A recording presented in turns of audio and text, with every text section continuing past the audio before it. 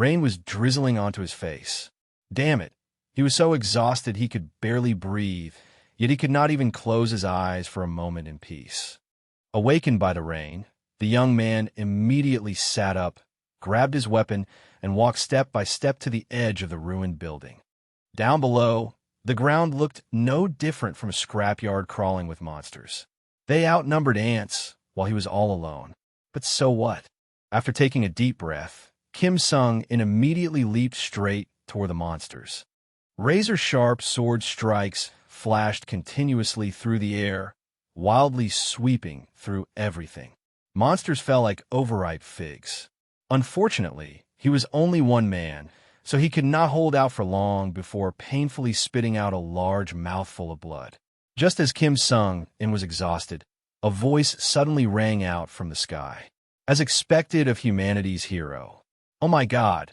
An absolutely massive brute appeared right before his eyes. A bull's head and a horse's face. Wait, no. It was definitely the boss among those monsters. As soon as it finished speaking, just one light breath from it was enough to leave Sung-in drenched in blood. Then the boss roared, "Hero? Hero my ass." With that, it casually threw out a glowing punch, ending the last life of all humanity. Black darkness quickly swallowed Sung-in's consciousness. Yet the moment light entered his vision again, he saw 4 punk kids standing in front of him. He hurriedly sprang up, stared at his 2 hands, then raised his head to look at the sky, wondering if this was a dream. While he was still dazed and questioning his existence, one of them suddenly grabbed him by the collar and swung his fist. By natural reflex, Sung-in quickly blocked it, then used his other hand to punch the guy in the face.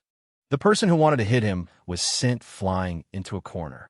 The blonde kid was embarrassed and angrily scrambled up, preparing to fight back, only for another guy to announce that the police were coming. He hurriedly prepared to run off with his gang, but he still did not forget to leave behind the kind of line school delinquents always say, "Soo-hein, you'd better show up at school tomorrow." They ran off together like dogs being chased. Once they had all left, Sung-in was still bewildered, unable to understand what was happening. He slowly stood up and casually picked up the phone lying nearby. And the moment he saw his face reflected on the phone screen, everything collapsed instantly, replaced by an extremely absurd question. Huh? Who the hell is this guy? In 2042, the world was destroyed after dungeons began appearing everywhere like mushrooms after rain.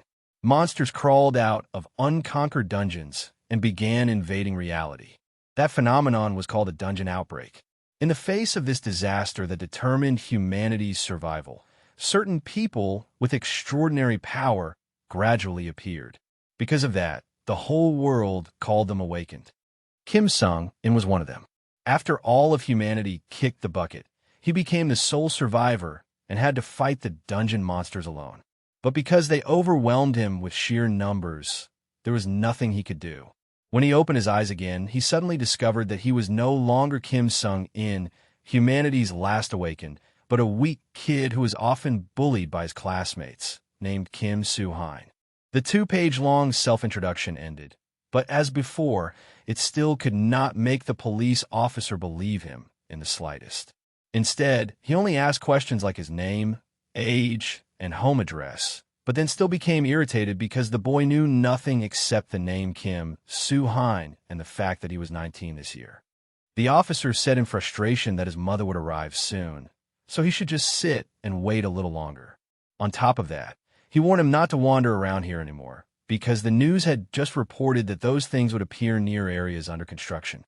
As the sky turned toward evening, Sung-in, now in Soo-hein's identity, exchanged a few words with his new mother on the way home. Suddenly, she stopped, took out a handkerchief, and wiped his face for him before reminding him, "If they do that to you again, remember to tell me right away. I won't let it go if this continues." After saying that, she took his hand and pulled him along. As the two of them were passing by the park, they were suddenly attacked by a wolf monster. Recalling the police officer's warning, and considering that it was now the year 2022, the time when dungeon outbreaks erupted fiercely, it was not difficult for monsters to appear right in the middle of the city in broad daylight like this. To defend himself, Soo-hein kicked up a nearby umbrella in place of sword and faced them head-on. One wolf lunged at him. Instead of dodging, as his mother told him to, he struck its body with a powerful blow. The wolf was injured and howled, then pounced at him once again.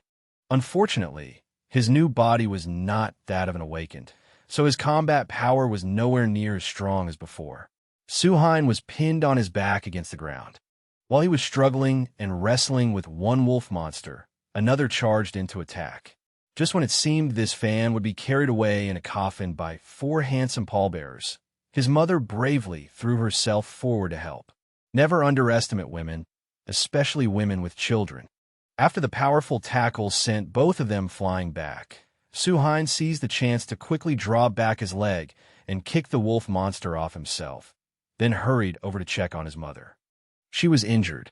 Even so, she still tried to act tough. "I'm Fina. You run first." Looking at this unfamiliar woman who had almost lost her life for his sake, Suhain's entire body instantly began radiating a blazing, killing intent. He slowly turned his head to look at the 2 monsters behind him with eyes full of malice and asked bluntly, "Do you want to die that badly?"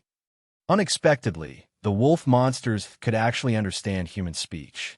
Just that one brief, concise sentence from him was enough to make the 2 creatures turn pale, curl up, and run away on the spot. After the wolf monsters were driven off, Suhain used the address slip in his wallet to bring his mother back to the inn. After laying her down properly on the sofa, he finally lowered his head and looked at his own hands again. He asked himself inwardly why he was this weak. Had he reincarnated as a useless person only to repeat the mistakes of his previous life? While Suhain was blaming himself, a spatial gate and guidance system suddenly appeared. User confirmed. Review complete. Connection gate to user Kim Suhain has opened. The system's voice rang out continuously. If it was here, that meant this body had the potential to become an awakened, who would not want their time to come. Once it came, not even a block could stop it. Thinking that he had a chance to awaken earlier than in his previous life, Suhain no longer hesitated and immediately stepped through the gate. Not long after he arrived, a voice sounded in his head. "Welcome to the Tower of Trials." To explain a bit more about this strange tower, if an ordinary person could pass the first floor of the tower, they would be recognized as an awakened. The higher they climbed, the more things they would receive and the stronger they would become. The guide panel appeared before Suhain's eyes and announced that the trial on the first floor had begun. Since he already had experience, Suhain decided to choose the hardest difficulty to conquer, level 10. Because he knew very well that although it was still the first floor, the higher the level, the greater the reward, which also meant the stronger the enemies. But so what? If you take risks, you eat well. If you do not, you only get scraps. The surrounding scenery quickly changed. In the past, the highest level he had conquered was level 8. But in this reincarnated life, he wanted to become stronger. Otherwise, in the end, his fate would still be the same, dying under the fist of that boss bastard. An armory appeared, filled with countless tools for combat. As always, he picked up a sword and prepared to fight the first-floor monsters to the death. A blue sky drifted with several white clouds. Outside the rest area, a crowd had gathered and was noisily discussing something. One person spoke up, "Have you guys seen the updated rankings?" Another person gaped in shock. 2,220 points? Is he some kind of monster? Meanwhile, second place only has 940 points. Who is this person named Kim Suhain? After wreaking havoc and stepping out of the spatial gate, the name Kim Suhain very quickly became that of a newly rising awakened with a sky-high score, completely overwhelming everyone else. The Tower of Trials was known as the Abyss. In his previous life, countless awakened had gathered and entered its floors. Each floor had its own environment, climate, and even culture. However, they still shared one common feature. To climb to the next floor, one had to overcome a trial. But to pass the following floors, he needed to prepare certain things. Ignoring the discussions about him, Kim Suhain followed the memories from his previous life into a shop and was warmly welcomed by Valley, the skill merchant. Hello, sweetheart. Just tell me whatever you need. If you don't know what to look for yet, I'll recommend something for you. He had met this beautiful older sister before. That floor-shaking sales marketing style of luring customers had not changed. It just did not work on him because he had already decided what he needed to buy. Suhain casually said to her, "I want to buy the speed burst skill and also the conversion skill." Valley was slightly stunned, but instead of selling immediately, she asked back, "Can you afford them?" Speed burst costs 150 points, and conversion costs 1,000 points. Japan may have the king of games, but here we have the king of cards. Suhain did not say a word and swiped his points immediately. Good heavens! This was Valley's first time meeting such a VIP customer, and she could not suppress her shock as she slammed the table and shouted, "What the hell is with these points?" It made sense for her to be shocked, because in her entire merchant career, the only person to earn over 1,000 points while still only on the first floor was probably this young man. No need to think about it. That was just how insane it was. Suhain was not bored enough to stay and explain anything at length to her. After obtaining what he wanted, he left, then sat down on a bench to activate his new skills and check everything all at once. Two books immediately appeared before his eyes. To obtain a certain skill, an awakened needed a certain mana level. But there was only one level growth type skill that could be found in the shops of the Tower of Trials, and that was the conversion skill. A vial of chemical liquid appeared in Suhain's palm. This was an equally important item called the lowest grade mana catalyst. It sounded useless, but it amplified mana level and capacity based on the user's ability. It was usually found in the basic reward shop after completion. Most people would ignore it, but to someone as experienced as Suhain, nothing was completely useless. As long as he searched carefully, he could find many hidden treasures. "Excuse me, could I speak with you for a moment?" A young man's voice sounded beside his ear. Suhain was slightly startled because he had not sensed the man's presence. The moment he turned his head to see who it was, a figure completely enveloped in slaughter appeared in his memory, along with the name Choi Hak-jun. He knew this man. In his previous life, the person standing before him had once been regarded as a genius among the awakened. But in the near future, he would become a heinous criminal villain after massacring a famous guild. Hak-jun was a little stunned when he saw the person opposite him staring fixedly at him. Still, he explained that he had followed Suhain for a long way just to ask whether he wanted to join a party with him. The system announced that Floor 2, Level 10, had opened. The content stated that he had escaped with the treasure of the Sackley clan.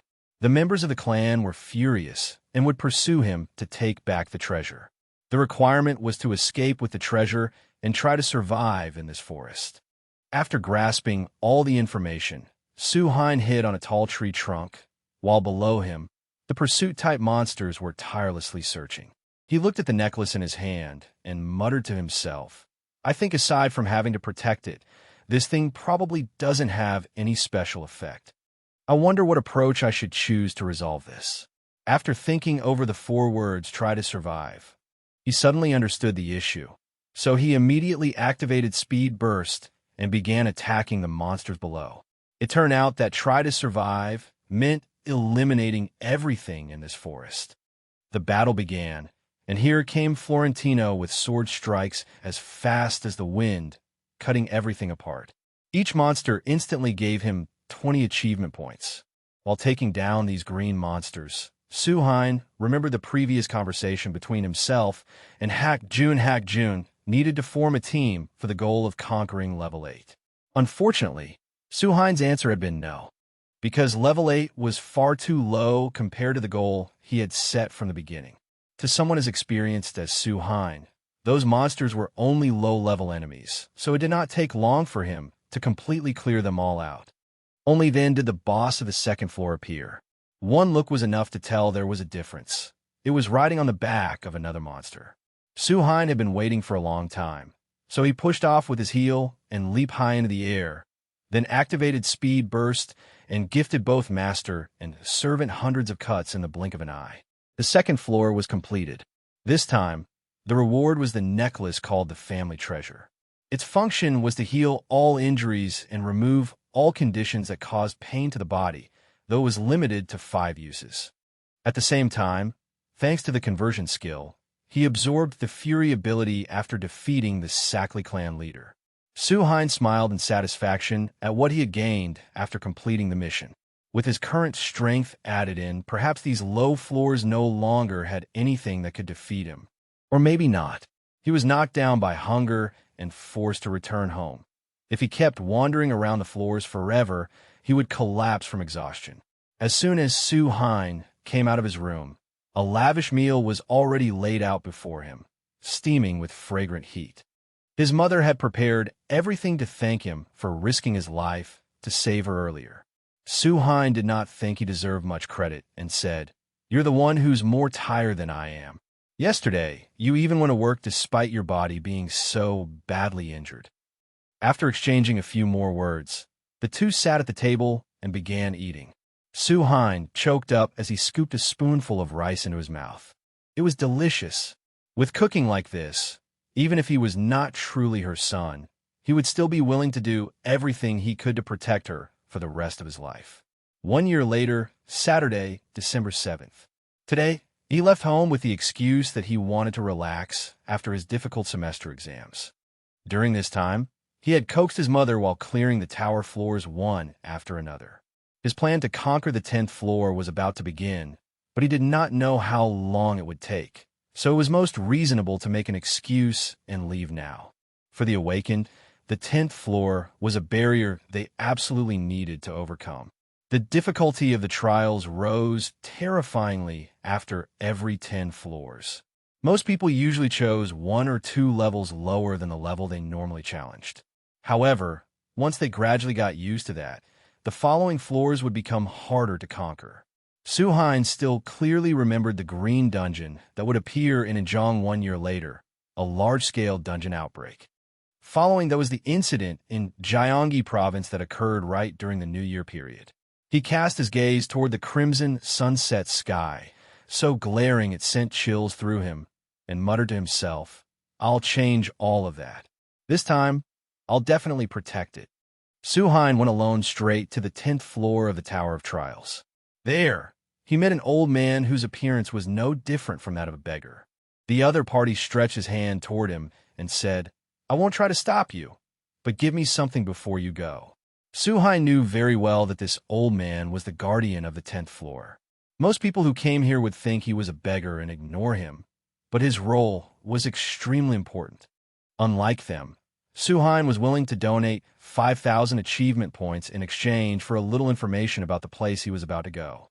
According to the Guardian, any information related to the 10th floor was extremely valuable, and the only thing he could reveal was this: be careful of the village chief. Su-hein nodded in satisfaction, continued forward, and chose the 10th level to conquer.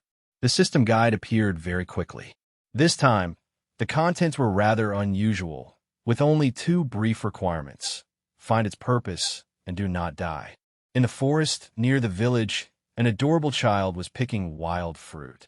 Just as she happily opened her mouth wide, about to put one in as a reward for herself, she accidentally saw a terrifying creature.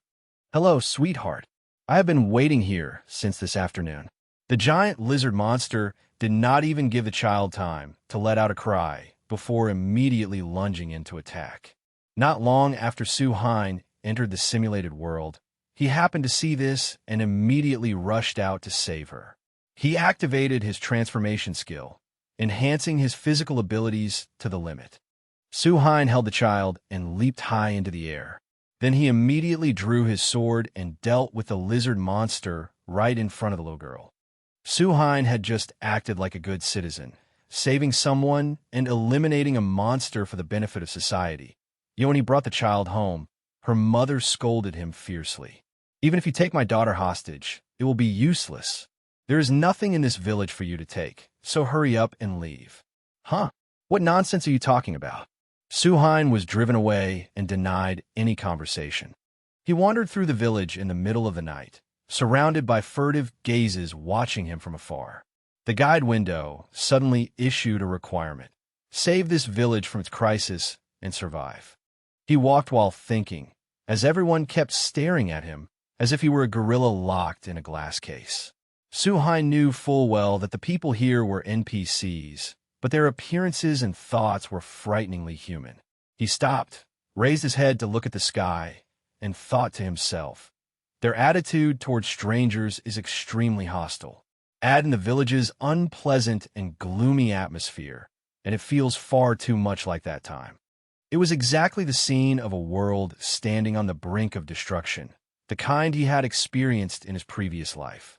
Along the way, not a single person was willing to speak to him or approach him.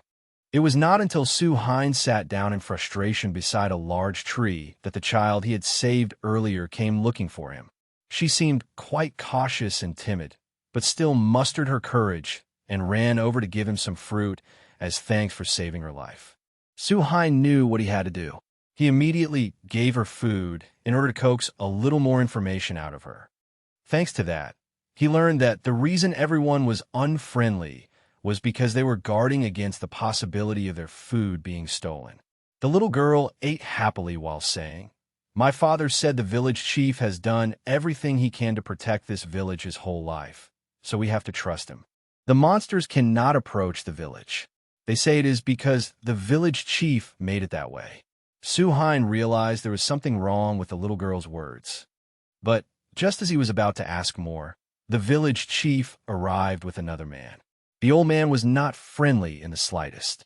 The moment they met, he threatened Su-hein, saying that recklessly distributing food like that could cause discord. So, as the village chief, he demanded that Su-hein immediately stop giving out food without his permission.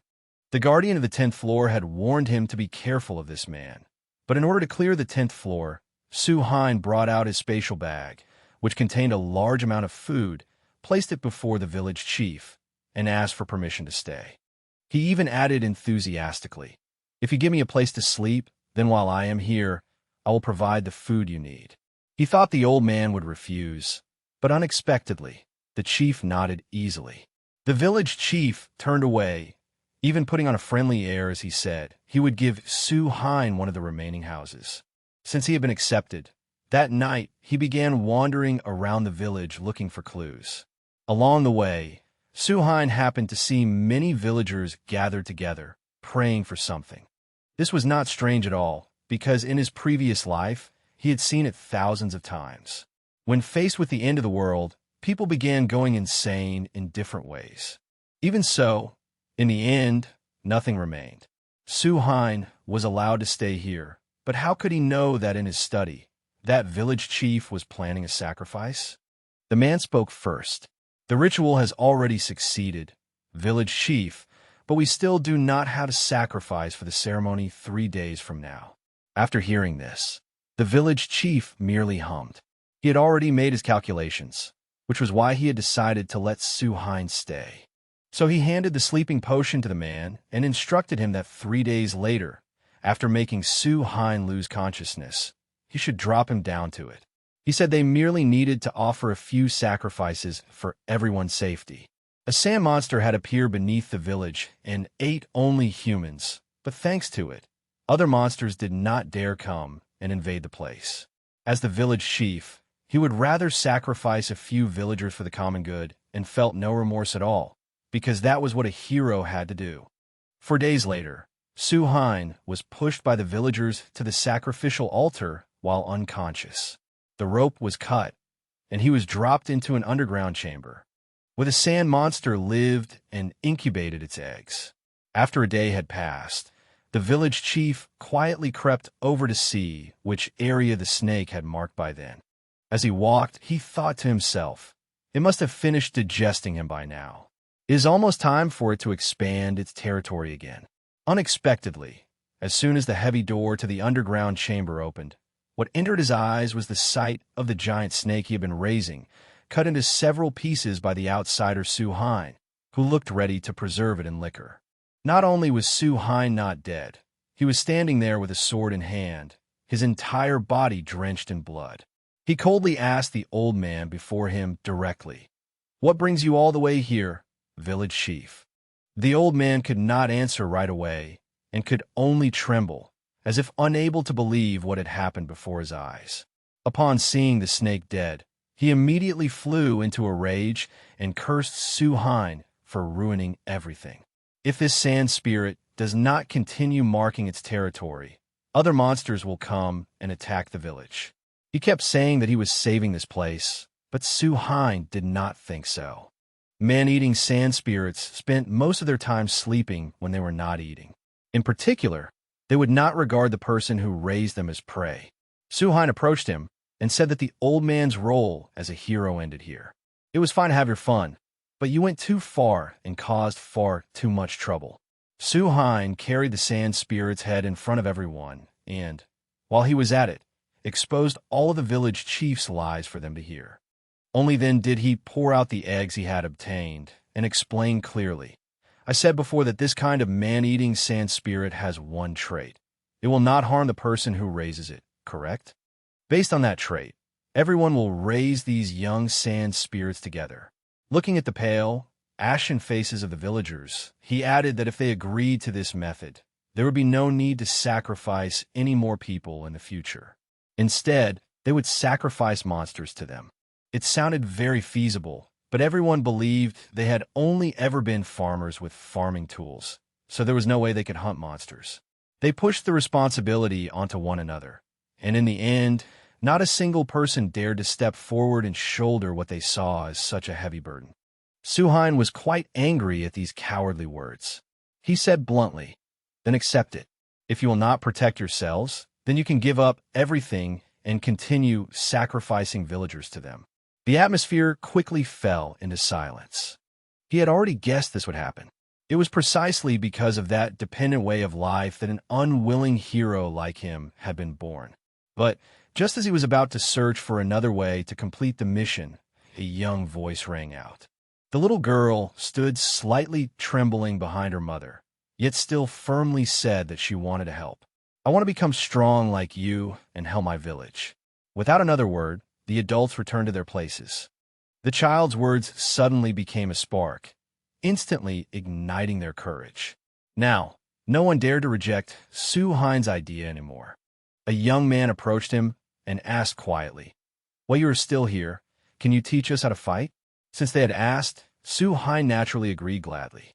Thanks to those words, his mission was now 60% complete. Next, he only had to stick to the plan and go all out. Several days passed. After earning their trust, Su Hein began teaching the villagers how to fight the monsters. The villagers themselves also came to understand that catching the young ones could provide food. After Su Hein brought down a giant creature as easily as slicing a bundle of vegetables, he opened the system window to check, only to find that its progress was stuck at 90% with no sign of changing. While he stood there pondering whether this had something to do with the village chief, the ground suddenly shook violently. Something extremely large abruptly landed in front of him, sending dirt and stones flying before soaring back into the sky. Su Hein looked up and discovered that the only natural enemy of the predatory shooting beasts had appeared. Its name was the blue flame sacred enemy bird, a huge, vividly blue bird whose flaming shrieks could burn everything to ash. The wicked village chief, who had gone missing for the past several days, was the one who had released it. He stood watching it fly around, his face full of delight. "Behold the appearance of the sacred bird. Long life. With a level like this, those villagers will treat me like a hero." He thought his time had come. Very soon, he would be the village chief capable of controlling an entire terrifying monster. Unexpectedly, birds foul even their own nests. Not long after the village chief saw the thing he had raised flying around, he received a scorching flame from it. As expected, a side character vanished very quickly. In the blink of an eye, 70 kilograms of man were reduced to nothing more and nothing less than a small handful of fine ash. The monster was flying toward the village. Su Hein knew something was wrong and immediately chased after it. He pursued it frantically, activated Speed Burst, and slashed swiftly toward the bird's belly. Unexpectedly, his luck was terrible. Not only did he miss, he was instead struck by its talons.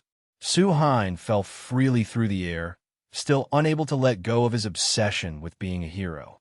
He did not give up. He tied a rope to the hilt of his sword, waited until his feet had just touched the ground, then kicked off hard and flew back into the sky to fight it. Su-hein hurled the sword hard like a hook, then waited until the rope had wrapped around the bird's beak before tightening the other end of the line, using it to get closer to the monster. If I cannot reach it, then I will force myself to reach it, Su-hein declared firmly. As soon as he got the opportunity, the conversion skill was activated at once, copying all of his opponent's skills. This time, it was his turn to answer the blue flame sacred enemy bird with fire. Su-hein's entire body blazed with crimson fire, suppressing the monster's heat. Even though he had copied its ability, it was just as he had feared. His current level was still too low, not yet enough to inflict damage on this thing. Suddenly, the rope was burned by the flames, and Su-hein's body was also affected by the sacred fire. It seemed as though he could no longer hold on. Like a kite with its string cut, he continued falling freely through the air with nothing to grab onto. Even so, he still gripped the sword tightly in his hand. A huge pillar of fire blasted into his body, scorching him with such pain that Su-hein could no longer hold back and cursed out loud. At the moment when his life was hanging by a thread as thin as a thong string, his will to fight surged once again. The recovery treasure tool of the Sackley clan activated at just the right time, restoring all the injuries on his body as well as his offensive power. The protagonist's halo shone brightly once more. Su-hein grabbed his sword and poured all his strength into driving it deep into the bird's back, followed by a fierce shout. D! A loud explosion rang out, sending smoke and dust billowing everywhere. Both of them landed together. The bird was dead, and the human was injured. By the time Su-hein opened his eyes and woke up, the battle had already come to an end. After a loud shout, Su-hein suddenly woke and realized he had been saved by the villagers. They told him, "That bird monster is dead. It will not be able to cause any more trouble." An older man also chimed in, "We have already butchered it, so we will not need to worry about food for a while. It is all thanks to you." The mission on the 10th floor had been completed. Though he felt a little reluctant to leave, it was time for Su-hein to return to the outside world. That night, he quietly went to the gate, only to be called back by the child. "Are you leaving? How can you leave in secret like this? And what is that?" Although she was an NPC, she was still a child after all. Su-hein had no other choice and could only lie, saying that he would continue going to save other villages. Hearing that, the little girl no longer pestered him. She handed him a bag of fruit, then introduced herself as Mealy, and officially said goodbye once more. The car carrying Choi Hak-jun sped quickly along the road. Guild leader Young Jong-ian saw that he kept silently lost in thought, so he tried to make conversation, but he still could not make him feel any better. Suddenly remembering something, the man immediately brought it up. "Oh, right. The rookie reminded me that Kim Su-hein will come to receive his rank evaluation soon." He said this because he wanted Hak-jun to seize the chance to bring that rising newcomer, rumored to be a genius, to him. Because if he did, once there was someone to replace him, the man would consider giving Hak-jun his freedom. The government-affiliated Awakened Certification Agency. This was the place that evaluated the many ranks of the Awakened. They managed everyone from foreign Awakened to Awakened without affiliated companies. In order to gain the right to enter dungeons, every Awakened had to receive rank certification from the council before entering dungeons to make money. And of course, the money earned from dungeons would also depend on their rank. A few days after leaving the 10th floor of the tower, Su-hein decided to come here today to get his card made. Not long after an employee led him inside, he saw a noisy argument. The man in the orange shirt looked extremely hot-tempered, so he began shouting at the person across from him. "Look at these stats. My mana is at level 3. That is enough to receive C-rank certification, so why am I D-rank?" He did not bother listening to the specialist's explanation, instead grabbing him by the collar and accusing him of arbitrarily lowering his rank. Unexpectedly, Hak-jun appeared halfway through, grabbed the wrist of the troublemaker, twisted it behind his back, and exposed him. "This thing can increase your mana value for a short period of time. I do not know how someone like you got your hands on it. Ignoring the other man's curses, he bluntly told him that if he wanted to take the matter further, he should take off the bracelet before talking, because nobody played tricks like that. Seeing that the situation was getting increasingly tense, the guards immediately swarmed in, restrained that mad dog of a man by the neck, and dragged him outside. By chance, Su-hein saw that Hak Jun had also come here, so he happily walked over to greet him. He spoke first. I met you on the second floor before. Do you remember me? Hak Jun was quite surprised to meet an acquaintance again. The two sat on the waiting seats and took the opportunity to chat a little. Yet before they could even introduce themselves by name, the announcement called Hak Jun up to be examined first. Su-hein sat in place, carefully observing the young man who was smiling brightly at him. He had currently joined the Aries Guild, which was also the guild that would be wiped out in the future. Su-hein silently wondered to himself, why did he do that? Sure enough, just as everyone had predicted, down in the hall, although the young man had come here for the first time, his mana had already reached 44, enough to be ranked B. After the measurement was complete, Hak Jun returned to his seat and was about to continue the conversation with his newly met friend when the announcement rang out. Independent awakened Kim Su-hein, please come down. Amid the noisy atmosphere, our protagonist happily stood up with a completely calm expression. Then he even told Hak Jun to wait for him a moment, because he would be back soon as well. Su-hein placed his hand on the mana measuring device according to the staff member's instructions. He squeezed his eyes shut, and only then did he let his power burst out. Although he had calculated everything carefully, that brief instant alone was enough to leave Hak Jun stunned. Unaffiliated with any guild, Mr. Kim Su-hein. Mana level, 29. Rank C. The moment the result was announced, Hak Jun could not help shouting out. Just now, he had clearly sensed that it should have been rank A or higher, so how could the result be this low? His emotions surged, but very quickly sank again, because Hak Jun trusted the measuring machine. He thought he must have been mistaken. After all, no one would be foolish enough to do something like that. Even if someone wanted to, only a world-class awakened could pull off such a thing. On this side, Su-hein took his card and hurriedly slipped out of the hall, his face drenched in cold sweat. Damn it, he was screwed. Although he had tried to hold back, in that one brief second, he had accidentally revealed his true strength. Part of the reason was that after clearing level 10, all his stats had increased, and among them, the Sacred Flame skill was also the kind that grew quite powerfully with level. While he stood there gloomily, thinking about life and people, Hak Jun came over from afar and struck up a conversation. He was still bothered by what had happened in the hall, so he wanted to ask Su-hein about it directly. Unexpectedly, before he could say anything, a rank D thug cut in. As it turned out, the guy was making a fuss here because he was still furious about being exposed in front of so many people, so he had decided to come for revenge. Unfortunately for him, his luck was terrible that day. Before he could show even the slightest spark, young Jong-ian killed him right in front of both of them. The man did not do much beyond touching his opponent's body. After that, the thug went limp and collapsed at his feet. Young Jong-ian walked straight over to Hak Jun and exchanged a few greetings. When his gaze shifted to Su-hein, he asked his younger brother clearly who the kid in front of him was. Hak Jun stammered in response. I just met him in the examination room and wanted to invite him to join the guild because his rank isn't bad either. As young Jong-ian walked towards Su-hein with interest and started greeting him, Hak Jun, for some reason, frantically signaled for him not to accept. The man introduced himself as young Jong-ian, the guild leader of the Aries Guild, and wanted to know Su-hein's full name. My name is Kim Su-hein. Hak Jun was horrified when he heard that. What kind of friend was this? He had signaled that hard, and Su-hein still managed to completely miss the message. Hak Jun hurriedly cut in to explain. No, he's not that Kim Su-hein, brother. That person is a rank C awakened.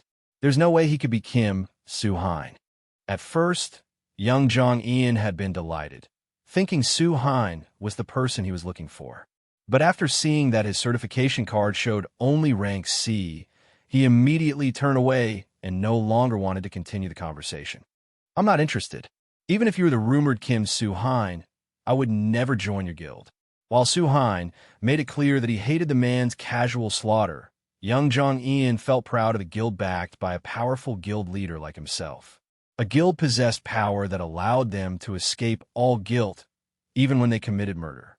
One person was a lifelong vegetarian, while the other ate nothing but meat. Their ways of thinking clashed head-on, so it did not take long for the conversation to reach a dead end. Seeing that there was nothing left to say to Su-hein, young Jong-ian dragged Hak Jun back with him. But things were not that easy to end.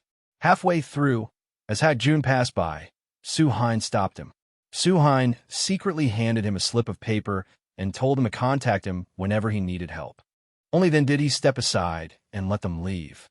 That evening, he returned home and began digging through news online to see how that rank A awakened and his guild operated. As it turned out, the man was nothing more than a gangster who liked solving everything with his fists. Since old habits died hard, after founding a guild, his evil deeds only expanded further. Su-hein also wanted to get involved in the conflict between Hak Jun and the guild, but for now, he still had to resolve several main matters first. To distinguish the difficulty of dungeons, people usually relied on their colors.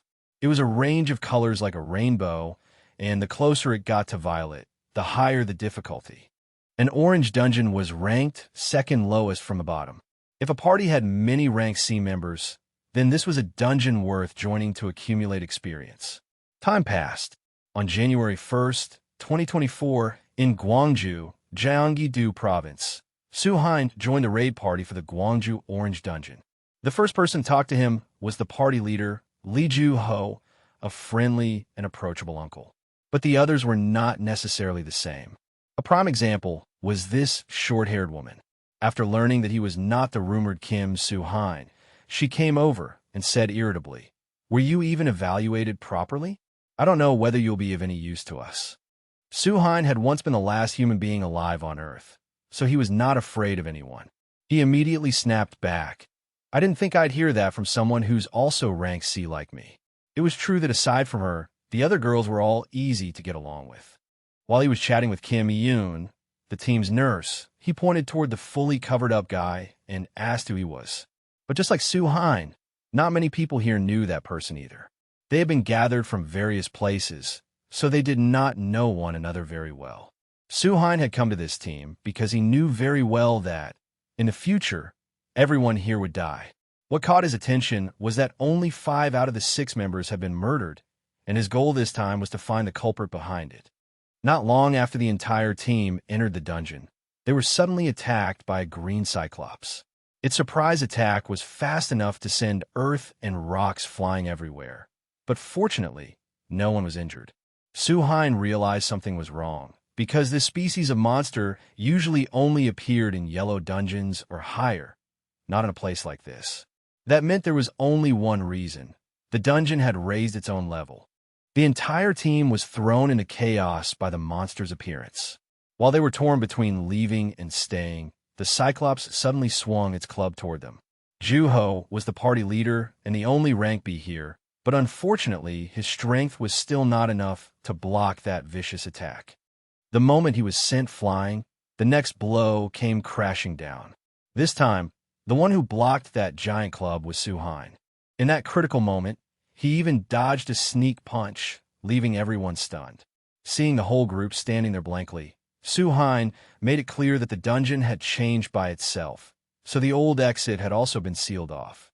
Therefore, from now on, they had to protect themselves and stop waiting for a miracle. The young men and women in the raid party had only just received this shocking news when the dungeon suddenly shook violently. That was it. This time, the whole lot of them were about to lie in coffins. They had already struggled against just one Cyclops, so now that a crowd of grotesque monsters was rushing in, what were they supposed to do? "Leave the Cyclops to me." Su-hein said one sentence to party leader Ju-ho, then ran off. With his extensive combat experience, he knew what he had to do. Right now, in front of them were about 30 small monsters and one Cyclops. Aside from that green monster, the rest were all weaklings, so leaving them to the others was just about right. He could defeat them with a single strike, but if he did that, his identity would be exposed. so he would target only that one monster. The Cyclops' weakness was the eye it was hiding. He kicked off the ground and burst upward at high speed, landing on the monster's wrist. Then he drew his sword and drove the blade with all his strength straight into the back of its hand. The reason for this action was that the Cyclops always gripped its club very tightly. It was not only for attacking. It must also have been for concealment. "Su-hein, watch out!" Amid someone's shout, Su-hein was grabbed by the monster's giant right hand. Because he had been careless and underestimated his enemy, he failed to dodge in time. The real eye was not on the hand holding the club, but turned out to be on the opposite side. The Cyclops clapped its two huge hands together with a heavy smack. Compared to it, the people here were tiny beings who would die from a single squeeze. Everyone thought Su-hein would be the first one placed on the altar, but unexpectedly, a miracle happened. Not only did Su-hein escape, he also shot high into the air. It was all thanks to the conversion skill being activated in time. He had just copied the Cyclops' strength, making his body surge with fighting spirit. With the sudden increase in strength added to the old stats he had accumulated before, his current combat ability was even stronger than he had expected. Nearby, Ju-ho ran over worriedly, wanting to check whether Su-hein was all right. Unexpectedly, Su-hein ignored him. The moment his feet touched the ground, he sprang up again and unleashed a series of slashes, wiping out the low-level monsters in an instant. It was time to pay them a visit. After avoiding a sneak attack, he continued slipping behind the Cyclops and slashed hard at its head. Finally, he exploded with power, releasing countless blades that split the unfortunate Cyclops into thousands of tiny pieces. The others also managed to finish dealing with the chaos on their side, just in time. Party leader Ju-ho helplessly admitted to the remaining members, "Honestly, this is the first time I've ever fallen into a situation like this. I don't have any guidance or support instructions for something like this." Since everything was over, they decided to rest for a while. Because Su-hein had performed a little too excessively for a rank C, he now had to pretend to be exhausted so he could receive treatment. Following the party leader's orders, Kim Eun came over and used her ability to restore his health. While doing so, she did not forget to chat softly. "Mr. Su-hein, aren't you worried?"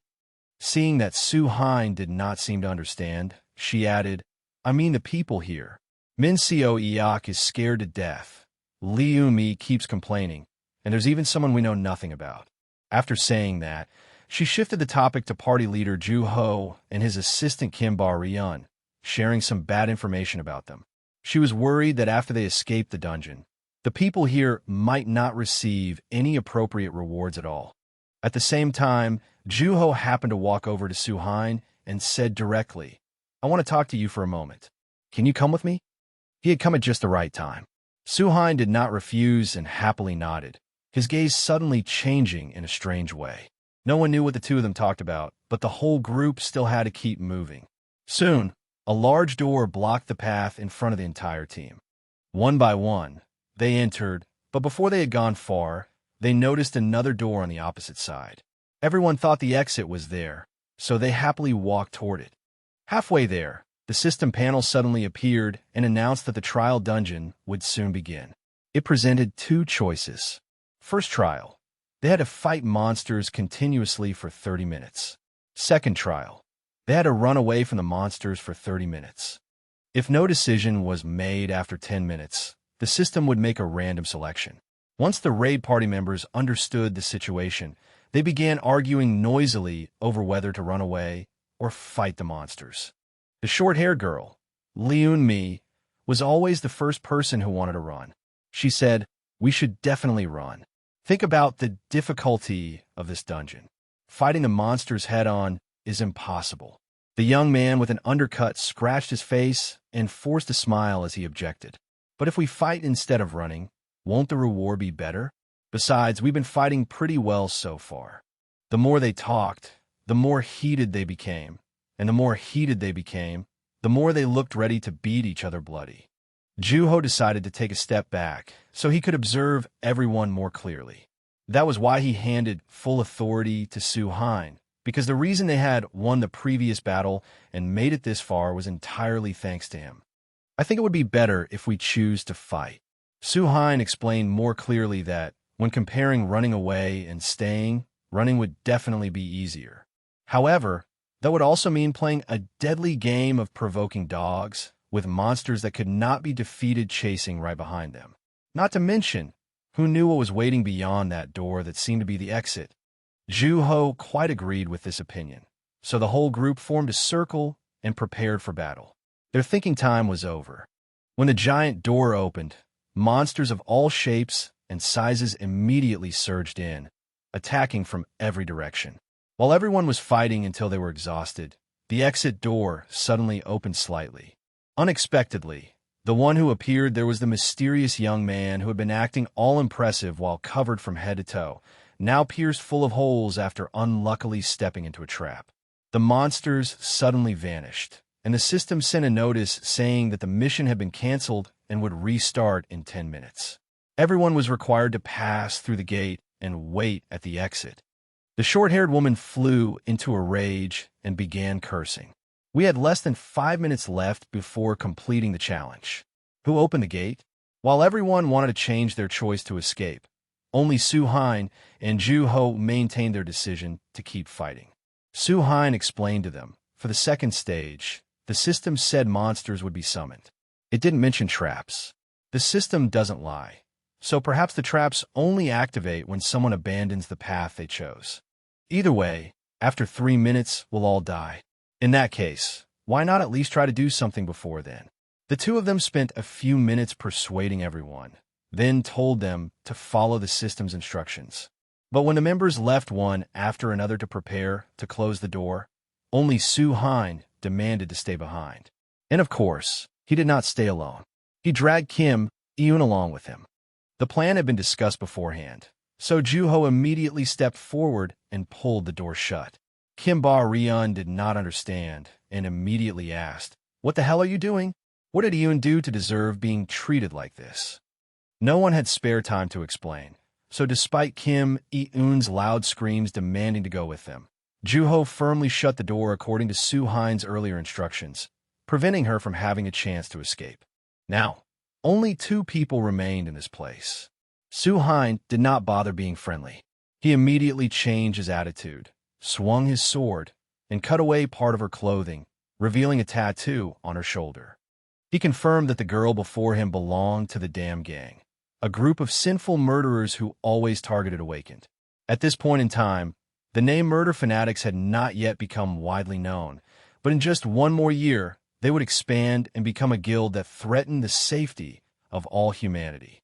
To put it plainly, they were the culprits who brought the apocalypse to Earth, so if Su-hein wanted to stop it, he needed to eradicate these vermin at the root.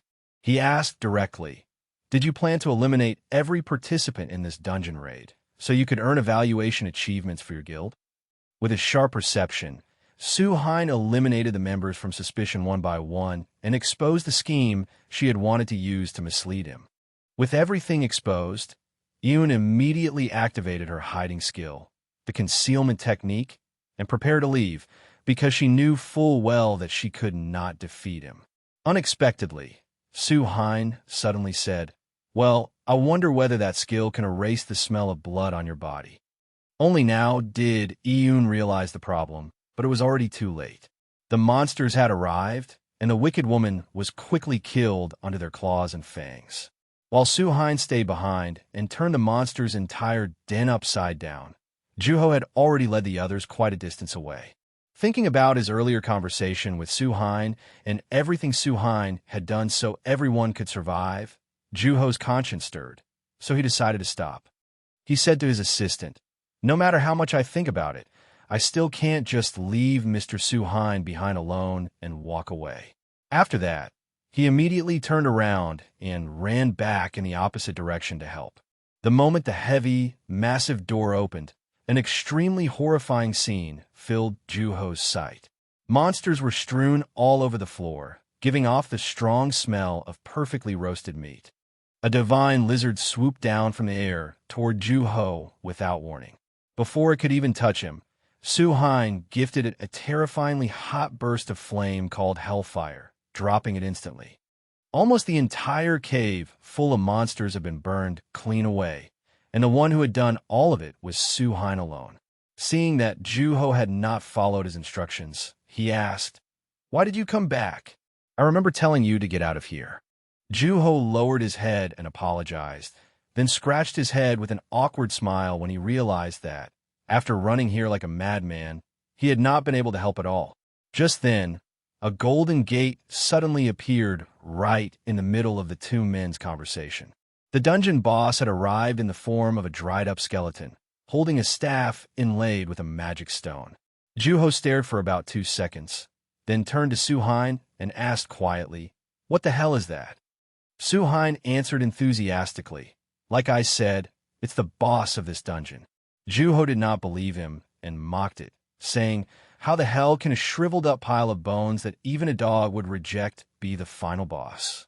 People often say that enduring one insult only brings 9 humiliations. The skeleton, which had stayed silent for long enough, finally could not take it anymore and spoke up to correct them, saying that it was a lich, an undead dark monk, not some random pile of bones they could keep calling whatever they wanted.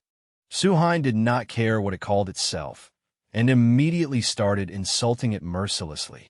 "Undem, my ass. You weakest trash, useless fraud, discount bin knockoff undead, you stink." It had barely made its entrance, and had not even had time to do anything, yet it was suddenly being cursed out so badly it could not even react. The lich grew so furious it nearly went mad. It let out a loud roar, then used dark magic to control the corpses below, making them rise again and attack the two men in revenge. Seeing the monsters that had just been taken down, now lumbering toward them like mindless machines, Su-hein silently guessed the reason the dungeon had changed from orange to yellow. It must have been because of these things' influence. The enemies were not as easy to defeat as they had thought, and this battle was probably something he alone should handle. So Su-hein decided to use Sacred Flame to draw a circle to protect Ju-ho, just like in some other world where a monkey named Wukong once did the same so demons would not eat his revenge-seeking monk master. Only then did he explain clearly to Ju-ho that his current level was not high enough to fight these monsters. If he stubbornly rushed in, Su-hein would not be able to split his attention between fighting and protecting him. Then he charged toward the boss alone. The enemy could fly, so his first sword strike missed. This half-dead thing was like a bat, hovering in front of him while deliberately provoking him. "You're pretty fast, kid, but you're not old enough to catch me." Su-hein did not get angry. He stood still and thought. This monster was not strong in close combat, so it would usually summon more ghosts and keep its distance from its opponent to hide its weakness. The life crystal on its forehead. Su-hein still did not give up and continued rushing forward, swinging his sword in a swift slash.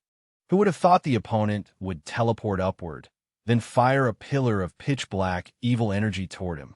Su-hein hurriedly blocked it with his sword, then retaliated with a large amount of Sacred Flame. The blue flame blazed fiercely. Against evil energy, it was their natural enemy. Unfortunately, the lich managed to dodge in time once again. It laughed loudly and mocked him. "Is that Sacred Flame? If I get careless, I'll take some serious damage, won't I? But touching me won't be that easy." Not only that, it also told him to take a good look at his sword. That was because anything that came into contact with its death energy would gradually be corroded. In just about 5 more minutes, his only weapon would be ruined. Oh, come on, there's still 5 whole minutes. Su-hein had never been afraid of anyone. He immediately drew his sword back and brought it straight down at the enemy's position, determined to settle this with it once and for all. Ju-ho stood inside the circle, watching his comrade fight. In front of him were the huge, mindless undead, and above him were his teammate and the boss. He thought, "I didn't come here just to show my face like this. But if I try to do something, I'll only get in Su-hein's way." After hesitating and weighing his options for a while, Ju-ho finally made his decision. He raised the Japanese sword in his hand and unhesitatingly slashed hard into the back of the monster in front of him. After all, for a rank be awakened, sitting still in one place had never been his style.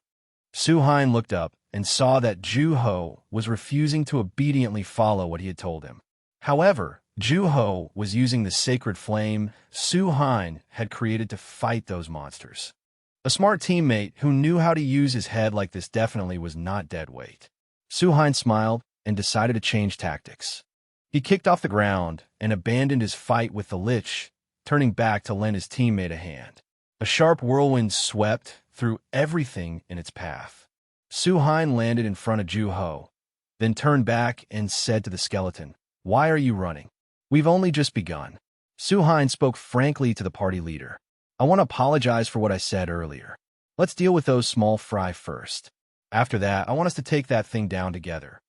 After they muttered a few words to each other, Ju-ho finally said clearly, "I'm not confident, but I'm sure you have a reason for saying it's possible, so I'll try not to get in your way." The boss had been waiting on the side for a long time, and now it had run out of patience. It immediately ordered all the undead to advance at once, intending to show them what fear was. Su-hein and Ju-ho charged forward at the same time. While Su-hein held back and destroyed the monsters on this side, Ju-ho rushed straight toward the Lich. As Ju-ho closed in on the boss, Su-hein took the opportunity to create Sacred Flame. Then he swung his sword, sending that blue flame toward the other man. The Lich prepared to use its teleportation skill. Before that, it arrogantly shouted, "Attacking together? Nice plan, but none of you can touch me." "Fine, keep bragging, kid. Brag as much as you can while you still can." One above and one below, the two of them coordinated with perfect rhythm. Su-hein launched the sacred flame forward, and the one responsible for delivering it to the boss would be Ju-ho. When the timing was right, Ju-ho immediately unleashed his ultimate technique, Sword Storm, carrying the sacred flame and smashing it hard into the Lich's back. After the first strike, Ju-ho lost momentum and fell from above. Then it was Su-hein's turn below to rush over, using his sword as a foothold to send Ju-ho back into the air. After taking a blow as heavy as a strike from the heavens, the boss was in indescribable pain. Not wanting to fall into the same trap again, it immediately released a huge amount of death energy, blasting Ju-ho away and preventing him from approaching. It focused only on one opponent and had no idea that Su-hein was using the chance to close in from this side. "Hello, sweetheart. I've been waiting here for ages. This will be your end." As soon as he finished speaking, he swung his sword without mercy, slashing hard at its head. But unexpectedly, halfway through, the sword snapped into two pieces. The Lich survived, and seeing its enemies so stunned, it laughed loudly in delight. "You're killing me. What a shame. You seem to have forgotten that your sword has been corroded by my death energy. How will you fight me without a weapon?" While it was mocking Su-hein for that embarrassing failure, Ju-ho appeared once again. Now it was too late for it to run. Ju-ho flew in like a god, unleashing a fatal slash that split the Lich in two halves. At the same time, he destroyed the life stone in the middle of its forehead. To make sure the enemy understood before it died, Su-hein said plainly, "You probably thought you had a chance to win because my weapon broke. However, from a moment Ju-ho and I chose to face you, we had already decided that he would be the one to finish you off." The Lich trembled, trying to cling to its last breath as it cursed them. "This is not the end. When the sun is covered by darkness, our ancient king will be reborn. He will make you suffer eternal pain." And with that, it disappeared without leaving a trace. The dungeon had been conquered. However, instead of gathering with everyone else, the two young men were crouching behind a roadside bush. Except for the two unfortunate victims, all the awakened were safe. Not only that, they had even had time to call both rescuers and reporters to the scene. Ju-ho asked, "You don't want other people to know, do you, that you're really Kim Su-hein from the rankings?" Hearing this, Su-hein scratched his cheek and vaguely mumbled his way through it. Basically, he still did not want to reveal this secret yet, in order to avoid dealing with troublesome matters. Ju-ho suddenly sprang to his feet and said that he would handle that mess for him. However, there was one thing he wanted Su-hein to agree to. He had to take all of Ju-ho's share of the items. Although they were extremely valuable, Juho stubbornly refused to accept them because he believed he did not deserve them. He added, "I know that if you had really wanted to, you could have dealt with that skeleton by yourself. You let me join in and support you simply because you wanted to give me a chance to grow." By this point, everything was clear. The two parted ways, and each returned to where they belonged. But before that, Juho was kind enough to call a taxi for him, secretly sending him away from the area to avoid being discovered by everyone. In the private office of the Etherstone department manager, a man named Lee Q-song was leisurely sitting and using his phone when an employee ran in to report that a guest was waiting. At first, he did not even want to receive the guest, thinking it was only a rank C customer. However, the moment he heard his employee say that the young man had brought more than 500 Etherstones to sell, his eyes widened and he immediately ran off to find him. The manager dashed madly into the waiting room.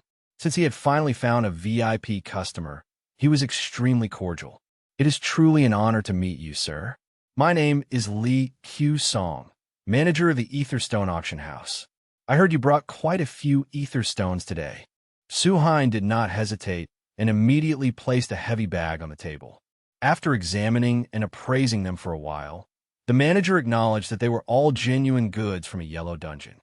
However, when it came time to name a price, he changed his tone. "I'm not doubting you or anything, but based on what I know, you only recently awakened as rank C. So I find it a little strange that you were able to find Etherstones that only appear in yellow dungeons or higher." Suin laughed inwardly. He had lived 2 lives already. How could he not know these business tricks? He did not bother explaining or offering any proof. He simply replied vaguely that he had obtained them through luck. Then he took a special golden Etherstone out of his bag. Anyone in the trade would know at a glance that it was a high-grade Etherstone. No wonder the 2 people opposite him stared with eyes as wide as frogs. Not many people knew that an essential lifestone was also an Etherstone. Destroying it was necessary when dealing with skeleton-type bosses, but the chance of it appearing in the item chamber of the dungeon basement was extremely low, and he was one of the lucky ones. Suhain bent slightly and stood up, preparing to leave, but the manager quickly reached out and snatched at the precious stone to keep the customer there and discuss the price further. Yet when he looked down, both of his hands were completely empty. Not only that, Suhain had also flashed over to the door, leaving both of them astonished. After showing off a little of his strength, Suhain said one final sentence. "I'll listen to the price you're willing to pay. Only once." The lightning-fast business deal with the stone buyers quickly came to an end. Suhain returned home, walking while looking at the huge number in his bank account. 600 million for everything. That was quite a high price. It could cover living expenses for him and his mother for a long time. He pushed open the door and stepped into the house. His mother hurried out to greet him, and there were a few scratches on her cheek. The sight immediately left him frozen. "Well, damn, which bastard dared to hit my mom? You're done for." His mother was cooking dinner, and she looked very happy to see him home. She said, "You should have told me you were coming back early. Dinner isn't ready yet. Did you have fun hanging out with your friends?" Suhain did not answer and instead changed the subject. "Mom, you've gotten too thin. Where did you get that scar?" Suhain's mother raised her hand to touch her cheek, reminding herself that there was a wound there. She smiled and reassured him not to worry too much, then casually explained that while she was working at the tavern, she noticed several drunk customers trading punches. She ran over to stop them, so she had only gotten a few tiny scratches. Hearing this, Suhain could not hold back and argued with her. He wanted her to quit her job, but his mother stubbornly refused. The reason was simply that he was about to enter college, and they badly needed money to cover all their living expenses. She took both of Suhain's hands and continued, "I can't give you a wealthy, comfortable life, but as your mother, I want to help you as much as I can. After all, you have always been the son I'm proud of, so I want to become a mother you can be proud of too." In the past, Kim Soo-in's mother had once thrown a stack of papers into her son's face while scolding him. "Do you think you can become an awakened with this little manna? Try harder." Instead of becoming someone he could be proud of, that woman wanted the opposite. To that woman, he had to do that because he was required to become a hero who shouldered the responsibility of fighting monsters for humanity. Returning to the present, Su-hein lowered his head and told his mother directly that there was something he needed to explain to her. After telling her everything, he also said frankly that he would become an awakened instead of going to college. His mother did not immediately show any reaction. Instead, she asked, "Do you truly want to do this job? Not because of money or fame, but deep down in your heart. Do you want to do it?" Thinking of humanity's final days, Su-hein nodded firmly and said that he wanted to do it. Fortunately, his mother in the present was a wise woman. Of course, she was worried about him, but more than shielding him or forcing him to obey her wishes, she wanted her son to be happy doing what he chose. With that, the matter was settled. Su-hein advised his mother to quit her job, because after grinding hard for more than a year, he had earned a decent amount, enough for the two of them to live more comfortably. A shrill scream echoed throughout the entire apartment building. 600 million won was nothing in his eyes, yet in his mother's eyes, he had become a tycoon. The woman shouted, "Good heavens, how did we become rich in such a short time? Do awakened usually earn this much money?" A lavish meal was quickly laid out, and in that cheerful atmosphere, he gradually thought about giving up that exhausting event and starting a normal life like this. But unfortunately, he was not Kim Su-hein, and these things were not meant for a substitute like him. However, with the responsibility of a hero already engraved deep in his blood, he would turn this second body into a true hero. After finishing dinner, Su-hein returned to his room and began thinking about preparing to climb the tower once again. But his only sword had broken, so before that, he needed to get a new weapon and meet his old friend, the master weapon craftsman Kim Do-ho, again. In his previous life, the threefold sword was the weapon he had used when he was Kim Su-in.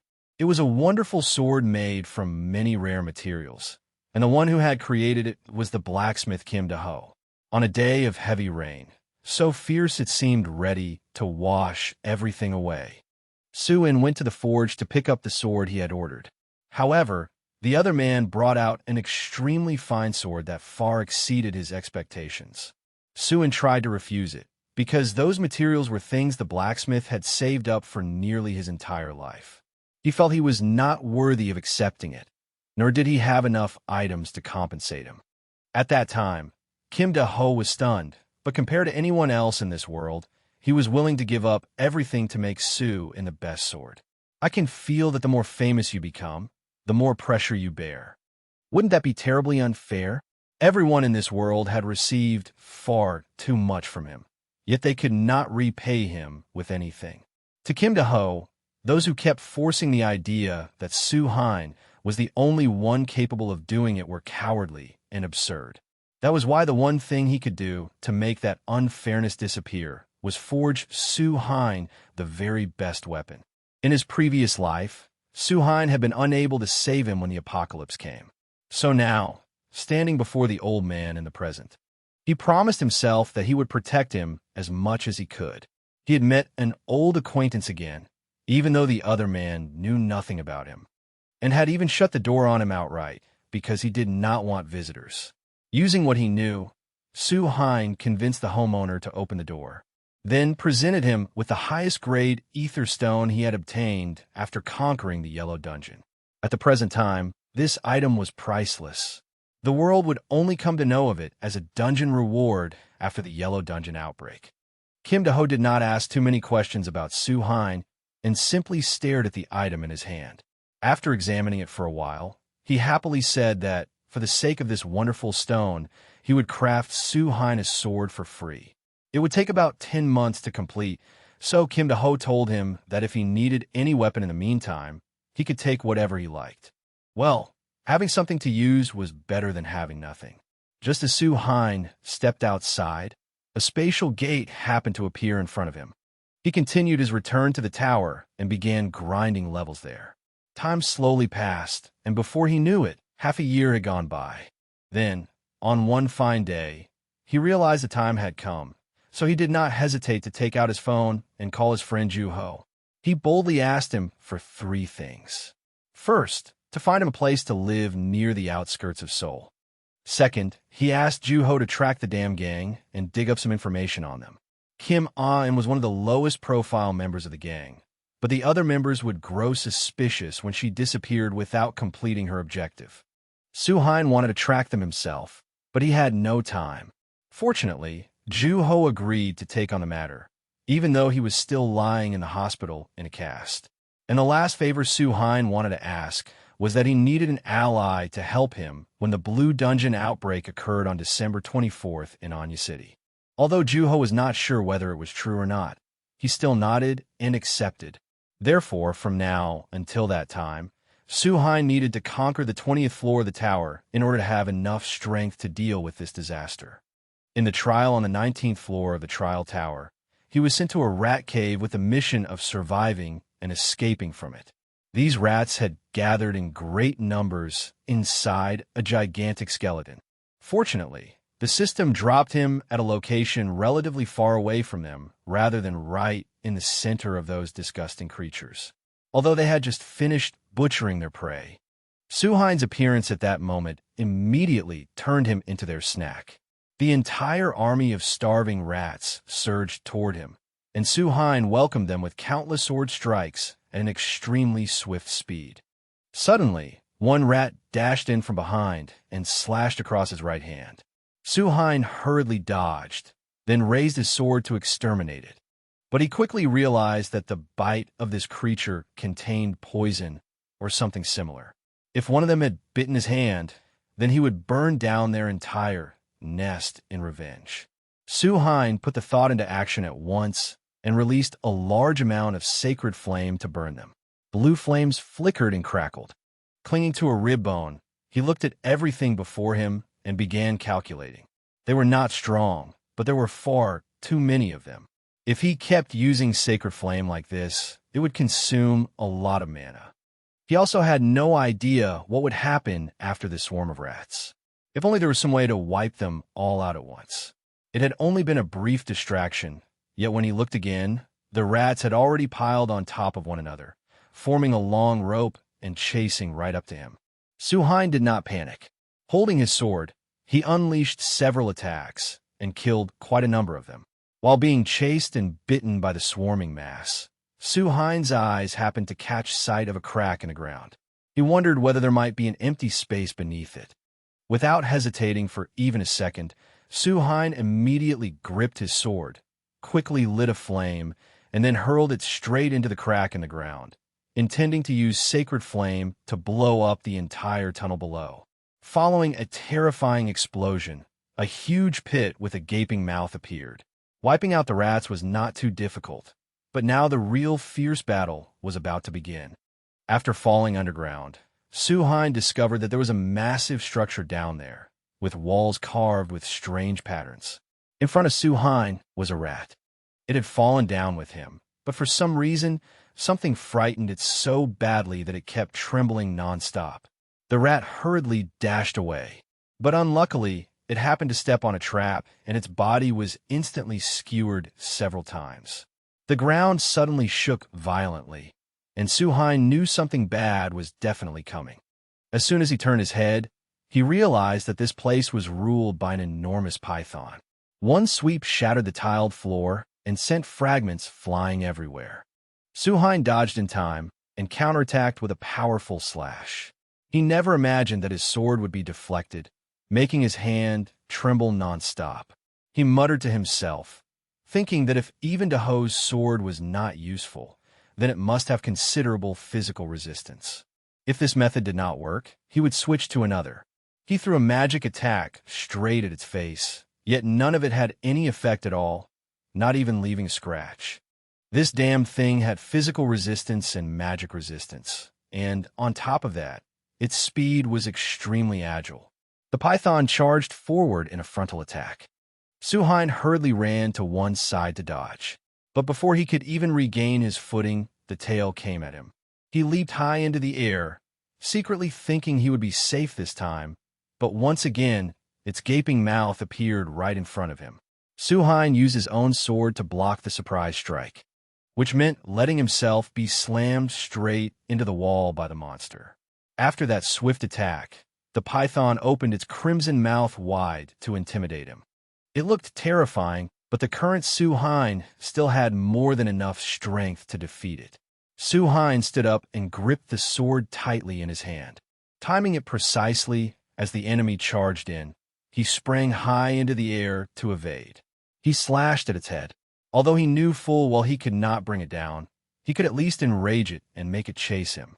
Next, he grabbed a vine hanging down from the wall and used his speed-boosting skill to move all around the tunnel at a terrifying pace, attacking as he moved. He also did not forget to give it a blast of fire magic to the face, making it topple over. Only then did he grip his sword tightly, coated in sacred flame, and carve a long line down its body. The boss of the 19th floor roared in pain and hurriedly used its tail to knock Su-Hein off its body. Just as it slithered over, ready to swallow him whole in revenge for that earlier sneak attack.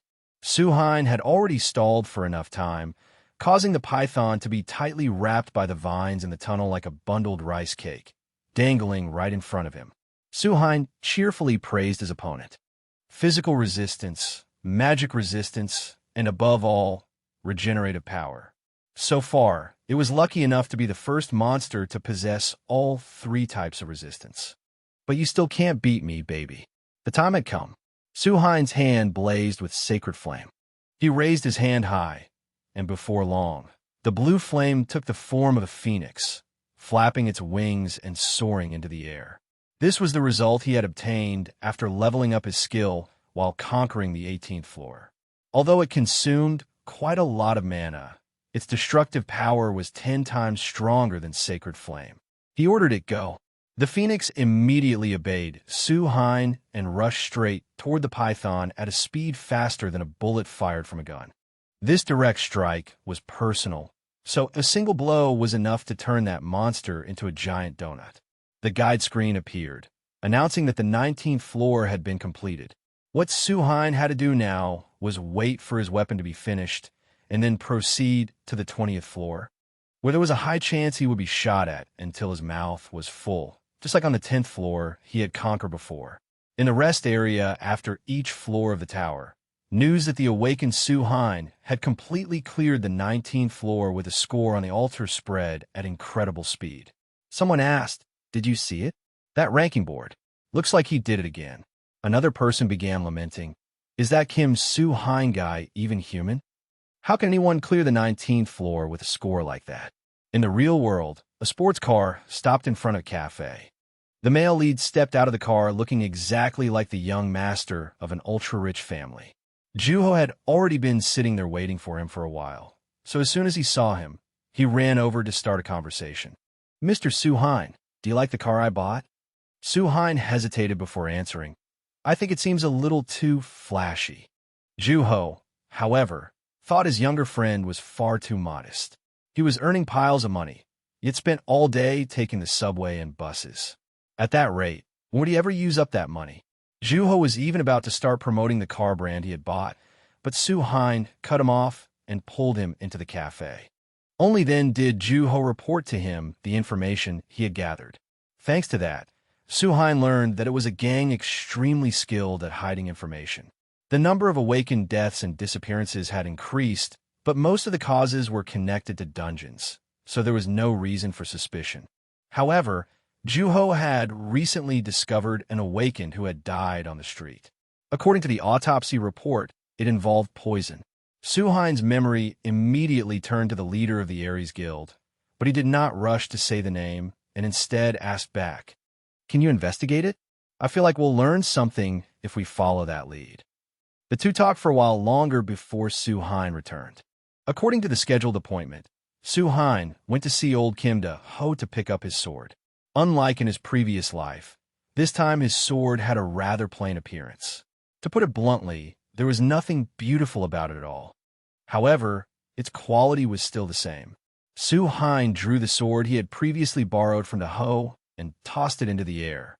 Then he used the new weapon to slash once and test it. The other sword immediately broke into 3 pieces. Although its appearance could not compare to Balmung, its sharpness and durability were exactly the same. Not only that, it could also sense his mana and understand what he wanted to cut and what he did not want to cut. This proved that it was undoubtedly a living sword, a perfect sword. The Ho took a drag from his cigarette and asked, "Have you thought of a name yet? It's your sword now, so you should give it a name." Su-hein remained silent for a few seconds, then decided to call it Graham, another name for Balmung, both carrying the same meaning, the dragon-slaying sword. He left Blacksmith Kim to Ho's house in such a hurry that he did not even stay for a cup of tea. After that, he went straight to the 20th floor of the trial tower. Just like on the lower floors, the first person he met was the gatekeeper. The other party seemed to know who he was and immediately struck up a conversation. Well, who do we have here? You're very popular these days. Did you come here to ask for advice?" Since this was the 20th floor, Su-hein generously gave him a full 100,000 points in exchange for information. The other man took it with a dumbfounded expression. After a while, he threw his head back and laughed loudly. "You're paying me an amount of points that would take someone 10 years to save? You really are different, aren't you? But that's life. Everything is decided by material things. Once I take the points, my mouth gets smooth right away." He said, "If you can avoid it, you shouldn't kill anyone, and you must always know your objective." That was right. Su-hein had spent a full 100,000 points and only received that little bit of information. Although he thought it was too little, Su-hein still could not pry anything more from the man's mouth. As soon as he stepped through the gate, he was dropped freely from the sky toward a cliff. Fortunately, he was the male lead. If it had been anyone else, they might have died without a trace before even starting the mission. The contents of this floor required him to bring down the Kingdom of Grandrum, known as the Fortress of Slaughter, within 1 month. The mission required him to remember that he was not their enemy, uncover the secret of the castle, and finally survive. That evening, Su-hein sat alone in a forest not far from the city gate, planning how to approach. From what he knew, the wall was very thick and sturdy, and the guards and mercenaries all had skills around rank C, so they were not weaklings. He racked his brain for quite some time and eventually followed a plan that led him straight to the castle gate, only to ask to stay the night. As soon as he spoke, he was immediately cursed out. "Are you crazy? Which kingdom are you from? Can't you see we're preparing for war? Get lost already." The time of the dungeon outbreak was drawing near, and Su-hein did not have the leisure to waste on pointless nonsense here. He had asked politely, but they insisted on forcing him to use violence. Su-hein leaped high into the air, before countless faces gaping in shock. He sliced through the gigantic castle gate, said to be the sturdiest of all, with a single sword stroke. The loud noise immediately threw the entire castle into chaos, and the crowd of soldiers began shouting, "What the hell is this bastard doing? The gate has collapsed. Hurry and stop him." Countless soldiers surged toward him, but that was not a problem. He had Graham in his hand, and not only that, it was also a wonderful weapon that could decide who to kill and who not to kill according to his will. Su-hein passed through every obstacle alone without causing anyone to lose their life. If someone could send a gate flying with one slash and punch a hole through a wall with one blow, who would dare face him one-on-one?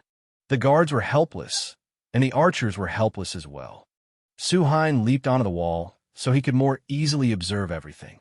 At that moment, Commander Maxman appeared. Even though he shouted that he would personally go deal with Su-hein, several soldiers under his command risked their lives to stop him. "No, Commander, you must not. If something happens when you charge in, what will become of our kingdom's future?" According to Su-hein's assessment, this older man was quite important here. Those soldiers would rather protect him than surround and capture Su-hein. Not only that, they did not even pay attention to their superior's orders, which was enough to show just how important he was. There was no need to think any further. Su-hein immediately ran quickly toward that commander. A terrified shout rang out. "No, don't let him get near the commander." Arrows connected to ropes were immediately fired. One of Su-hein's legs was bound, but unfortunately for them, not only could they not hold him back, they were instead dragged along by him. Su-hein tossed the guard aside to free his hand, then brought his sword down from above in a powerful strike toward the commander. The two powerful men exchanged continuous blows, and their strength was so overwhelming that the soldiers nearby were blown away in all directions. Amid the thick cloud of dust, people around them lay flat on the ground from the impact. Maxman said to a soldier behind him, "I'll handle this man. You keep an eye on the situation outside the castle. He is not a spy from the kingdom of Audrum, but an outsider acting independently." Suhain paused when he heard the other man's evaluation of him. This commander was not only perceptive, but also as strong as a rank awakened. In that case, there was no doubt. He was a true opponent for Suhain. From the words of the soldiers under his command, Suhain realized that Maxman was the war hero of this kingdom. Although he was the golden backbone of all of them, he was being restrained by that absolute trust itself. To put it bluntly, he was no different from a diamond in Suhain's previous life. Suhain got straight to the point. "Commander, I am very sorry for blowing away the castle gate without permission, but I'm in a great hurry, so could you let me enter the castle? Even a shoulder would be something." Maxman immediately refused. "Our kingdom is at war. We cannot allow someone who destroyed the castle and threatened our soldiers to enter." His second plea ended in failure. With no other choice, Suhain charged in and attacked him. He swung his sword at his opponent to draw his attention. Meanwhile, with his other hand, he used the rope from earlier to bind it around Maxman's wrist so quickly that the man did not even notice. Graham's attribute transformation art was instantly activated. Following his movement, a gigantic fist suddenly appeared in midair, then slammed down toward the commander-in-chief with earth-shattering force. A thunderous explosion rang out, then quickly faded. After the dust cleared, both Suhain and Maxman had vanished without a trace. While the soldiers split up to search for the two of them, a mysterious black stain appeared on a wall. Maxman was shoved out from within it. He fell headfirst and wondered who he was and where the hell this place was. The skill Suhain had just used was called shadow assimilation, a skill often used by assassin-type awakened, allowing them to move from one shadow to another. He had obtained it after conquering the 15th floor, preparing it for situations where he needed to infiltrate and escape in secret like this. The young fighter Suhain walked over and helped the man on the ground up. As he untied him, he apologized for everything. Everything he had done earlier had been unavoidable because no one would let him enter the castle. He was in a great hurry because he had just sensed that something was about to happen inside this castle. He was not sure what it was, but if it appeared, it would become a far bigger matter than the war between the two nations. Suhain asked directly, "Has anything suspicious happened in the castle recently?" Of course there had, but Maxman could not reveal everything to him, simply because he did not trust him. Who knew whether Suhain was a spy or not? Suhain bluntly said without hesitation, "If I really were a spy, I would not use such a cumbersome method, because I could destroy this castle all by myself." When he put it that way, Maxman had no response. When their two swords clashed, he had already realized that there was no one in this entire kingdom who could be Suhain's opponent. With no other choice, he took him to a large room and began explaining. It had been used as a prison about 100 years ago. A heavy aura of death still lingered here because many prisoners had died in this place. According to Maxman, they had closed down the old prison and built a new one elsewhere. However, it resembled Suhain's question because it was related to a place where light could not be lit. As the two of them were talking, someone suddenly approached from behind. That person wore a mask that covered him completely from head to toe. Since he was a guardian of the castle, when he saw Maxman bring a stranger there, he questioned what he was doing. Suhain was the one who answered. He used that same question to ask the person in front of him in return. This prison was sealed until the commander opened it. "How did you know to come here?" The guardian answered that he had merely been passing by and had sensed someone's presence here. It was an entirely unconvincing answer, causing the commander under him to suspect that he had been following them. The guardian began to refute it, but before he could say much, Suhain slashed him once and sent him sprawling flat on the ground. Maxman was enraged by that action and prepared to draw his sword and fight Suhain to the death, thinking that Suhain really was a spy from the enemy side. Unexpectedly, Suwin suddenly spoke. A guardian of a king. Quite an interesting disguise, isn't it? Seeing this thing for the first time, Maxman was terrified and wondered what was happening in his own country. Suhai knew because the smell of death and darkness had spread throughout the castle even before the war broke out. He had encountered something similar in the Yellow Dungeon of Gwangju.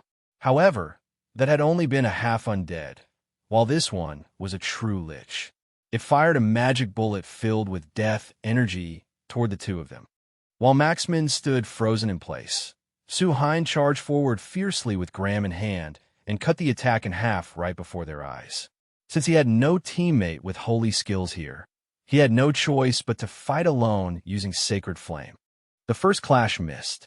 Because it could fly, the lich shot high into the air while firing a pillar of death energy down at the person below.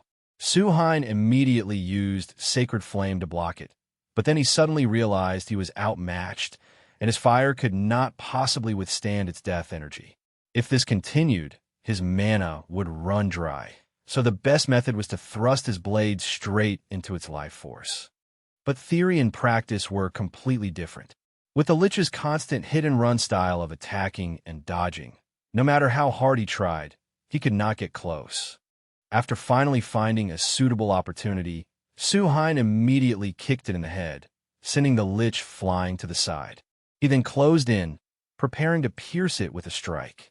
Unexpectedly, the monster released countless streams of death energy from behind its back in time, preventing him from advancing. The distance widened once again.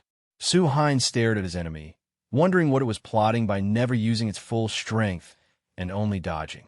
Suddenly, the two-horned Lich spoke. It seems the preparations are complete. That is enough playing around. As soon as it finished speaking, a pitch-black pillar of energy suddenly surged from behind the iron bars toward where Maxman stood. Suhine instantly shot forward and took the fatal blow for him right before the stunned expression of the man he saved. Maxman asked, something suddenly attacked from behind. Can this Lich control darkness from a distance too? Suhine shook his head and answered, No, a place that is dark, hidden, and untouched by light is reserved only for madmen filled with hatred after being surrounded by death. A place overflowing with the sweet screams of the dead. This is our home. At that moment, two more skeletons suddenly appeared from the dark room just now.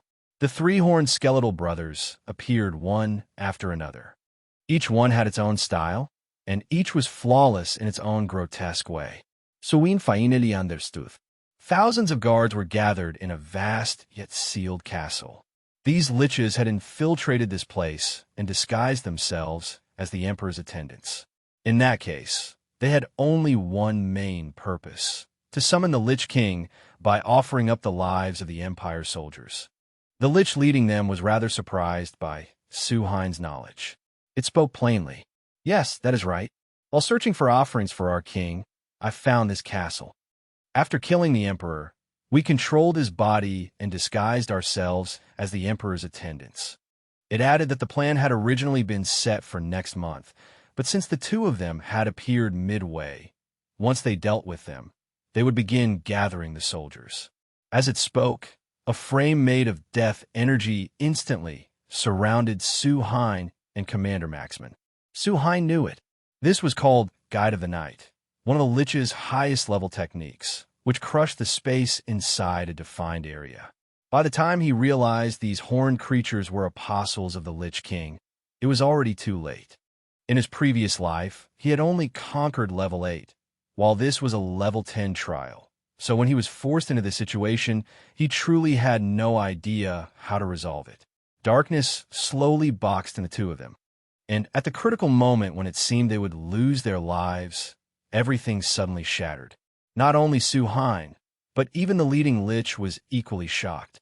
The magic it had created was something no physical technique or magic was supposed to be able to withstand, yet it had been broken with a single blow. Maxman, who had remained silent until now, finally spoke. This is only an old horned sword. It just so happens that I am a holy knight. You assassinated the emperor and even intended to offer up all the soldiers. I will not forgive you. As soon as he finished speaking, Maxman charged toward the monsters in front of him, intending to crush them to pieces. Seeing the situation turn unfavorable, the leader ordered the one-horned lich to take the corpses out of the castle. When Commander Maxman gave chase, the red-cloaked one suddenly fired a pitch-black arrow at him from above. However, as long as Su-hein was still alive in this world, there was no way he would let a comrade die so easily. The Blue Phoenix was immediately summoned.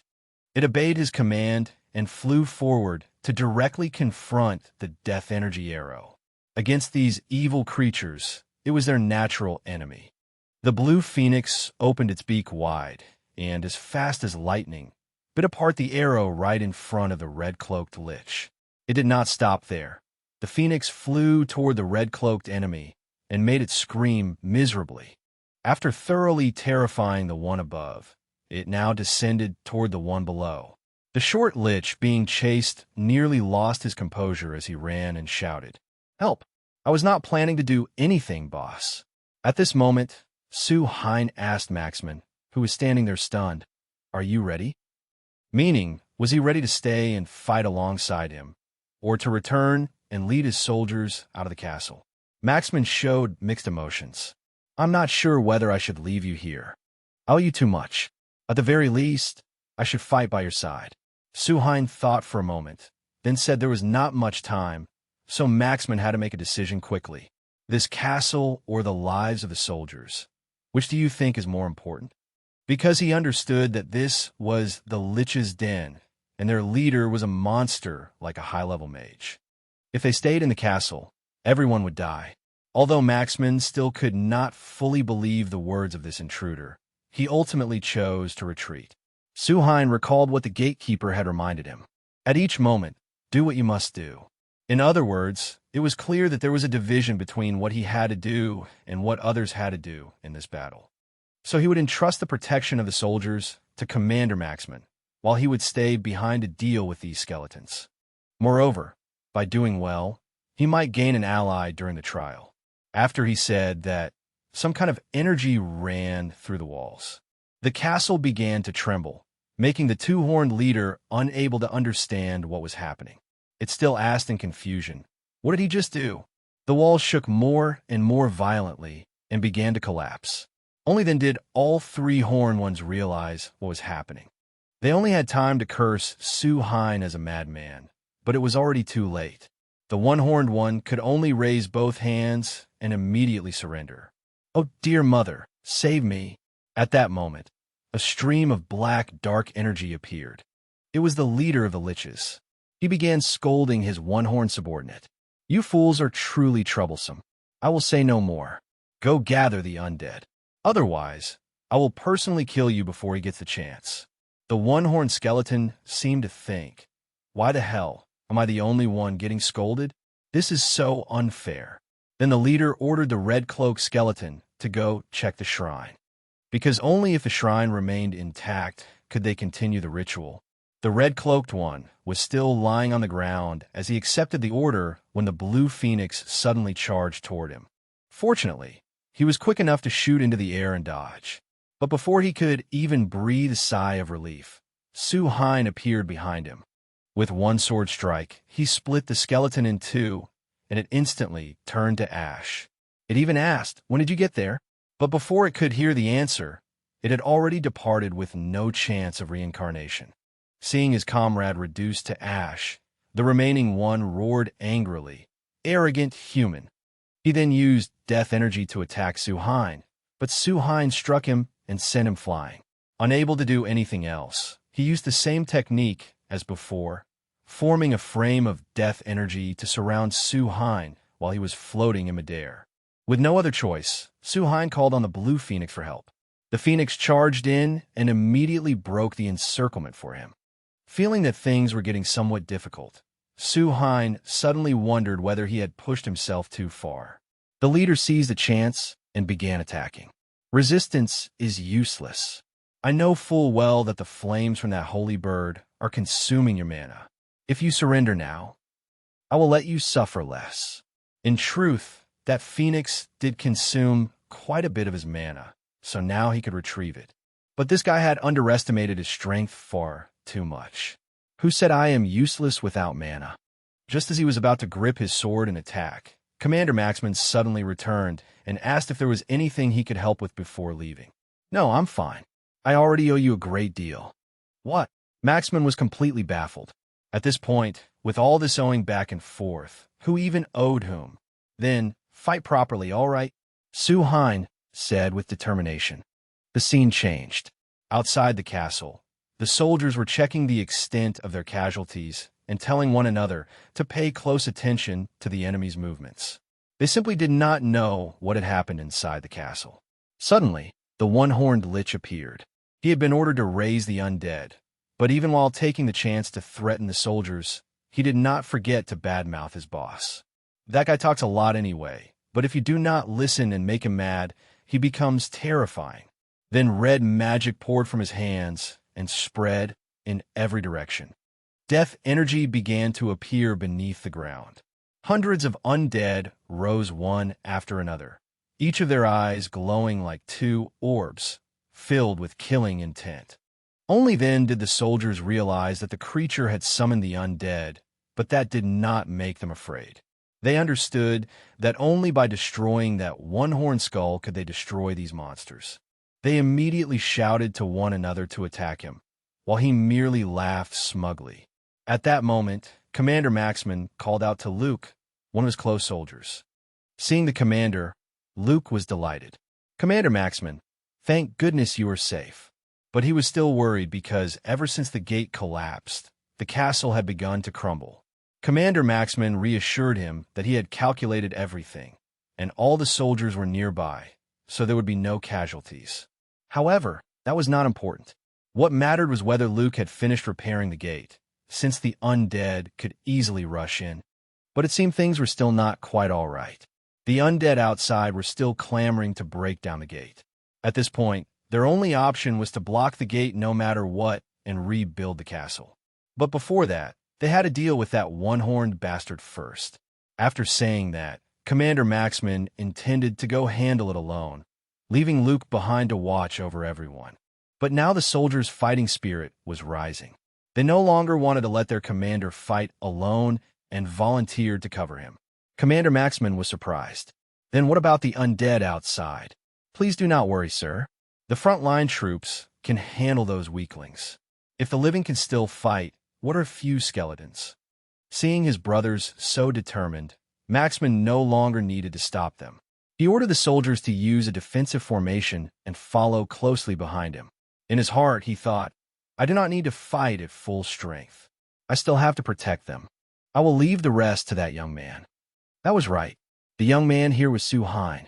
Back on Su Hein's side, he was now fighting one-on-one with the leader. Su Hein held Graham, and blue magical flames covered his sword. His eyes shone brightly as he stared at the lich, then began charging toward him.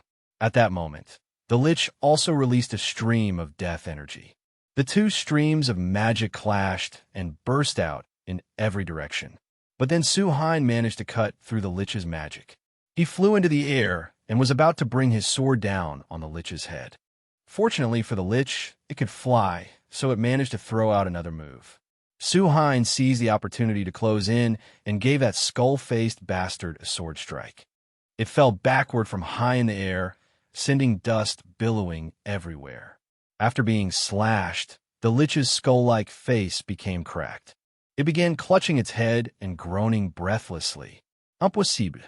It was astonished by Su Hein's unexpected strength, but it was already too late.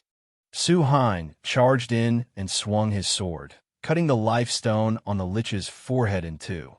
This time, the lich collapsed. He could not accept it. Over the past 100 years, he had grown this powerful. At present, he could even be considered the strongest among the apostles.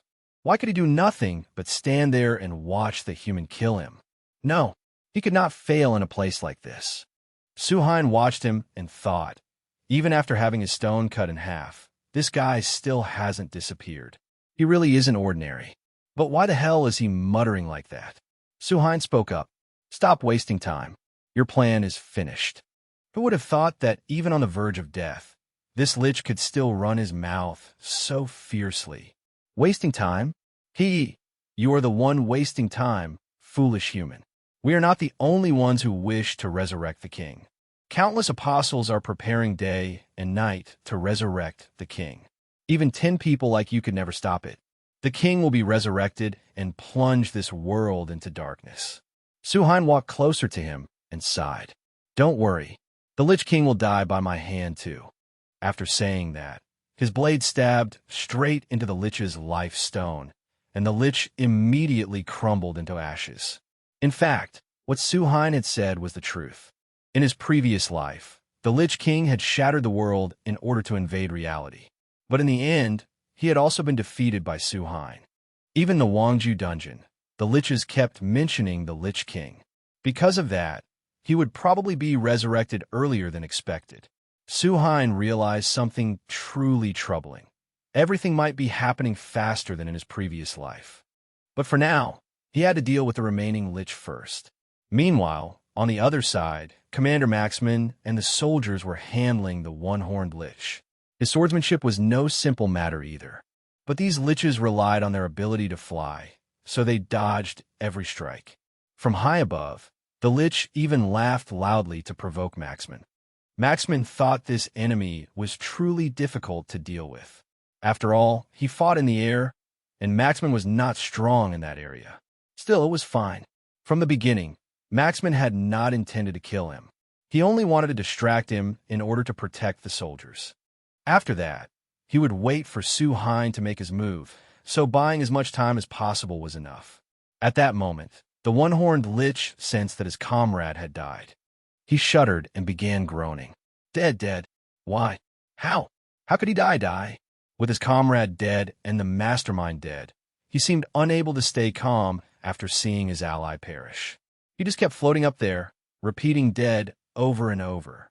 Then he flew into a rage and used death energy to surround and constrict all the soldiers, leaving them unable to breathe as they cried out to Commander Maxman for help. Maxman shouted angrily, "You bastard, what have you done? Stop right now." In that dangerous moment, he was about to use some kind of skill to save the soldiers. Just then, Suhain appeared. He flashed past like a god, instantly flying upward and landing a fatal punch on the Lich, nearly sending his skull flying off. With just one punch, the Lich was sent crashing into the wall, raising a thick cloud of dust. Commander Maxman asked, "Did you defeat him?" Yes, Suhain had brought him down, but perhaps only temporarily. The situation did not look good. If he had been a little later, the soldiers might have had their death energy absorbed. It was a technique that absorbed the energy of the living and the dead in the surrounding area in order to strengthen a Lich's core. That was why the gatekeeper had warned him not to kill anyone. This technique became more effective when there were many dead people. But he had not expected this Lich to be that strong, even if he was an apostle of the Bone King. Although he was a subordinate of the one Suhain had defeated earlier, he had probably obtained far greater power. At that moment, a ring of death energy enveloped the Lich. His mouth was muttering a spell. "I will not forgive you. I will not forgive you." He repeated it dozens of times. Then he screamed, and a staff appeared. Above it was a sphere of death energy that shot out from his mouth, followed by vivid crimson blood energy. At this point, I have to wonder where he was hiding that weapon for it to come out of his mouth. His body was just a dried-up skeleton after all. It turned out he had just absorbed the soldier's death energy to create a shield protecting his magic circle. Suhain seemed to have predicted this, but Commander Maxman was still staring with his mouth wide open in surprise. That Lich was also a master of death magic. Looking at the huge patterns drawn on the floor, the symbols were extremely complex. It was a magic circle for absorbing the power of death. Suhain was worried that the Lich would keep using the death energy absorption technique. He needed to end this quickly and cleanly as soon as possible. He had to destroy the life stone before that happened. But even when his magic sword swung toward it, it was immediately blocked by the circle surrounding the Lich. The Lich began laughing again, mocking him as a fool. "You cannot break it. This is a curse for which I risked my life. If you wish to dispel the curse, you can only kill me." Suhain was somewhat shaken. He did not know what to do. Although he could defeat him, if the fight dragged on too long, many soldiers would surely die. At that moment, Commander Maxman said to him, "Do not worry. Your job is simply to defeat them. Protecting the soldiers is my duty." As he spoke, he used the skill he had been about to use earlier. It was the strongest and final skill he could use to protect his soldiers. Maxman forcefully drove his sword into the ground. A pillar of blue energy shot straight up into the sky from it. It spread everywhere, covering all the soldiers inside and outside the castle. Luke was surprised. The energy pressing down on me disappeared. The others were the same. They did not understand what had happened. This was the sacred boundary. It increased the moral value of soldiers within its range and nullified all effects related to dark factors. However, using it would reduce Commander Maxman's lifespan. Even so, he had resolved that even if he had to risk his entire life, he would protect his soldiers. So the rest was definitely up to the male lead. Su Hein flew high into the air and looked down, his gaze solemn. Everyone below was fighting bravely and risking their lives. That made him certain that he had to destroy this monster. The two sides rushed into battle. Two types of magic clashed against each other. As the one-horned lich attacked, his mouth never stopped cursing. "You trash! You dared to kill my friend, and now you still do not know your place and dare fight me? You are weak, useless, a stupid insect. You can do nothing alone. To serve as sacrifices for us, we would need 1,000 people like you." This guy usually looked stupid, but it seemed he was loyal to his companions. Hearing that, Su Hein grew angry. "Even a creature like you values your friend? Do you know this? The 1,000 people you killed, and the people you're trying to kill now, are all someone's loved ones. Have you learned what it feels like to lose someone precious to you? Remember that feeling, and pass it on to your friend on the other side too." As he spoke, he swung his sword, aiming to cut through the lich's staff. Su Hein's swordsmanship was extraordinary. It was so powerful that even the lich was shocked by it. That power transformed into blue flames, burning away all dark magic and enveloping the lich completely. In a direct confrontation, Su Hein slashed down with a fatal strike, splitting both the skull and the life stone in two. The lich only had time to cry out, "Am I losing to an ordinary human again?" The lich was reunited with his comrade. His magic staff was also shattered by the blue phoenix. The survivor gradually collapsed and disappeared. Commander Maxman was now exhausted and out of breath. It was finally over. Su Hein approached, helped him up, and thanked him for all his effort. Only then did Maxman relax, sit down, and let out a relieved sigh. He said, "I want to rest a little before celebrating our victory." Su Hein was about to ask if he was all right, but he saw that Maxman was not all right at all. Who knew whether resting for a little while would even be enough? The scene shifts to the Awaken Management Company. Li Juho reported news to the chairman. Within the next 3 months, a dungeon would appear in Anyang City and cause a dungeon outbreak. The necessary thing to do was evacuate the residents living nearby. This man was Sang Ki-young, the chairman of the Awaken Management Company. Hearing that, he could not believe it was true and scolded him harshly. "Ridiculous! Do you think I would believe something so absurd? No one can accurately predict when it will appear. And that dungeon will cause an outbreak that throws the entire city of Anyang into chaos. Even if a dungeon appears, it will not cause an outbreak immediately. It takes at least a month before it becomes an outbreak. That is common knowledge everyone should know." As he spoke, he pointed a finger at Juho's face. Apparently, he did not know that when you point one finger at someone else, the other for pointing back at you. But never mind. If he was the chairman, then whatever he said must be right. Juho still insisted. Dungeons that appear in the past do not define common knowledge. This is not a matter we can take lightly. Anyang has a population of around 600,000. It concerns the safety of the people there. The chairman still did not believe him and said that if nothing happened, he would have been far too reckless. It would not only cause panic among 600,000 people, but among 60 million people as well. While they were arguing, a handsome man wearing glasses walked in at just the right time to stop them, much to the delight of the ladies. "Stop! If you keep talking like this will never end." This handsome man was Kim Do-woo, a rank A awakened and an employee of the company. He realized that although there might never have been a similar case before, what Juho said was also reasonable. The only problem was whether the source of that information was reliable. Do-woo said, "If you want us to believe you, can you tell us who gave you this information?" Juho was confident that his source was highly reliable, because the one who told him was Kim Soo-hein. At the mention of Soo-hein, the two of them looked surprised. Yes, that person who had leveled up at incredible speed and suppressed the riot in the abyss, that mysterious super rookie. Could it be that Kim Soo-hein? The chairman was suspicious. The handsome Do-woo spoke up. "I know someone named Kim Soo-hein, a member of the attack team from the Wangju dungeon a few months ago, but he was only rank C." Juho confirmed that it was him, but this chairman still damn well refused to believe it. First, he feared Juho was lying. Second, he feared Soo-hein was lying too. In short, this man must have lost faith in life, so he did not trust a single damn person. The problem remained. If he believed Juho and evacuated all the residents, then if nothing happened, would the responsibility not fall on the chairman's head? No matter how he said it, it still came down to implicating himself. He even thought of something else. Juho, from another perspective, aren't dungeons just like natural disasters? Even if there are casualties, I do not have to bear any responsibility. There was truly no reasoning with him.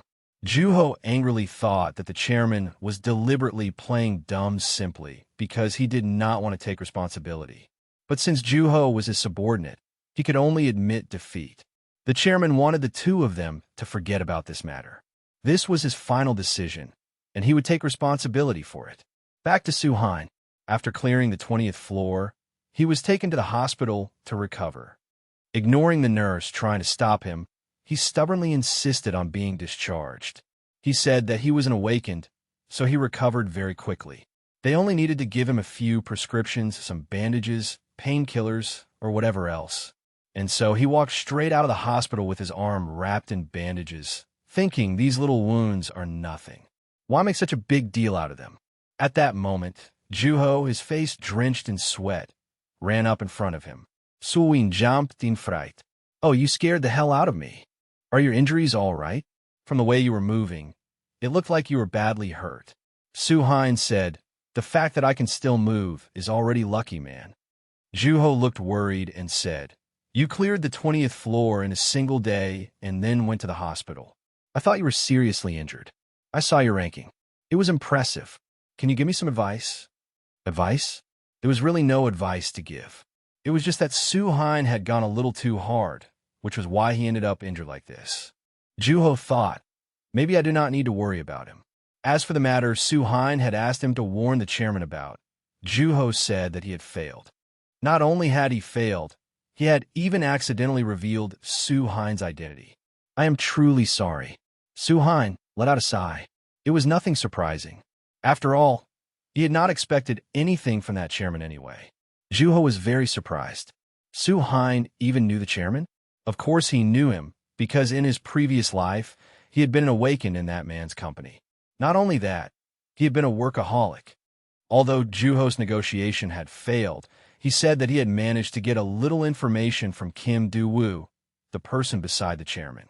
He heard that a blue dungeon had appeared in Anson City, and everyone was planning a raid. At present, most of the awakened were gathering in Anson. In his previous life, Soo-hein had once gone there. Because of that, he had been unable to properly prepare for the outbreak in Anyang. But part of the reason was also that the stupid, ignorant Chairman Young was good for nothing except avoiding responsibility. Soo-hein thought that idiot only knows how to cover up his own sins. I really don't understand how someone that stupid became chairman. Just wait and see. He will definitely get to experience what true busyness feels like. Just thinking about it made his expression turn irritated and honestly rather ugly. At that moment, Juho wondered why Soo-hein knew the exact time the blue dungeon would appear. Soo-hein said, "It is just a man's sixth sense. No, an awakened sixth sense." And from now on, Soo-hein would probably handle things on his own. After saying that, he thanked Juho for helping him. He felt that Juho had already helped more than enough. Juho thought, why does this guy want to work alone and not let me join him? That will not do. So he hurriedly spoke up. We can no longer expect the authorities to help us. In that case, tell me your plan. There must be something I can help with. Hearing that, Soo-hein happily agreed at once. Okay, then I will tell you my plan. Before we could even find out what the plan was, it was already 2 months later, December 17th, 1 week before Christmas. ABS Online News announced. On December 24th at 6 o'clock in the evening, Anyang City will be attacked by terrorists. The ones responsible for this attack are the Damn Gang. They are a suspicious organization made up entirely of the most cold-blooded killers in the world. If you value your lives, flee from Anyang as far as possible. I hope no one loses their life because they think, no, that could never happen. At that moment, the citizens in the city were buzzing with discussion about the news. Of course, with the Korean media, the reporters immediately could not miss this. A terrorist warning from the Damn Gang. Is this news true? So today we have invited someone who claims to have seen the Damn Gang with his own eyes. That person was none other than Juho. It turned out this was the mission Soo-hein had given him. He had to claim that he had personally met them. At that moment, at the Awaken Management Company, other news about the Blue Dungeon also surfaced. A few hours ago, we received information that there were massive casualties in the Blue Dungeon raid. All of this was because Soo-hein had deliberately stirred up the media. The chairman was furious over the news Soo-hein had released. How dare he use the media like this? The incident at the Anson Dungeon was already insane enough. This is all because of that Soo-hein. Have you found out his identity yet, Du-woo?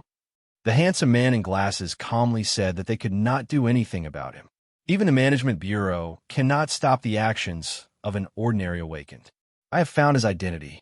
I heard he's been hiding at ABS since last month, so we cannot bring him before you immediately, Chairman. After saying that, he fell into deep thought. He also did not understand why Soo-hein dared to cause such trouble. What kind of scheme was he plotting? The scene shifts. Soo-hein appeared with a muscular body that left the ladies completely entranced. After handing everything over to Lee Juho and entering the tower, Kim Soo-hein used up all his save points to buy the highest grade mana catalyst. As long as he drank it, his energy regeneration and health would quickly recover. When he asked for the highest grade potential catalyst, the middle-aged man selling it stared in shock without blinking. He could not believe someone would look for this kind of medicine on the 20th floor because it cost at least more than 2 million points. Kim Soo-hein was not joking. He spent the full 2 million points to buy the medicine.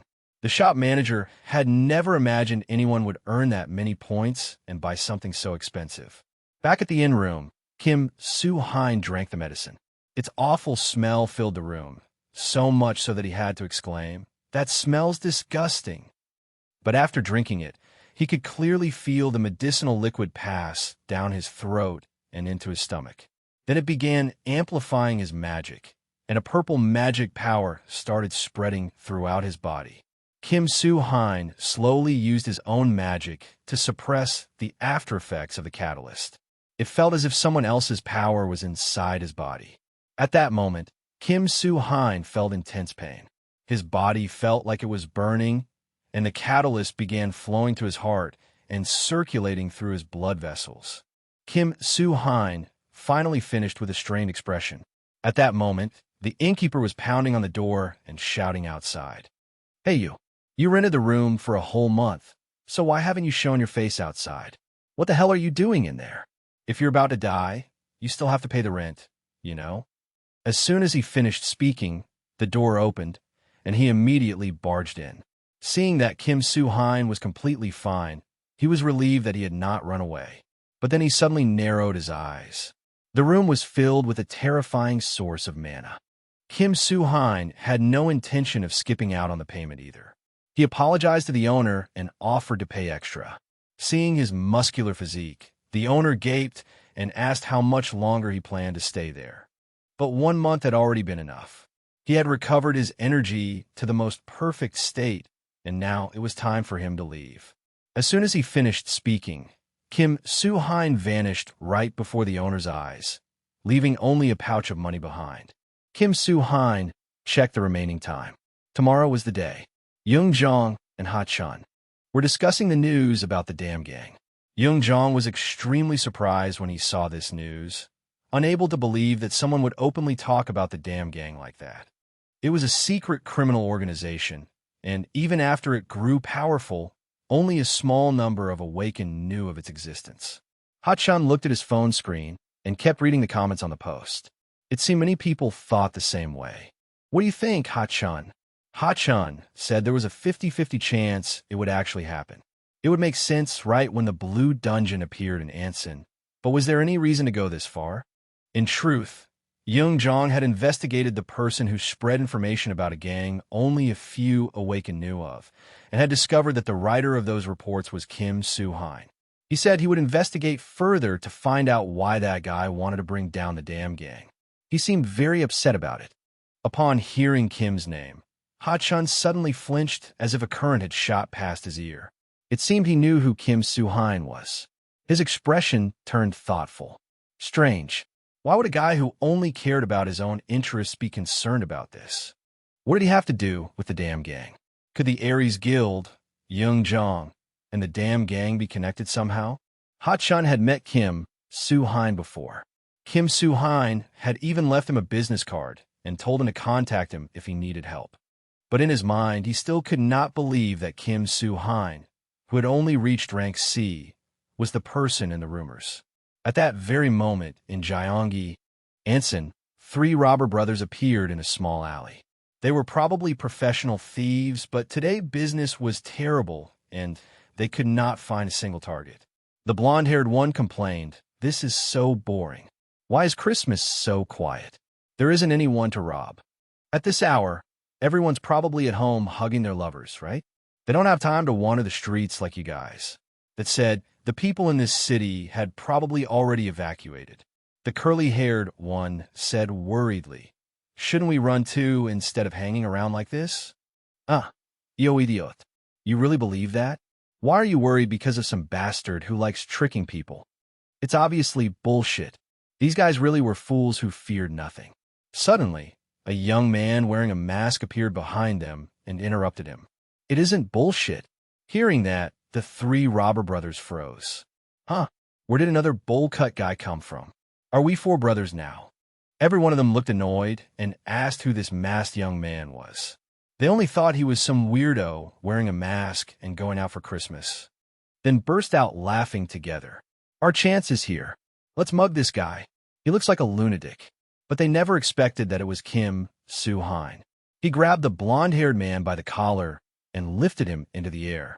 After lightly throwing him to the ground, Kim Soo-hein drew his sharp treasured sword and pointed it at the blonde-haired man, making them shocked and frightened. Calling him crazy was a bad move, but he was only scaring them a little. He was not a lunatic. He was a terrorist. As soon as he finished speaking, an explosion immediately occurred in the building behind him. At that moment, all 4 robbers went pale and trembled. Only then did they realize how dangerous the situation was, and each of them ran for his life while crying for help. Soon after, the media arrived and reported the news. An explosion had occurred in Pyeongjeong-dong, Anson, Gyeonggi. Residents were being urgently evacuated. The news quickly spread to Chairman Sang Ki-young's office. Before his subordinate even had time to report it, he had already seen the news.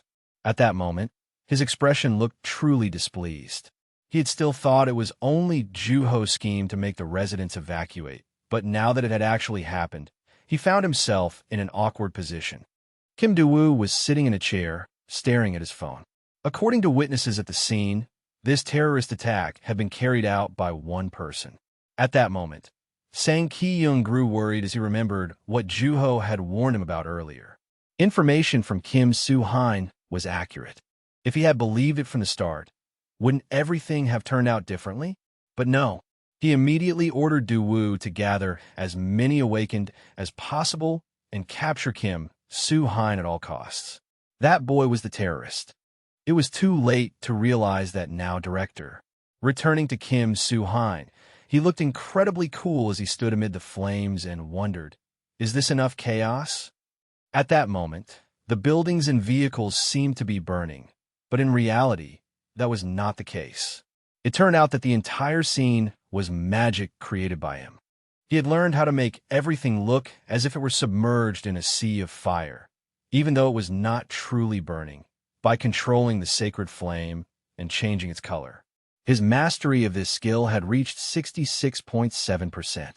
All of it was just his performance. That was right. It was all an illusion. Right now, there were no injuries at all, but things were not over yet.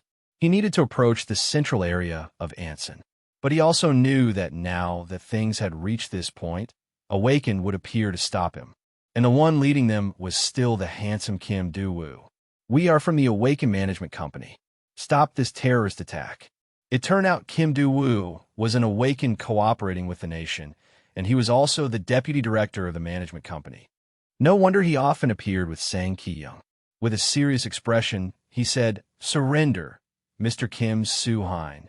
The Awakened behind him began to look surprised, not expecting the terrorist to be a rookie like Soo-hein.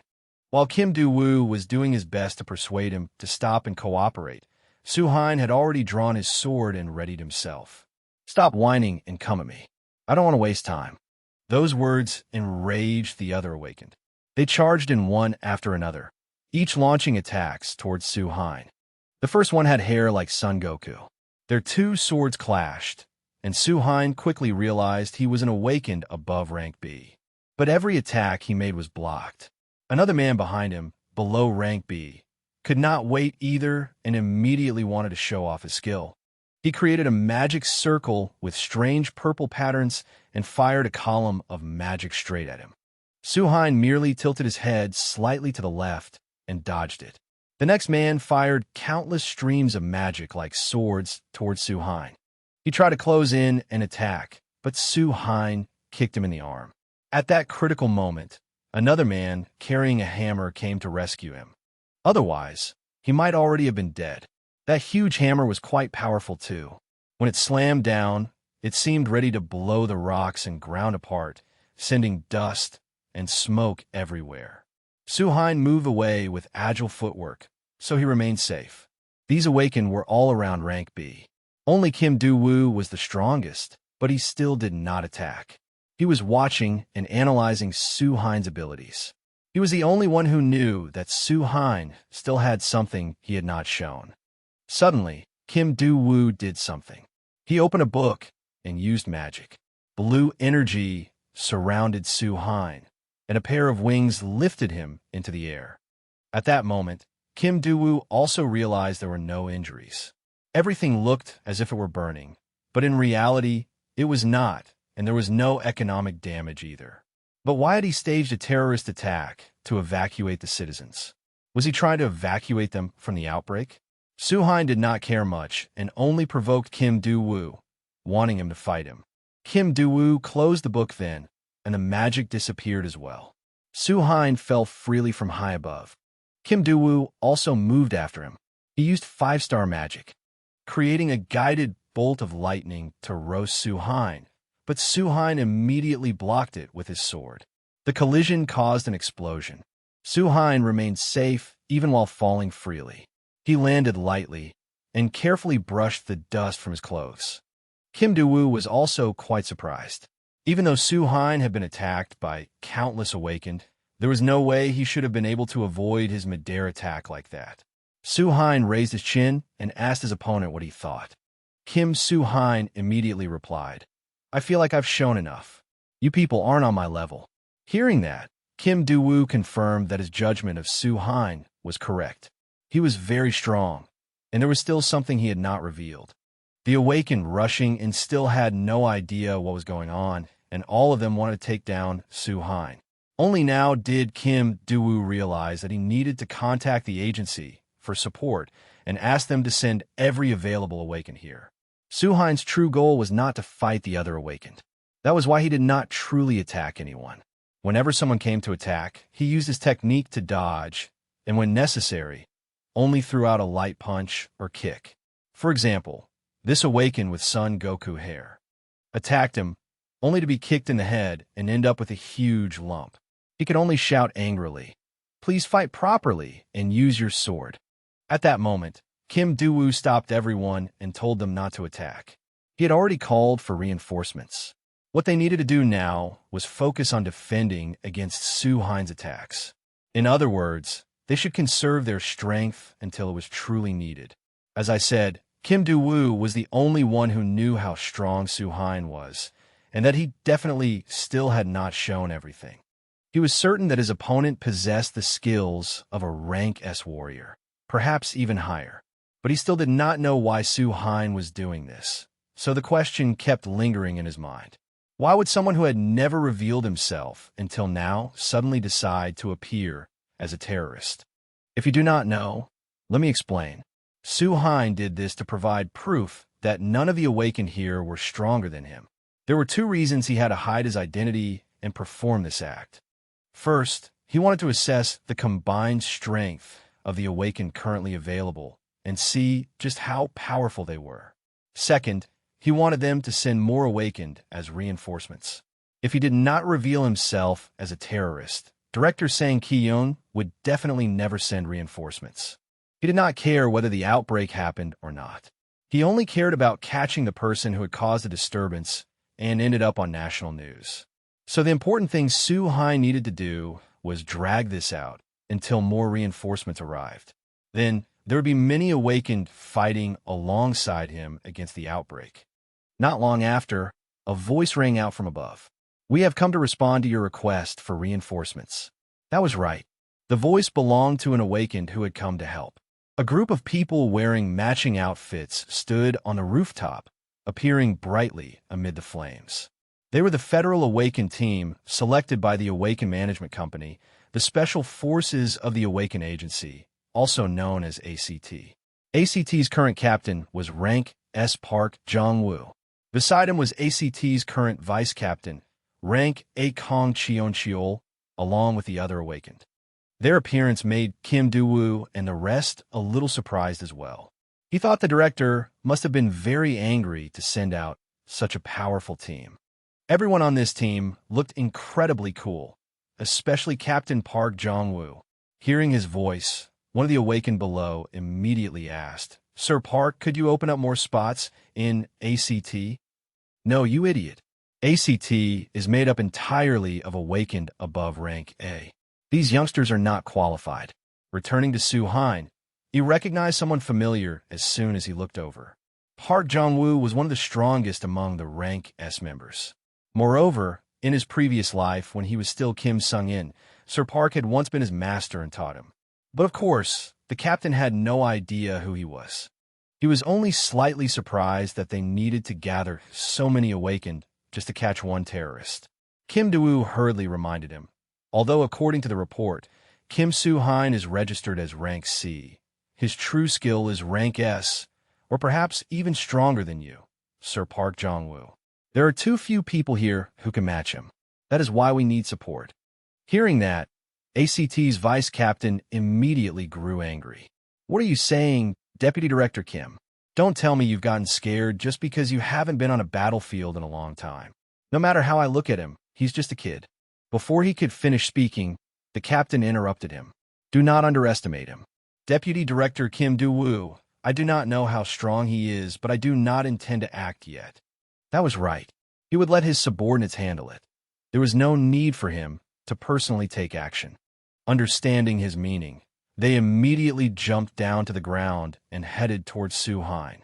Vice Captain Kong Cheon-cheol led the way. "All I need to do is catch that guy, right, Master?" Seeing this, Kim Do-woo seemed worried and said to Park Jong-woo, "Even if he is your student, he is still only a rank A member. Can he really fight Kim Soo-Hein?" But the captain was quite confident in his team. "Relax. ACT's awakened are different from other awakened." At that moment, Soo-Hein and Park Jong-woo faced each other. Soo-Hein had the chance to see the captain's face more clearly. He realized Park Jong-woo had not changed at all and was still as handsome as before. I wonder whether his ability to teach students is still the same as it used to be. I will verify it myself. "Master!" The awakened of ACT charged forward one after another, each with a murderous expression, rushing toward Soo-Hein like the wind. With light speed movement, they surrounded him and formed a circle. The other awakened simply stood and watched while commenting. Seeing this, the Son Goku hair guy mocked them, saying, "What kind of stupid skill is that?" In truth, he was the stupid one. This was a perfect, coordinated group attack, an action marked by unity and outstanding precision. It looked like they were just running in circles, but in reality, they were creating an incredible barrier. Their attacks were extremely varied, targeting a single opponent with formidable speed. It made it very hard for Su Hein to find a chance to attack, and it was also difficult to block each person's attacks. To put it simply, this was a coordinated attack that fully combined support, suppression, and terrifying wind flow. It could defeat any extremely powerful individual. Was that so? But from what I could see, Kim Su Hein was still calmly blocking every single one of those attacks. His swordsmanship was extremely refined, and he had not even used the magic energy within his body yet. Kang Cheoncheol attacked while provoking Kim Su Hein. "Hey, Kim Su Hein, stop running away like a coward. Show us what you can do." As he said that, he drove his blade straight at Kim Su Hein, but Su Hein dodged it. However, the purpose of the move was not that simple. Kang Cheoncheol had done it only to throw him off balance, giving the others a chance to bind him from every direction. This technique could be called tangled spiderweb. Chains filled with magic energy locked Kim Su Hein's body in place and tightened around his neck. At that moment, Kang Cheoncheol used his full strength, intending to finish Su Hein in one strike. There was only a thunderous boom, and dust and shattered stone filled the air. The chains were also cut apart. Everyone thought Kang Cheoncheol had defeated Kim Su Hein. But before they could rejoice, something shocking happened. The one bound up was Kang Cheoncheol instead. He had been tied back to his own blade by the very chains. Everyone at the scene gaped in astonishment. Kang Cheoncheol, somewhat embarrassed, began cursing. "Damn it! What kind of idiot let him do that?" The other awakened began doubting their tactic. Did the pincer strategy not work? Did we make some mistake? From the very beginning, Kim Su Hein had known their plan. Although he had been tied up, the moment the vice captain swung his sword, Su Hein turned his body along the arc of the blade, cutting the chains and using those same chains to bind him in return. Kang Cheoncheol froze on the spot, completely stunned, unable to react at all. Kim Du-woo said that even if Su Hein had a great deal of combat experience, it should have been impossible to pull off such a move in such a short time. But in his previous life, Kim Su Hein had become far too familiar with this technique. He had practiced those tactics until he was sick of them, so it was no surprise that he could do something like this. At that moment, while Su Hein was fiddling with his cracked mask, the captain drew his sword and said, "It seems I was mistaken. I should have been the one to deal with you. You said your name was Kim Su Hein, correct? Perhaps your youth made me underestimate you." But it seemed that even he felt regretful over Kim Su Hein's strength. If they had met under different circumstances, he might have been persuaded to invite Su Hein to work with him. Seeing this, Kim Du-woo also became restless with worry. "Captain, the awakened are beginning to gather again. Please be careful so that the ranks do not fall into disorder. I will do my best." Their gathering was exactly what Su Hein wanted. Now it was time to bring down the curtain. Standing before the captain, Su Hein thought that he had wanted to face him head-on for a very long time. However, now was not the right moment. After that, he lowered his sword and raised both hands in surrender, shocking the captain and the awakened once again. "I surrender." "What did you just say?" "What do you mean?" the captain asked in surprise. The other awakened also began murmuring noisily. "He's surrendering? After all the effort it took us to get here?" At that moment, the watch on Kim Su Hein's wrist struck exactly 6 p.m. This was the moment the blue dungeon appeared. Only then did he reveal his hand. There is no point wasting strength on meaningless battles. The real fight begins now.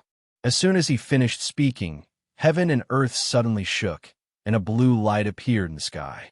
Kim Du-woo realized that a new blue dungeon was opening. Kang Cheoncheol also said in surprise, "That is not all. This could be a dungeon outbreak." The other awakened began to worry. It is going to erupt the moment the dungeon appears.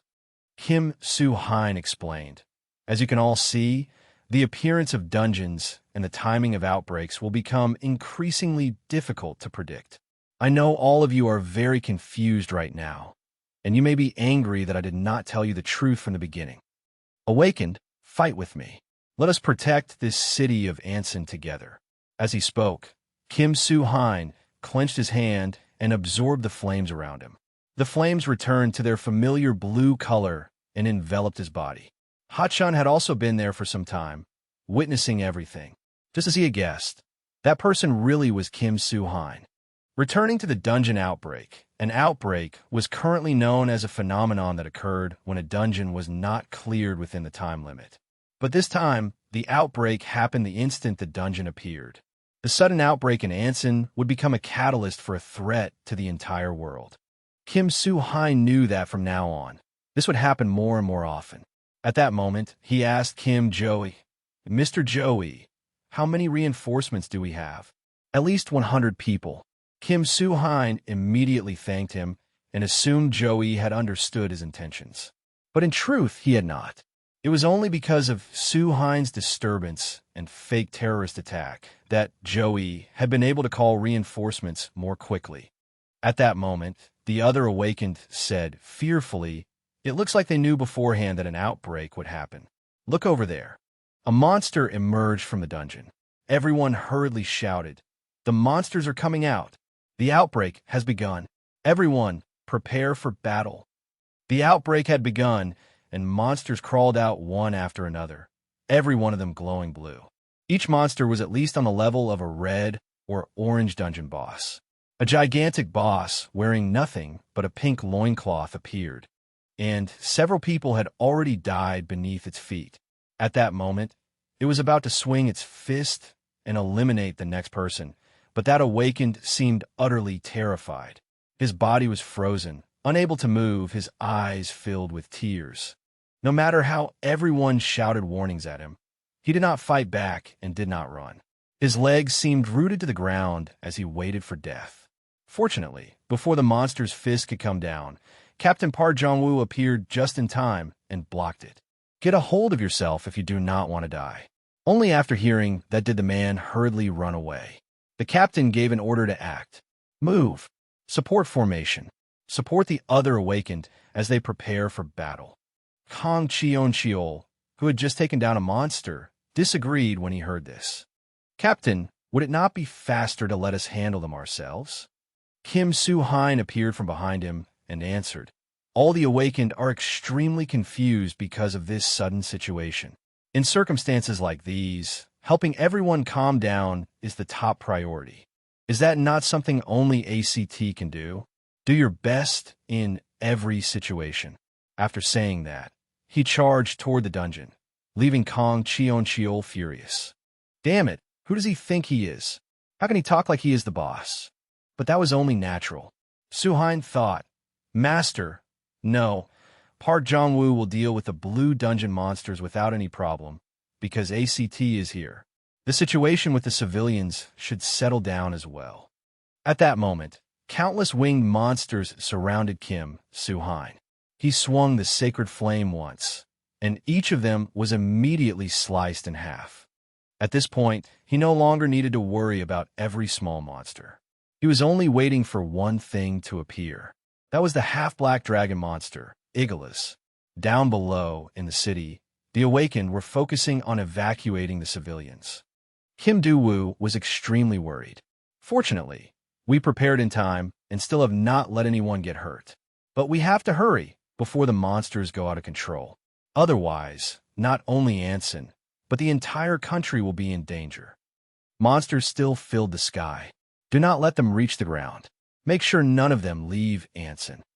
At that moment, the Son Goku-haired awakened was also deeply concerned as he reassured the civilians. Stay calm and follow the awakened's instructions. Kim Jo-e quickly used the power from his book to eliminate a monster. He looked toward Kim Soo-hein, standing on a rooftop, and thought that, at this point, they could only rely on Kim Soo-hein alone. But he was worried that Soo-hein could not wipe out all these monsters by himself. His wandering thoughts made him lose focus, and he did not even notice when a huge boss appeared behind him. Fortunately, before it could do anything, someone had already ridden onto its head and driven a blade straight into its skull. That person was none other than the captain of ACT. The monster collapsed just like that. The captain looked incredibly cool. He fought monsters as casually as if he were taking a stroll. He reminded Joey that he needed to focus more. If the captain had not been there, Joey would probably have been finished. After saying that, the captain calmly swung his sword and divided the tasks. We do not have much time, so I will get straight to the point. Leave killing the monsters and evacuating civilians to me and the members of ACT. You focus on supporting the awakened. Kim Soo-hein had also just arrived there. The captain asked him, "Can you handle that half-black dragon?" "Of course I can. I have done this sort of thing many times," Kim Soo-hein replied. "Then good luck." Immediately after that, everyone went to do their own job. Kim Soo-hein summoned the blue phoenix, grabbed onto its leg, and flew into the sky, facing the purple dragon with two horns like those of a bull. The dragon looked hideous, but what could he do? It was ugly, yet its structure was powerful. This monster also had a special move that used its tail to destroy anything in its path. Kim Soo-hein slashed its tail once, but it seemed to have no effect. He circled around, wanting to attack from behind, using all of his swordsmanship to cut the monsters in half. But it was not that easy. The dragon's back was so thick and hard that even Soo-hein's hand trembled. He did his utmost to slash the monster several more times, but it was like a mosquito biting stainless steel. With no other choice, he had the phoenix drop him to the ground. Immediately afterward, the dragon's eyes lit up and its mouth spewed dark magical firepower toward Kim Soo-hein. But the phoenix protected him, charging forward and striking the dragon in the face. The dragon roared in pain. It immediately used its 5-meter-long tail to wrap around Kim Soo-hein and drag him across the ground, leaving a long trail. Fortunately, he was still safe. Although this was the second time he had faced it, it was still extremely troublesome. He recalled the outbreak in Anson in his previous life. More than 15,000 people had been injured or killed, and more than half of them had been slaughtered by that dragon. Back then, because dungeon phenomena were unpredictable, there had not been enough awakened nearby to help everyone as there were now. Moreover, at the time, he had just finished clearing another dungeon and had to rush over to check the situation immediately, so he had no energy left to fight it. But now it was different. He had many opportunities to eliminate this monster. Your firepower is strong, but for me, as long as I focus on it, I can cut through anything. After saying that, Kim Soo-hein pierced through the dragon's blasts of fire one after another. He remembered that after it breathed fire, there would be a brief moment when the dragon lost focus. He only needed to wait for that opportunity. This was the moment. Only then did he take out the dragon-slaying spear. This was a weapon based on the legend of an undefeated warrior. It had been sold in the Abyss item shop. Although it was extremely expensive and was also a one-use item, it possessed terrifying power. Kim Soo-hein gripped the weapon in his hand, and energy radiated around his palm. Then he launched it straight down at the monster, speaking in a resolute voice. "I will make sure no one ever dies beneath your firepower again, you damned dragon." Countless spearheads pierced through the monster's body, through its neck, its head, and its chest. It fell from high in the sky. At that moment, its body looked no different from a porcupine. The dragon crashed down and died miserably. But was it really dead? It was dead, yes, but after this dragon Igalus was defeated, its soul would appear. The soul of the half-black dragon Igalus was the true final form. All he had been doing until now was crying out, "It hurts. Ah, it hurts. You killed me. Who are you?" Before asking in return, Kim Soo-hein answered, "Why do you not ask yourself who you are?" He was no one. "I'm only a soul." He could not answer who he was. He only lowered his head, covered his face, and cried out, "It hurts. It hurts. It hurts so much." His tears were blood red, gradually transforming into thousands of blades that flew faster and faster, piercing through Kim Soo-hein's body. After that, it threw a punch that sent him flying far away. At that moment, Su-hein did not look very well. When everyone heard the loud noise, they immediately looked up. At the same time, Lee Ju-ho also arrived at the scene. As soon as he got there, he hurriedly asked where Kim Su-hein was. At that moment, the black dragon had opened its mouth, filled with horrifying teeth, to eat Kim Su-hein. Lee Ju-ho only had time to see one of Su-hein's blood-covered arms sticking out. At that moment, he could not believe his eyes, thinking his friend had died. Suin. The system announced, "Your vitality has fallen to a critical level." Could Kim Su-hein really die this early? Of course not. Kim Su-hein had activated the Immortal Hero technique. The system announced, "You will recover the vitality you have lost. Your vitality recovery rate will increase. Your physical energy will increase significantly." At that moment, Kim Su-hein, his body covered in blood, used both hands to pry open the monster's jaws and even said, "Thank you. Thank you, half-black dragon. Thanks to you, I have become stronger." To explain why, even after Kim Su-hein defeated Igalus, a soul still appeared and made it immortal again. And strangely, when asked who he was, he could not answer. Until this moment, when he saw Kim Su-hein with his own eyes, he seemed to see himself in him. He wondered why he had become one with Igalus, and he also vaguely remembered that, long ago, he had been Falcon, a hero of the Taerim Empire. At that time, he had also been in the same situation as Kim Su-hein. He himself had been the one everyone trusted and entrusted with the mission of eliminating the half-black dragon. Back then, the half-black dragon Igalus was still an extremely powerful monster. No matter how he fought, he could not destroy it. Because the battle showed no sign of ending, Falcon thought of one final method. He believed that if he could control that bastard, he would be able to eliminate it. That was why his body merged with the monster, turning him into a soul dwelling within it as he searched for a way to kill it.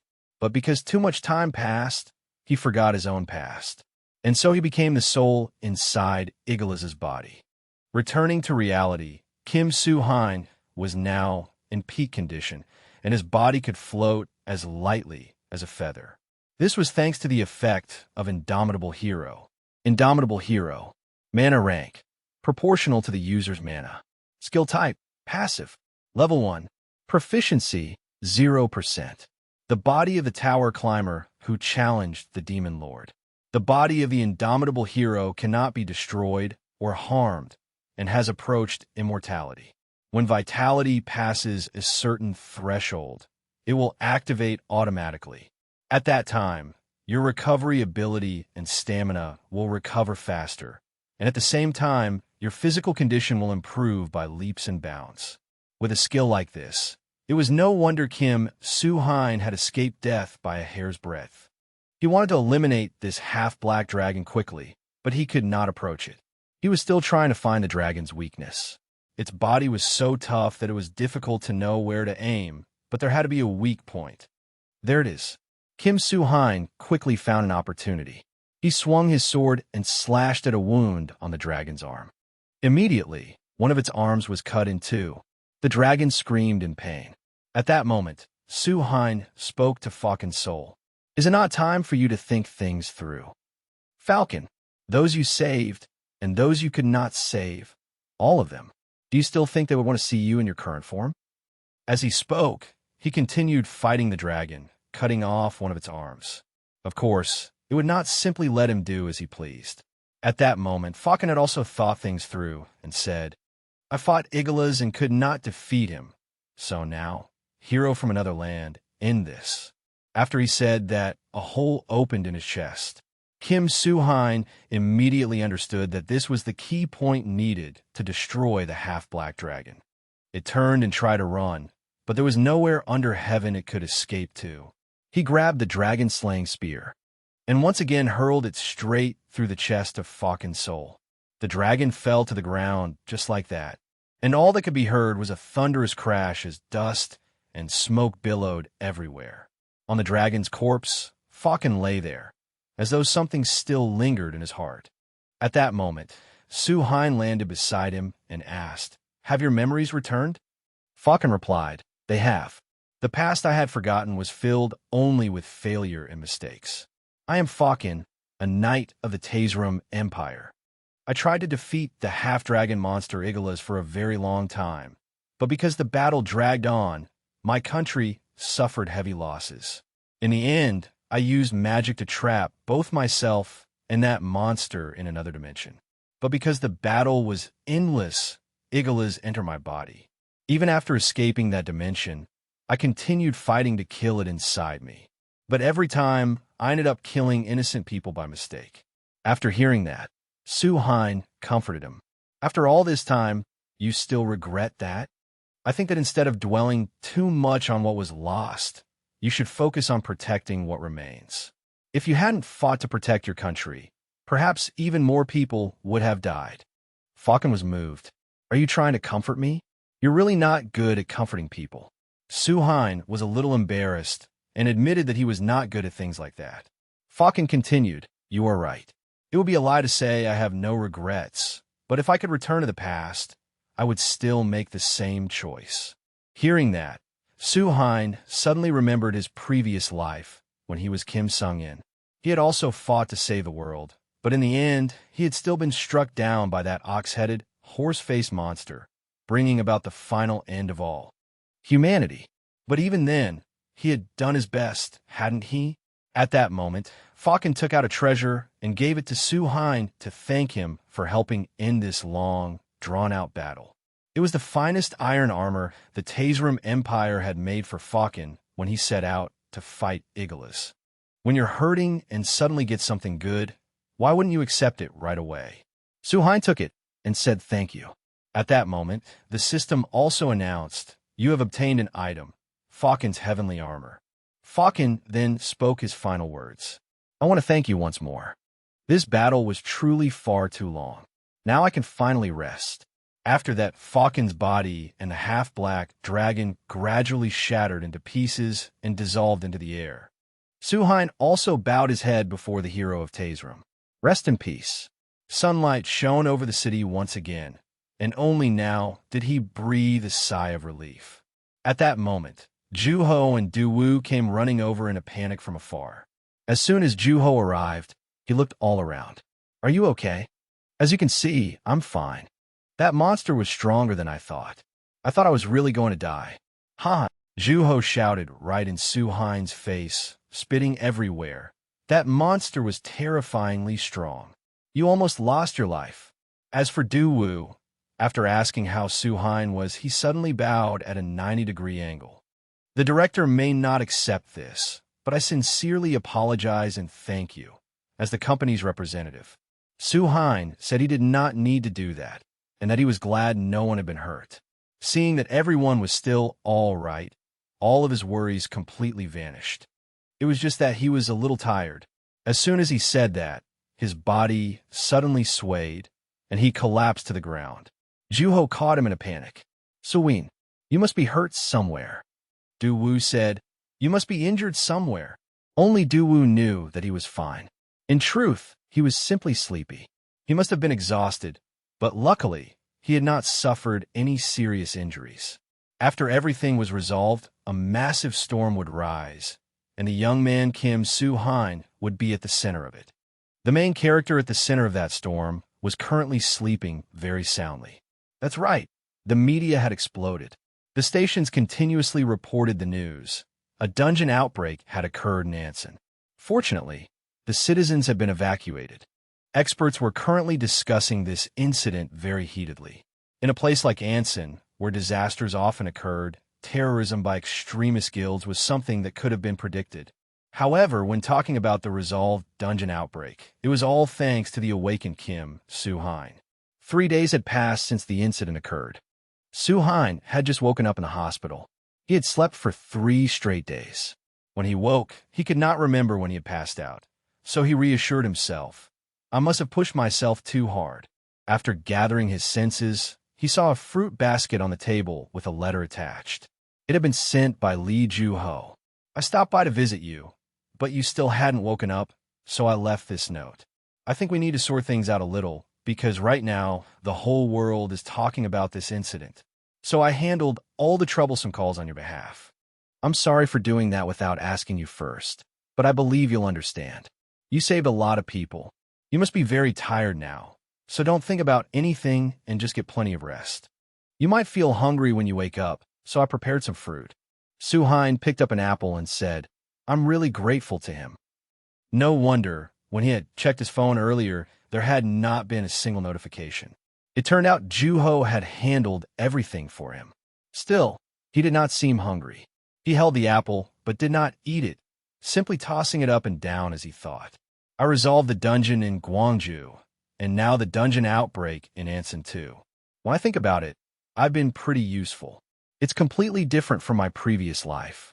But from now on, there's still a lot of things I need to do, so I can't let my guard down. I need to think about what I should do next. Such was the life of a male lead, fighting, resting, and preparing for the next step. While he was lost in thought, someone knocked on the door. Who is it? At that moment, a foot stepped inside. Suin looked surprised. It was Choi Hak-jun. He was as handsome as ever, except this time he was injured and wrapped in bandages, making him look as if he had lost one eye. Seeing that, Suhain asked, Why did you come to visit me? What happened to your face? But before he could finish speaking, Hak-jun cut him off. He slammed his hand hard on the table and said tensely, I have something to ask you. How would you feel about joining our guild? Oh, so it was just an invitation to join the guild. Did he really need to be that intense? Hak-jun was now trying very hard to persuade Suhain to join his guild. If you think about it carefully, this isn't a bad deal. You must be receiving a lot of calls from guilds and associations. But if you join our guild, I guarantee no one will dare bother you. All you have to do is join the guild. Without waiting for Hak-jun to continue, Suhain realized that something was definitely wrong. He answered Hak-jun, In this situation, I think you know this is rather awkward, don't you? Before persuading me to join your guild, I think you should explain exactly what is going on. There's some problem, isn't there? That was right. There had to be some reason Hak-jun was acting like this. And the wound on his face had not appeared out of nowhere either. Before he came to see Suhain, something had happened. At the Aries Guild, Dong Dongjang had gathered all the awakened in his guild to pressure them.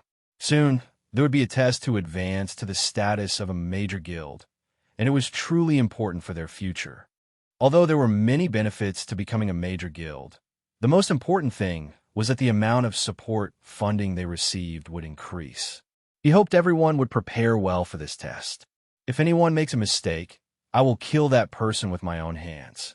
Everyone in the room listened seriously and accepted the order. Yes, Guildmaster. When it was time to dismiss them, Dong Dongjang called Hak-jun to stay behind. At that moment, an angry expression appeared on his face. Don't you think we have something to talk about?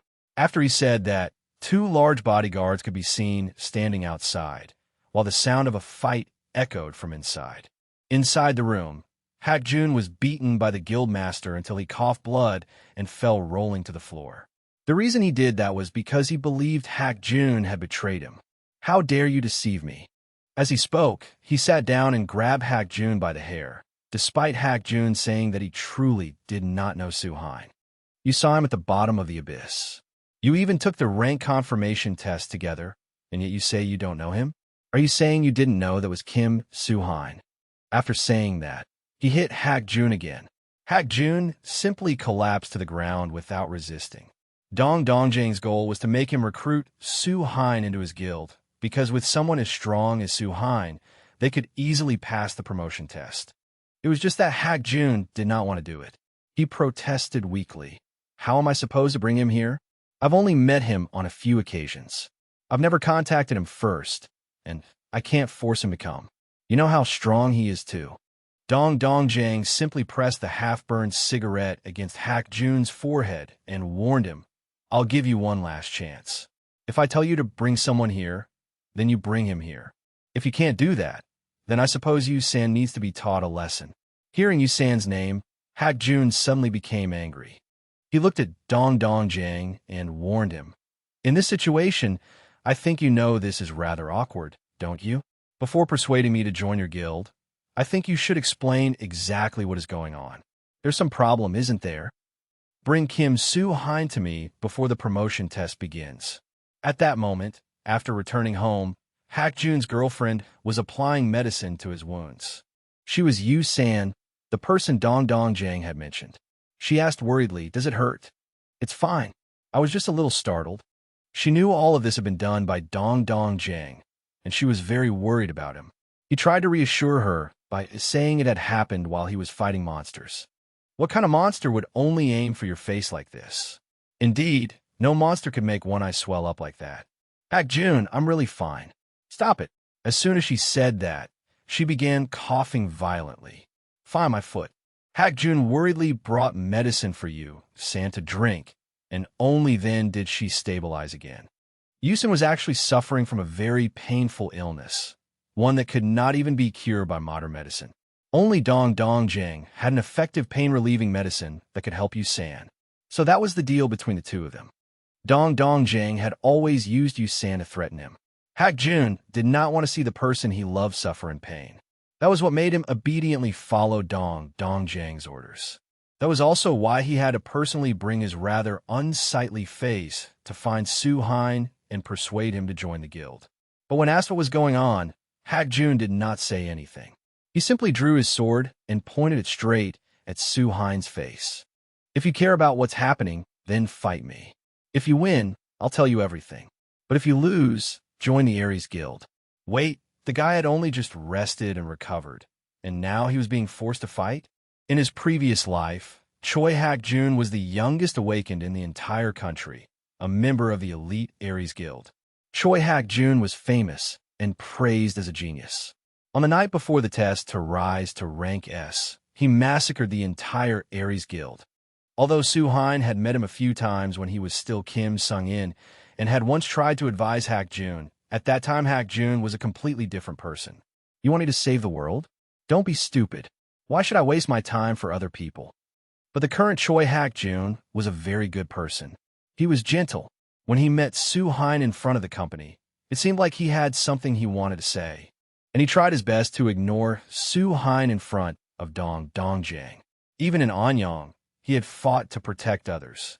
So why was Choi Hak Jun now forcing Su Hein into a fight? Back at the hospital, Hak Jun did not wait for Su Hein to agree to the duel or not. He decided that no answer meant agreement, and just like that, he attacked Su Hein right inside the hospital room. Su Hein hurriedly dodged the attack. He could not understand why Hak Jun was forcing him to fight while he was injured. The Hak Jun he knew was not that kind of person. "If you won't tell me the reason you're doing this, then Choi Hak Jun, I'll find out myself." After saying that, the two of them began fighting. The rumbling made the hospital seem as if it were shaking, and the doctors and nurses downstairs thought it was an earthquake.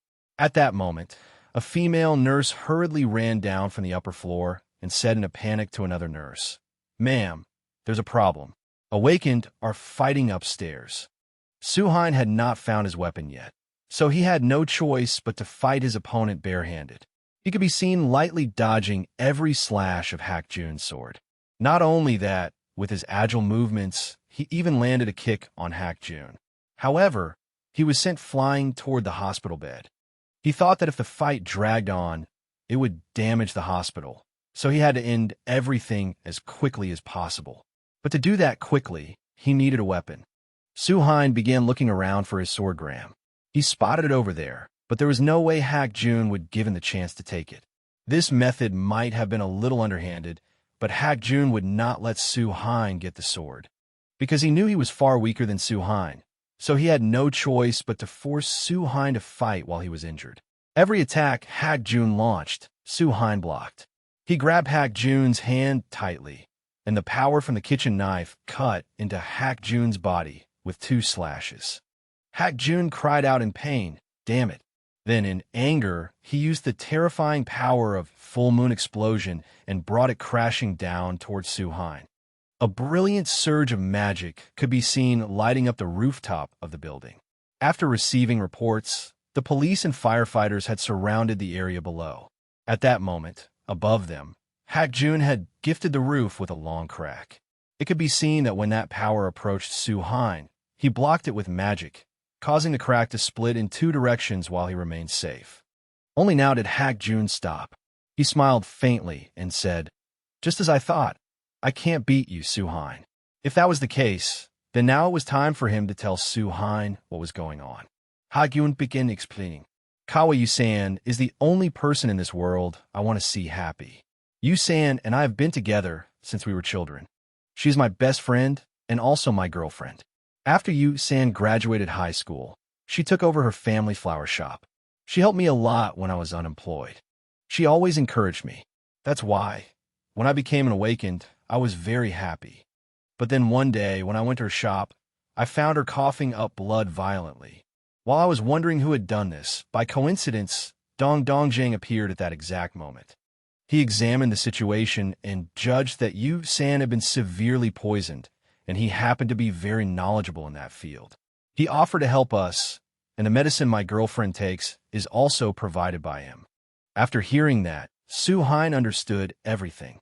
He said, because you need medicine for your girlfriend, you've always been used by Dong Dongjang? That's because he is the only one who can make that medicine. Hak-jun stood up and said to Su-hein, do you remember what you said before? When we met in front of the certification center, you said that if I ever needed help, I should call you. I really want to believe what you said. Please save me and Yu-san from Dong Dongjang's control. Please save us. Su-hein was still hesitating and had not had time to say anything when Hak-jun immediately changed his mind again. But if I accept your help, I'll never be able to believe in myself again. It would be the same as how Dong Dongjang has controlled me all this time. If I keep relying on others like this, then the same thing will happen again. I have no other choice. I have to end everything myself. After saying that, Hak-jun turned and left, not forgetting to look back and thank Su-hein for everything. How strange. What did he actually want? One moment he wanted help, and the next he did not, leaving Su-hein behind in confusion. At that moment, at a newsroom, Juho had bought some information about the Aries Guild from a man wearing glasses. It seemed to be very important information, and Juho asked him suspiciously, is this true? He got angry. I make a living selling information, so why would I lie to you? This is top secret. I'll only say it once, so be careful. And whatever you do, don't drag me into it. Just then, Du-woo received a call from Su-hein. He said goodbye to the uncle and left right away. Su-hein called to tell him what had just happened at the hospital. Du-woo was worried, but Su-hein reassured him that he was fine and nothing was wrong. At that moment, the police were also tracking Hak-jun's location. Su-hein also wanted to ask him what they should do about Hak-jun. He explained, well, that's what happened. Du-woo was a little surprised. So that was what had happened to Choi Hak-jun. As it happened, he also had information he wanted to tell Su-hein about the Aries Guild. At the Aries Guild office, Dong Dongjang was sitting with his legs propped up on the desk, reading a newspaper with a cigarette in his mouth, looking extremely smug. Suddenly, someone walked in.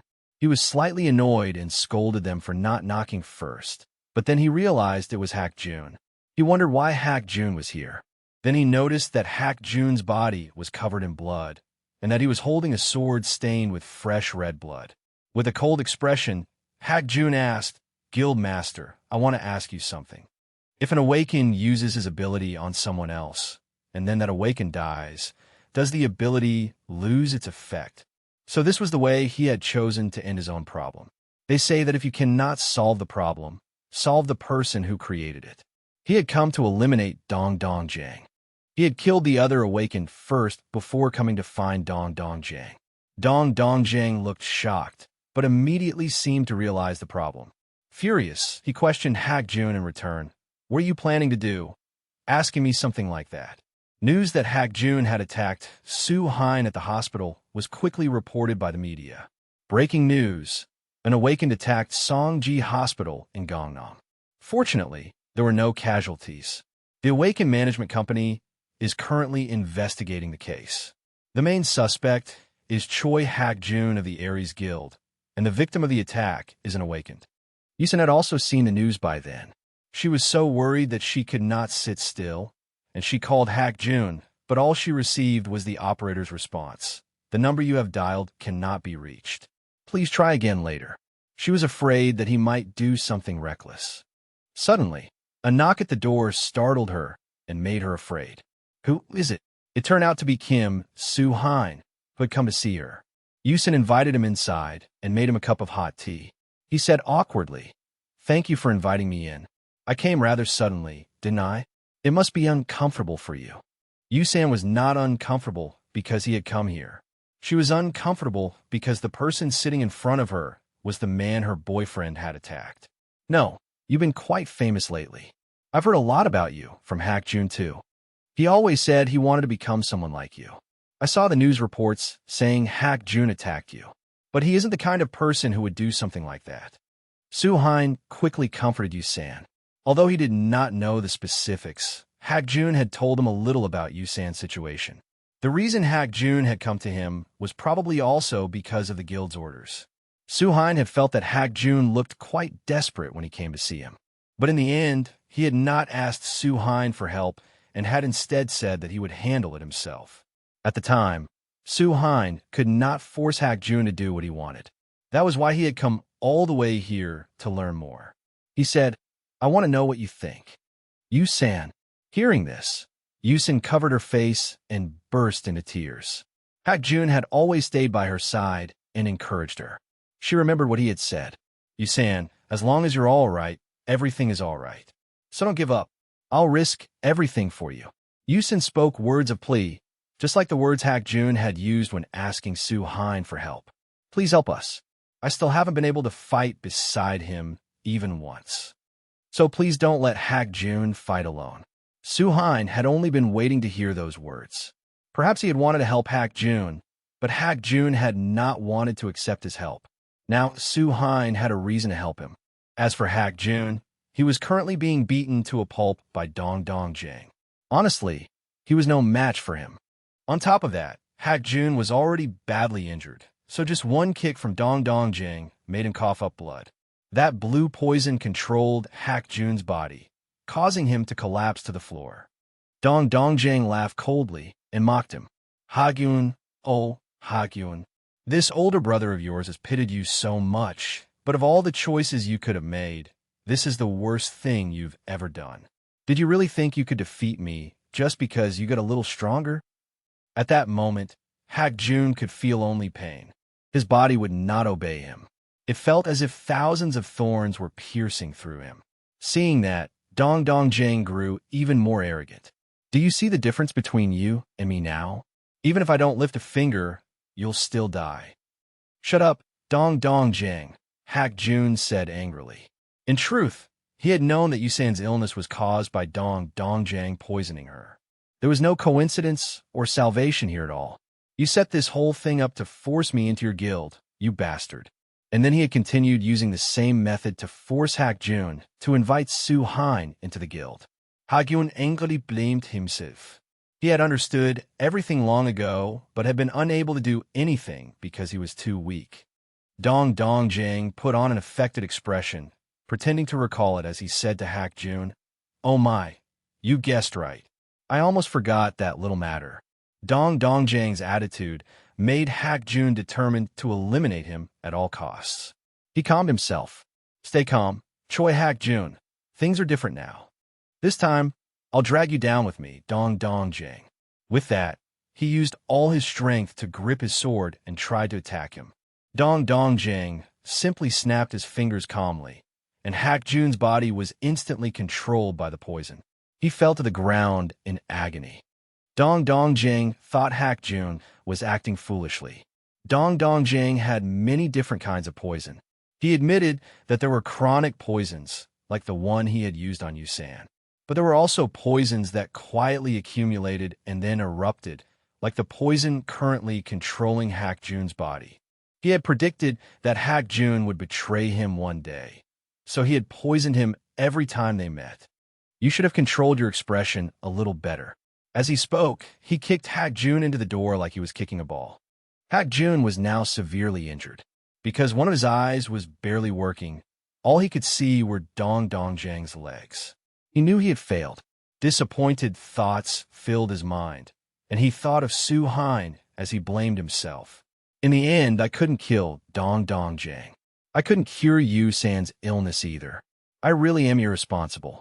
I knew that if I failed, Yu-san would be left all alone. But I still recklessly came here. Yu-san, I'm sorry. Perhaps he had only been trying to escape this hell through death. Just when it seemed that everything had ended there, a figure appeared.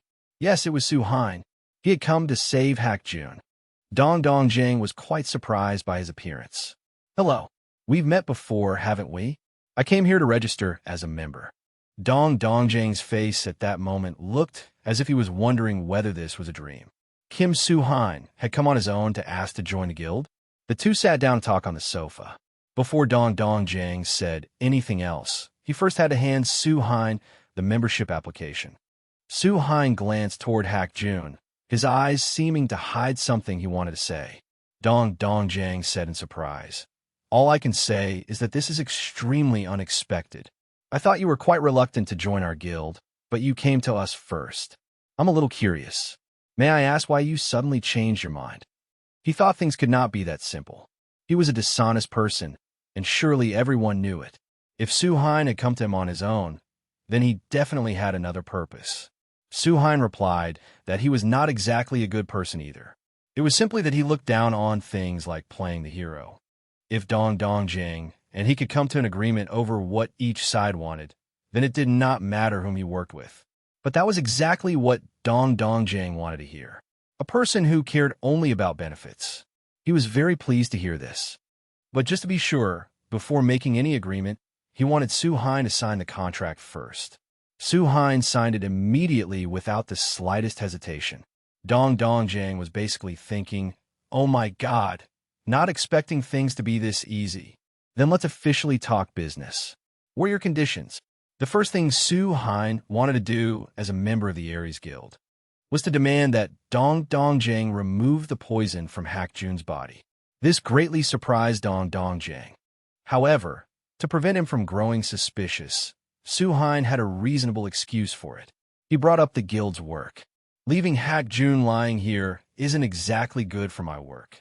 And I don't know if you've seen the news, but I still have a few things to settle with him." Yes, Su Hein intended to use that incident to create a suitable reason. Unexpectedly, Dong Dongjing believed him immediately. He burst out laughing. You want me to heal him so you can deal with him yourself? Actually, that can be done.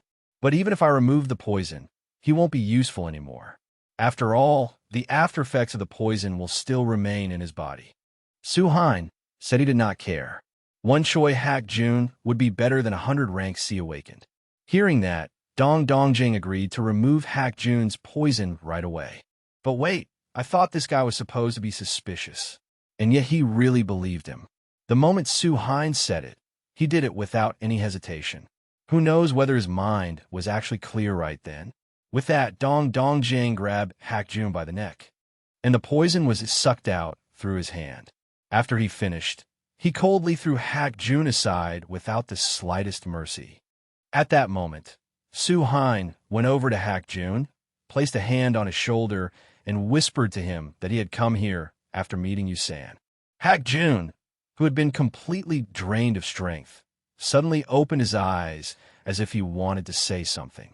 Su Hein immediately signaled for him to stay quiet. "Don't say anything, or you'll give it all away, bro." Next, Dong Dongjing told Su Hein about the distribution of his reward and his position in the guild. His reward would be 70% of the dungeon income, and he would be the representative of the guild master, meaning Dong Dongjing himself. That was because Dong Dongjing thought the way Su Hein worked was not very good. By this point, Su Hein no longer cared about that.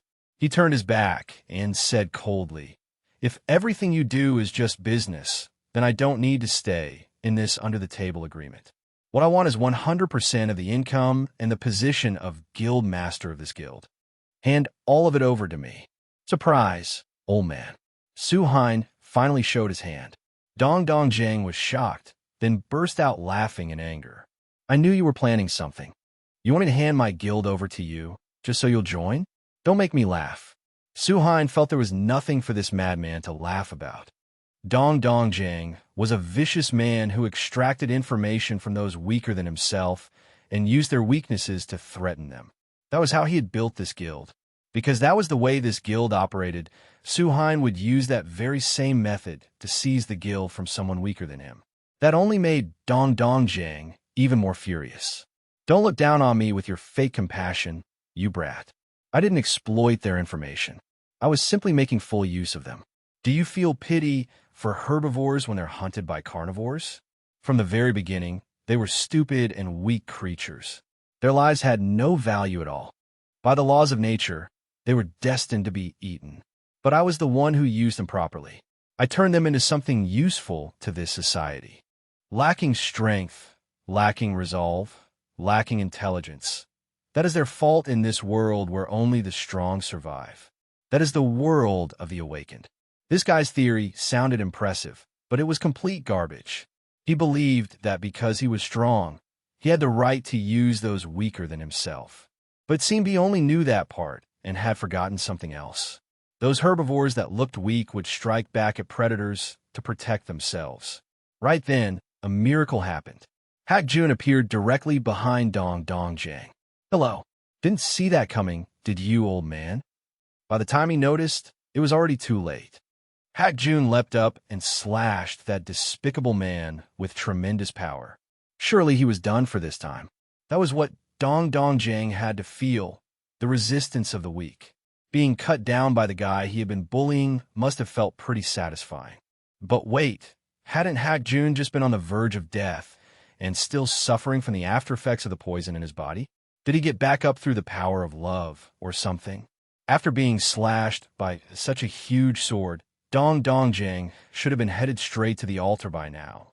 Hak Jun removed the bandages from his head. His wounds had completely healed. He himself did not know why. He asked Su Hein what had happened. He had thought he was certain to die from Dong Dongjang's poison. Even after the poison had been removed, there was no way a body that badly damaged could have healed. At that time, he could not feel any part of his body, nor could he see anything in front of him. Only when Su Hein placed a hand on his shoulder did it seem as if some kind of energy had been transferred into him, making him feel better. Why are you helping me this much when we only just met, and even now? But perhaps this was not a good time to talk about that, because Su Hein knew that Dong Dongjang still was not dead. He rose back up like a corpse and laughed loudly. A sneak attack? I'll discipline you thoroughly, Hak Jun. I've always wanted to do that. The reason he had not died was because he could use a healing skill. Healing formula. Hemostasis. Magic grade 2. Level 9. Proficiency 55%. It heals external wounds. The speed of healing increases based on the user's proficiency. Su Hein was also quite surprised. He had not expected Dong Dongjang to be able to use a healing skill too. Suit up, Dong Dongjang. I really want to kill you right now. You have no chance in a 2-on-1 fight against me and Kim Su Hein. If you stop here, I'll give you a chance to repent in prison. Dong Dongjang immediately laughed like a madman. You dare act arrogant in front of me? Then a blue energy began spreading from his body. A moment later, he was standing on a puddle of sludge. No, a puddle of bright green poison. Hak Jun hurriedly warned Su Hein to run. The two immediately climbed onto a table to avoid it. Su Hein remained calm and asked, "What the hell is this?" This was Dong Dongjang's strongest skill. Green Zone Poison. Magic Grade 4. Level 5. Proficiency 55%. Creates an area covered in deadly poison. This was Dong Dongjang's strongest skill. Green Zone Poison. Magic Grade 4. Level 5. Proficiency 55%. It creates an area covered in deadly poison. The range of the skill and the damage caused by the poison increase according to its magic grade. He could cover an area in deadly poison. It was a lethal area of effect damage skill. At that moment, Dong Dongjang said to Su Hein, "Hey, Kim Su Hein, do you think I built this guild by suppressing the weak? I think you're right to some extent. But do you know what else? Being able to do those things is the privilege of the strong." As he said that, his face flushed red like a bloodthirsty demon, and he spread the poison toward the two of them. It seemed he could control the poison beneath his feet. Hak Jun rushed into attack, but Dong Dongjang kicked poison toward him. However, Hak Jun's sword was large enough to block the poison. At that moment, the two realized that the poison only worked on living things. The table and sword were both hit by it, but nothing happened to them. So Su-hein thought that, in this case, as long as they had a barrier and the poison did not touch their bodies, they would be fine. But things were not that simple. Dong Dongjang unleashed purple zone acid, which corroded a large hole through Su-hein's shield. Fortunately, he managed to retreat in time. Now Su-hein understood. Dong Dongjang attacked and defended against living beings at the same time with a poison skill, Green Zone. He also used an acid skill to attack other targets. Both Green Zone and Purple Acid surrounded him, protecting him from surprise attacks. The harmony between those two skills was truly astonishing. Dong Dongjang was acting smug and arrogant now. Kim Su-hein, you may be considered one of the best, but you still don't qualify to become a hero. Do you really think you can kick me out of the guild like this? Su-hein was like, okay, I was wrong. I admit I was wrong. But in your eyes, what exactly counts as right? Right after that, red drops of blood appeared from Su-hein's hand. Does it look familiar? That's right. It was the skill Su-hein obtained during the Anyang battle, Blood Spear. Those drops of blood transformed into countless arrows. The defining trait of Blood Spear was that it covered the entire target. If you're that strong, then dodge every last one of them for me. Su-hein flicked his hand. Hundreds of spears attacked Dong Dongjang, forcing him to run for his life. But at that moment, he used poison to create a barrier. Hak Jun charged in and used his sword to open a path, creating an opportunity for Su-hein. But strangely, when the blood spears met the green zone poison, they had no effect. Hak Jun continued trying to ambush him from behind, while Su-hein attacked from the front, striking from both sides. But Dong Dongjang was extremely agile. Not only did he dodge, he also continued using green zone poison to create a shield, blocking every spear. Once again, Su-hein's attack could not break through. Dong Dongjang laughed loudly in triumph. No matter what you say, my poison can attack and defend at the same time. It's perfect. That's right, his skill was extremely troublesome. However, he did not know that Su-hein still had Holy Flame. Su-hein said to Dong Dongjang, I just need to burn it all away, don't I? Then he launched the Holy Flame toward Dong Dongjang. Dong Dongjang's green zone poison was completely burned away. In that opening, hundreds of blood spears pierced through his body. With a thunderous boom, that terrifying force pinned Dong Dongjang's body against the wall. At this point, he was gravely injured. His poison skill had also lost its effect, and all the poison was gradually returning to his body. This was the perfect chance to end it, but perhaps knowing he was about to die, Dong Dongjang still unleashed his final move. He used words to attack Hak Jun psychologically. I'll make the antidote for you. Even if you kill me, the poison in Yusan's body won't disappear. Are you hoping the poison inside that girl will be cured when I die? Are you going to gamble on that? Or will you let me live and save Yusan? Hearing that, Hak Jun was extremely conflicted and did not know what the right choice was. Su-hein advised him not to listen to that bastard anymore. He would handle everything. As long as he was here, nothing was impossible. After that, Su-hein walked over and stepped onto the green zone poison without the slightest hesitation. That action shocked everyone. The poison slowly seeped into the blood vessels throughout his body. Strangely, nothing happened to him. Golden energy radiated across his entire body. The poison was completely healed, and his energy was fully replenished as well. It was very clear that Su-hein had the ability to heal both himself and others. It was also thanks to his energy that Hak Jun had been able to recover so quickly. This made Dong Dongjang feel as though he had run into a monster. Your poison has no effect on me. Dong Dongjang was truly stunned. What the hell was that dazzling light? That skill came from the treasure of the Sakri Guild.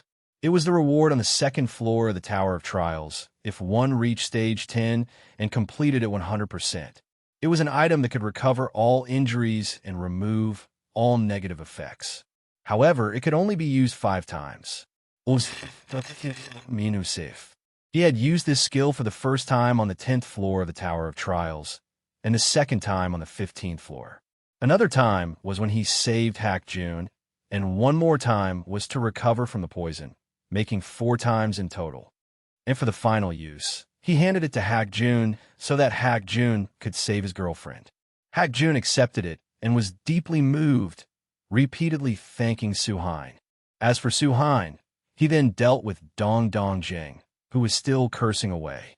Su-hein gripped his neck tightly. It seemed he had no intention of showing mercy. Dong Dongjing was still rambling. I'm the guild master of a major guild. Even if people don't care because this is a fight between awakened, what do you think will happen if they find out you killed me? I know many important people. Even if you're a famous rookie, you'll pay the price. If he truly was the master of a major guild, Su-hein would not be able to walk away easily after killing him.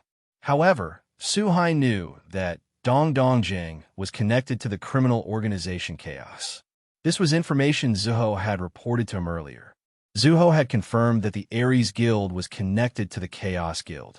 Because the Chaos Guild had its base in another country, it still could not extend its reach into Korea. So, in order to infiltrate Korea more easily, they chose the Ares Guild as their bridge. Above all, by using the Ares Guild's network and capabilities, they eliminated anyone who suspected the relationship between them. And now, the Chaos Guild had also taken notice of Su-hein, terrorizing members of other guilds and breaking the law, and even killing civilians together with the Chaos Guild. Do you think that's enough justification for me to kill you? And I'm waiting to see how everyone reacts. This is the perfect time to tear off someone's mask. In other words, Dong Dongjing was nothing more than bait. This time, there was no need for any last words. Su-hein did not hesitate to finish Dong Dongjing off. Dong Dongjing used the last of his strength to try to poison him, but at this point it was like throwing an egg at a rock. His poison had no effect against Su-hein's magic resistance. Su-hein had only been putting on a little act for fun, and it would be even more fun if he let Dong Dongjing taste what it felt like to be poisoned by his own poison. With that, Su-hein transferred the poison into Dong Dongjing's body. Dong Dongjing screamed in agony. It hurts! Damn it, it hurts! Then he quickly reached for the antidote. But what was the point of drinking it when he was going to die anyway? Su-hein drew his sword and cut off both of Dong Dongjing's hands, destroying the antidote bottle as well. You enjoyed watching other people suffer because of your antidote, didn't you? Don't you think you should experience that feeling for yourself? The pain from that poison seemed unbearable. Dong Dongjing looked as though he was about to go insane. He would rather die immediately than endure this agony. With that, he threw himself toward the glass window. He had committed suicide. Suin felt disgusted. It was so painful that even Dong Dongjing himself could not endure it. Yet he had forced others to suffer through the same thing. Now everything was over. Su-hein released the phoenix and blew up the building. Everything gained through Dong Dongjing's crimes will be erased from this world. In January 2023, the Ares Guild was officially dissolved. At this time, Hak Jun had brought the treasure back to Yu San. When she put the necklace on, a pure light surrounded her body. Very quickly, she felt recovered and comfortable. The two happily embraced each other and sobbed. Hak Jun said to Yu San, I couldn't have done it without someone's help. It wasn't just me, Yu San. You received help from someone else too. That's why I'm going to stop regretting the past. Just as others helped me, I'll help others too. Yu San also comforted her boyfriend.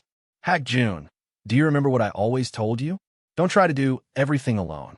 I can't fight by your side, but I will definitely cheer you on along the path you've chosen.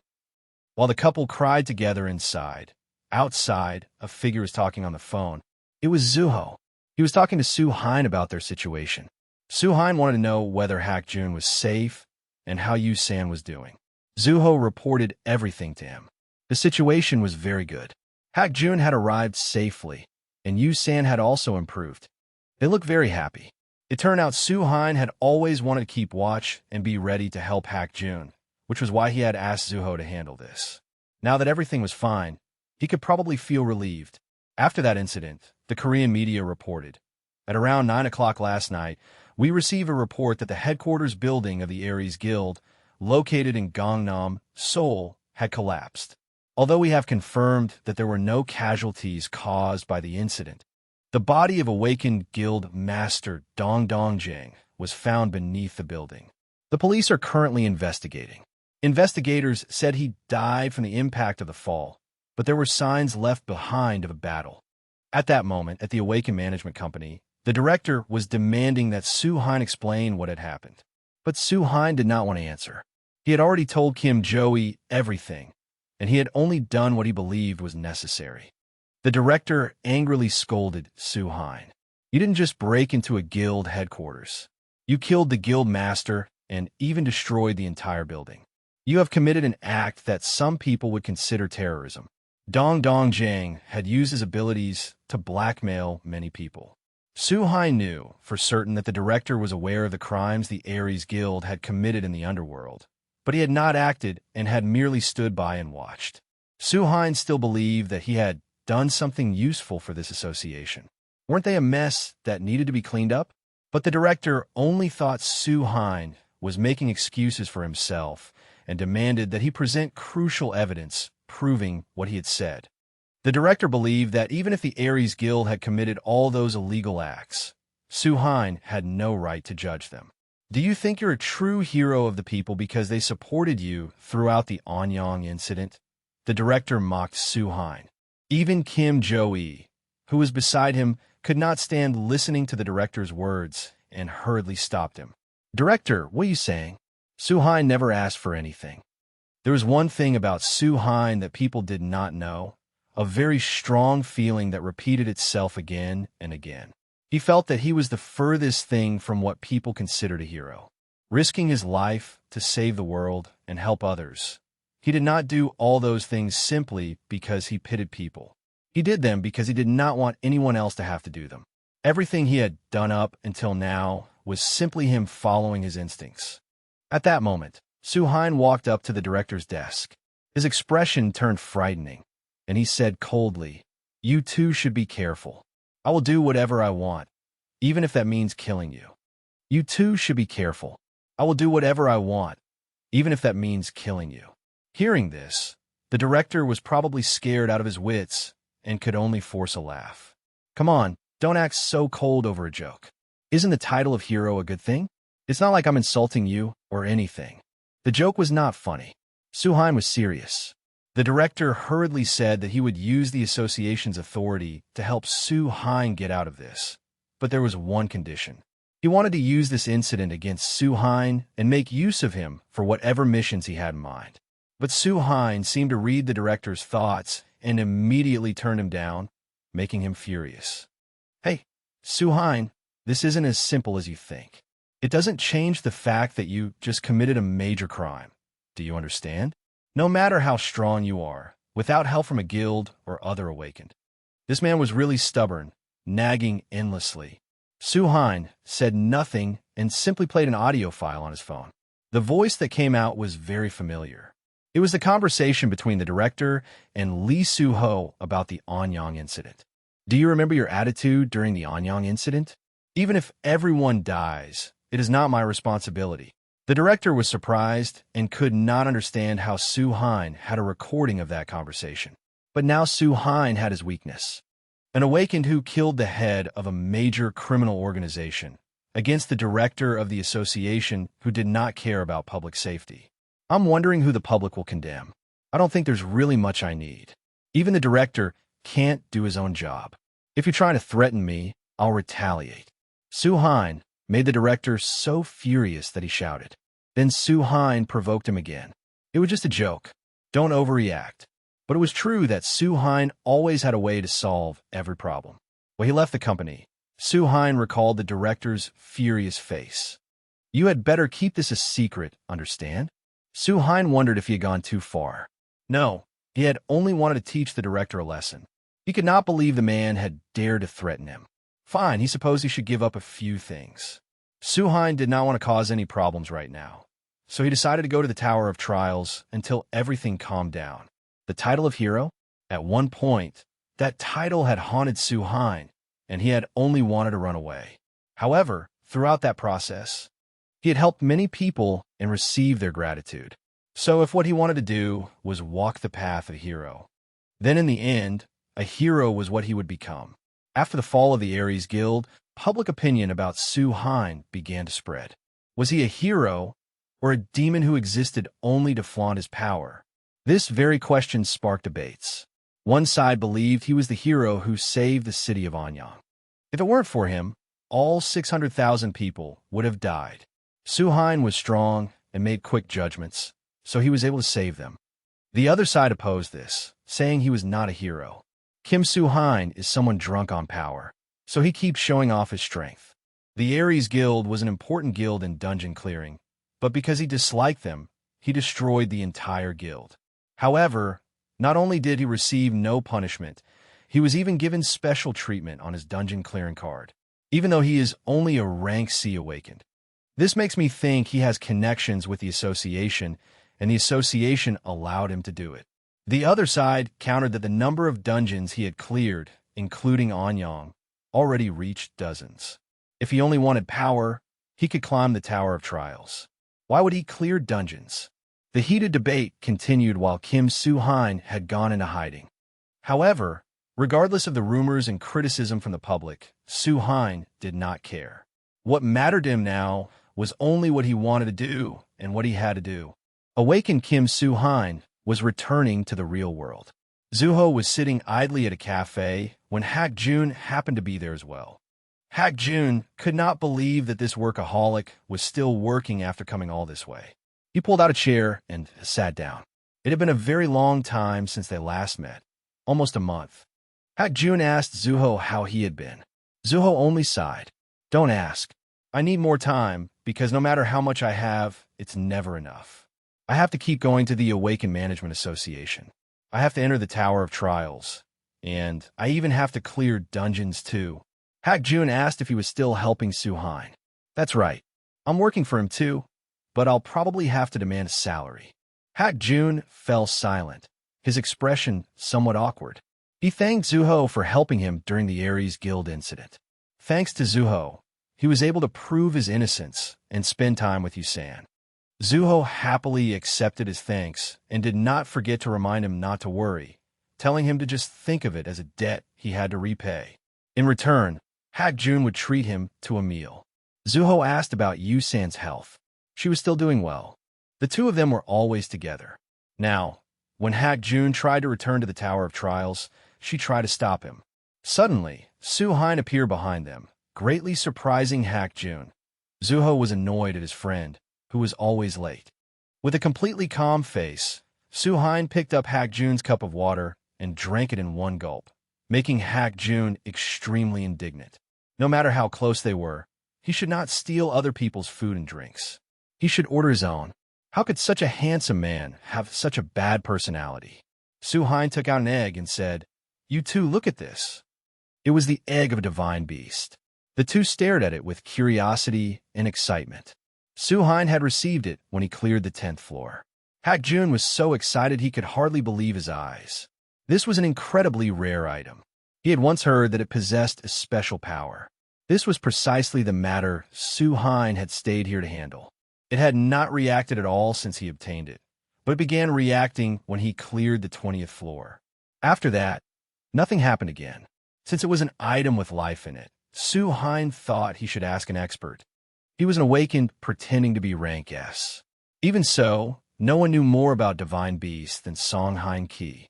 Juho was worried about whether he would be willing to help.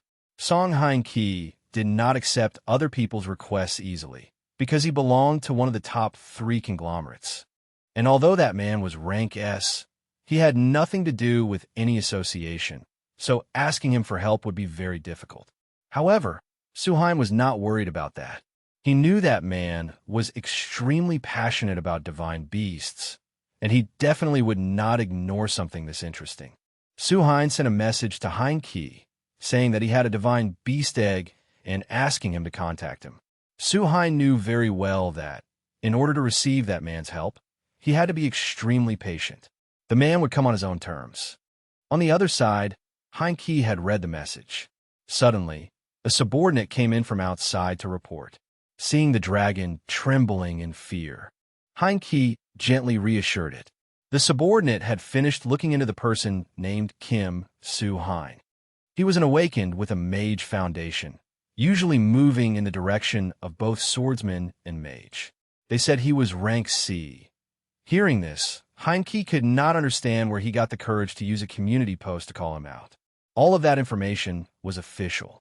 However, he currently held first place every week in the Tower of Trials up to the 29th floor. He was also known as the #1 reason the broken dungeon that occurred in Anyang was cleared. In practice, it could be concluded that he was near rank S. Heinke fell into thought. A long story always hid secrets. This man was the same. Everything was only the surface. The subordinate continued, saying that there were currently rumors that he often went to the association to undergo the procedures for promotion to rank S.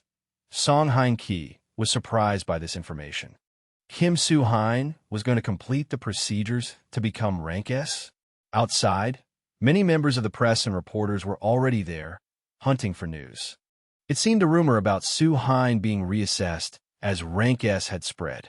Although Joo-ho had tried to keep it secret, it looked like that had been useless. Hak-jun pointed at the glowing egg and said, "Are you really planning to go with that? I told you already. I'm going to make Song Heinke want it." At that moment, the reporters also discovered Kim Soo-hein. They quickly raised their cameras toward him and began asking questions. "Mr. Kim Soo-hein, you've been chosen as a standout rookie. Please say something about this. Is there a reason you received an S rank evaluation after all this time? Is there any guild you want to join? We're certain about your actions in Anyang, but how did you know that would happen?" Joo-ho and Hak-jun had to work hard to control the chaos and protect their boss. One reporter noticed the egg in Soo-hein's hand and wondered what it was. Another person was also shocked to realize that it was the egg from the rumors. He said without hesitation that this was a divine beast egg. He also said that because there were many things he wanted to know, anyone with information about it should contact him. The press reporters continued asking questions. How did you obtain something so precious? Did you take it from Song Heinke? But he did not reveal any further information, because this was exactly his plan. Soo-hein thought to himself, "This should be enough. Since I showed the egg, he'll come meet me soon." Suddenly, Soo-hein was surprised by a question from the reporter from earlier. "Mr. Kim Soo-hein, please answer this question. Regarding the terrorist act against the Aries Guild, there's information saying that you were responsible for the destruction of the Aries Guild. Please give your opinion on this matter." Soo-hein quietly turned his head. He stared at that person with a gaze full of killing intent. "It seems everyone has gotten braver. If I really were a terrorist, what would you people do?" After hearing this, everyone went pale with fear, their faces drained of blood. The encirclement of reporters was also broken. Hak-jun admired how incredibly cool his boss looked. Joo-ho reminded him to relax, saying that his image was plummeting with outbreaks. But Soo-hein did not care. If he had to keep worrying about things like that, he would not be able to do anything at all. And so, he had achieved his goal. The bait had been cast. All that remained was to sit and wait. Let's see whether he could catch any big fish. The three of them marched confidently toward the evaluation room. The staff in the room said that before entering, he would be allowed to bring one reporter with him. Soo-hein said that only the two people beside him needed to enter, and that everyone else should go back. The reporters began whispering. "He's sending everyone away. Does he not intend to join any guild? I think this is breaking news. I have to tell my manager."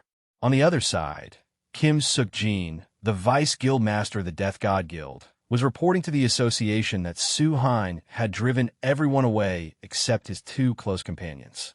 He would continue observing.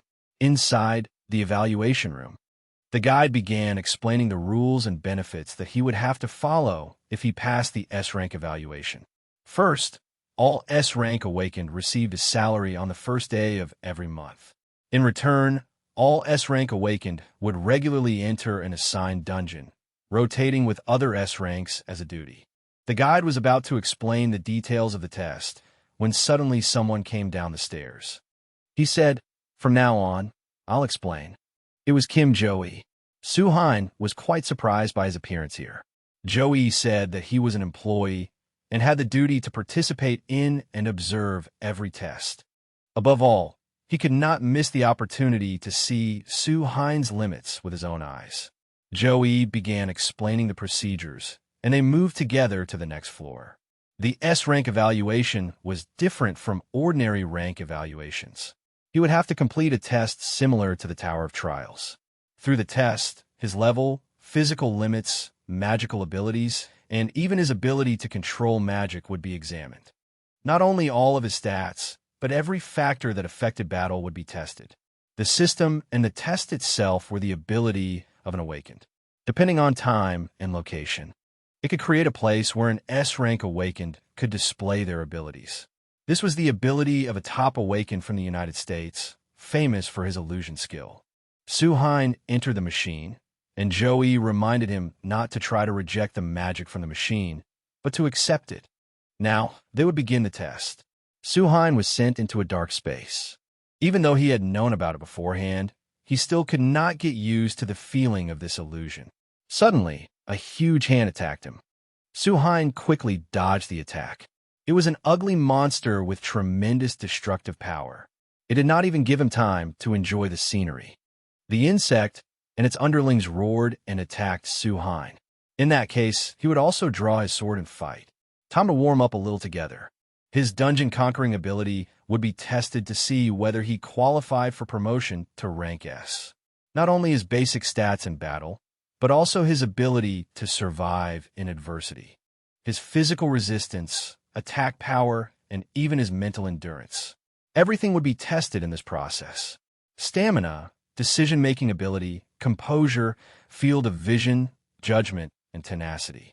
However, he had to be careful not to be swept away by his own strength or fall into the illusion created for the test.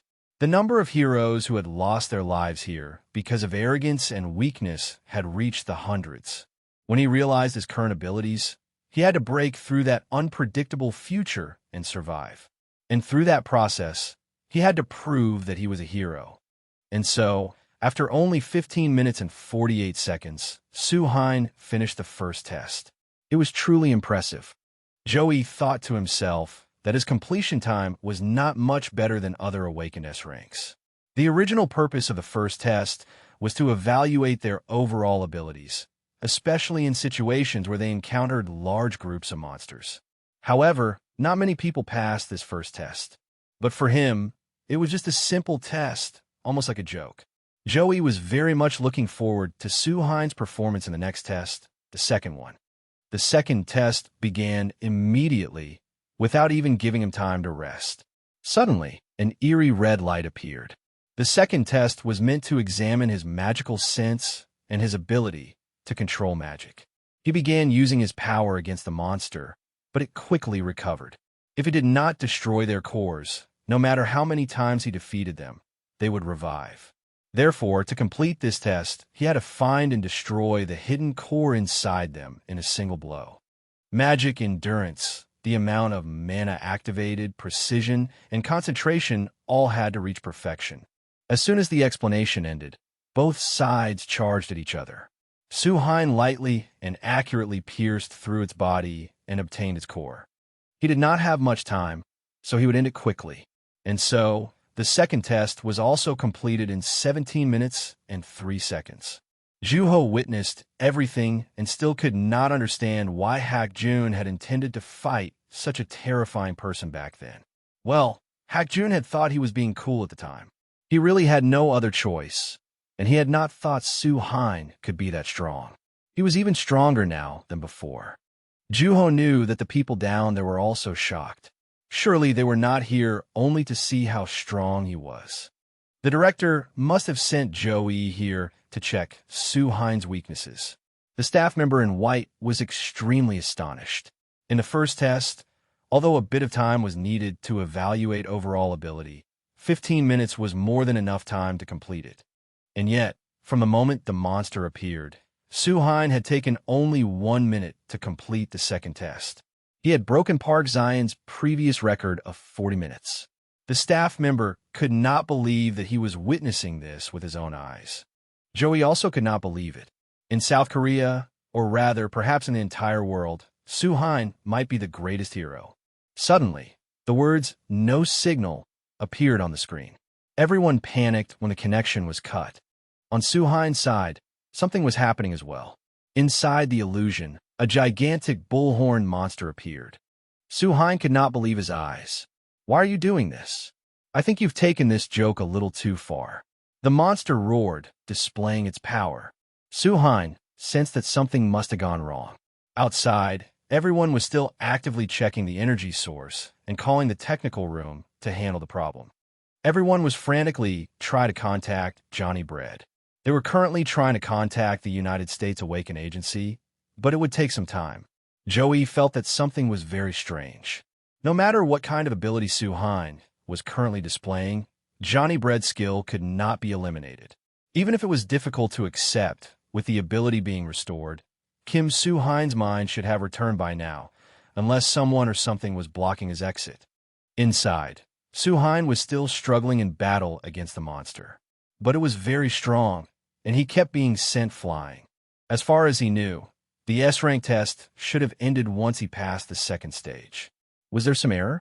This was an event Su-hein had never seen in his previous life, and he did not even know where this thing had come from.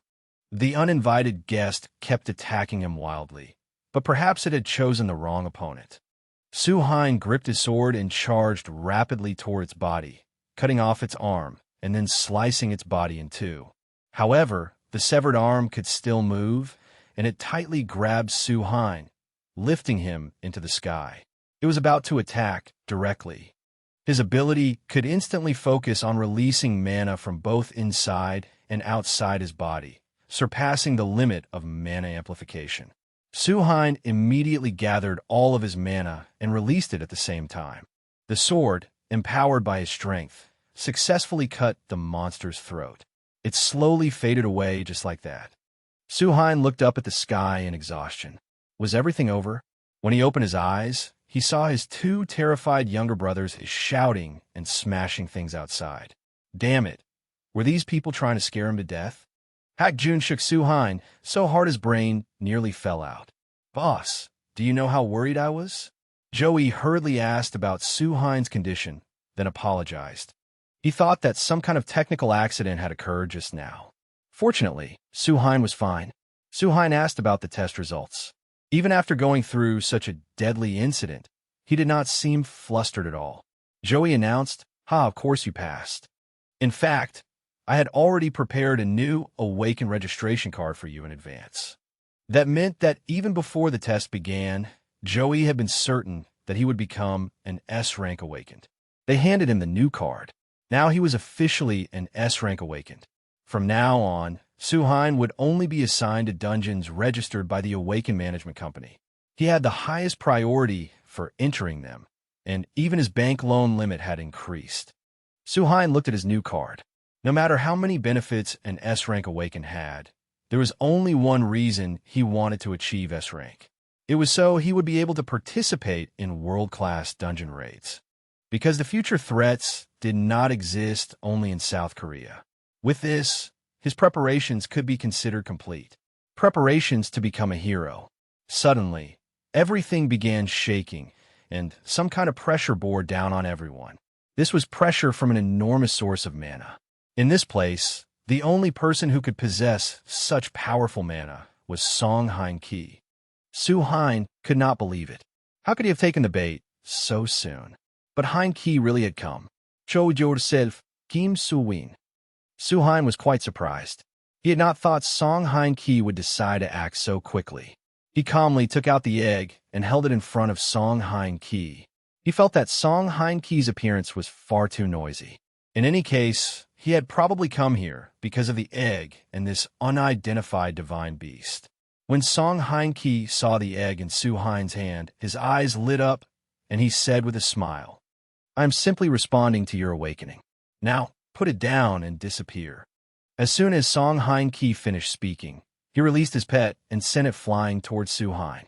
Su-hein still managed to dodge and realized that this Song Hein-ki did not like negotiations. He wanted to use force to seize the egg. However, the situation was a little bad, because Su-hein had used up all of his mana in the previous test. So he thought that if he could not attack, he would defend, as long as he could protect this egg, and keep Song Hein-ki from obtaining it. He would not lose. But before he could put it away, Song Heinke had already stopped him and demanded that he hand over the egg. Right at that moment, the egg shook violently and began to hatch. Both of them were surprised as they watched a red creature with two very cute little horns crawl out.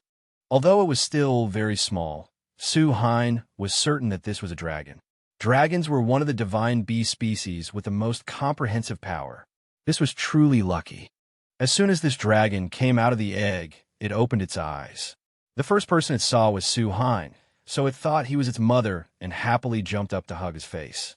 What was even more surprising was that, as soon as Song Heinke's dragon saw this little dragon, it bowed. He was shocked and did not understand what had happened, so he stroked the dragon while asking it what was going on. After exchanging words for a while, he realized something. The two of them changed locations to talk. Only then did Song Heinke learn that Su Hein had received this red little one as a reward for completely clearing the 10th floor after achieving a 100% completion rate. It seemed rather fierce. Song Heinke teased it a little, and the little one angrily bit his entire hand. The dragon told him that the little one's rank was even higher than its own. This was the first time Su Hein had heard that there were ranks among dragons. He asked Song Heinke if he still intended to take it away. Heinke changed his mind and said he no longer wanted to take it, telling Su Hein not to worry. Song Heinke happily played with the baby dragon, then asked Su Hein, "Do you know how long dragons live?" "One look at that blank face tells me you don't." Song Heinke explained further that even if they drink dewdrops, they fully mature after 3 years and then live for another 1,000 years after that. Unlike humans, dragons are sacred and pure, giving their masters unconditional loyalty, trust, passion, and affection. And they choose their masters themselves before they even hatch. Their traits change according to their master's ego and behavior. So if their master is evil, they can only become evil dragons. Even if they do not become cruel monsters, there will be people who treat them as nothing more than tools. That is one reason I collect unidentified divine beast eggs, so they cannot go down the wrong path. It is also for their safety and happiness. After hearing that, Su Hein breathed a sigh of relief.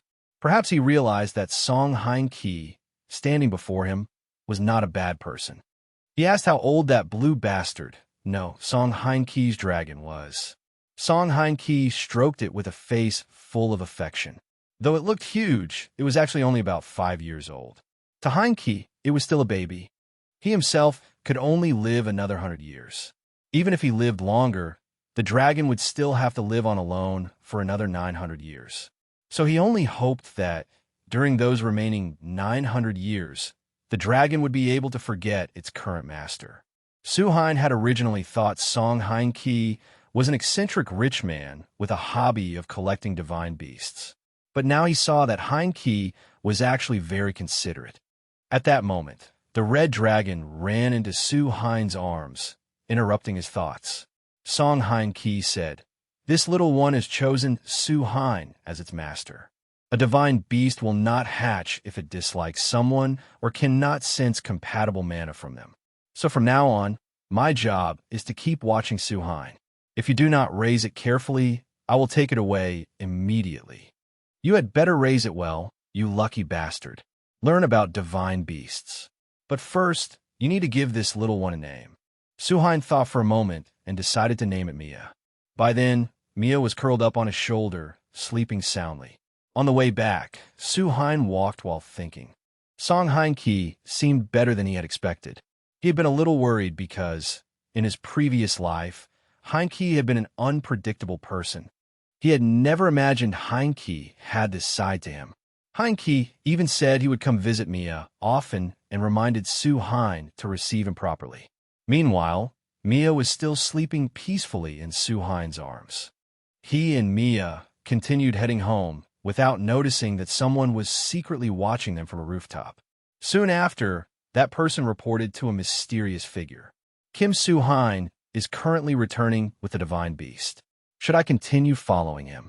On the other end of the line, the mysterious person ordered him to report every action Su Hein took.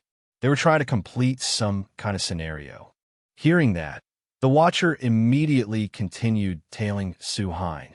Just then, a masked figure appeared behind him and suddenly attacked. After that, there was no after that. The watcher probably went straight to meet his ancestors. Su-hein knew nothing about it and was still standing there thinking, wondering what they would do next. He felt as if they had withdrawn. He hoped they would not break into his house. But whatever he worried about happened immediately. The moment he stepped into the house, he sensed it. Before he could even turn on the lights, Su-hein realized there was someone inside his home. Someone suddenly attacked Su-hein from above. He dodged lightly. Su-hein really did not want to fight inside his own house like this. However, if it had come to him, he would deal with it. The two of them charged at each other and exchanged punches nonstop. Su-hein realized this intruder was quite strong. The intruder could keep up with his speed. Suddenly, the intruder raised a knee and almost hit Mia. Fortunately, Su-hein blocked it in time. He warned the intruder, "I can understand you breaking into my house, but you had better not lay a hand on this little one." At the moment, Su-hein would have no problem even if the fight continued, because he had recovered a considerable amount of mana. However, he still did not know what this person's goal was. Afraid that the intruder wanted to snatch Mia from him, he still could not let go of her. Suddenly, the intruder raised a finger to provoke Su-hein, as if saying, "Come at me if you can." Only then did Su-hein realize that he and the intruder had only been fighting barehanded this entire time. The intruder's goal was simply to test their strength against each other. After that, he calmly placed Mia, who was still sleeping, on the table. Then he raised his hand and provoked the intruder back. The two of them charged in and continued exchanging blows. After a while, the intruder discovered an opening in Su-hein's guard. The intruder punched him in the ribs, making him furious enough to drive an elbow straight into the intruder's shoulder. At this point, both sides were using mana to fight, and they seemed evenly matched. Both were drenched in sweat. Suddenly, the intruder stopped and removed the mask. Taking off the hat as well, the intruder was revealed to be a beautiful woman. She was Park Zion, the guild master of the Death God Guild. It turned out her purpose in coming here was to recruit Su-hein into the Death God Guild. She fought him that hard just to invite him to join? Su-hein was completely stunned. He was still dazed, while Park Zion kept pressuring him for an answer. A moment later, he looked puzzled. "Does the Death God Guild always recruit people by attacking them?" She calmly replied, "You're still alive, so that doesn't really matter, does it? But what's with that attitude of yours?" She was clearly the one who had started the trouble first. Their ages were not that far apart either, so there was nothing wrong with him showing a little attitude. Park Zion was the guild master of a guild. She definitely had not come here for a simple reason like testing how strong Su-hein was. She was quite famous among S-rank awakened thanks to her impressive skills and attractive appearance. In Su-hein's previous life, she had always been in the spotlight as one of the people capable of leading humanity. However, in the battle against the Chaos Guild, she lost her life before she could fully develop her potential. For that reason, it was clear that Park Zion and the Death God Guild could also be considered enemies of the Chaos Guild. Although it had only been for a short time, Su-hein had once used the name of the Chaos Guild, so there had to be some reason that brought her here. Su-hein asked why she had come looking for him. She asked him back why he thought she was here. Then she pretended to stand there thinking, "Are you that clueless?" Su-hein did not know what else to say. He had heard rumors that she was rather strange, but he had not expected the rumors to be true. "If you don't have any other reason to be here, then leave. I currently have no intention of joining any guild." However, simply driving her away like that felt awkward, so Su-hein decided to test her a little. He asked Park Zion if she had come here because she was curious about the Chaos Guild. It seemed he had understood correctly. After that, the two sat down to talk. The intruder acted as if she owned the place, sitting on the sofa while the actual homeowner had to sit on a wooden chair. Su-hein explained that the reason he had acted as if he had ties to the Chaos Guild was to lure them into coming after him. Because they always operated in the dark, finding them was very difficult. Above all, they were composed of separate teams. If they cut off contact with one team, he would no longer be able to track them. Park Zion felt that Su-hein knew quite a lot about the Chaos Guild. She wondered if that was why he had decided to destroy the Ares Guild. But the reason for that was simply that there had been someone he wanted to save. In any case, even if he had not defeated the Ares Guild, it would have collapsed sooner or later because every Chaos Guild branch in Korea had been attacked by Zion. Hearing that, Zion was quite surprised and burst into laughter. This was beyond her expectations. Suhain had guessed correctly. Park Zion had wiped them all out. Because of her purge against the Chaos Guild, Park Zion's goal was to destroy everything connected to them. It turned out she was still as bloodthirsty as before. Whenever anything related to the Chaos Guild was mentioned, her emotions always slipped beyond control. Suhain wondered whether she was capable of suppressing those uncontrollable emotions and converting them into magic. Both her attitude and her magic were excellent, but her talent was on an entirely different level. As you said, I targeted each organization in Korea one by one. However, what I found was only the tail. In the end, I still could not obtain any information about the body or the head of the organization. If I fight them head-on, I won't gain any information about their manpower or their identities. That is why I chose to wait until the head begins to move. And that was when Suhain appeared. With the recent events, Park Zion was certain that the Chaos Guild would begin to act, so she could not miss this opportunity. People say the enemy of an enemy is a friend, so Zion would support Suhain to the greatest extent possible in preparation for the fight against the Chaos Guild. In other words, she wanted to use Suhain. He asked Park Zion why she was so obsessed with the Chaos Guild. She recalled something that had happened in the past, and it seemed extremely painful. I simply hate them. That is why I must take the life of their guild master with my own hands. After saying that, Park Zion said goodbye to Suhain and slowly disappeared into the night. Suhain sat there thinking about the hatred Zion had just mentioned. Perhaps that was the reason the Divine Guild had hunted down the Chaos Guild in Suhain's previous life. Suddenly, the phone on the floor rang with a message notification. Suhain picked it up and checked it, only to find, unbelievably, that it was a message from Park Zion. "This is my number." The next morning, Hak Jun and his girlfriend came to Suhain's house. The two of them finally had a chance to visit his home. Recently, Suhain had been busy climbing the tower and having his rank reevaluated. Yusen brought a large basket of roses to thank Suhain for all the trouble he had gone through. "Even though you have helped us so much recently, I still haven't had a proper chance to thank you. You are the hero who saved me and Hak Jun. It isn't much, but I hope you will accept this gift." As for Hak Jun, although he was too embarrassed to say it out loud, he was truly very grateful to Suhain as well. Suhain looked at the two of them and smiled. "A hero, huh?" He lowered his head and smelled the fragrance of the roses with a very satisfied expression.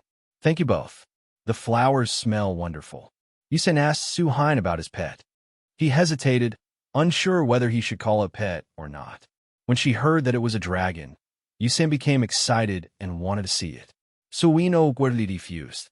"Sorry, but Mia is sleeping right now. Since she is a baby dragon, she sleeps a lot. She only hatched recently." Before he could finish speaking, Mia woke up and pounced on his Suhain's head. The two of them looked at her and were immediately captivated by how cute the little one was. Mia did not hesitate either and flew closer to Yusan. Suhain was surprised. He had never seen Mia approach anyone other than him like that before. She seemed very comfortable beside Yusan. Seeing that, Hak Jun felt a little left out and wanted Mia to sit on his shoulder too. "Mia, don't you think you'd be more comfortable on my shoulder?" The answer was no. Mia openly looked displeased when Hak Jun touched her. At that moment, Suhain received a phone call from Park Zion. He went upstairs to answer it. Park Zion informed him that a green dungeon was about to open in Busan. She had never seen a green dungeon open in such a short interval before. That was why the association seemed to be struggling to judge its difficulty. Even in Suhain's previous life, there had not been many cases of green dungeons opening one after another like this. Although there have been a few exceptions, things like this should not have happened at this point in time. Was it because the future ahead was changing? Suhain asked Park Zion, who had been chosen as the exploration team leader. and the answer he received was none other than Song Hein-ki. However, Hein-ki had refused. Park Zion would have the authority to choose anyone she wanted. She asked Su-hein if he was interested. Su-hein felt he should check the situation, so he agreed right away. The two reached an agreement. Zion said, "Those trash bastards should be showing up at the appointment you told me about. As for any problems that might arise with the Chaos Guild in Korea, leave that to me." Su-hein could hardly believe it.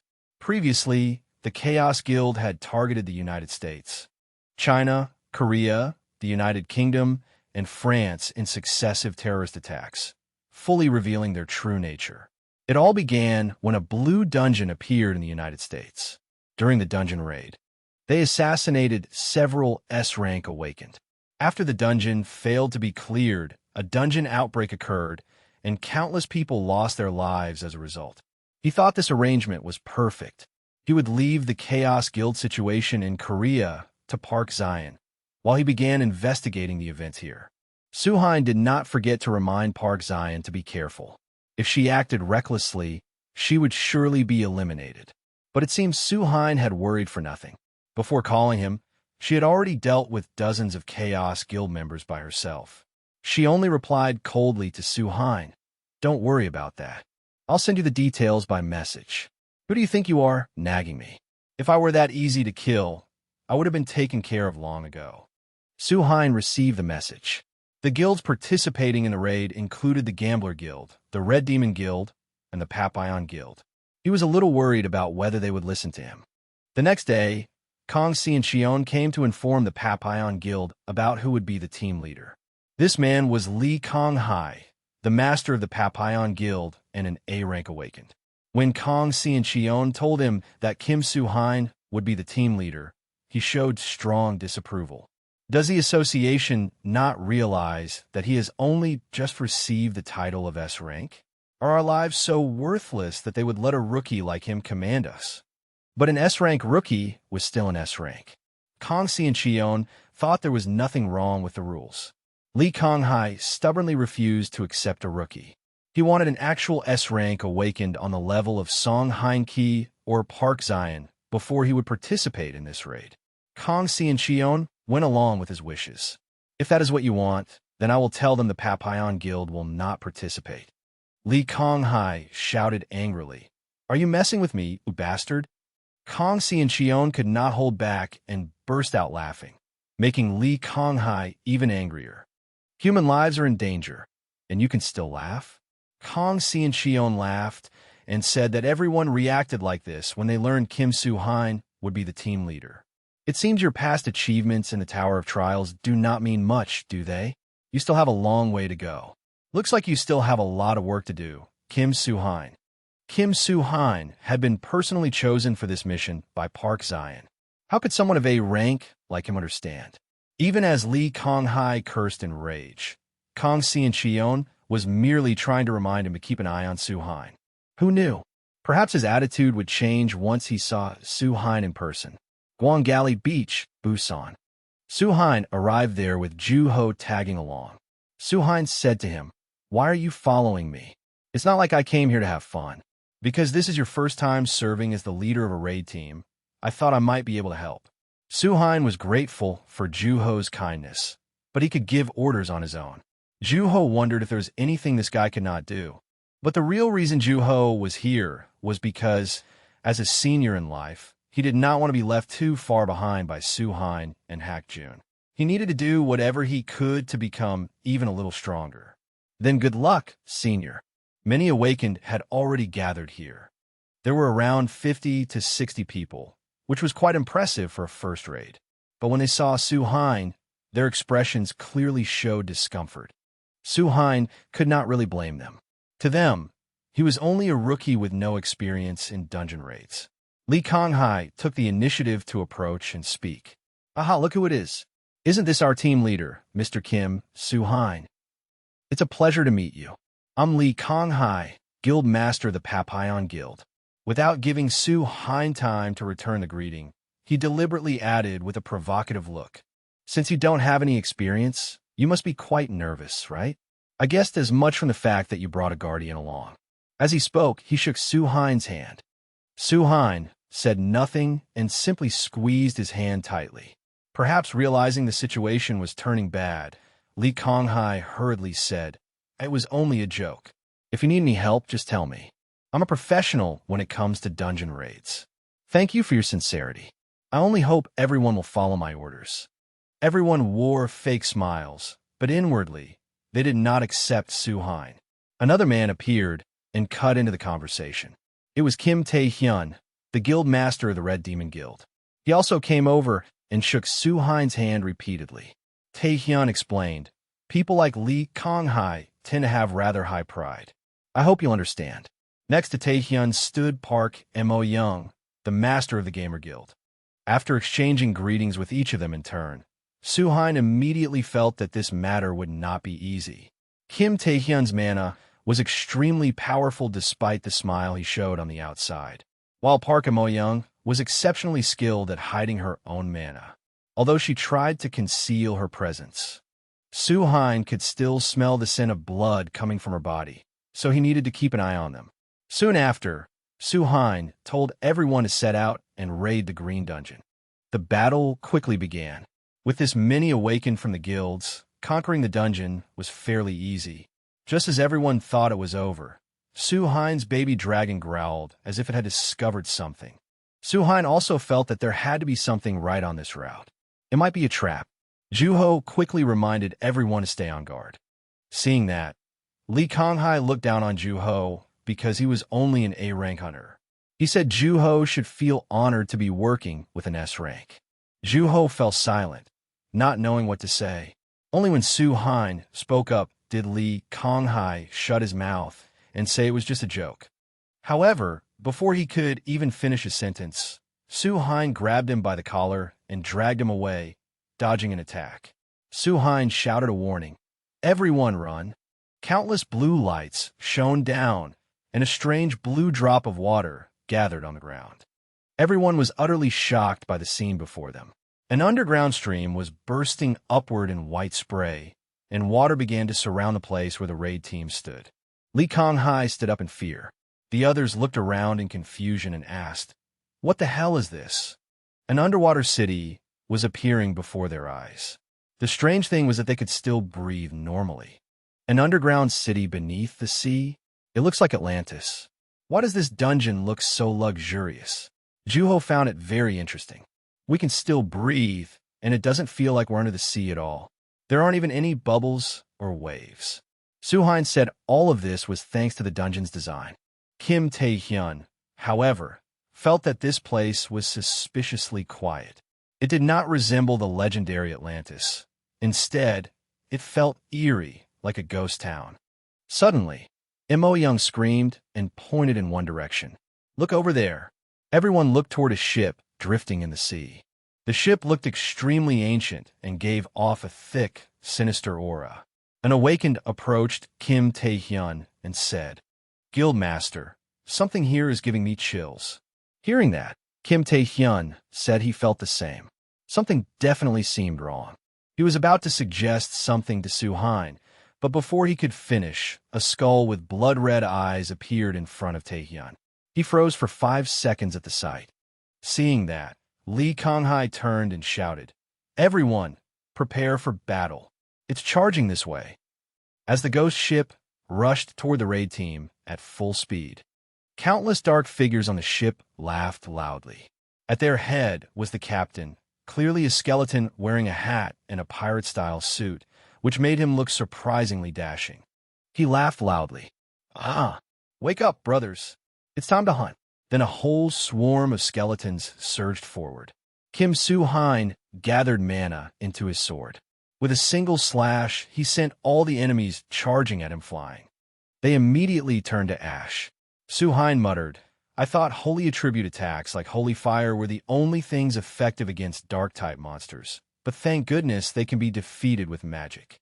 Hearing that, Li Konghai thought that magic must work on them. He said to everyone, "Magic works on them. Don't panic. They only have numbers. There's nothing to fear. Anyone who dares desert will answer to me." Su-hein saw that although the situation was unfavorable, the guild masters were still handling it rather effectively. He could not expect more organized strategies, such as proper formations, but the guild master's ability to lead their members was quite reliable. He thought he could leave this to them. With that in mind, Su Hein told Ju Ho that he would leave things here to him. While Su Hein intended to fly to the ship, Ju Ho, who was being attacked by a monster at that moment, snapped in frustration. "Damn it, I knew you'd pull something like this." Su Hein ignored him and summoned a phoenix, flying toward the ship. At that moment, the captain drew his gun and fired 3 shots in succession at the phoenix, making it disappear. Su Hein also jumped down. He guessed this seemed to be the boss. The captain continued firing at him, but not a single shot hit. Su Hein moved swiftly and closed in on the boss, cutting off his head with 1 slash. At that moment, blue smoke spread out. The captain's soul flew toward his subordinates. Before they could even turn around and do anything, he swallowed them whole. It turned out he was absorbing the souls of his own men. His head returned, and the blue flames flared much larger. 3 more skulls appeared above his head, and he kept muttering, "Souls. I need more souls." Su Hein observed him. He had the ability to absorb souls to heal and strengthen himself. Especially since there had to be at least 100 souls scattered around here.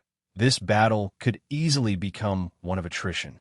But the souls he absorbed kept crying out, "Help me! No! Let me out! Please let me go! I can't take it anymore." The scene unintentionally reminded Su Hein of the past, of many hands desperately reaching out to him for help. Su Hein's face suddenly darkened, and he glared at the captain in fury, saying coldly, You're starting to get on my nerves." The boss also grew enraged and drew his sword, attacking Su Hein fiercely and continuously, but Su Hein dodged every strike. However, dodging seemed to make Su Hein feel that something was wrong. He rushed forward and used blue flame to attack him, cutting his body in 2. But Su Hein was shocked to discover that he was still alive and counterattacked. Su Hein was sent flying into the ship's mast, but he did not fall. "Fine then, watch me dance." Su Hein drove his sword firmly into the floor. He lightly stood atop the sword and thought, "What should I do? He isn't that strong, but dealing with that regeneration speed is quite difficult. Dragging out the fight would not only waste time, even a powerful attack like that had no effect. If this continues, it'll become rather dangerous." He stared at the captain, and the captain stared back at him. "Don't think I can't think just because I'm a skeleton." The captain also thought, "Dangerous? That brat keeps using holy fire without hesitation, and my attacks have no effect on him. However, I'm certain he'll run out of mana first." Thinking that, he said to Su Hein, "Haha, this will be the last time you get to laugh." As he spoke, he reached out and sucked in the souls fighting below. Many smaller skulls appeared around his head, and he laughed madly. "I'm starting to get bored. Let me devour you." Su Hein was extremely shocked when he saw this. The captain was trying to absorb even more souls, to the point that countless eyes appeared all over his body, making him look terrifying. I can feel my body overflowing with souls." Su Hein's cold eyes filled with killing intent. He rushed forward and repeatedly slashed the captain with holy fire, but nothing happened at all. Su Hein began to worry. His mana blood was almost depleted. The captain realized this as well and began taunting him. "Looks like those flames aren't as hot as before, are they?" Then a blue beam of light flew towards Su Hein. Su Hein reached out and tried to block the attack. Its power was so terrifying that it snapped the mast in 2.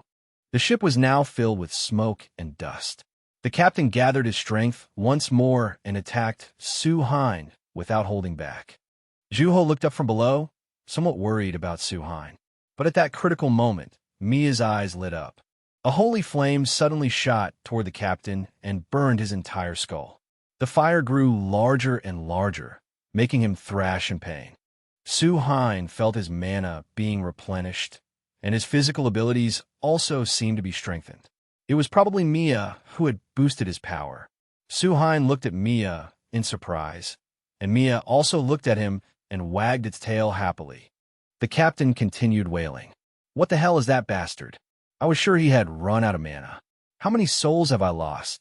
Su Hein asked him in a voice full of confidence. You're still alive? If so, then I'll just have to send you to meet your ancestors again and again, until you can't come back anymore. He charged forward powerfully. The quiet ship suddenly erupted from Su-Hein's attack.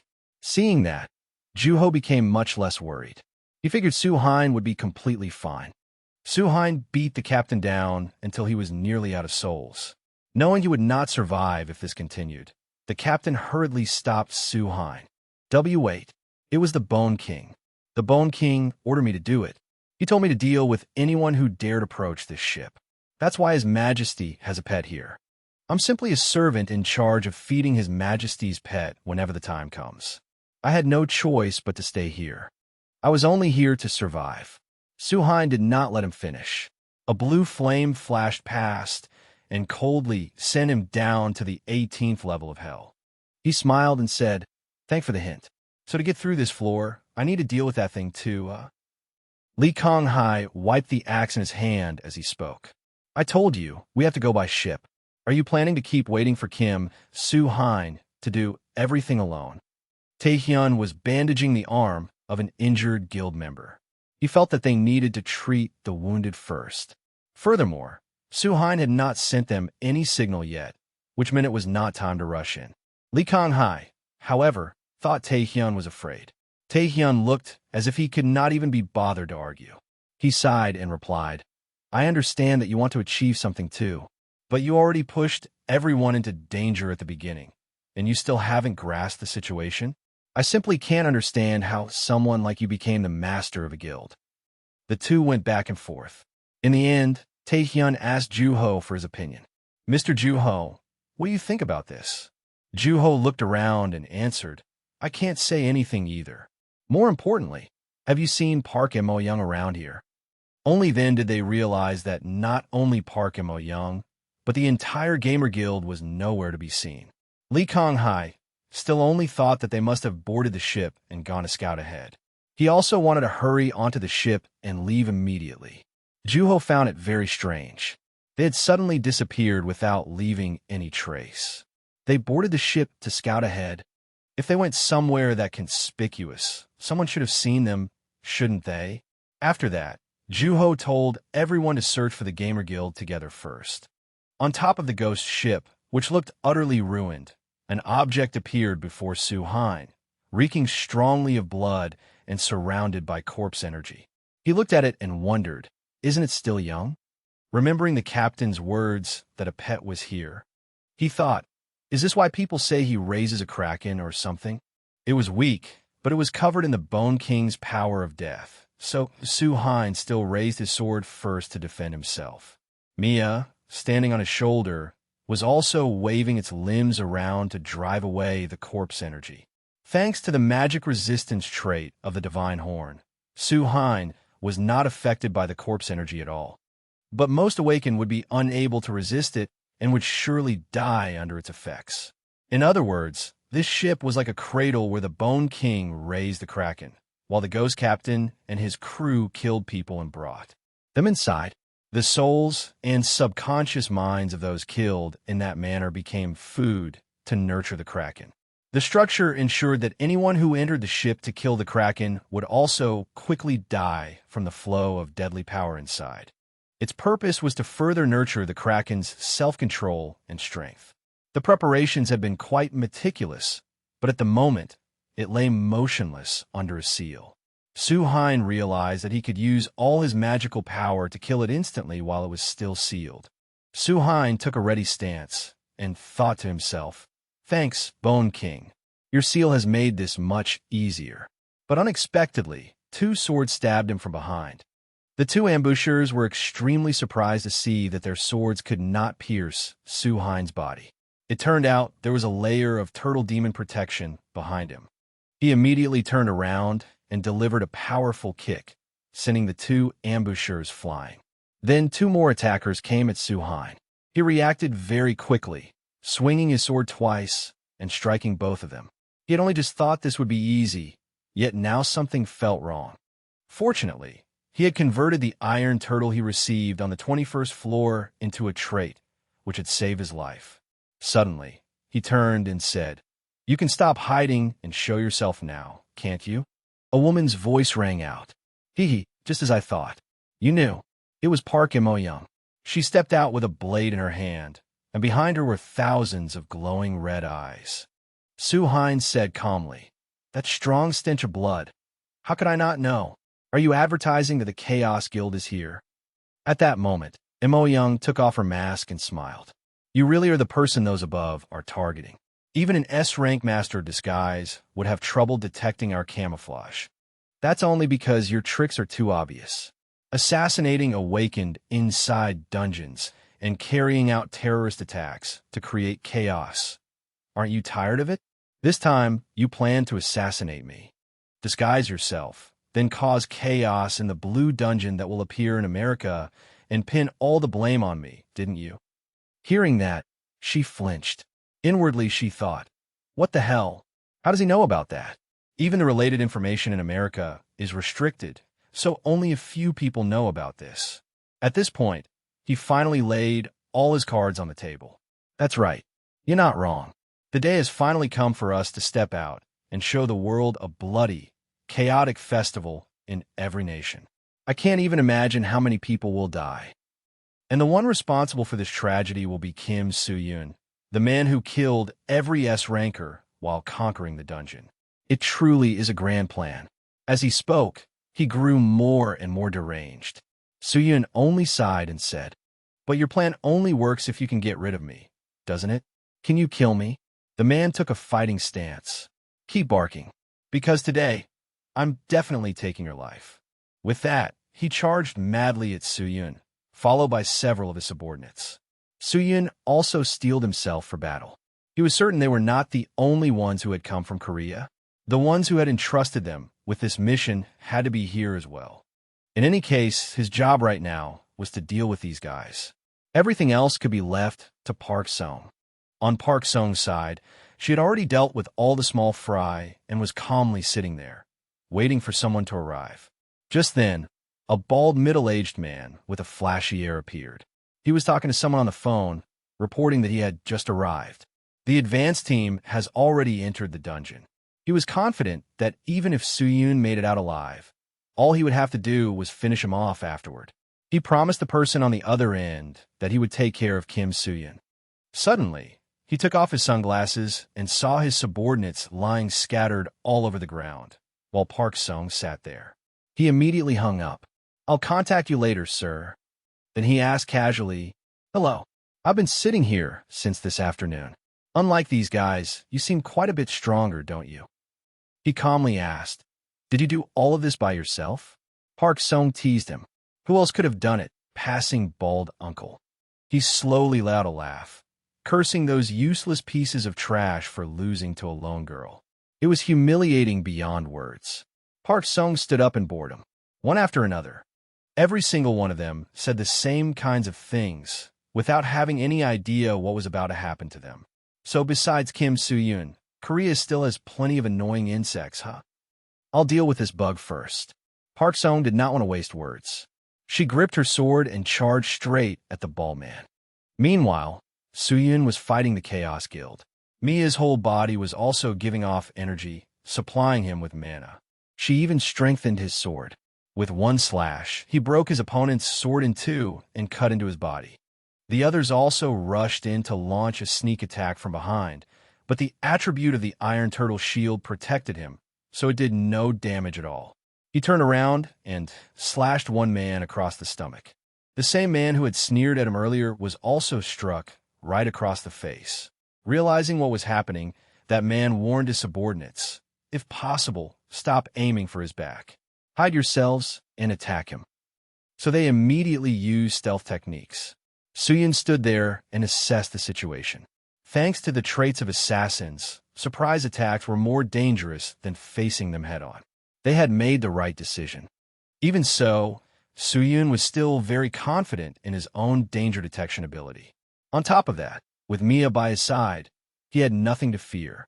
In the past, he had used that skill to stop an ambush, but he had not expected the Bone King to help them hide all of their corpse energy so completely. Now, he had no choice but to trust Mia. "Mia, you can smell them, right?" He placed Mia on his head and told her to warn him immediately if she sensed he might get hurt.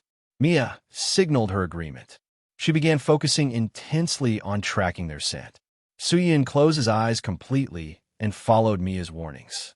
Suddenly, Mia pointed to the left and cried out. Suyun immediately sensed it and swung his sword, taking down one of them. Even as the man was about to die, he could not understand how Suyun had done it.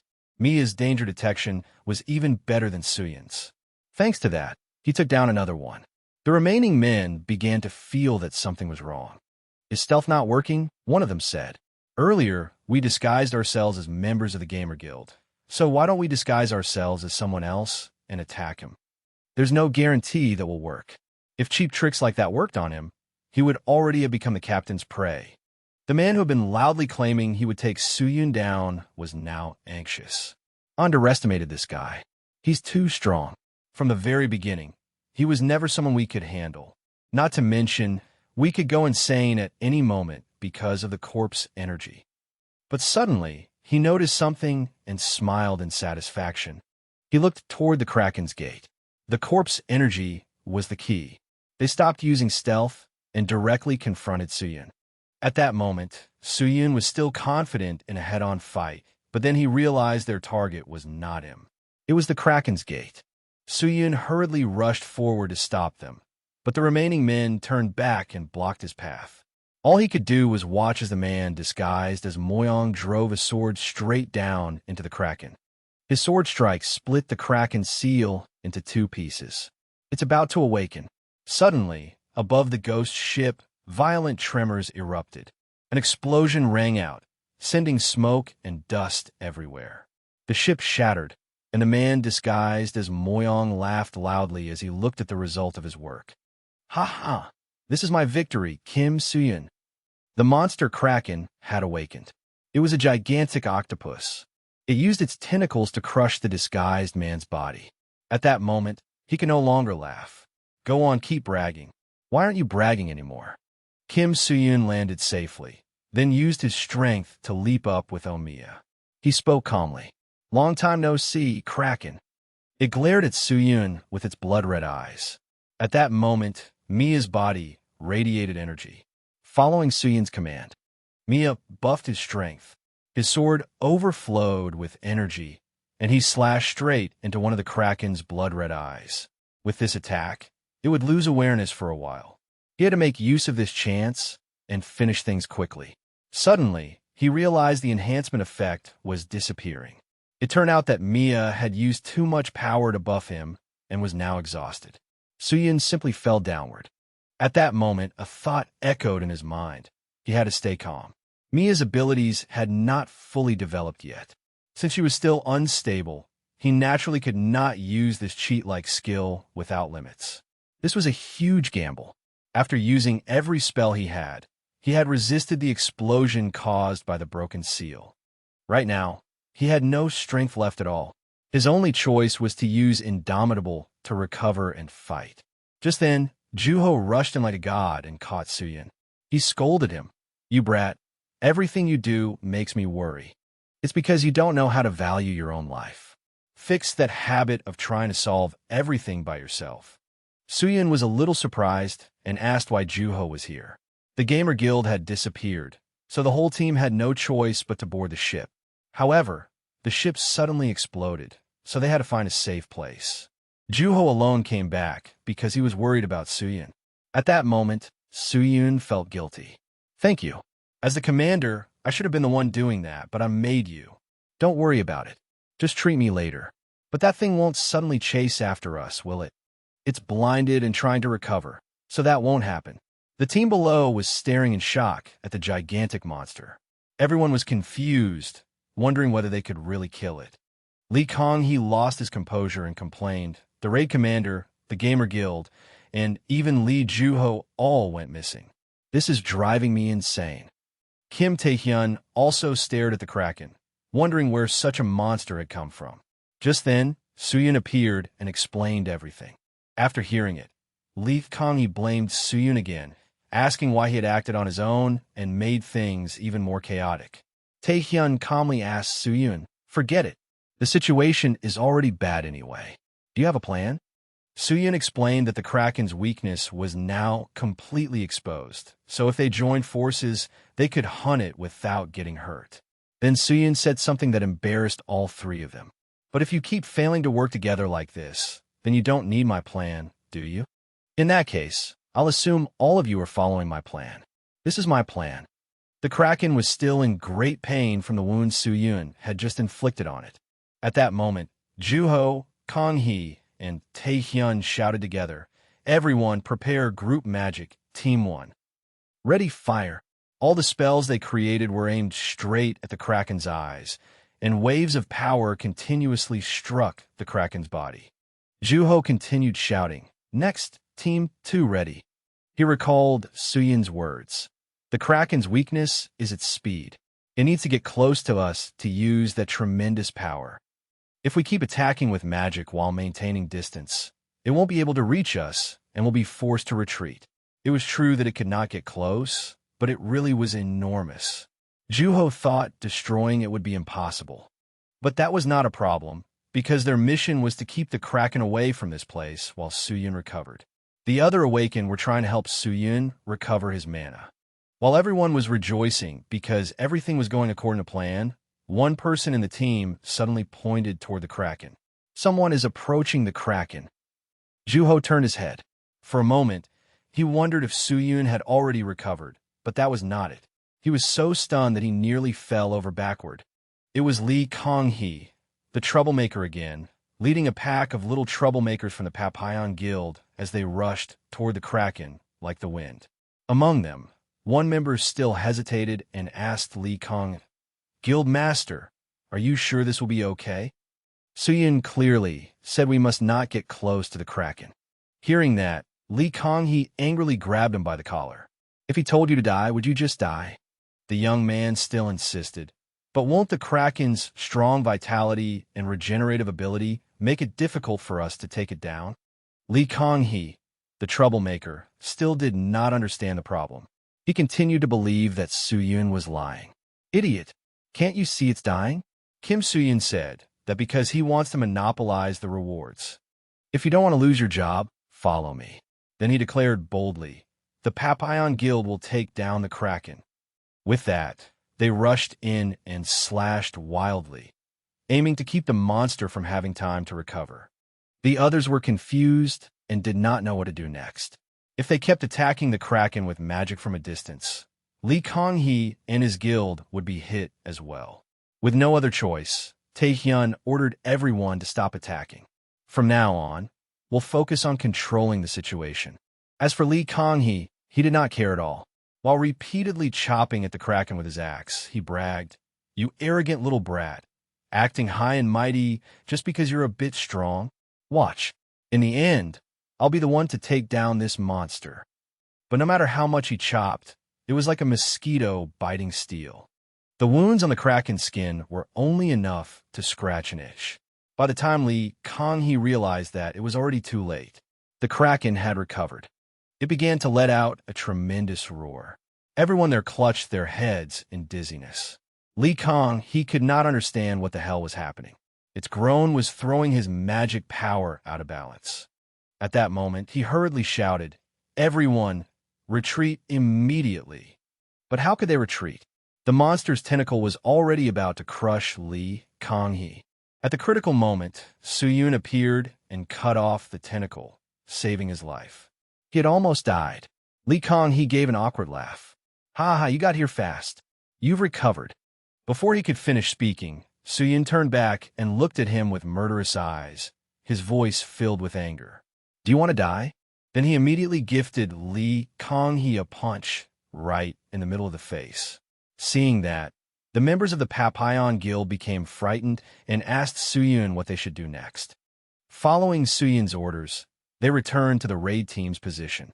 He warned them that if they stayed there and died, he would not take responsibility. Suyun summoned the Phoenix and ordered it to seal the Kraken's mouth shut. Then he charged up, aiming straight for the Kraken's eye once again. But this time it dodged, causing his attack to miss.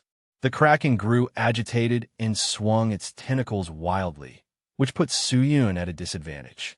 A A surprise attack would not work.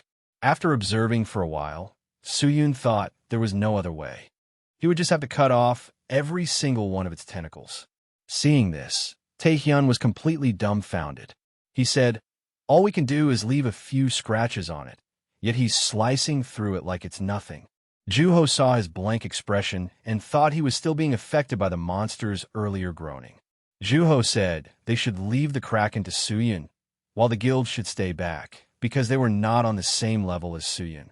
Suyun would take down the Kraken, and the dungeon raid would end. Taehyun shared with Juho that, before meeting Suyun, Taehyun had actually been quite confident in his own skills. He had thought that in 2 years, or even 1 year, he could become an S-ranker. But after meeting Suyun, he felt pathetic. "Juho, you should think about it too." Juho was a little confused. "What do you mean?" "You may not have realized it yet, but Suyun could become the strongest awakened in the world. If you keep chasing after him, someday you'll collapse and suffer defeat. Because a light that shines too brightly can burn everyone who gets close to it. If you feel you can't handle it, you can come to my guild. After all, among ordinary people like us, you are still different." Juho silently watched Suyun fighting alone, cutting off the monster's tentacles one by one. Suyun now felt that it was time to end things. The Kraken opened its mouth wide and groaned. Without hesitation, Suyun rushed straight into its tooth-filled mouth. After that, the monster's body split open and was cleanly cut in two. Suyun had cut the Kraken in half from inside its own body. Everyone in the team who witnessed it burst with emotion, shouting joyfully, "He defeated the Kraken. We did it. We won." Only Juho remained silent as he watched. Then he muttered, "Seriously, that guy and his nonsense. What nonsense? Good Lord." He nearly jumped out of his skin. Suyun suddenly appeared behind him, making Juho flinch in shock. Suyun was surprised. "Why are you reacting so dramatically? It's like this is the first time you've met me. Anyway, I'm asking you, what nonsense?" Juho simply patted Suyun on the head. "It's something a kid like you wouldn't understand." Suyun saw Taehyun still standing there in a daze and was about to ask if he was all right, but Juho pulled him around and said, "The dungeon raid is over now. Let's go back. You did well." Suyun felt that something was going on, though he did not understand it, but he did not think too much about it. Suddenly, he remembered Lee Kong. "He's been unconscious since you hit him. He's about to die." Suyun wanted to meet Lee Kong-hee and finish what he had left undone. Lee Kong, he had just groggily woken up and had not even had time to collect himself when Suyun was already standing ominously in front of him, staring down at him. Suyun said in a serious voice, "Isn't there something you want to say to everyone?" Lee Kong, he began trying to change the subject. "The Kraken. Did you defeat it? Haha, I see. You killed it. In that case, let's do some calculations." The whole team was waiting for what Lee Kong he had to say, but he stood up and began calculating instead. "Well, since our Papillon Guild dealt most of the damage to the Kraken compared to the Red Demon Guild." Suyun interrupted him. "Are you seriously going to say that here?" Lee Kong, he still acted as if he did not understand. "The raid is over, so isn't it obvious that we should divide the loot? Then let me put it another way." This man truly had not changed at all, and Suyun was furious. He drew his sword and charged forward, attacking Suyun first. Suyun was rather disappointed. "It seems you don't understand what you've done. But because of your selfishness, everyone could have died. I gave you a chance to apologize, yet this is what it turned into." As he spoke, Suyun blocked Lee Kong-hee's fist. Then he squeezed the man's hand, his grip so powerful that Lee Kong-hee grimaced in pain. But with his pride wounded, he shouted at Suyun, "Let go of me. How dare you hit me? I'm the captain of the raid team. You think you can get away with this? Once I get out of here, I'll report you to the association." Suyun cut him off coldly. "Go on, report me. But I think you're mistaken about something. Being the raid team captain doesn't only give you the authority to form strategies and give orders. It also makes you responsible for the lives of every person on the team. If someone like you is blinded by rewards and puts everyone's lives in danger, then everyone has the right to execute you on the spot without going through a trial." As soon as he finished speaking, Suyun drew his sword, preparing to cut off Lee Kong-hee's head. Everyone panicked. Seeing this, Juho hurriedly rushed over to stop him. But the moment Suyun brought the sword to Lee Konghee's neck, the man froze stiff in terror. Suyun had only intended to teach him a lesson. He said to Juho, "If I don't scare him, he'll end up hurting other innocent people when I'm not nearby. Besides, after this incident, he's already lost the guild's trust, so he won't be able to keep this position anymore." After saying that, Suyun told everyone to gather their belongings and leave. Through this raid, Suyun had obtained Mia's power and guessed the Bone King's plan. He thought he should find the dungeons he still did not know about to prepare for any unexpected events. In addition, he also needed to look into Park Sung's situation. After all, every member of the Chaos Guild was extremely strong. A few hours before Suyun successfully completed the dungeon raid, Park Sung was having quite a hard time dealing with this bald man. She was sent flying into a wall, and dust rose thickly around her. He used his fist, fitted with sharp spikes, to punch straight at Sung. With nimble movements, she dodged one blow, then closed in on him and used the shadow transformation skill. This skill covered the user's body in darkness, nullified all damage for a short time, and allowed them to move in the form of shadow. Thanks to that, she easily moved behind him, without waiting for him to react. She slashed her blade at the back of his neck, intending to end the life of a man who dared look down on women. But what she had not expected was that he could defend himself with his bare hands in such a short moment. He blocked her blade with both hands, so he was only slightly injured. He seemed surprised by Sung's ability, but still provoked her calmly. "Truly, you've surprised me. I didn't expect you to possess a skill like that. I can't believe you actually managed to injure me. This is getting more and more interesting." Sung could not stand still. She flew forward, confronting the bald man head-on. He laughed loudly in delight and took a ready stance, a large amount of mana surrounding his body. Still unable to understand why, Sung dared face an assassin head-on. He fought while laughing inwardly. "Ha ha ha, you idiot. All my skills are focused on physical damage resistance. Attack as much as you want. You won't even leave a scratch on me." And indeed, Sung's attacks were extremely fast and precise, but none of them could wound him. He judged that although her skills were fast and sharp, making it difficult for him to counterattack, they must have limits, such as a shorter duration for maintaining the technique. He had correctly guessed the limits of Sung's skill. Whenever she attacked, he defended firmly, making her attacks meaningless. After thinking for a moment, she decided there was no choice but to use it. She then took out a purple blade and slashed his right arm, leaving a small bleeding scratch on it. "Is that your secret weapon? I'm excited to see what you'll do next." As he spoke, he gathered his strength and punched the ground, forcing Sung to retreat. This man was beginning to grow crazed. It had been a long time since he had felt this kind of excitement in battle. "She really is interesting. Keep struggling and entertain me some more."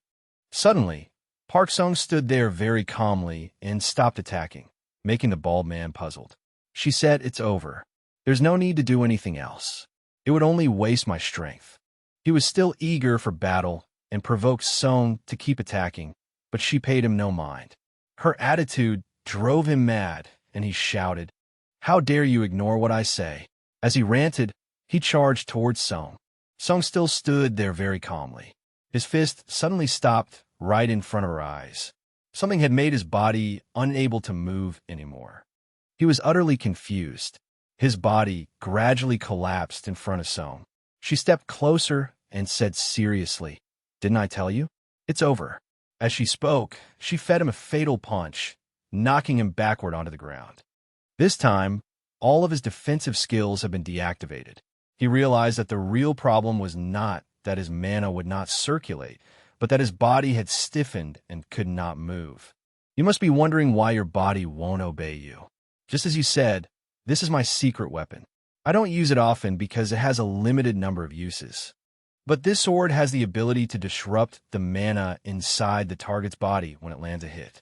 Once you take damage from this sword, its magic will make your body suffocate. And the outcome of the battle was decided the moment you were struck by that slash." After hearing that, the bald man's expression seemed to say that it was all over. Song grabbed him by the throat with one hand and punched him repeatedly in the face with the other, threatening him as she asked, "Who is your master? Who is your boss? Talk now." Though blood sprayed from his mouth from the beating, the bald man still smiled to provoke Song. "I don't know. I don't know the answer to what you're asking. Instead, would you like to join us? With you by my side, I feel like I could kill a great many people." Park Song felt there was nothing more to say to this man. In anger, she moved to eliminate him with a single sword strike. Suddenly, a man wearing glasses appeared and stopped her. It was Vice Guild Master Kim Seekjin. "Calm down. I completely understand how you feel, but this man is a high-ranking figure in the Damp Guild. That means he knows a great deal. If you kill him here, we won't be able to achieve our objective." Park Song glared at Kim Seekjin. "I said let go." But after thinking for a moment, she also managed to calm down. I got too heated. If you're here, that must mean the information we can extract from him is quite valuable. Yes, we don't have much time, so it would be best to question him as quickly as possible. The bald man lying on the ground continued running his mouth. "Hey, she and I were in the middle of something important. Why did you suddenly jump in and interfere?" Before he could finish, Park Song kicked him and shut him up. Kim Seekjin adjusted his glasses and continued. "Well, the fact that he came here to act alone proves Kim Suyin's information is reliable. The information about the Blue Dungeon opening in America as well, and the information that the Damp Guild is planning a terrorist attack in that Blue Dungeon, both seem to be true." Kim Seekjin said that Kim Suyin's dungeon conquest had just ended. The bald man, who was sitting off to the side eavesdropping, was also shocked, unable to understand how they knew all the information about their plan. The fact that his comrade had been captured by Kim Suyin was not as important as the fact that Kim Suyin knew about his plan. "This is bad. Right now, I can't even lift a finger. I can't report this to the guild. If things continue like this, the boss's plan will fall apart. I have to buy time no matter what." When he saw that Park Song was also wondering where Kim Suyun had obtained the information, the bald man seemed to think of something and suddenly laughed like a madman. Park Song looked at him in confusion. "Did getting beaten to a pulp make you lose your mind? How funny. Eliminating the Damp Guild and then crushing the opposing guild from there?" Kim Seekjin also asked in confusion, "What do you mean?" You'd understand if you thought about it a little. There are very few people in the guild who know about this plan to cause chaos in the Blue Dungeon. Isn't it extremely strange that he knows about that plan?" As the bald man spoke, he thought inwardly, "These people are just like flies. They're not too much a problem. I can deceive them. The most dangerous one is Kim Suyin. If things continue like this, everyone will become puppets in his hands. I have to make them turn against Kim Suyin no matter what, and create a chance to inform the guild about this." He continued, "Make a deal with me. If things go on like this, all of you will be played around by Kim Suyin. Get rid of Kim Suyin first, and I'll tell you everything about the Damp Guild." Hearing that, Park Song's eyes wavered slightly. Kim Seekjin stepped coldly toward the man and drew his sword to threaten him. "Shut up. You think we believe someone like you?" The bald man was not frightened at all. Instead, he deliberately laughed in delight. "Ha, how stupid. Kim Suyun even betrayed the Damp Guild, didn't he? There's no guarantee he won't do it again. If he betrays you and all the information spreads, do you think you'll be able to find the people of the Damp Guild again once they're hiding?" Kim Seekjin still did not pay attention to those words. He told Park Song not to believe what the bald man had just said. He was definitely trying to exploit this conflict to scheme something. Park Song pondered something. Then she told Kim Seekjin to summon Kim Suyun and the members of the Death God Guild here. She thought that even if they ignored what the man had said, they still needed to know where Kim Suyun had obtained this classified information. Seeing the two of them waver, the bald man felt very pleased. Thinking he had achieved his goal, he even proposed cooperation. "Just eliminate Kim Suyun. I'll become your spy." But it seemed he had misunderstood. Park Song would rather die than join hands with a cold-blooded man like him. If Kim Suyun were on the same side as Damp, she would have killed him from the very beginning. Park Song's main goal was to destroy the Damp Guild. She would chase them all the way to hell. A red Lamborghini appeared. Kim Suyun stepped out looking extremely stylish. He asked Kim Seekjin, "What happened for you to call me this late at night?" Kim Seekjin told him to go inside and see for himself, and then he would understand. Hearing that, Soo-yoon grew a little worried, wondering if Park Sung might have been captured. When he stepped inside, everything was shrouded in pitch-black darkness, but he still could not sense anything at all. Suddenly, knife tips surrounded Soo-yoon from every direction. Slightly startled, he looked at Park Sung, who was waiting for him with a fierce aura, and asked, "What the hell are you doing? There are many things you need to explain." Only then did the lights slowly return to normal, and Soo-yoon could finally see everything clearly. He thought, in surprise, "Is this the shadow transformation skill? A power that becomes one with darkness, allowing the user to control and transform it at will. Usually, it's limited to hiding one's body within the darkness. But I can't believe she can cover this entire place in darkness. She can even conceal the presence of others, not just herself. She really is talented." Park Sung calmly explained, "There's no major reason I called you here. It's just that this person here told me some interesting information, that you're a former member of the Chaos Guild." The bald man also knew how to act. As soon as he saw Soo-yoon, he hurriedly pretended they were acquainted. "Hello, Kim Soo-yoon. It's been a long time, hasn't it?" Soo-yoon did not think Park Sung was the kind of person who would believe his words. And that was not wrong, because she was not someone easily swayed by another person's words. To be honest, after following information about Soo-yoon for so long, she did not think it was true either. There was just one question she wanted Soo-yoon to answer. "I'm wondering how you were able to obtain information from the Chaos Guild. He told me that only a very small number of people in that guild know about this. Unless you're also a member of the guild, isn't the fact that you know this information extremely suspicious? That's why I need to determine whether you are a member of the Chaos Guild or not." Soo-yoon knew that the bald man was Ethan, the leader of the Chaos Guild and a battle maniac, but he had not expected Ethan to seize the chance created by his capture to cause a conflict between him and Park Sung. If he answered her question, the matter would be easily resolved. However, the source of his information was his memories from his past life, and it would be difficult for Park Sung to believe that so easily. The current situation was extremely disadvantageous for Soo-yoon. The one holding the initiative was Ethan, and if Soo-yoon lied now to escape the situation, his chances were very low. Even if he managed to get away, it would come back and become a problem in the future, which would also fall right into Ethan's plan. There was a high chance that Soo-yoon's plan would reach a dead end. Seeing that Soo-yoon seemed to be taking too long to think, Park Sung demanded that he speak quickly. Kim Seekjin pressed a knife against his neck to threaten him. Soo-yoon thought that first, he needed to regain control of the situation. He answered, "Fine. I have never worked for the Chaos Guild.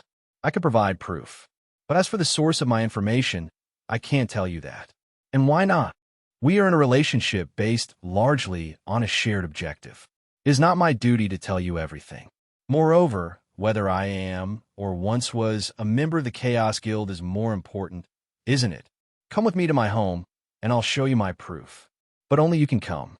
At that moment, Kim Seekjin's blade had already cut into his neck, drawing blood. Kim Seekjin threatened him. "Do you think we'll listen to that absurd proposal of yours?" But this Kim Seekjin was not the leader, so why was he acting so important? The one who had the right to decide was Park Sung. Another member spoke up. "Guild Master, don't go. This is only part of his plan to escape this situation." After thinking for a while, Park Sung agreed to Soo-yoon's proposal. Seeing that, the female member hurriedly tried to stop Sung. "What the hell? What is this? That's definitely a trap. It's far too dangerous." Park Sung remained very calm as she reassured her. "Don't worry. If he really is lying, I won't hesitate to end his life." Then she turned to Soo-yoon and said, "In that case, show me that you are not one of the Chaos Guild's people." Soo-yoon brought Park Sung to his mother's house. When his mother saw him, she was overjoyed. "Ah, Soo-yoon, how long has it been?" He hurriedly apologized. "I am sorry, Mom. Work has been so busy lately that it's been hard for me to come visit." When Soo-yoon's mother saw Park Sung, she mistakenly thought her son had brought his girlfriend home to introduce her.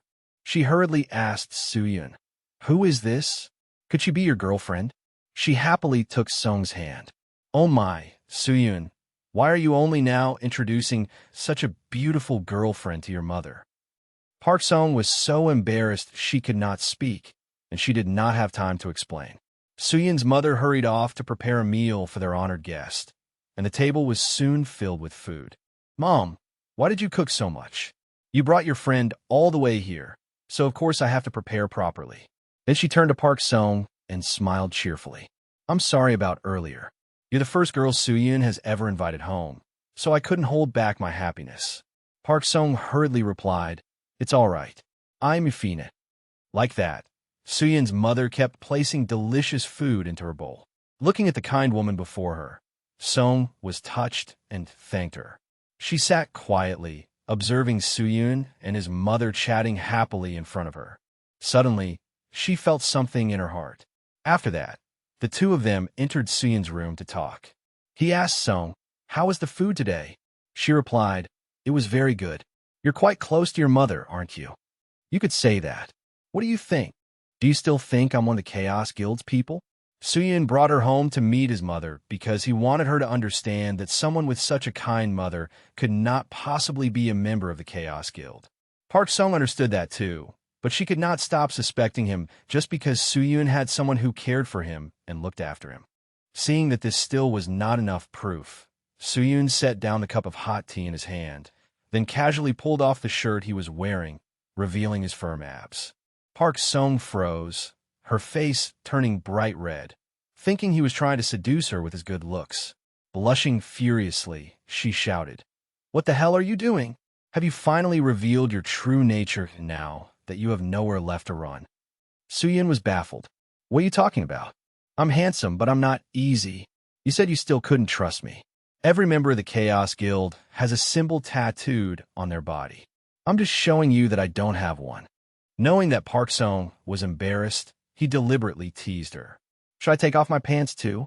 Park Sung closed her eyes and said, "Do whatever you want. Talking to you only makes me more tired." Suyun said that, but he immediately put his shirt back on. Only then did Park Sung truly believe him, because if he were a member of the Chaos Guild, he could not possibly have family by his side. There was no way they would have let his mother live in peace, so she felt she had overcomplicated the matter too much. Seeing that the situation had settled down, Suyun seized the chance to ask Park Sung what had happened between her and the Chaos Guild. But the answer he received was, "Our relationship is mostly based on a shared goal. I have no obligation to tell you everything." It sounded as if Park Sung had memorized that line. Suyun only thought that if the two of them could learn more about each other, their relationship might develop into complete trust. In the end, Park Sung began to share. About 2 years ago, back when she was still running dungeons without a guild, Park Sung had received a lot of praise since she was young for being obedient and pretty. She wondered if it was because of that image that people approached her with countless expectations and hopes. But after seeing her strange personality, perhaps because she was so different from what they had imagined, they quickly became disappointed and left her, even her parents. Park Sung was left all alone. That was when she realized she did not belong anywhere. Time passed like that, and she became an awakened. 2 years ago, during a dungeon raid, Park Sung, along with many other awakened, was there. A young man named Kim Ki-hyun approached Park Sung to get acquainted. At first, she thought he was trying to hit on her, so she paid him no attention and quickly turned away. Kim Ki-hyun hurriedly said, "A party. Let's form a party. There are a lot of awakened here, so this is normal. Since the Awakened Association has allowed independent participation, and because there's no leader or support, it would be better for us to form a party instead of going alone." Park Sung still did not turn back and replied coldly, "No need." Kim Ki-hyun stood there with a dumbfounded look after being rejected so bluntly. Suddenly, someone called out to him, "Kim Ki-hyun, get over here. We're leaving now." He hurriedly ran toward his team, and the battle with the monsters quickly began. While Kim Ki-hyun was struggling to take down each monster, he looked over at Park Sung and saw that she had already wiped them all out with ease.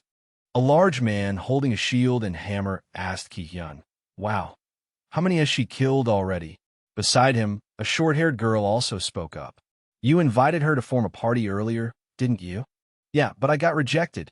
She continued, it's fine. With skills like that, she'll be all right on her own. I'd rather go with a cute girl like her than with these blockheads. The large man was named Gussie. He asked Kim Ki-hyun, what do you think of Park Sung? Kim Ki-hyun looked at Park Sung's back and, for some reason, felt that Park Sung looked truly lonely. The raid was not over yet. Kim Ki-hyun's team continued fighting, and Kim Ki-hyun faced a monster twice his size. He lost focus and let his guard down, nearly getting cut down by it. But fortunately, he came to his senses in time and blocked it. Seeing this, the short-haired girl worriedly asked Kim Ki-hyun, you were like this earlier too. What's going on? Before she could finish speaking, the monster suddenly appeared behind Kim Ki-hyun. The girl shouted, hey, Kim Ki-hyun behind you. Just then, Gussie rushed over in time and used his shield to block the blow for Kim Ki-hyun, then defeated the monster. Kim Ki-hyun explained that he had always been fine before, and he did not know why he was acting like this today.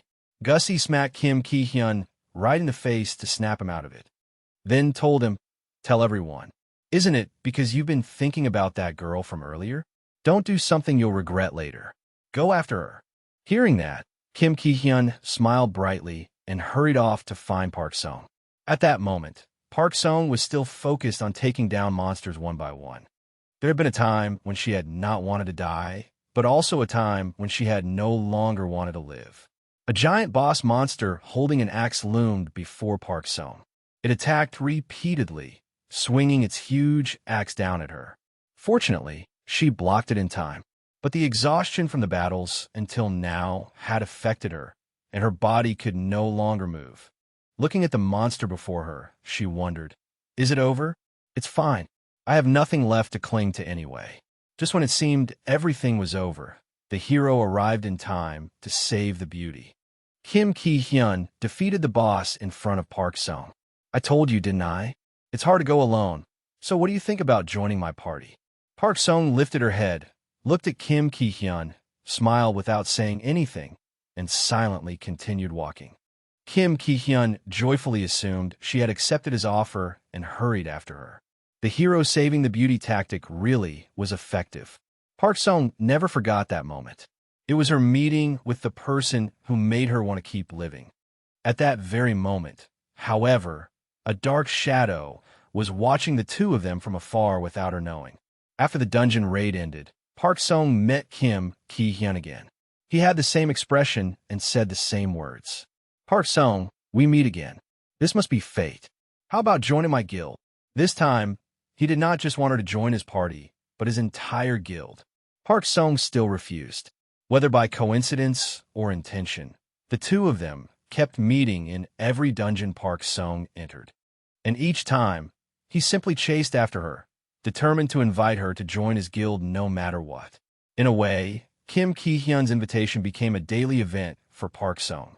He never stopped approaching Park Sung, and because a steady effort eventually wears down resistance, she finally took his hand. After joining the guild, Park Sung felt a little out of place at first, but after connecting with everyone, she felt as if she had found the place where she belonged. She conquered many dungeons together with Kim Ki-hyun, and little by little, their ordinary relationship began to develop in a different direction. Once, the two of them were sitting in a park eating ice cream. Kim Ki-hyun was looking at the news on his phone, while Park Sung occasionally stole glances at him and then felt her heart pounding. The feeling drove her crazy. If your heart beats faster when you are beside someone, that means it is love. Kim Ki-hyun also stole a glance at Park Sung and smiled. Then he took Park Sung's hand first and said, Park Sung, after tomorrow's dungeon raid is over, do you want to go somewhere together? Just the two of us. Okay. She agreed without thinking at all. At that time, Park Sung did not know that this would be the end of her happiness. At that moment, the news stations were reporting, recently, the number of awakened going missing in dungeons has been increasing. The authorities have discovered evidence that the culprits behind the murders inside the dungeons are awakened, not monsters. It is believed to be the work of a serial killer. Awakened should remain vigilant.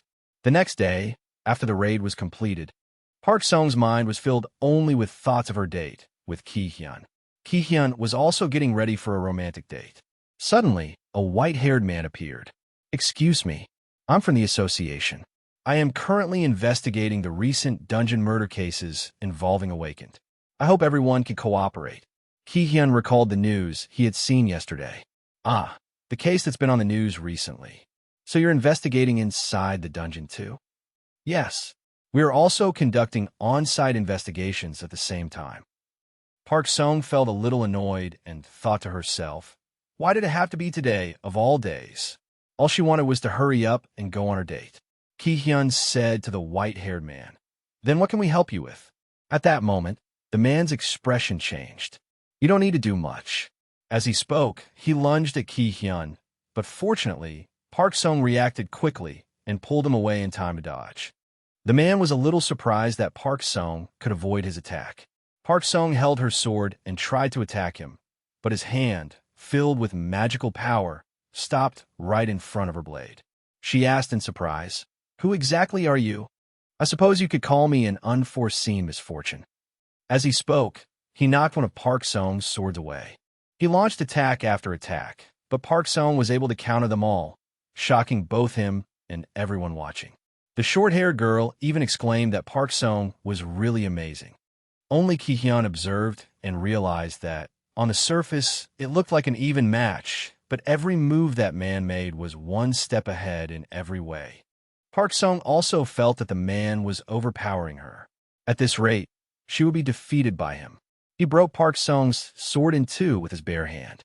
At that moment, he had the chance to take her down, but he suddenly changed his plan. He wanted to invite Park Sung to join his guild. Park Sung asked in surprise, "Join your guild?" "That's right. You know I have a goal I must accomplish. But one tree can't make a forest, so I want to establish a guild. I've already decided on the guild's name, too. The Chaos Guild, a place where the craziest people gather. You seem interesting as well. You're qualified to join. What do you think about building the guild together?" Park Sung glared at him. "What if I refuse?"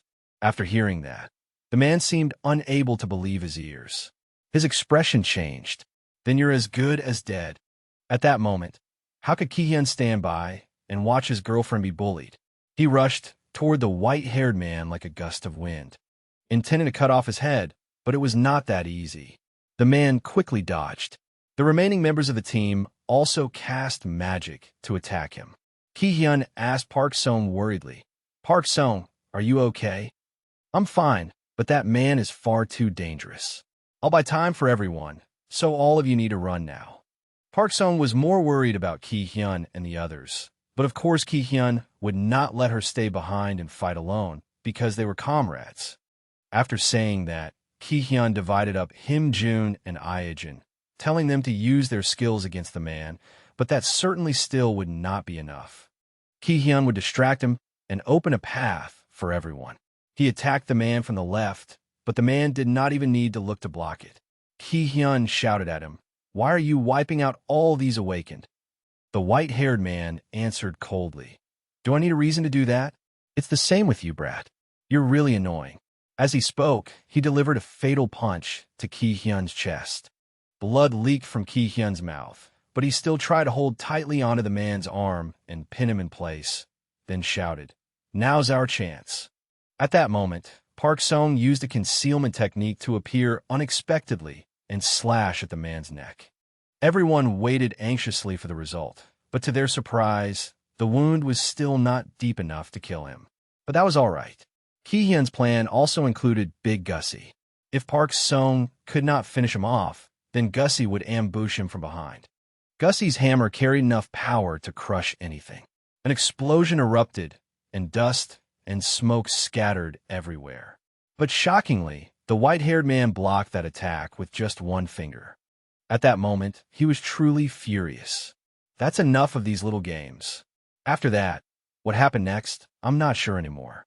Park Sung vaguely woke up and remembered that he had struck the back of her neck, making her lose consciousness. While worrying about the other members of the team, Park Sung was stunned to realize that she was holding Ki-hyun, whose body was covered in slashes. Ki-hyun said in a weak voice, "Park Sung, you're awake? I'm glad you're still alive." Park Sung was extremely worried when she realized Ki-hyun's wounds were very deep. Flustered, she did not know what to do. Everyone come help. Only then did she realize that everyone had fallen. Aejin, Gussie, and even Him Jun were lying there, none of them moving. Park Sung could not believe her eyes. All she could do was keep asking what had happened. The white-clothed man spoke up.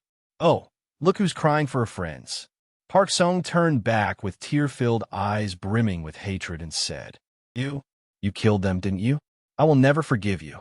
I'll take your life." Suddenly, a hand grabbed hers. Ki-hyun used what little strength he had left to stop her. "Don't, Park Sung. Run. You're all I have left. You can escape." As he spoke, he handed Park Sung a necklace. "I'll stay here and hold it back."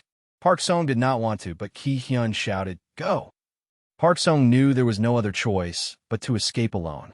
After that, she tried to track him down, but in the end, she could not find any trace of that man. Park Sung told Soo-yun the whole truth because she thought Soo-yun knew him. She pleaded with Soo-yun, "Please tell me about the guild master of the Chaos Guild."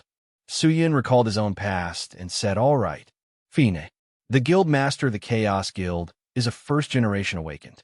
He is known by the title of Chinese-American Hollywood actor Hwang Junpeng. He was extremely famous and had many fans. Every time he appeared, fans and reporters would crowd around him.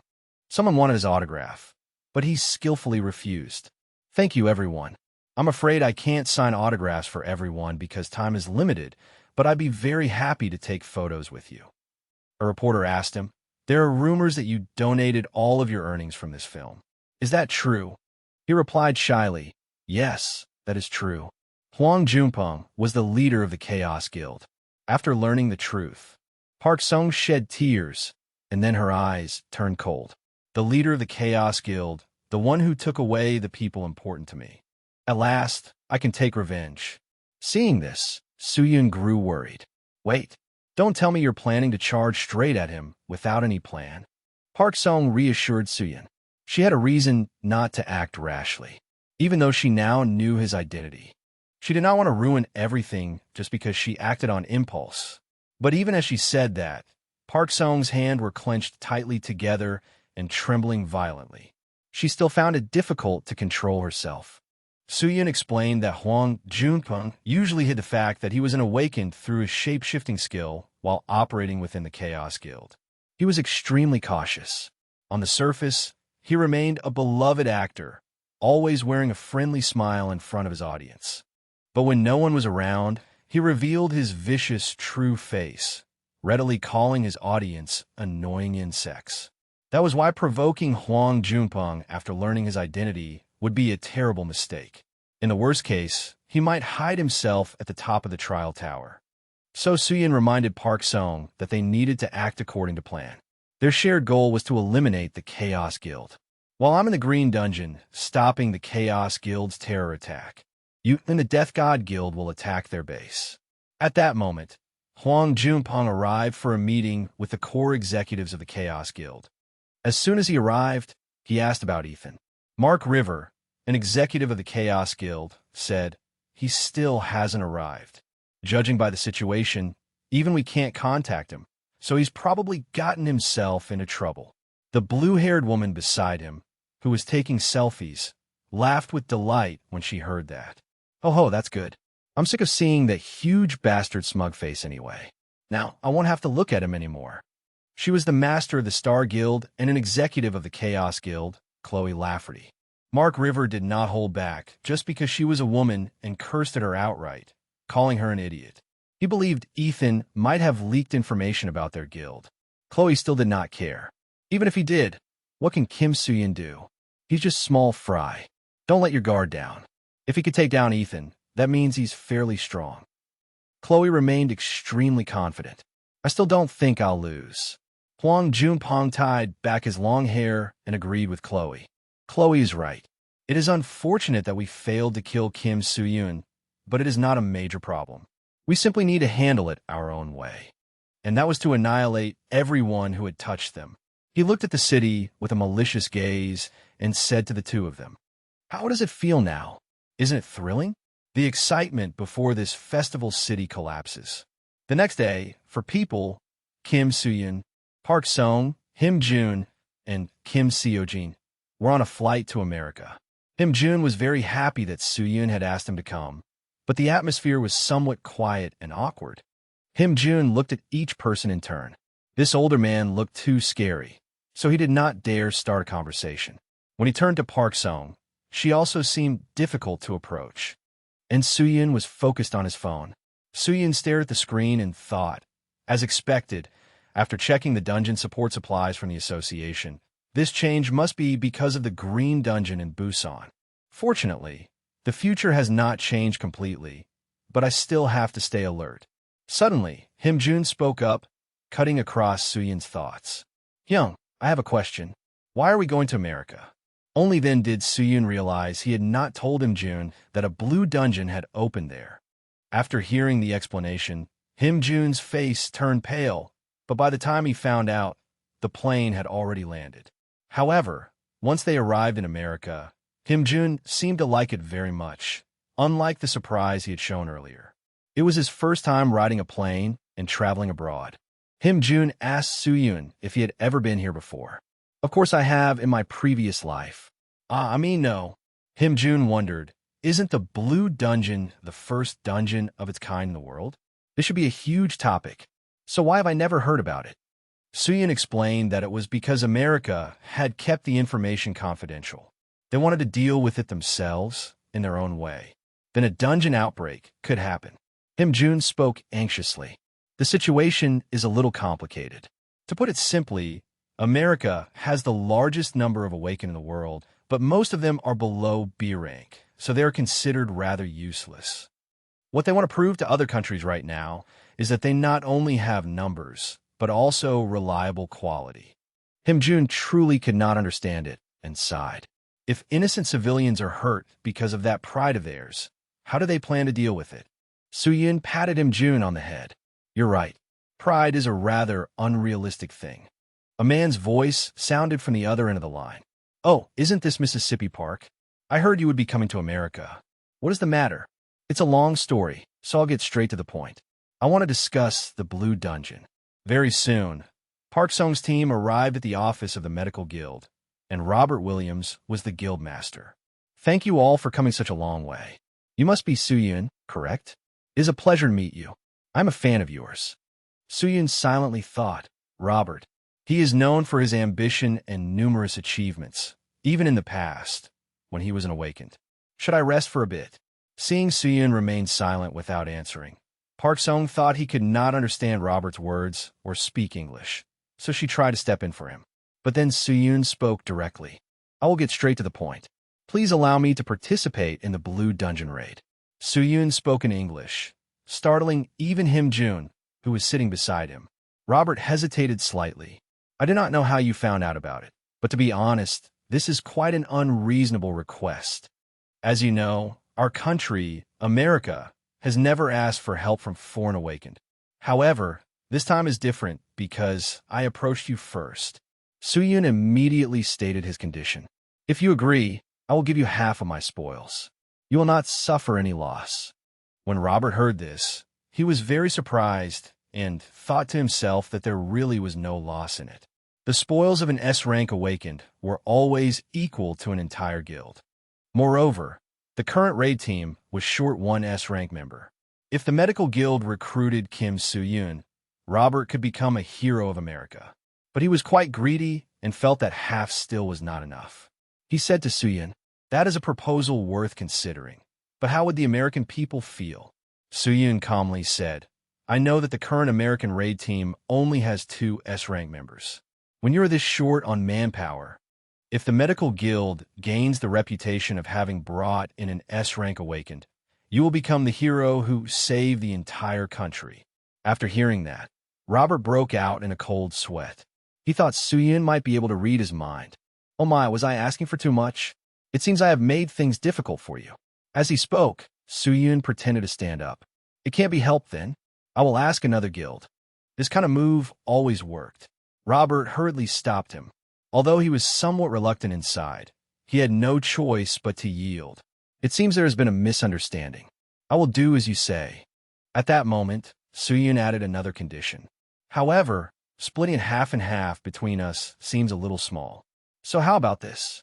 If even one of America's S-rank members returns alive, I will participate in this raid for the medical guild free of charge. But if not, please transfer all the spoils and the management rights of the medical guild to me. After hearing that, Robert was secretly delighted. He immediately clapped his hands in agreement. Good. High risk, high reward. This will be fun.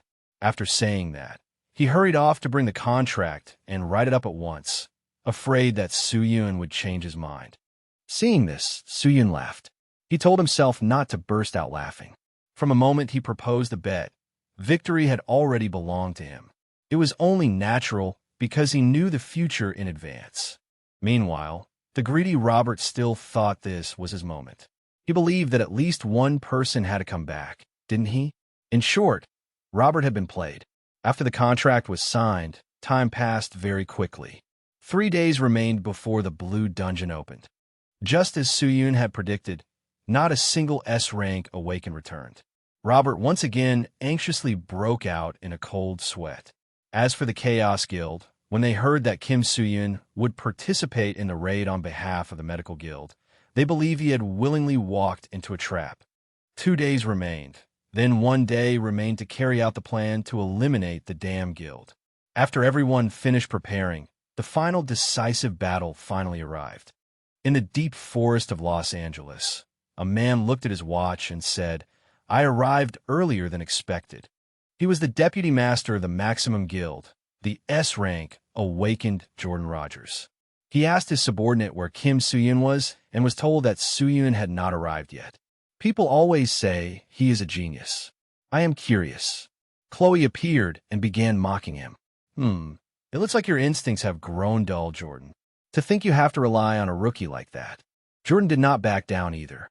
You probably don't know, but he is the only person who cleared the level 10 trial. Instead of putting on makeup to hide your age, you should go gather more information. What? No matter what, he is still a low-rank awakened. Ah, are you afraid that Rookie will take your place? Haven't you heard anything? This dungeon requires at least 5 S-rank awakened. We are not in a position to be picky. Chloe cheerfully said, "That is why my star guild brought an extremely capable mercenary." As she spoke, she pointed at Mark River, who was standing behind her. Is that so? Of course. They're all just dying to help me. Jordan patted Mark River on the shoulder. Don't be so arrogant. You're a strange one. Did she threaten you? Then he turned to Chloe and said, TSK. As long as their skills are good, there's no problem. Impresi, ma'am. Hearing the word ma'am struck her like lightning. Of all things, touching on age could easily drive a woman mad. Especially an older woman like Chloe. Did I not make myself clear? If you call me ma'am one more time, I will kill you. At that moment, blue energy enveloped Chloe's entire body. Jordan was no pushover either. He raised his fist, ready to teach Chloe a lesson. You were the one who provoked me first. The others who witnessed it wanted to stop them, but they were afraid a murder would occur, so they did not dare approach. I will break your bones. What? Break my bones? Go ahead and try, you bastard. Mark River, standing to the side, cursed as well. They had suddenly gotten angry for no reason, but he feared the plan would not proceed as intended, so he had no choice but to stop this. At that moment, Kim Soo-yoon also arrived. He walked toward the two people confronting each other like fire and water and shouted loudly, "Stop.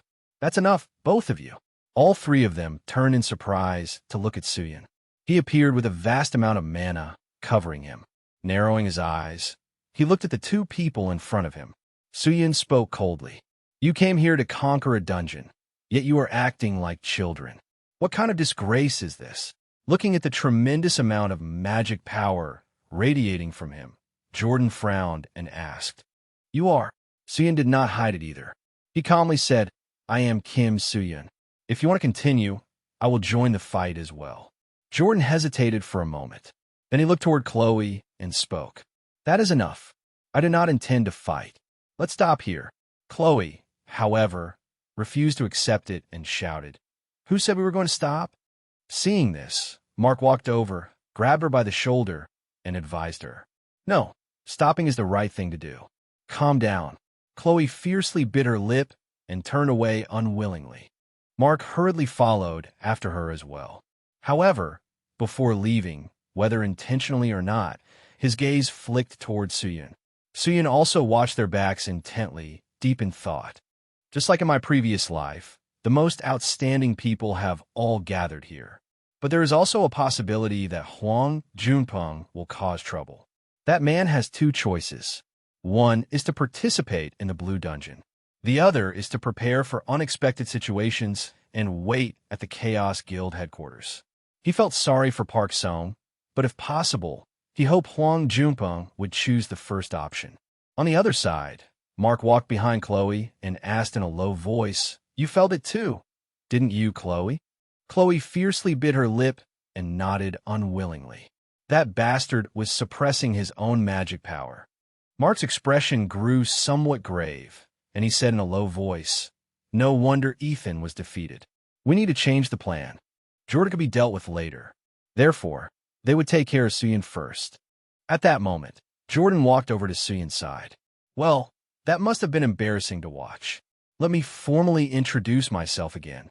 He extended his hand to shake Suyun's and introduced his name, also saying that he was the deputy master of the Maximum Guild. Suyun nodded slightly. "It is a pleasure to meet you. I am Kim Suyun." Jordan raised an eyebrow and looked at him. "If possible, I want to conquer this dungeon without suffering major losses. So I am counting on you.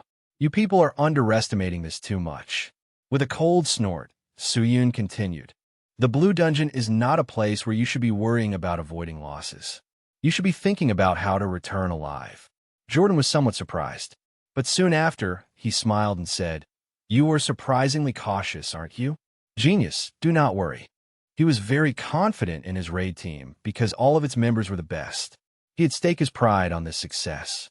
After saying that, he left. Suyun slightly curled his lip. His pride is exactly the problem. Just then, Him Jun ran over from behind. "Hyung, I'm ready to depart." Looking at the back of the person who had just left, he asked suspiciously, "Was the person you were just talking to Jordan Rogers? The one who conquered the world's largest green dungeon?" His eyes immediately lit up. He had not expected that they would be raiding the Blue Dungeon together with someone like him. Even the ice which Chloe was here too. Because this was a Blue Dungeon, he had been somewhat worried. But looking at these people, it did not seem like there was anything to worry about. However, as soon as he finished speaking, Suyun asked in a low voice, "Do you think so too?" Him Jun was slightly startled and looked at him in confusion. None of them knew that the danger before them was far more terrifying than they imagined. And at that moment, a voice on the other side urged them on. They were now going to begin the Blue Dungeon raid. Immediately afterward, Jordan took the lead and opened the teleportation gate into the Blue Dungeon. This Blue Dungeon also involved a terrorist attack by the Chaos Guild. If things continued like this, the raid would fail. The monsters inside would pour out and devour this world. It would be the second outbreak after Anyang City. Suyun had to stop it from happening at all costs. At that moment, Suyun glanced at Him Jun and asked, "Do you remember what I told you before we came here?" Him Jun nodded slightly and replied, "Of course I remember. In a dungeon, unexpected problems always happen. And as soon as we enter the dungeon, the battle will begin." Suyun unconsciously smiled and said with satisfaction, "That's right. You only need to remember those two things." As soon as he finished speaking, the figures of the two of them disappeared without a trace. The Blue Dungeon trial had begun. In order to escape the dungeon, they had to find the designated exit gate or survive for 10 days. But it was almost impossible for them to escape. Chloe kept complaining, making Jordan lose patience and shout, "Stop making a racket. You are ruining our atmosphere. And where did the man you brought go?" She snorted coldly and said she did not know. Him Jun glanced around, secretly marveling to himself. "So this is the Blue Dungeon?" While he was still dazed, Jordan walked over and asked suspiciously, "Wasn't Mr. Suyun with us?" Him Jun was startled and panicked. "I don't understand English. Hyung, please translate for me."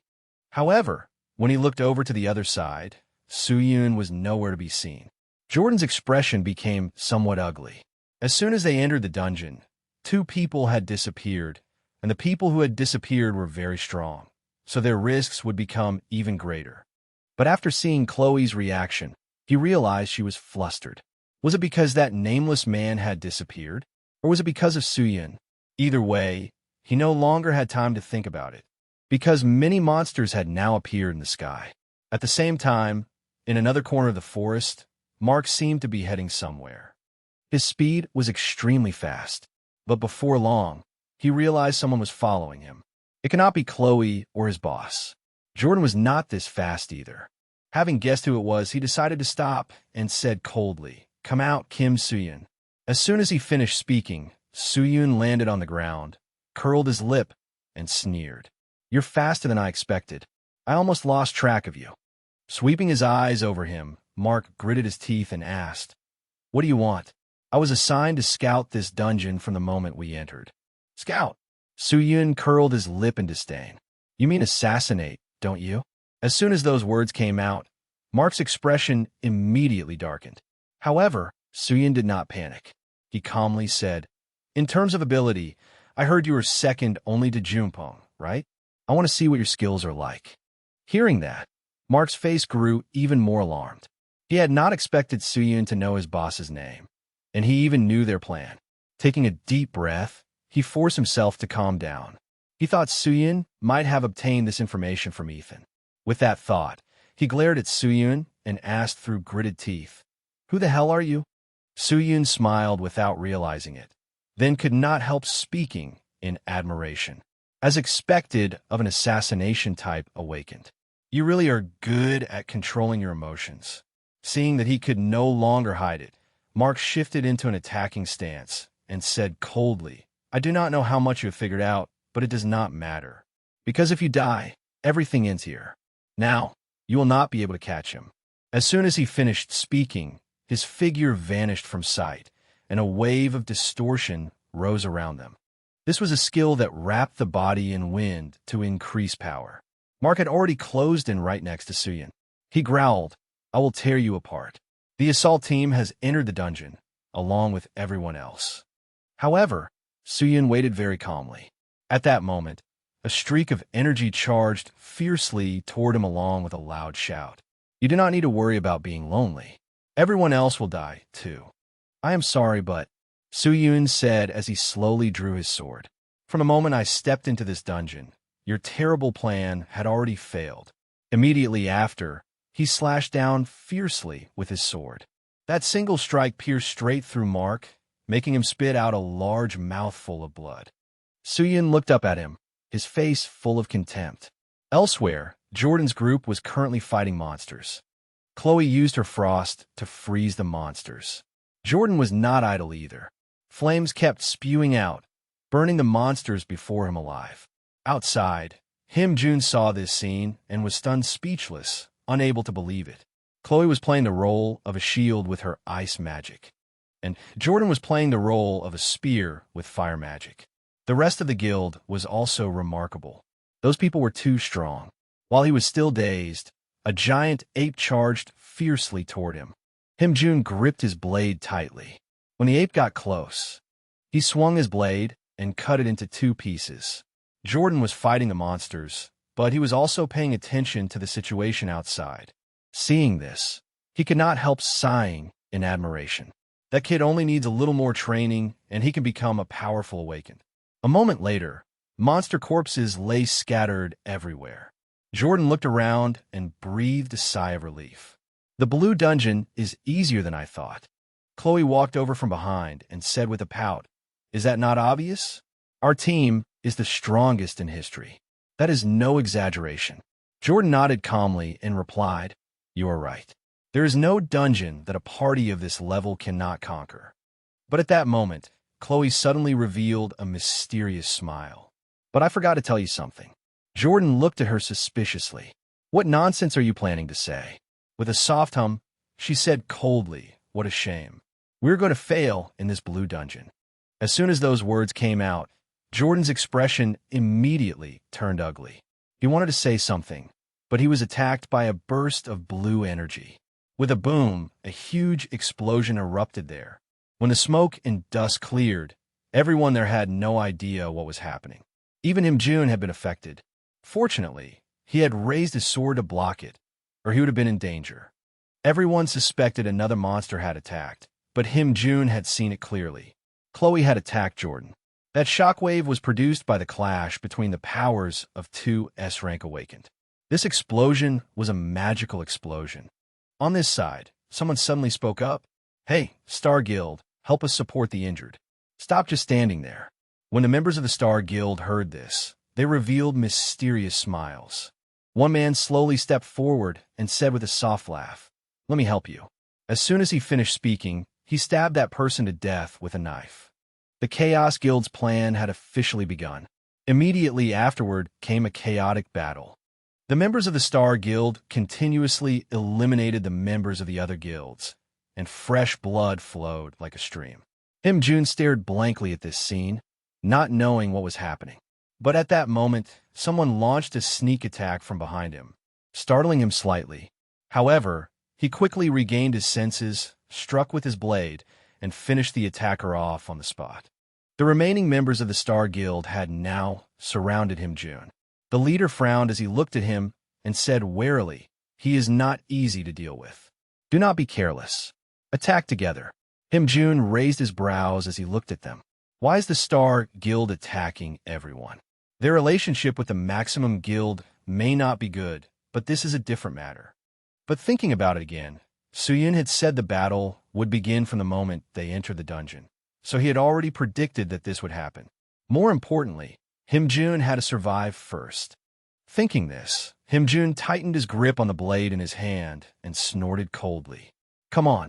At the same time, on Jordan's side, one of his arms had been frozen by Chloe. He blamed himself for being too careless. Now his arm could no longer be used. Chloe might hate him, but she was not stupid enough to do something risky, so she had planned this from the start. Thinking this, he asked coldly, "You would not do this just because of a personal grudge, would you? What are you planning, Chloe? A personal grudge?" After hearing this, Chloe snorted coldly. Of course you would not know just how much she wanted to kill him. As soon as she finished speaking, another layer of frost charged fiercely toward him, forcing Jordan to grit his teeth and hold it off. He did not know whether he could last. At that moment, Chloe shouted fiercely again, "Idiot! Do you think you can block my attack with only one hand?" She was not wrong. After being injured, a long battle like this would not favor him. Fortunately, when he considered the compatibility between their powers, he had always held the advantage. He still had one chance, and he would put everything into that chance. Chloe's frost was surging toward him nonstop, but Jordan gathered all his firepower into his remaining arm. Then he shouted loudly, "Try blocking this, you cold-blooded bitch. I will burn you to death." As soon as he finished speaking, he swung his fist toward her, and a hole was punched through her body, with flames engulfing the area around it. But Jordan was not happy at all. His face was filled with shock, because what was in front of him was ice, not her real body. Chloe's savage laughter rang out then. "Looks like you only realized it now, did you? But it is too late." As soon as she finished speaking, she placed her hand on Jordan's back, causing his body to begin freezing. Jordan's expression immediately darkened. She had tricked him. Biting his lip fiercely, he asked in doubt, "Tell me just one thing. Even though we hate each other, we are in the Blue Dungeon. Do you think your guild can clear this dungeon alone?" Hearing this, Chloe curled her lips into a soft smile. Why are you so naive? Their goal was to make sure this raid failed. As soon as those words came out, Jordan's eyes filled with disbelief. Even in his dreams, he never expected their purpose to be this. Jordan looked at her angrily and questioned her coldly. "Stop talking nonsense. Do you know what you were saying? This is the Blue Dungeon. If we fail and it erupts, do you know what will happen? Right now, there are no S-rank awakened in America. Since there is no information about the Blue Dungeon, the awakened from other countries will also be delayed in providing support. If a dungeon outbreak occurs, in the worst case, all of America will be plunged into chaos." He said that if she wanted the spoils, he would give them all to her, so she should think it over again. Hearing this, Chloe could not help clapping in praise. As expected of Mr. Jordan. What a fine explanation. I can picture all those scenarios in my head already. As soon as she finished speaking, she pulled down her shirt revealing the tattoo on her shoulder. Jordan recognized it. It was the tattoo of the Chaos Guild. With a soft laugh, Chloe raised her brows and asked, "What do you think? Interesting, right? I wonder how many people will die." His terrified expression truly pleased her. How could Jordan not panic? What did she think human lives were? She was not human. She was a monster. Only a monster could think like this. At this moment, Chloe spoke again. "All right, I have thought it over. I will make an exception for you and not kill you right now." She wanted to see his expression of despair. At the same time, Suyun was urgently rushing back. He had to stop this. On the battlefield, Chloe was still waiting and did not interfere with the battle before her. At this point, the members of the Star Guild had almost taken down everyone there. Only a few people were still struggling to resist. Him-jun was among them, also fighting alongside those people. Chloe walked up beside one person and asked suspiciously, "Hey, where's the boss?" That person shook his head and said, "I do not know. We still have not seen him." Chloe narrowed her eyes and shouted into the air, "Boss, everything is almost over. Come out." But even after a long while, no one responded. She helplessly held her head and cursed inwardly. That guy, seriously. Following him was fun, but the way he kept his identity hidden was also quite troublesome. If something happened and the Chaos Guild became a target, they would definitely track her and the Star Guild down first. There was no guarantee that he would not abandon her. So she was thinking about whether she should leave after this mission. But just then, she heard footsteps approaching. Thinking it was Mark, she said in dissatisfaction, "You are later than I expected." She also asked whether Suyun was rather strong. But the voice that rang out startled her, making her horrified. "Sorry, I am late." The person who arrived was Suyun. He swept his gaze around and sighed. "I try my best, but it looks like I was still too late." This place had been turned into a tragedy by the Star Guild. This place had been turned into a tragedy by the Star Guild. The instant she realized the person who had arrived was not Mark, Chloe immediately created a layer of frost. She had not expected Suyun to be able to defeat Mark. She had acknowledged that Mark's talent was quite powerful, but the magic Suyun revealed was too oppressive, making everything around him seem as though it was about to explode. Seeing this, Chloe could not help biting her lip. She immediately shouted, "All of you, including the others, kill Kim Suyun first." As soon as those words came out, the members of the Star Guild changed direction, preparing to attack Suyun. Him-jun, on this side, saw that they wanted to leave and said coldly, "Who said you could go?" Just like that, the members of the Star Guild were blocked by Him-jun. Chloe had no other choice and had to fight Suyun herself. Frost continuously poured out to attack him. In the blink of an eye, one of his arms was frozen. However, it could not hold him for long. He cut through it with a single slash of his sword. Seeing this, Chloe bit her lip fiercely and created another wave of ice. But in the end, Suyun still broke through it with ease. Chloe frowned slightly. What was her boss doing right now? She could not defeat him alone. Although she did not want to admit it, he really was too strong. She did not understand why the boss still had not shown himself. Or was he waiting for an opportunity? If so, she would create an opportunity for him. Thinking this, she immediately waved her hand. Layer after layer of ice linked together, forming a giant ice colossus. Narrowing her eyes at him, Chloe said smugly, "I admit you are strong, but this golem will not be as easy to destroy as the barrier earlier."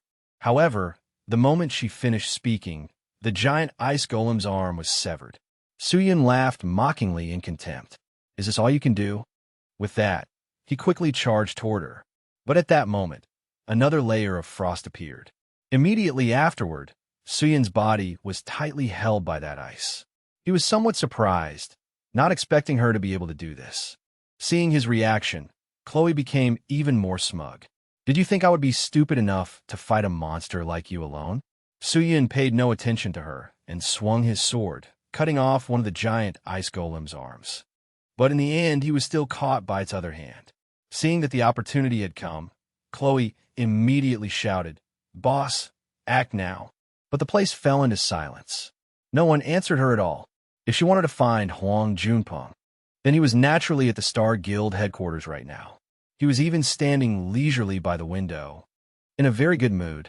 Unable to wait for a response, Chloe still did not give up. She continued shouting, "Boss, come out and deal with him. I have created an opening for you." Soo-yoon was strong, but the two of them could definitely kill him together. This was the perfect opportunity to strike. Just where had he disappeared to? However, even after shouting for a long time, she still did not see the person she was waiting for. In the end, she could not help coughing. Looking at her arm, which was now dripping with blood, her arm could not help trembling. At this point, she finally realized it. She had been abandoned by Hwang Junpeng. Soo-yoon was currently being held back by the giant ice golem, and seeing her fall into despair, he felt somewhat puzzled. After pondering for a while, he finally acted. He used a little strength, and the entire layer of ice was destroyed by him. Just as he had thought, Hwang Junpeng was not here. Ignoring everything taking place in the Blue Dungeon, Hwang Junpeng was currently at the Star Guild headquarters. There was another man in the room at this moment. The man asked hesitantly, "Boss, why are you not carrying out the plan? Why did you come back here?" Hearing this, Hwang Junpeng frowned and fell into deep thought. Back when Jordan and Chloe were fighting, he had disguised himself as someone else and appeared there. He stared intently at Jordan. For someone with Jordan's reputation, this was not difficult. Killing him would not be any fun. But just when it seemed everything was over and he was preparing to leave in victory, Soo-yoon's appearance shattered his smugness. His first impression of Soo-yoon was that Soo-yoon was stronger than Jordan. But very quickly, he widened his eyes in horror. Soo-yoon was surrounded by an overwhelmingly terrifying power, giving him an ominous feeling. In the end, he decided there was no need to take a pointless risk, so he vanished before anyone noticed his presence.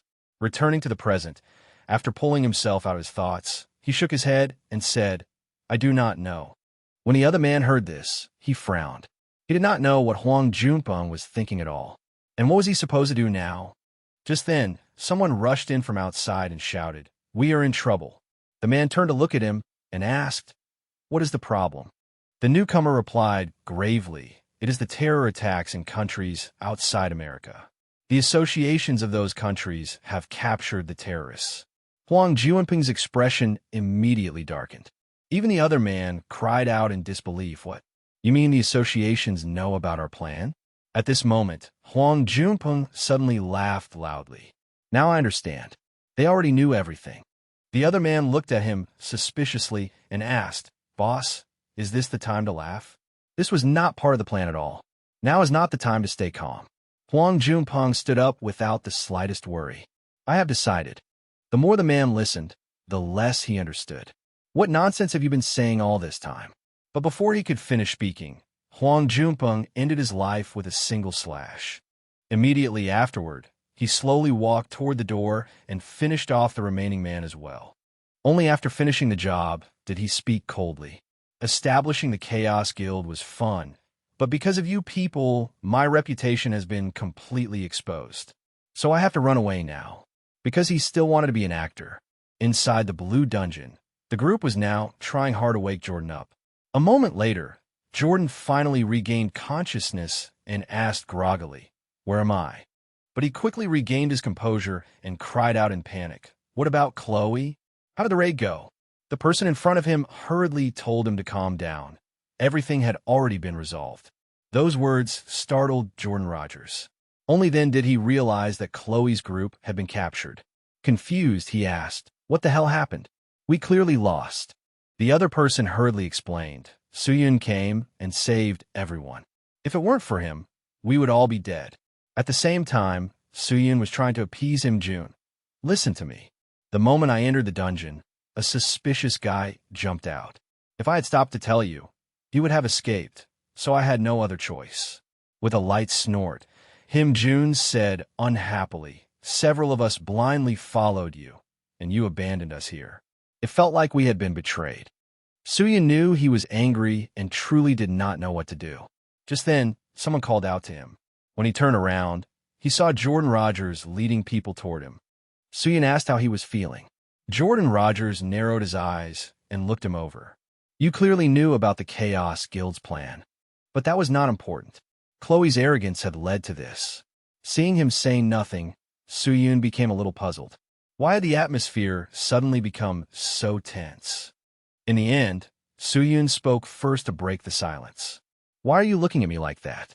If you have something to say, just say it. After hesitating for a long while, Jordan Rogers finally spoke. I have a lot I want to say, but I think I should start with this. You saved them. And not only that, if it weren't for you, everyone in America would have died. They want to express their gratitude to the hero who saved America. After saying that, Jordan Rogers bowed his head to him. Thank you for saving us, and for saving all of America. Hearing those words, Soo-yoon frowned. Considering Jordan's position and authority, setting aside his pride like this could not have been easy. To be honest, Jordan Rogers was truly impressive. Soo-yoon looked at him awkwardly, smiled, and said, Thank you, but I feel a little embarrassed too. Let's keep searching. But at that moment, a gloomy voice suddenly rang out. Soo-yoon's expression immediately darkened, and cold sweat covered his forehead. A figure filled with killing intent appeared in the forest and threw something toward everyone. Soo-yoon hurriedly summoned the sacred flame phoenix. In a low voice, he said, Sorry, but I haven't saved America yet. As he spoke, he grabbed its leg and flew high into the air. To be precise, I'm saving it now. As soon as he finished speaking, the sacred flame phoenix roared and blocked the thing flying toward them. With a boom, a sky-shaking explosion erupted. The people behind him immediately asked in confusion, What happened? Soo-yoon replied calmly, I told you, didn't I? You should worry about the monsters coming back to life. The Chaos Guild won't just leave things alone. But above all, what he meant was that this blue dungeon was rather dangerous. As soon as he finished speaking, countless monsters leaped out again, bearing their fangs and claws. Soo-yoon rushed forward with his sword and killed a monster with one slash. The people behind him were not idle either. They hurriedly picked up their weapons and joined the fight. However, the monsters kept charging forward, throwing everyone into panic. Dokja said calmly, The monsters inside a forest dungeon have one advantage: overwhelming numbers. Jordan Rogers took 2 steps forward. Then he stood back to back with Soo-yoon. Soo-yoon said calmly, At a time like this, we need to sweep them all away in one strike. As soon as he finished speaking, he activated a blue flame. Jordan Rogers was not idle either, summoning fire into his palm.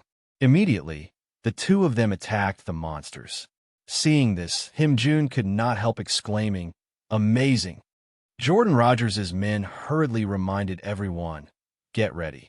We're going to deal with those monsters. With those words, everyone immediately straightened their backs and prepared to face the monsters. At the same time, the shadowy figure hiding somewhere muttered softly, They are very weak here. As soon as he finished speaking, another group of monsters charged over.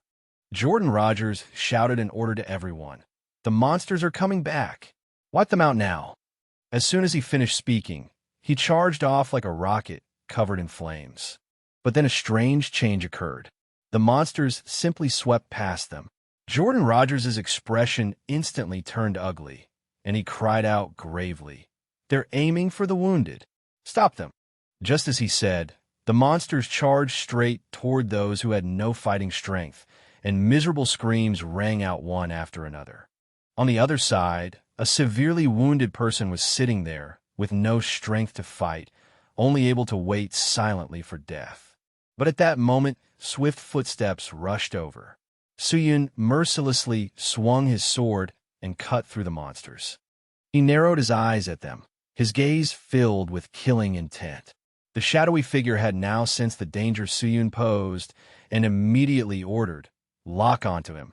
He commanded the monsters to kill Soo-yoon directly. As soon as he gave the order, the monsters seemed to be invigorated and charged madly towards Soo-yoon. Seeing this change in them, Soo-yoon was slightly surprised, but he quickly regained his calm and moved without hesitation. Yet at that moment, the monsters suddenly exploded. When the smoke and dust dispersed, only Soo-yoon remained standing there proudly. He brushed the dust from his body and frowned in thought. Although he could endure it with the Kraken's defensive power, if this continued, things would not be good at all. At that moment, Him-jun hurried over and asked worriedly, Soo-yun, are you all right? Why did those monsters explode? Soo-yun shook his head slightly and said calmly, that was probably the boss's ability. Jordan Rogers looked at him in shock. You know the boss? Of course Soo-yun knew it. It was the former beast spirit master. It was a beast-type boss that ruled over animals.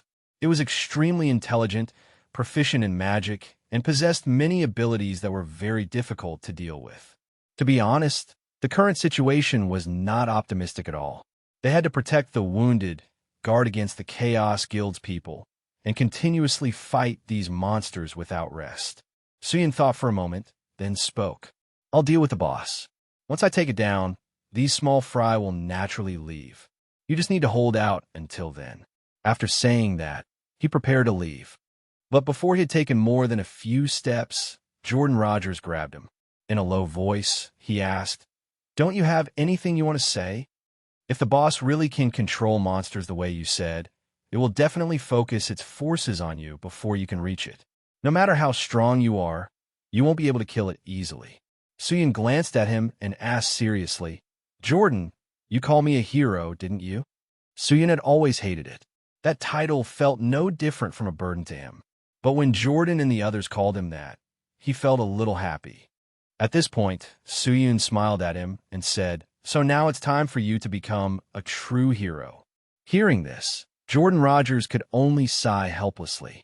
I guess I can't say anything else, but I won't be able to hold him back for long. Soo-yun did not mind much. He gave a brief farewell and left. Jordan Rogers watched his back and, for some reason, felt a little ashamed. He had thought he was the hero of America, but it seemed the hero was someone else after all. On Soo-yun's side, he ran straight ahead and charged into the monster's lair. As he ran, he muttered, It's your turn, Mia. As soon as he finished speaking, Mia appeared. Immediately, he received the divine dragon's blessing, and his speed, strength, and magic were increasing. Without the slightest hesitation, Soo-yun swung his sword. Countless rays of sword light began dancing through the air. In an instant, a group of monsters was killed by him. The former Beast Spirit Master was speechless at the sight.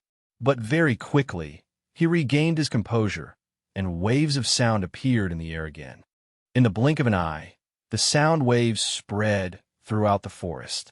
Outside, Jordan Rogers' group heard the deafening cries and immediately became alert.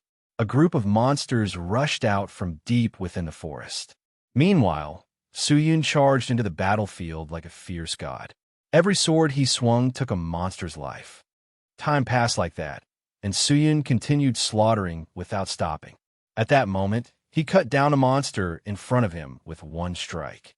He was like a spirit, leaping lightly through the air, killing gods if he met gods and Buddhas if he met Buddhas. After finishing off that monster, he carried Mia and landed on a branch near it. Letting out a breath, he whispered, That's about half of them, right? He had thought they would concentrate their attack on him, but it seemed there were around 200 to 300 of them. If he killed all of them, he would absorb too much power. So he was considering whether he could divert their attention first. After thinking it over, he immediately used Doppelganger. Fortunately, he had bought this in advance. In an instant, many Soo-yuns appeared in this place. Immediately, his clones charged toward the monsters. Seeing this, the former Beast Spirit Master's eyes widened in shock. He increased his numbers. Mia was also very happy at that moment. There were 4 of him. Did that mean she would be praised 4 times as much? The more she thought about it, the happier she became. On this side, the more the former Beast Spirit Master watched, the more confused he became. Among the people charging toward him, which one was the real one? He could not tell, so he decided to hunt them all. Meanwhile, the real Soo-yun was rushing forward when a troop of monkeys blocked his path. He could not help clicking his tongue. Did he have to fool all of them? But there was no other way. He hurriedly ordered Mia to attack. Hearing this, Mia immediately spat out a stream of fire. In the blink of an eye, scorching flames tore through the wind, aimed straight at the troop of monkeys. Seeing them destroyed, Soo-yun nodded in satisfaction and praised her. Good job. At the same time, the former beast spirit master sensed Suyun's appearance. Immediately, he ordered the monsters to charge. But at that moment, a streak of blue energy shot toward him. He hurriedly hid behind a giant ancient tree.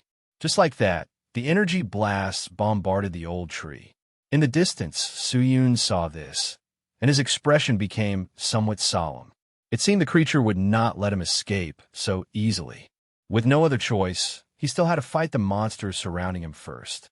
But their momentum was extremely ferocious, making things somewhat difficult for him.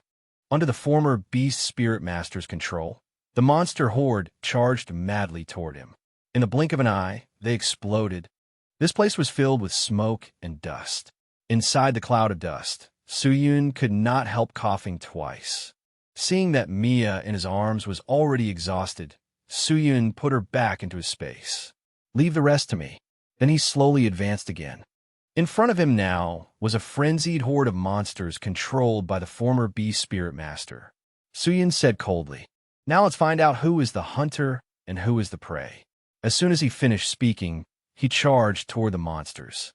Among the 7 levels, the blue dungeon was evaluated at level 5.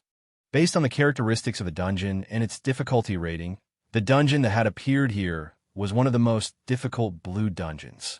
In his previous life, an outbreak had occurred because the raid failed. Only after gathering high-ranking awakened from countries around the world had they managed to conquer the dungeon. While he was thinking, something terrifying happened.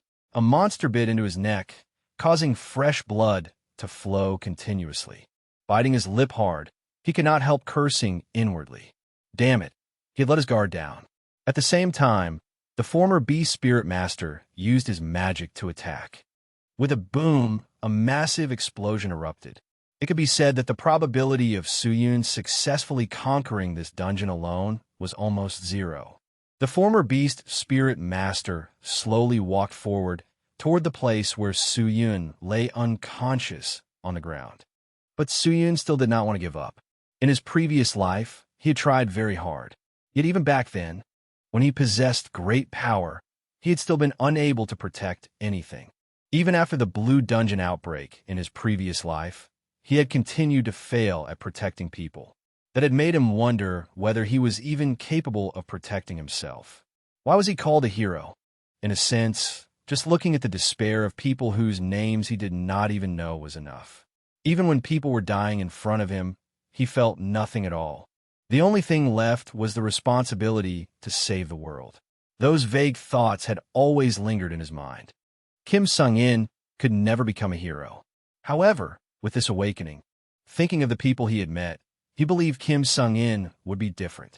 With his current power, pale golden energy was now constantly surrounding him. And he had also forced himself to stand up. He firmly believed that this time, he would become a hero.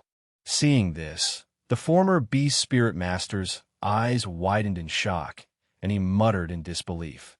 "You came back." Suyun had now recovered his strength. He raised an eyebrow and looked at him provocatively. "Just now, you called me your prey. But now you're saying I came back." As soon as he finished speaking, he threw a punch at him. The creature hurriedly retreated to dodge, but it was still struck. With a soft snort, Suyun said coldly, "Your hunt is over." Now it was Suyun's turn to act. At this moment, the former beast spirit master was extremely frightened. He trembled where he sat, one side of his face shattered by the blow. Then he roared furiously, "Protect me!" Immediately, after that, sound waves echoed throughout the forest. But something unexpected happened. He sat there trembling, somewhat speechless, because at this moment the battlefield on the other side was a bloody scene.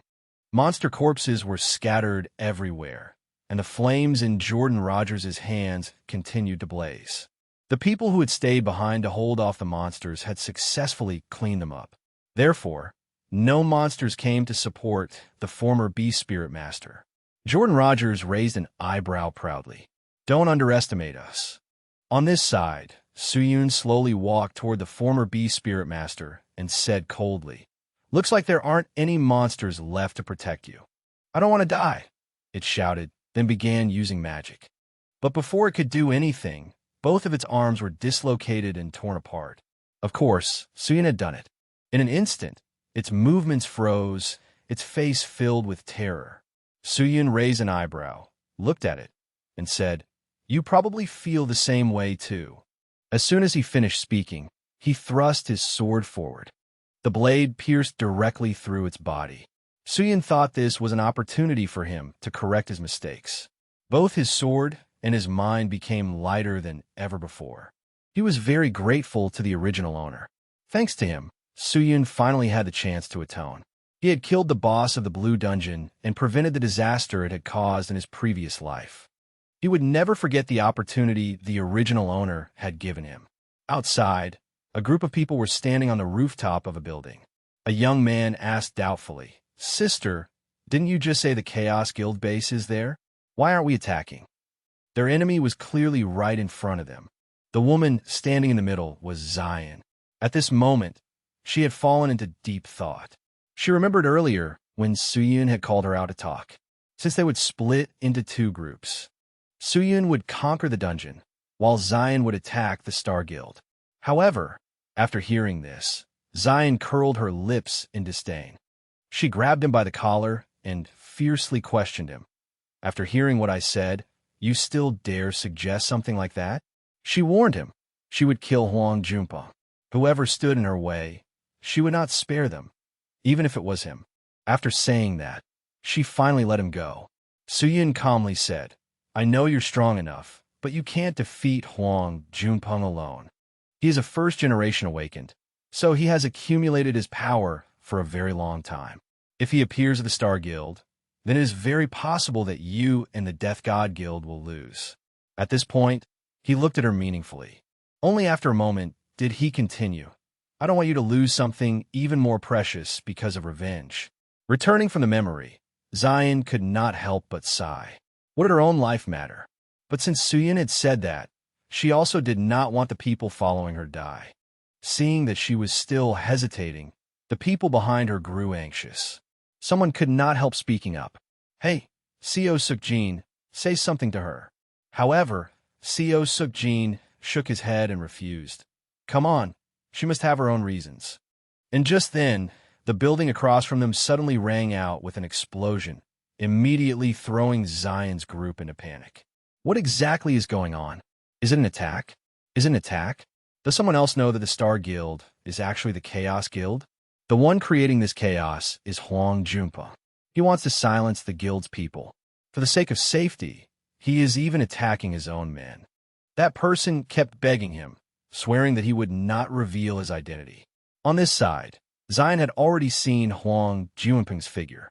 Immediately, her eyes filled with hatred. Huang Junpeng sat across from that person and said with a cold smile, "How can I trust you? Besides, if he let that person live, wouldn't that be far too unfair to those who had died?" As soon as he finished speaking, he struck and took that person's life. Right afterward, he clicked his tongue helplessly. How sad. Starting today, the Chaos Guild has been disbanded. No one has any objections, right? But how could the dead possibly object to him? Just then, a scream full of hatred suddenly rang out. Huang Junpeng. He was startled and turned his head to look back. Before he could even see the person, a cold gleam flashed before his eyes. Zion charged toward him with a sharp blade. At first, he was somewhat surprised, but he quickly regained his composure and reached out to block it. He casually pushed hard, then asked who she was. Zion essentially had no time to answer before he sent her flying far away. Narrowing her eyes at him, her tone was filled with hatred. "I have been waiting for this day all along." Huang Junpeng was a little doubtful. He did not understand what she was talking about. Zion gritted her teeth fiercely. "I will kill you no matter the cost." He stared at her blankly for a long while. But in the end, he still could not remember who she was. Inside the Blue Dungeon, after Suyun killed the former Beast Spirit Master, he dug out its heart and obtained a blue jewel. Holding it in his hand, he could not help sighing. Who would have thought it? This guy was hiding something like this inside his body. If I give this to Old Man Daeho, he'll probably love it. But Mia suddenly opened her mouth and swallowed it whole. Immediately, Suyun shouted in panic, "Mia, that's not food." A while later, Jordan's group arrived where Suyun was. looking at the scene before them. Their expressions immediately went speechless. He had actually taken down those monsters. Moreover, right now, he was even playing around with his pet. After he regained his composure, Him-jun walked over and said, "Suyun, we're here." Suyun looked at them and smiled as he said, "Good job, Him-jun. You too, Jordan." Jordan nodded slightly and said, "I didn't think you would actually be able to catch the mastermind here." Suyun smiled calmly and said, "What I did isn't anything surprising, is it? Anyway, we need to find the exit first." At this moment, Him-jun suddenly spoke up, "We found it." Suyun looked at him doubtfully. Jordan slowly explained, "While chasing after those monsters that suddenly scattered in panic, we were able to find both your location and the exit. That is also why it took us a little time to get here." Suyun immediately suggested, "Let's move quickly. We need to get this trash back to the association as soon as possible." Jordan also agreed, "If we could, I'd just kill these bastards, but we need to bring them back for interrogation." And one more thing, when Suyun said this, he looked toward Jordan, making him somewhat doubtful. He cleared his throat softly and said, "Could you pay the guild's medical fees for me? Robert is going to go mad over this, but that's something for after we leave the Blue Dungeon." Jordan agreed without the slightest hesitation. "I will also give you my share of the credit. After all, saying you handled this dungeon by yourself would not be an exaggeration." However, Suyun did not seem to want that very much. He asked, "Instead, could I ask you for a favor?" Jordan looked at him in surprise and asked, "A favor?" Suyun nodded without hesitation in acknowledgement. He said there was still one more person who needed help. Outside, Zion was still fighting Huang Junpeng. He fought back very casually, leisurely mocking her. What kind of assassin can't even hide her own emotions? At this moment, Zion's face was full of hatred as she kept swinging her sword at him. He gave a soft snort and said coldly, "Anyway, the way you immediately came here to attack me, and that intensity in your emotions." He asked if she knew him, but Zion had no answer. She simply kept holding her blade and charging at him. Huang Junpeng reached out to block it and could not help clicking his tongue. What a troublesome skill. Not only can you move nimbly through the darkness, but your strength also rises rapidly. In this situation, the only thing that made it easier for him was her enraged state, which allowed him to predict her actions more simply. He suddenly curled his lips into a faint smile. Should he tease her a little? With that thought, he dodged her attacks while speaking in an extremely frivolous tone. "Calm down. It seems you hate me quite a bit, don't you? Even if that isn't the case, shouldn't I at least know who you are?" But Zion only wanted to kill him. He said with a cold smile, "Don't be like that. Who knows? Maybe I'll remember who you are from your reaction." As soon as he finished speaking, he turned into another face, then asked again, "How about this? Is this the face you saw?" Zion fiercely bit her lip and cursed. "You bastard." Was he planning to keep teasing her until she died? Seeing her reaction, Huang Junpeng laughed softly again. "So it wasn't this one? How about this?" Another face appeared again. Zion did not react and continued attacking. He knew he had guessed wrong again, and he frowned in thought. This one isn't it either. Then how about this? He continued, changing his face. And at that moment, Zion's body immediately froze, because before her now was the face of the man deep within her painful memories. Huang Junpeng said with a cold smile, "This is the one, isn't it?" At this moment, Zion's entire body gave off dense killing intent. She practically roared, "Huang Junpeng, I will kill you." However, at this moment, he was thinking very calmly. But this face has done so many things that I can't remember them all. He raised an eyebrow at her and asked with a smile, "But do you really want to kill me? So much that you haven't even realized the duration of your skill is about to run out." As soon as he finished speaking, Zion's body froze. Seizing this opportunity, he punched her in the stomach. But in that very instant, Zion raised her hand and blocked it. With a faint smile, Huang Junpeng said coldly, "Now that I'm looking carefully at your face, I remember." At this point, he suddenly burst into loud laughter. Zion looked at him in confusion. But very soon afterward, her eyes grew wet. In her eyes now appeared the figure she had longed for. He had actually turned into Ki-han. Zion's body instantly lost all strength and collapsed, trembling nonstop. Seeing this reaction, Huang Junpeng became even more pleased. With that kind of reaction, he must have been right. Having grasped Zion's psychology, he became even more mocking. This guy was pretty troublesome, if I'm not mistaken. If I remember correctly, there were 3 others back then. You were unconscious at the time. Right afterward, he transformed again, causing Zion's tears to flow without stopping. Before her now was Yujin. He even put on a worried look and cried out, "Get up, please." The next person was Wix, and the last was naturally Haihan. Zion's emotions were immediately pushed into the depths of the abyss. She kept begging, "Stop it. Those are not people who deserve to be mocked by a bastard like Huang Junpeng." At this point, the hand gripping her blade was trembling almost uncontrollably. But how could Huang Junpeng possibly let her go? He said coldly, "Now comes the highlight." Right afterward, he changed into Ki-han's appearance. He kept crying, reenacting the scene from that day. Ki-han had begged him to spare Zion. Immediately afterward, he laughed loudly in mockery. He really was pathetic.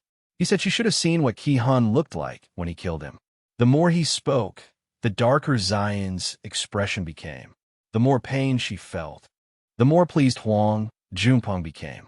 He threw his head back and laughed loudly. "Look at that face. I like it. This is exactly why I can't give up slaughtering." And he had to kill her because she knew his identity. But Suyun probably knew him too. So he suggested, "Why don't you kill Suyun together with me? When he dies, they will create a new guild." Zion stared at him blankly, while he continued smiling and persuading her, "Join my guild. Then you'll be able to see your lover, and you won't die. How about it?" Huang Junpeng had overlooked one thing. Zion could also act. While he was talking, she had silently drawn a blade from her storage space. She was waiting for him to get closer to her. Just as she had expected, he had now brought his face right up to hers. Seeing the perfect opportunity, her eyes lit up. Without the slightest hesitation, she swung her blade fiercely at him. This action shocked Huang Junpeng badly. Zion's plan was perfect. She controlled her emotions, even though she was furious and her blood was boiling. She had pretended in order to carry out her plan, but she had also overlooked one thing. Before she stabbed the blade into his neck, she froze. Memories, recollections, and the past, they created hesitation. Zion's blade was only 1 millimeter from Huang Junpeng's neck, but it did not cut down. Thus, it gave him a chance to counterattack. He gritted his teeth and said, "Rejected a second time?" He angrily raised his hand and attacked Zion, severely injuring her. Just like that, she was sent flying out by his blow. At the same time, outside the Chaos Guild headquarters building, flames and smoke billowed upward, drawing the attention of nearby civilians, who kept discussing who had done this. Zion's people mixed into the crowd, and someone could not help asking doubtfully, "Shouldn't we go with Zion?" So Jean shook his head and said, "No, she'll do fine." But at this moment, a voice sounded from behind them. "Evacuate the civilians first." Suk Jean was a little surprised. "Jordan Rogers? Why are you people?" Before he could finish asking, Jordan spoke. "Suyun told us to come here. He told us to cooperate with you and evacuate the civilians in this building." Suk Jean frowned at him and asked, "But why don't I see him?" Jordan was slightly startled and replied, "There must be something urgent." He went into the building first. Up on the building's rooftop, Huang Junpeng was currently choking Zion. He snorted coldly and said, "This was rather fun. You're the first person to fight him for this long. But it's a waste of time, so let's end it here." As soon as he finished speaking, he prepared to finish Zion off. But at that critical moment, Suyun appeared from afar and blocked his attack. With a boom, another explosion rang out across the rooftop. Suyun also rescued Zion in the process.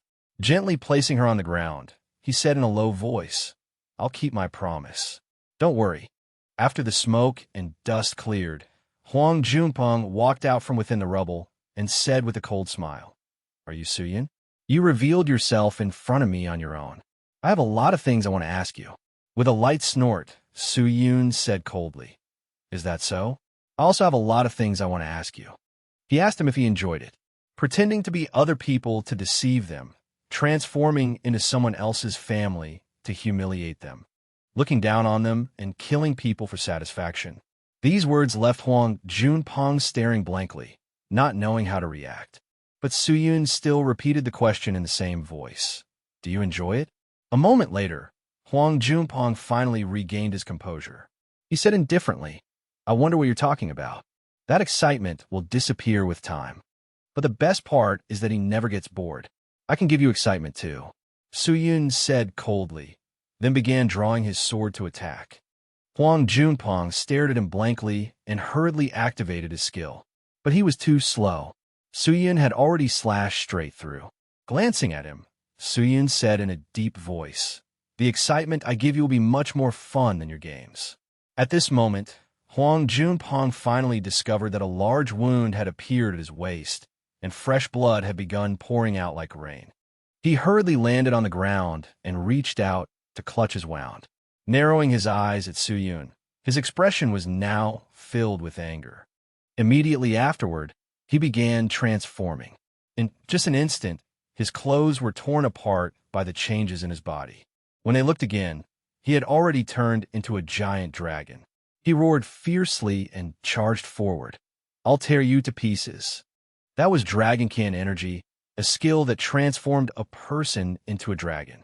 It was considered one of the strongest skills in the history of the Awakened. However, Suyun did not panic. He calmly stood there and laughed mockingly with disdain. That must be why you're so arrogant. Even so, you only obtained it through luck. As soon as he finished speaking, he slashed down with his sword.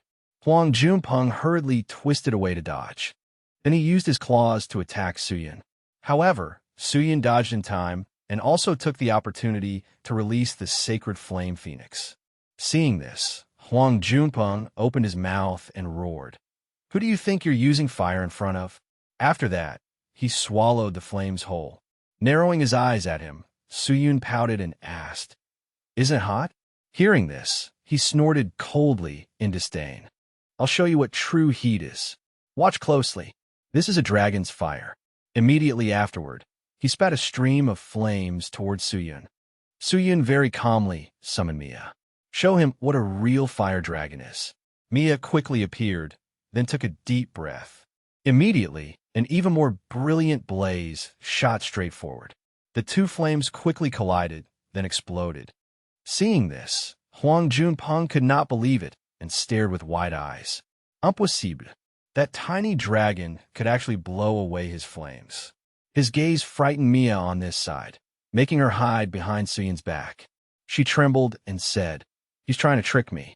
With a soft laugh, Suyun hurriedly comforted her. It's all right. You can go back in now. Mia nodded slightly, then returned to the storage space and took the opportunity to bless him. Suyun nodded in satisfaction.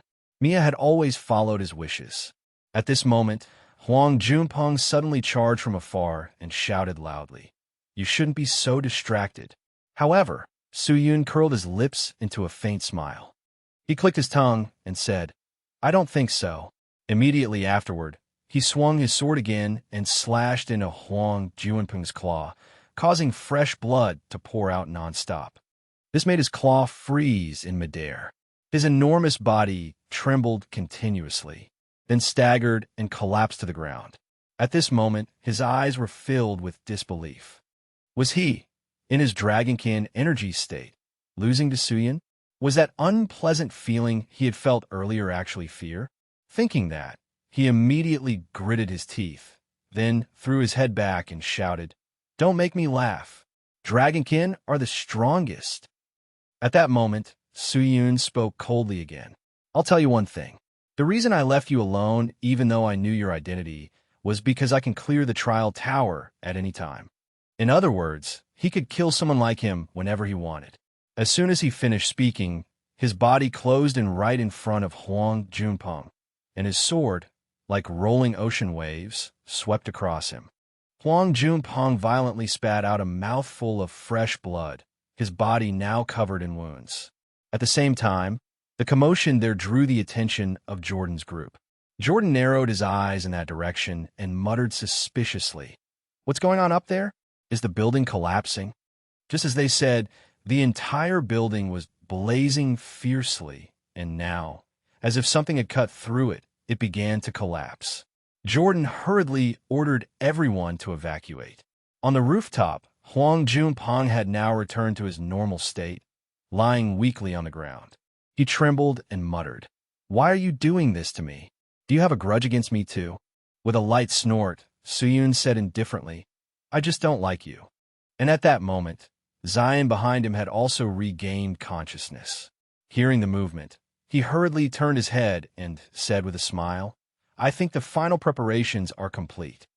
Zion slowly stood up and walked to Huang Junpeng. Seeing her, his eyes immediately filled with disbelief. Then he heard Suyun's cold voice. "I really want to kill you myself, but unfortunately, I already made a promise." As he spoke, he looked toward Zion and said, "Good luck. I won't lift a finger from now on." Hearing that, Huang Junpeng suddenly burst into loud laughter. "What is wrong with you?"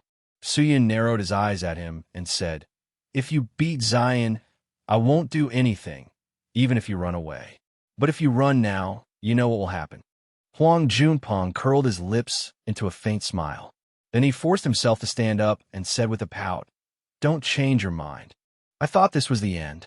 He laughed smugly, then began transforming again. His face changed into Ki-hun's face, and he raised his brow with a grin. He was right. Saving you really was a good thing. As soon as he finished speaking, he charged fiercely toward Zion. He was certain that the foolish girl before him would never be able to attack this familiar face. But he had miscalculated. This time, Zion was able to strike. A wound appeared on his body, and he could not believe it. She had attacked without the slightest hesitation. At that moment, Zion's cold voice rang out again. "You have no idea how long I've waited for this day. One battle full of hesitation was more than enough. I think you're misunderstanding something." Huang Junpeng reached out and grabbed her wrist, then snorted coldly. "I can fight you normally, too." Immediately afterward, he threw a punch at her. In an instant, an invisible ripple rang out, as if something had collided. It was Zion. She had blocked his fist. Taking that chance, she kicked him. The two quickly fell into a deadlock. At the same time, outside the battle, Mia jumped out of the storage space, watched the fight for a long while, then said, "So Huang Junpeng is superior in ability." She was not wrong. Zion's skills could not compare to Huang Junpeng's, and before long, she fell into a disadvantage. Mia frowned as she watched, feeling somewhat worried. But at that moment, a stream of pale, purple energy suddenly appeared. Then it quickly surrounded Zion. Huang Junpeng could not help being shocked.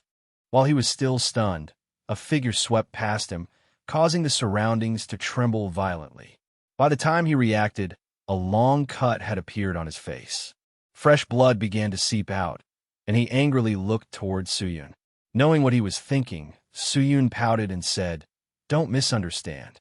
That wasn't me." But did he still have time to deceive them? Thanks to Suyun's reminder, Huang Junpeng suddenly realized that Zion had charged at him again, and he hurriedly lowered his head to dodge. He took the chance to escape and retreated backward, wanting to create distance from her first. But he could not do it. At this moment, Zion's speed was as fast as lightning, and in an instant she had closed in right before him. Her blade slashed down and cut into his body. Zion's eyes were filled with determination. She could do it. She attacked Huang Junpeng fiercely. She wanted to kill him today. She stabbed forward with incredible ferocity, forcing him to retreat again and again. But her blade did not stop for even a second. She kept pressing it close to his body. Biting his lip hard, Huang Junpeng hurriedly used his skill to block it. However, Zion's strength at this moment was too great, and the blade had nearly reached him. In fear, he shouted, "Wait!" Unfortunately, Zion hated him so much that she wanted to chop him into 100 pieces. How could she possibly give him a chance? For her comrades, for those who had given her light, for the man who had let her feel warmth, and who had pulled her out of loneliness, she had to kill him. At this moment, Huang Junpeng was engulfed by fear. He kept telling her to stop, but the blade still slashed down cutting through his palm. In panic, he shouted again, "I said stop, you parasite!" But how could Zion listen to him? She still slashed down fiercely, the cut growing deeper and deeper, making his entire body tremble as fresh blood poured out. After the prolonged battle, the rooftop of the building had nearly collapsed into ruins. Zion stood before the smoke, where she had driven her enemy in. Only now did her face relax. The grudge carved deep into her bones had finally been repaid. She let out a breath and sank to the ground. On this side, Suyun saw something fall onto the ground. It was a necklace, likely Zion's. He reached out, picked it up, then brought it to her. He praised her, saying, "You did well." He simply stood there watching her, waiting for her reaction. Zion stared intently at the necklace in his hand. After a long while, her tears began to fall. In the end, she could not hold back and clutched the necklace tightly, crying loudly. Seeing this, Suyun could not help sighing. He should avoid her for a bit and give her some space. But after taking only a few steps, his body swayed as if he was about to collapse. He was simply too exhausted. After that, everything was quickly resolved. Thanks to Jordan and the Death Guild, the truth about the Chaos Guild was exposed to the light. Lei and the other guild members were arrested right inside the Blue Dungeon and handed over to the United States Association for processing.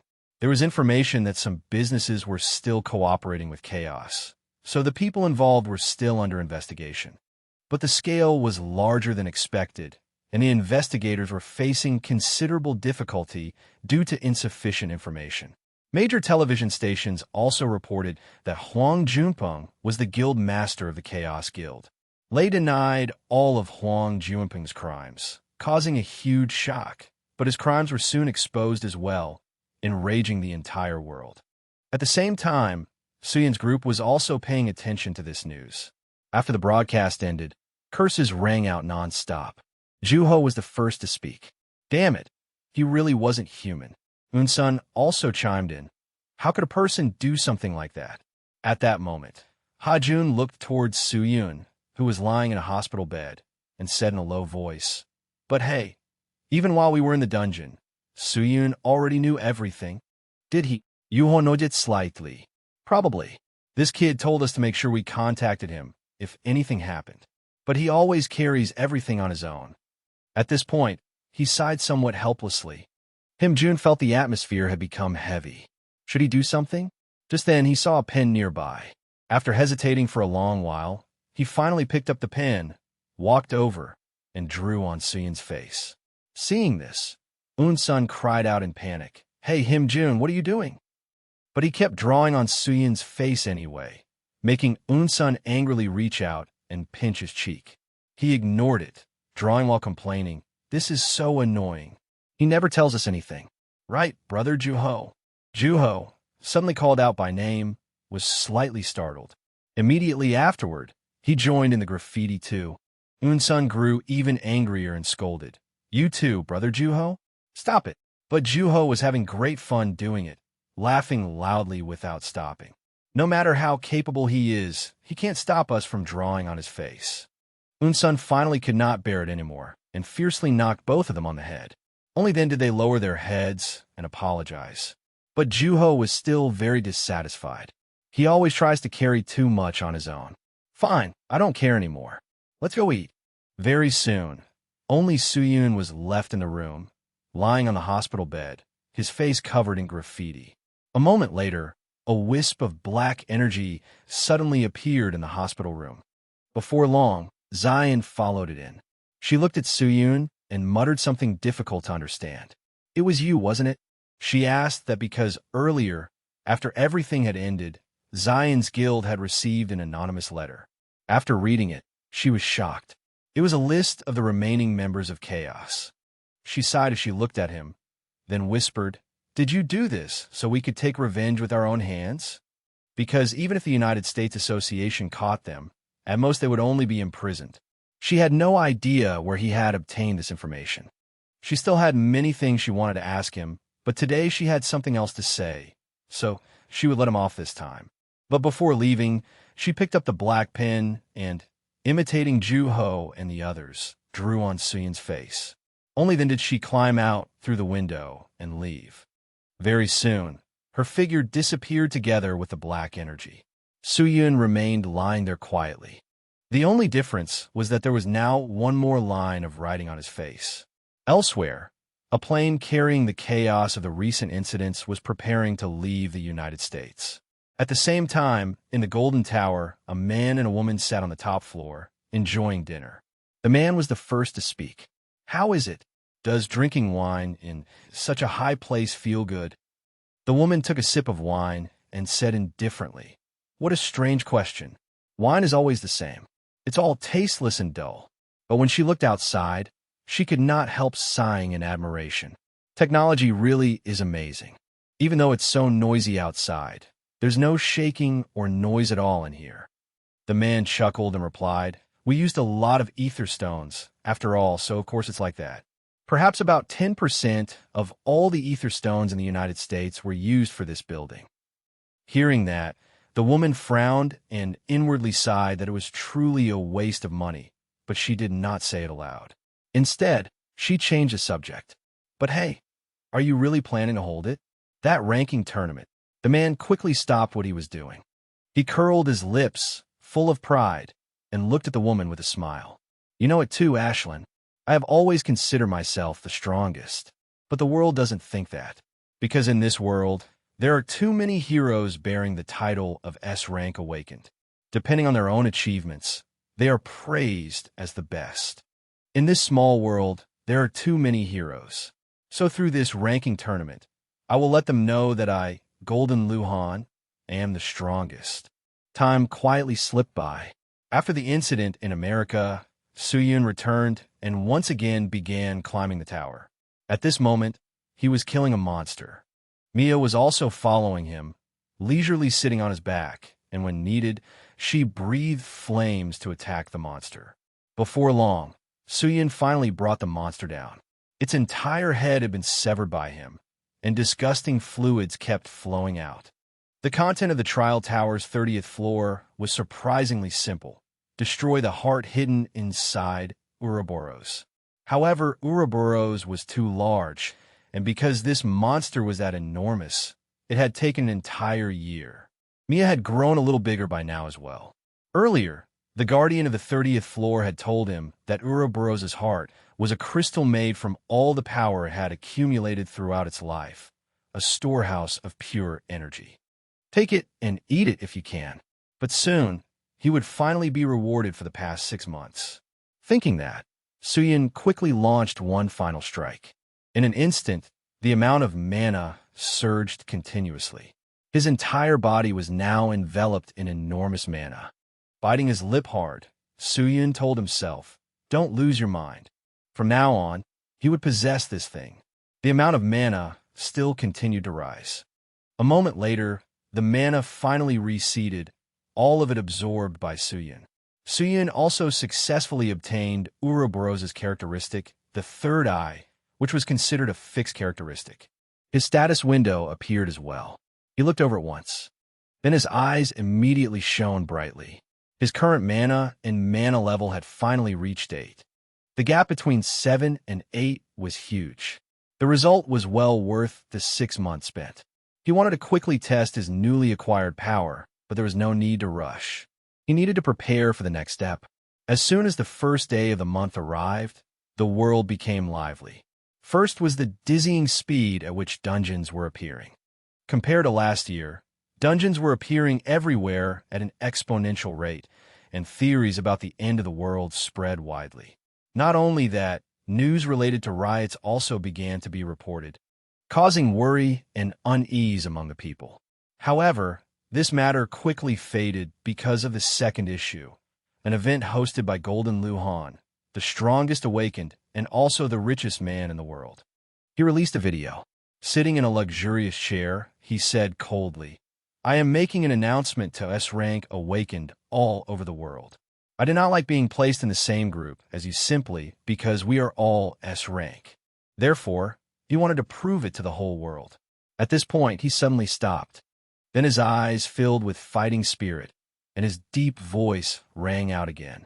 "I'm the strongest. If you have a complaint, come fight in the ranking tournament. The video reached 100 million views in just one day. Attention shifted toward the actions of the S-Rank Awakened. Furthermore, the S-Rank Awakened all had different reactions. Despite his challenge, some Awakened came because they despised his arrogance. Some came simply because they were too bored, while others came out of a desire for fame and wealth, as well as many other reasons. At a cafe in the city center, Soo-yoon and Joo-ho had arranged to meet. After Soo-yoon told Joo-ho his intentions, what he received in return was Joo-ho's unbelievable shock. "You're going to participate in the ranking match?" Seeing his exaggerated reaction, Soo-yoon asked suspiciously, "Why are you so shocked?" Only then did Joo-ho realize it and hurriedly sit down in his chair, saying with a pout, "It seems like that's the appropriate reaction. After all, it really is unexpected. I didn't think you'd be interested in events like this." Soo-yoon chuckled softly and said calmly, "I need to win the prize." Joo-ho thought for a moment before speaking. "There's no way you would act without thinking." There were two reasons Soo-yoon was participating in the ranking match. The first was adamantium. To forge Balmung, he needed that material. It was the best metal for conducting mana, as well as for strength and durability. The only way to obtain it was through a ranking match. And just then, a voice interrupted Soo-yoon's thoughts. "Guys!" It was him Jun's voice. He was overjoyed and shouted at the top of his lungs, "I passed the S-rank evaluation." Only then did he realize that everyone in the restaurant was looking at him. Embarrassed, he apologized awkwardly, covered his face, and went to find his table. Joo-ho did not want to look directly at him and quietly asked Soo-yoon, "You're not planning to take him with you, are you?" Soo-yoon chuckled. "I was thinking of bringing him along so he could gain more combat experience, but maybe I should leave it for another time." Him Jun ran over from the other side and happened to hear the last part of Soo-yoon's sentence. He asked suspiciously, "Take me where?" Neither of them answered him. Joo-ho immediately changed the subject. "It starts in 3 days." Soo-yoon shook his head and said, "It's fine. There's still time. Go and train yourself." Him Jun had not even understood what was happening before Joo-ho dragged him away. He hurriedly shouted, "Explain what's going on to me." But Joo-ho did not answer. He only glanced towards Soo-yoon and asked, "You'll win, right?" Soo-yoon froze for a moment, then said confidently, "Of course." 3 days later, the sky over America shone brightly once again. That was because a magnificent event was about to take place at the Golden Tower. At that moment, a huge crowd had gathered beneath the tower, including spectators and reporters. A male reporter looked at his female colleague and asked, "Show me the photos you managed to take." The female reporter was startled and replied, "Yes. They haven't all arrived yet, but the lineup is incredible. Wang Wu from China is here. Elena from Russia is here, and Odell from England is here too." Then the female reporter asked, "Do you want to bet on who will win?" The male reporter cheerfully said, "Sure. The loser has to treat the winner to whiskey. I'll bet on Golden Luhan." Hearing that, the female reporter was a little dissatisfied. "That's what I was going to say." She hurriedly thought about who she wanted to bet on.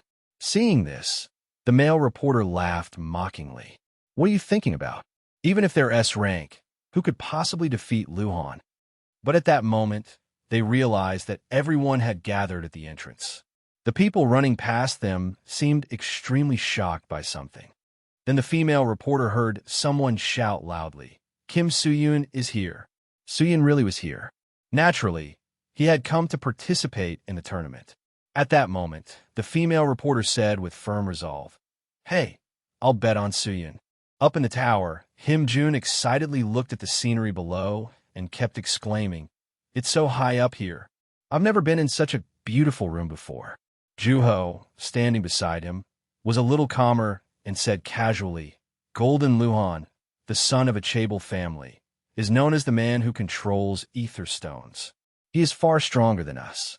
At that moment, a staff member came up to Soo-yoon and said apologetically, "Excuse me, may I escort you gentlemen to the banquet hall on the 200th floor?" Soo-yoon frowned slightly and murmured, "A banquet." In his previous life, he had never participated in the ranking tournament because he had only been A rank. He thought for a moment and ultimately decided to go there. On the 200th floor, there were already many awakened dining there. When Suyun appeared, they suddenly turned their attention toward him. Suyun was picking up food at that moment. Not far away, people began discussing him, and some even did not believe that he was the famous Suyun. But someone did not think that way. He said in a low voice, although it's hard to recognize his true strength from that youthful appearance, he really is a monster. Suyun also noticed that person. He was Europe's supernova, Adele Castle. And the curly-hair man over there was Louis Goman, known as the Speed of Light. There was also Ms. Selena, who had recently become famous. And the one behind her was certainly Chernoff. But China's Wang Wu and Ollie were not here. Even so, none of the people present were weak. That was why everyone called it the battle among the stars. Him Jun had already sat down at the dining table and was constantly waving at him. Come here quickly. The food here is delicious. Juho also nodded in agreement. That's right. Eat plenty. You'll need strength to fight tomorrow. Suyun looked at the two of them and for some reason sighed. It looks like you two are really enjoying yourselves. But he had nothing to worry about when it came to him Jun. However, at that moment, he suddenly sensed a fluctuation of mana. Seeing that his expression did not look good, Juho asked suspiciously, "What's wrong?" Suyun only said that he had something to take care of, then left. The two of them were left staring blankly, not knowing what had happened. At the same time, on the rooftop of the Golden Tower, a huge collision was taking place. Smoke and flames flew everywhere. A clenched fist was hanging down. It belonged to China's S-rank awakened, Wang Wu.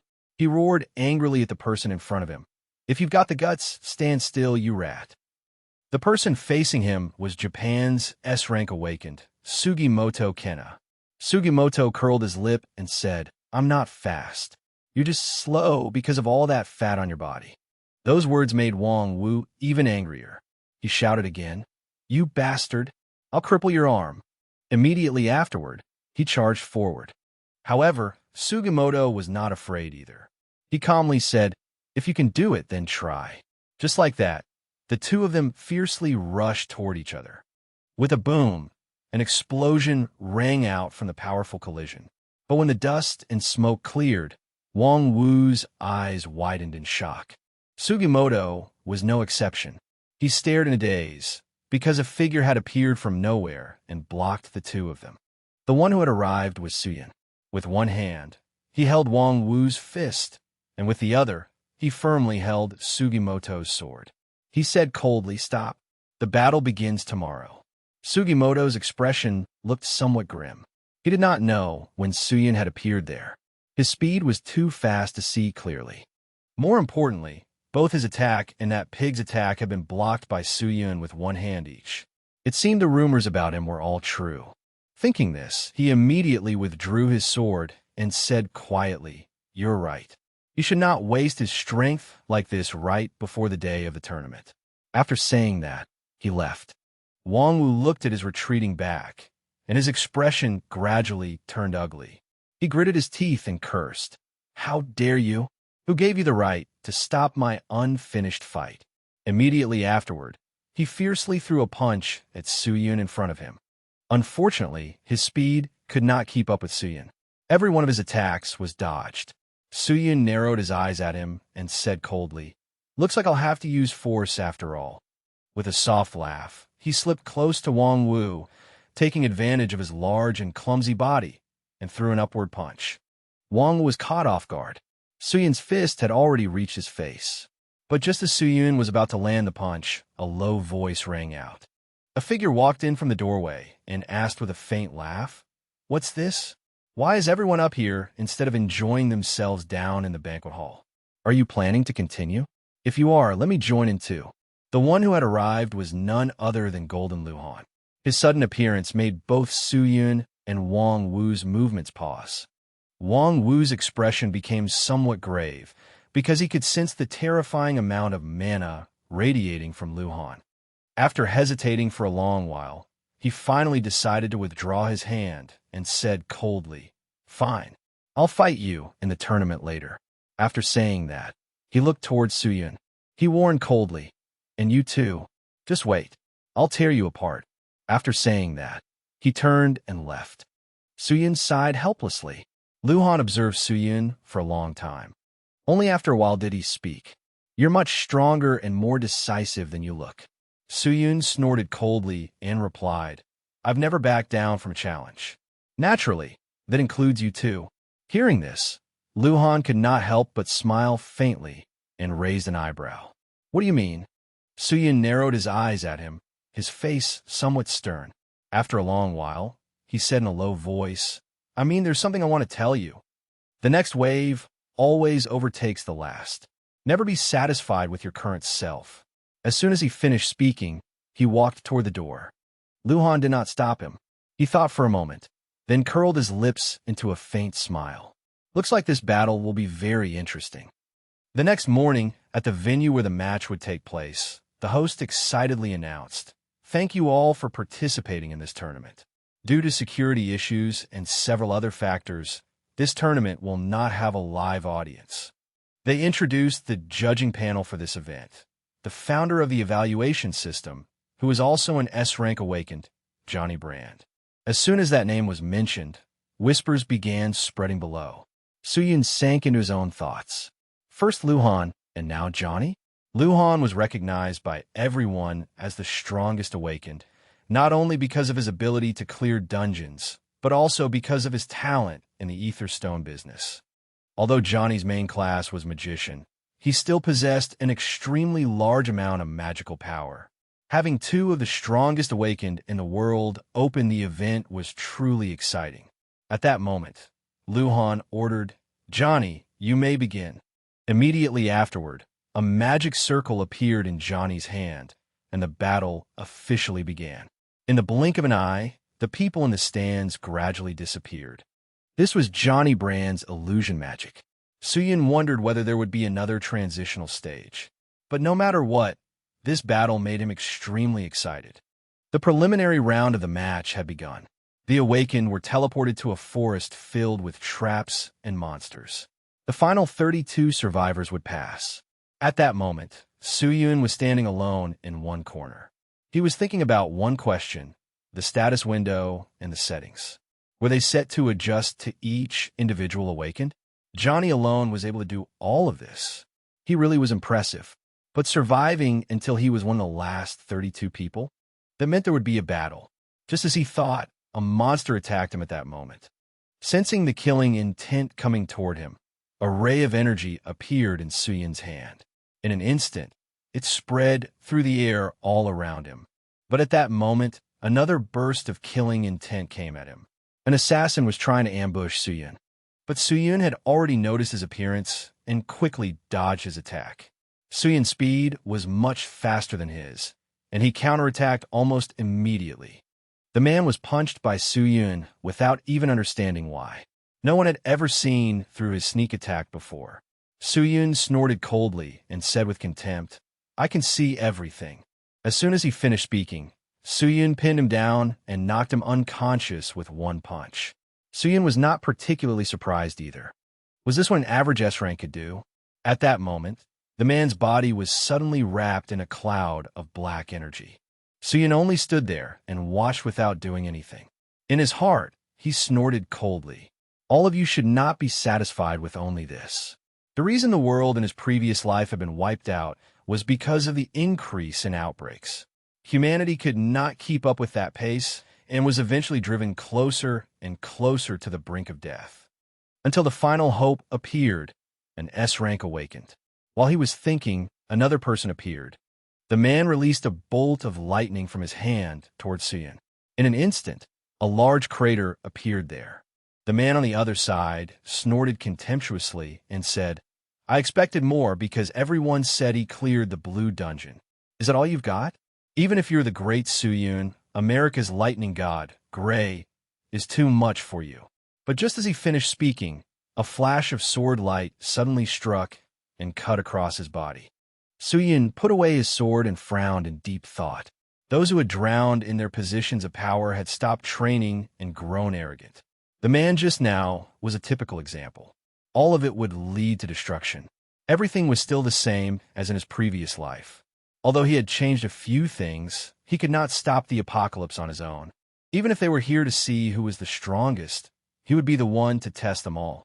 If they were complacent with their current positions, he would teach them a lesson. There was always someone stronger. At that moment, Soo-yoon received a notification that 88 people remain alive. It seemed most of the mid-tier contestants had already been defeated, but he did not know whether Him-jun was all right. As for Him-jun, he was currently facing an ambusher. It was the same kind of assassin Soo-yoon had encountered, and Him-jun had become one of the first targets. Even so, Soo-yoon was not too worried. He believed Him-jun would be able to handle it, because he was more talented than most people. Just as Soo-yoon predicted, Him-jun had already eliminated the assassin. In another part of the forest, figures moved swiftly through the area. A group of people seemed to be running in the same direction, but they sensed that someone was following them. They quickly stopped, and one of them suggested, "If they discover the plan, it'll be trouble. I'll handle this." But before he could do anything, an arrow suddenly tore through the air and directly pierced the head of the leader. Not only that, the arrow continued flying straight behind him, forcing the remaining two to dodge with difficulty. The two survivors frowned slightly and murmured, "A long-range awakened?" They looked around, but they could not discover who had ambushed them. In one corner of the forest, Chernov was hiding to the side, continuously firing arrows. One of them hurriedly dodged an arrow, then caught Chernov's location. He shouted fiercely, "Over there!" The other immediately ran in the direction he pointed to find the attacker. But as soon as he arrived and saw the person there, his expression turned ugly. Chernov was standing boldly in front of him, without the slightest fear. The man frowned and said shakily, "If you're here, then that means Elena is here too." His guess was correct. Elena really was here as well. She was charging fiercely toward them. They had never imagined they would be caught by Elena and Chernov. But no matter how suspicious he was, death was his final outcome. Chernov looked at the person who landed in front of him and asked doubtfully, "Did you find them?" The person who arrived was naturally Elena. She shook her head slightly and replied, "It seems the European awakened are gathering in one place. I have a bad feeling about this." Chernov thought for a moment, then said, "Let's confirm their location first." As soon as he finished speaking, he used clairvoyance to search. This was one of his skills. It allowed him to see locations very far away. In the end, he found that group deep in the forest. He quickly reported to Elena. They seemed to be near a large tree to the north. There were about 30 people. Hearing this, Elena nodded and said, "Keep an eye on them. Let's see who those bastards are." To the north, beneath the ancient tree, there were many people at that moment. They were continuously counting their numbers, as if they were planning to do something. The one who had initiated this was Odell, who was leisurely sitting with his back against that large tree. Odell curled his lips into a faint smile. "Now, I'll explain the plan." The ranking tournament was an event arranged by Luhan to prove that he was the strongest. An event that had begun with such a simple purpose had become a grand festival for the people. And for the S-Rank Awakened, this was both an opportunity and a stage to gain even more wealth and fame. But the goal was not only to decide the winner. It also arranged the participants in order from highest to lowest. The associations of each country had begun to regard this awakened ranking as a measure of national strength.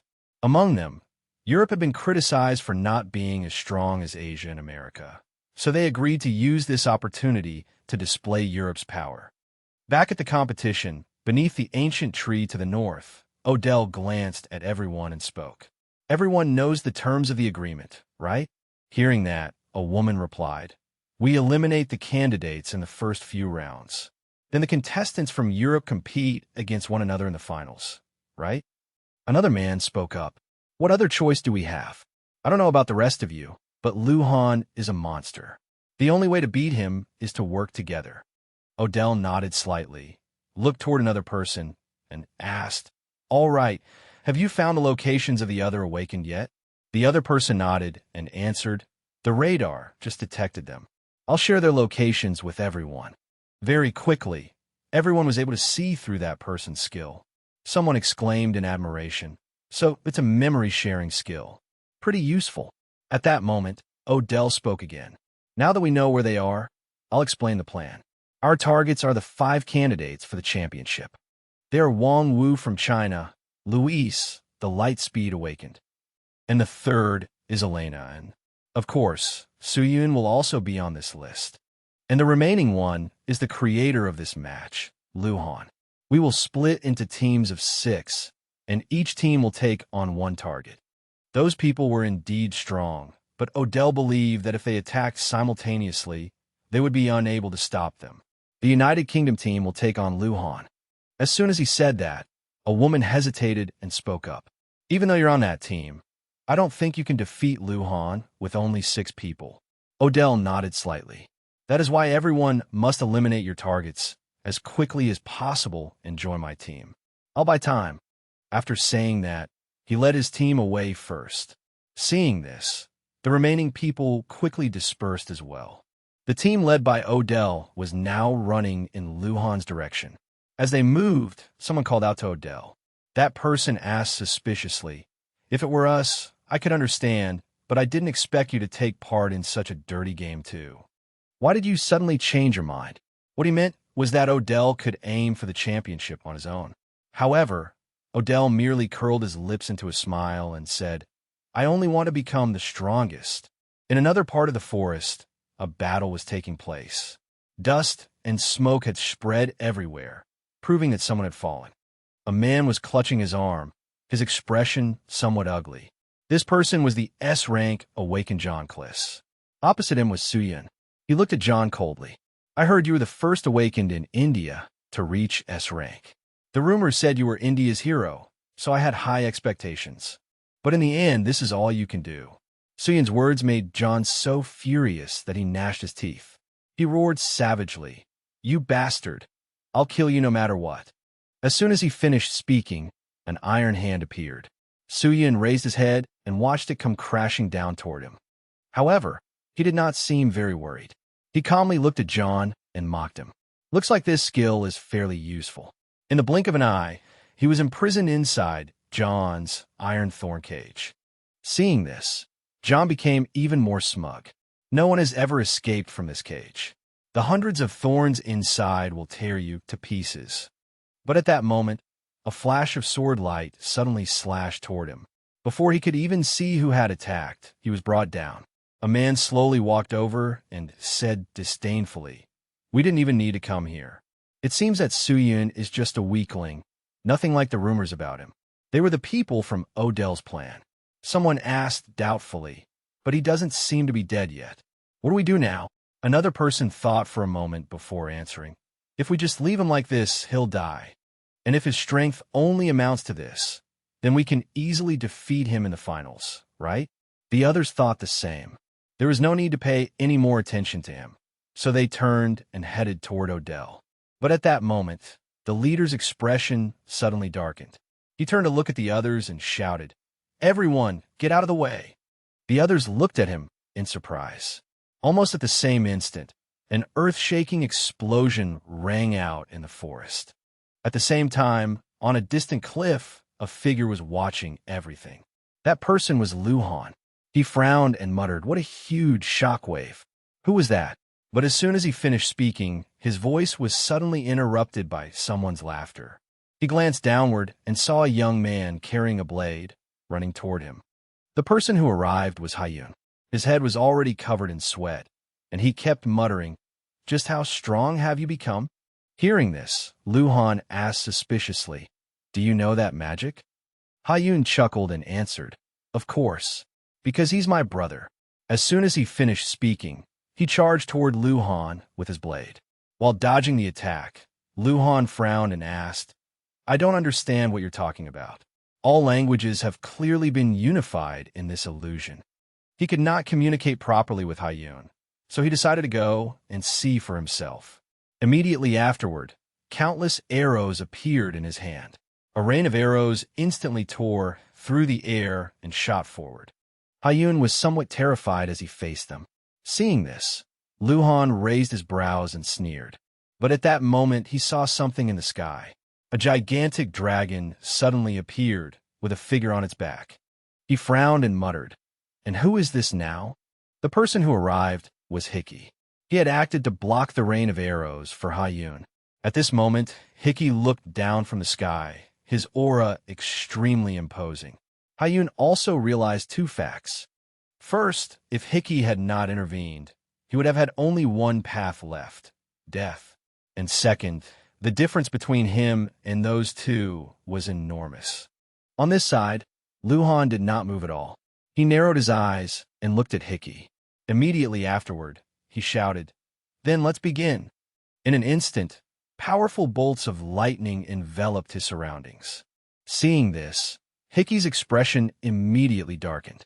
This was far too dangerous. Right after that, he shouted, "John."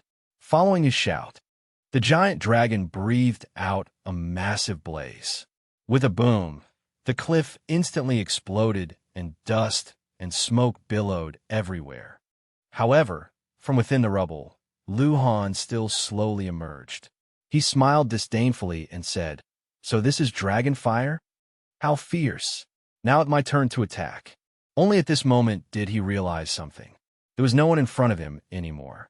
The giant dragon had already flown farther and farther away. He gnashed his teeth in anger. They ran. On the dragon's back, Hickey's face had turned pale with fear as he cried out, "We almost died." Behind him, Hyun laughed happily and said, "Thanks for helping me." Hickey cursed in frustration, "No need to thank me. Where did you get the courage to attack Luhan?" Hyun did not understand why he was being scolded and said hesitantly, "He targeted me first." But very quickly he stopped paying it any mind and smiled as he spoke. "I didn't expect you to save me, brother." Hearing that, Hickey said with subtle annoyance, "Why are you calling me brother like we're close?" He said he had saved Hyun because he needed help. The current situation was quite abnormal.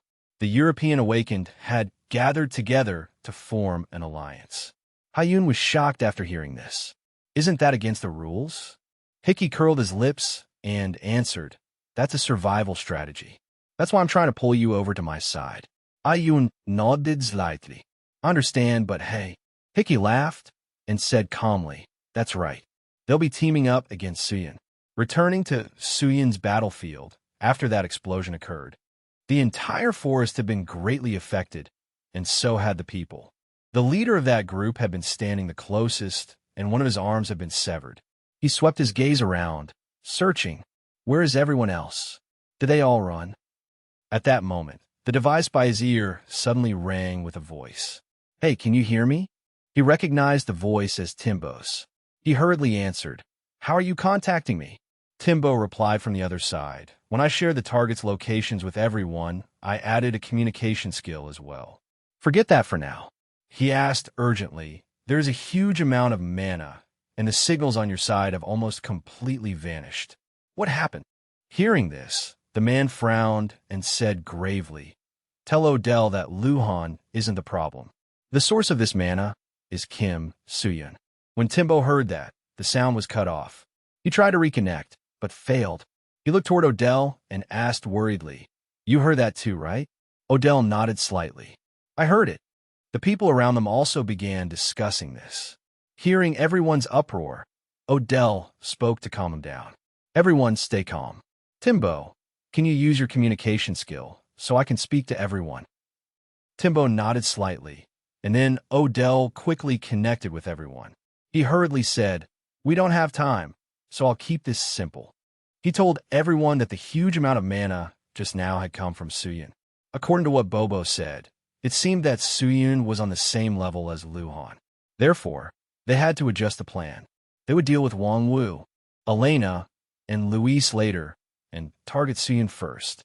After defeating him, they would take care of the rest. He asked if everyone understood. The man in the black cloak was the first to speak. "Perfect timing. I'll join up with everyone immediately." The woman named Chabi also said she understood. Then she looked toward Wang Wu and snorted coldly. "Be grateful to Kim Suyin. Otherwise, you would have died by my hands." Another man reminded her, "There's no time." Immediately afterward, their people withdrew, leaving only Wang Wu behind. Being ignored by others made him gnash his teeth in anger. How irritating. He would definitely kill every last one of them. Elsewhere on Suyun's side, he frowned and looked at the person in front of him, falling into thought. It was that man, Bobo. While Bobo was communicating with Timbo, Suyun had finished him off with a single sword strike. But Suyun did not know who he was. Returning to a few minutes earlier, when Suyun had been caught inside John's iron thorn cage, he was trapped within that dark space. Sharp thorns surrounded him. However, he remained calm and said, "A spatial type skill? How troublesome. Most skills of this type could only be escaped by satisfying special conditions."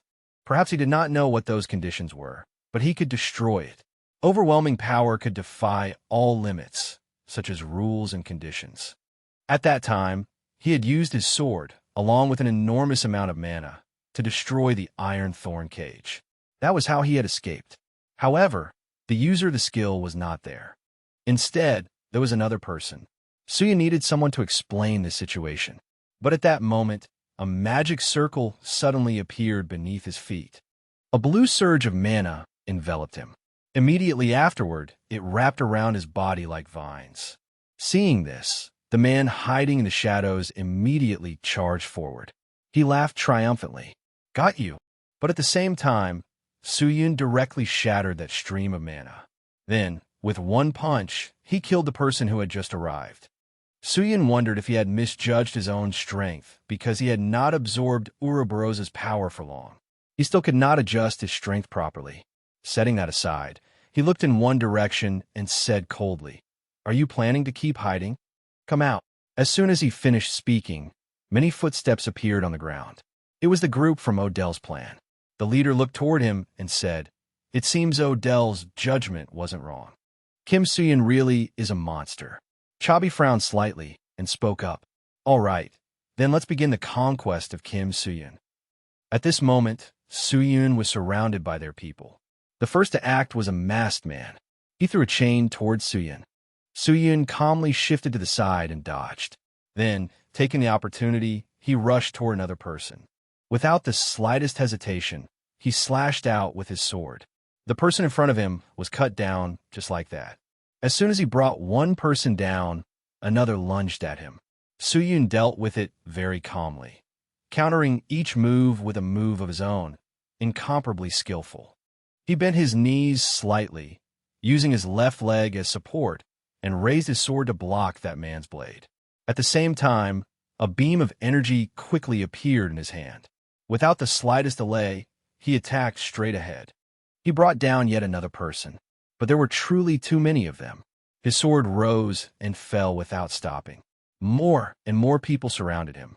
He flipped backward, dodging the attacks from the group. But at that moment, a bolt of lightning suddenly struck. He was somewhat surprised. Caught off guard, he was tightly bound by it. With a boom, the lightning exploded in an instant. Seeing this, the group immediately rejoiced. "We hit him." Another man spoke up with a suggestion. "Now it's my turn. Bind Kim Suyun." As soon as he finished speaking, magical iron chains appeared in his hands. They shot straight forward. But at that moment, a tremendous amount of mana was unleashed. Those iron chains were destroyed just like that. The expressions of the group immediately turned ugly. "What is this? What kind of skill is that?" Within the hazy smoke, Suyun's eyes, filled with sharp killing intent, looked toward them. At this moment, he did not have even a single wound on him. That meant their previous attacks had all been useless. Seeing everyone descend into chaos, one man spoke up to calm them. "Don't mind that. He can't move because of the lightning skill. We still have the advantage. Don't give him even a second to breathe." As soon as those words came out, a group immediately charged forward. However, the moment they got close to Suyun, their bodies instantly froze. It was as if something was suppressing them, causing their bodies to tremble nonstop. No matter what they did, they could not move. The weapons in their hands quickly fell to the ground. Before long, they collapsed powerlessly to their knees. Only one man could still resist. Looking at the vicious aura slowly advancing toward him, the man could not help cursing. How were they supposed to fight a monster like Suyun? At this moment, Suyun slowly walked up to him. The icy blade was pressed against the man's neck. Suyun raised his brows, looked at him, and said, "You're better than I expected. I didn't think I'd have to use this skill. Are the European awakened always this close to one another? As far as I know, that isn't the case." The man trembled continuously in fear, because with just a little force, the sword on his neck would surely sever his head. Suyun did not kill him. He asked coldly, "Where are you plotting?" "Elsewhere." Odell was currently running towards Suyun's location.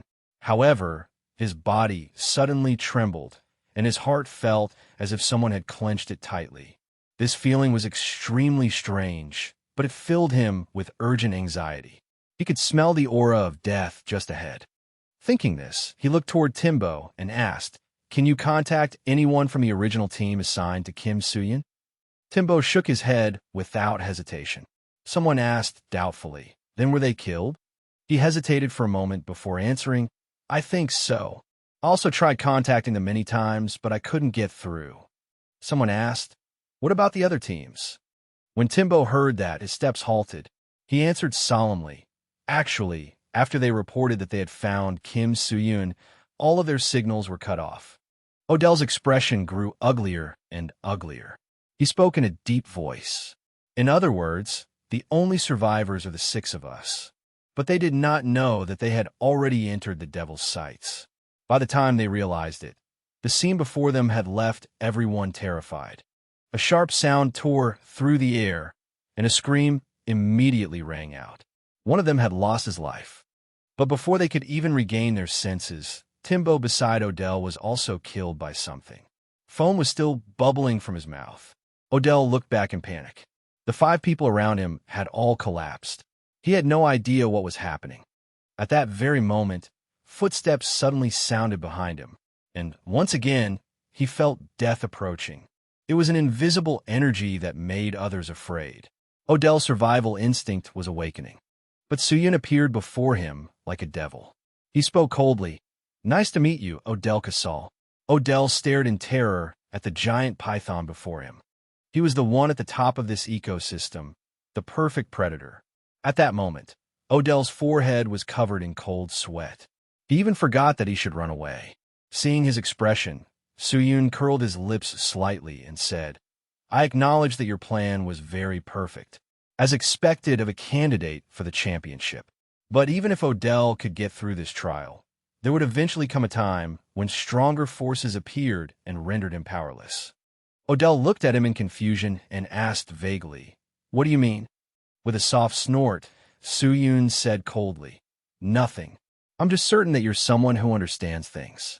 He was simply curious why Odell had accepted that trashy proposal. A trashy proposal? Odell kept muttering those words, his face extremely ugly. He had not expected that, in Suyun's eyes, their survival strategy was trash. As if shame had turned into anger, he suddenly threw his head back and laughed loudly. Immediately after that, without any warning, he attacked Suyun. At first, Suyun was a little surprised, but he was still able to dodge. He realized that Odell was suppressing his fear. The first ability he had obtained from Ouroboros' third eye was Predator. Despite its name, it was a mental ability that spread fear to opponents weaker than himself. If they did not have the mental strength to resist someone stronger, it would be difficult to break free. But as expected, there had to be a reason he was known as the strongest in Europe. At that moment, Suyun heard Odell shout, "Whether my way of doing things is wrong or not, you can decide after defeating me."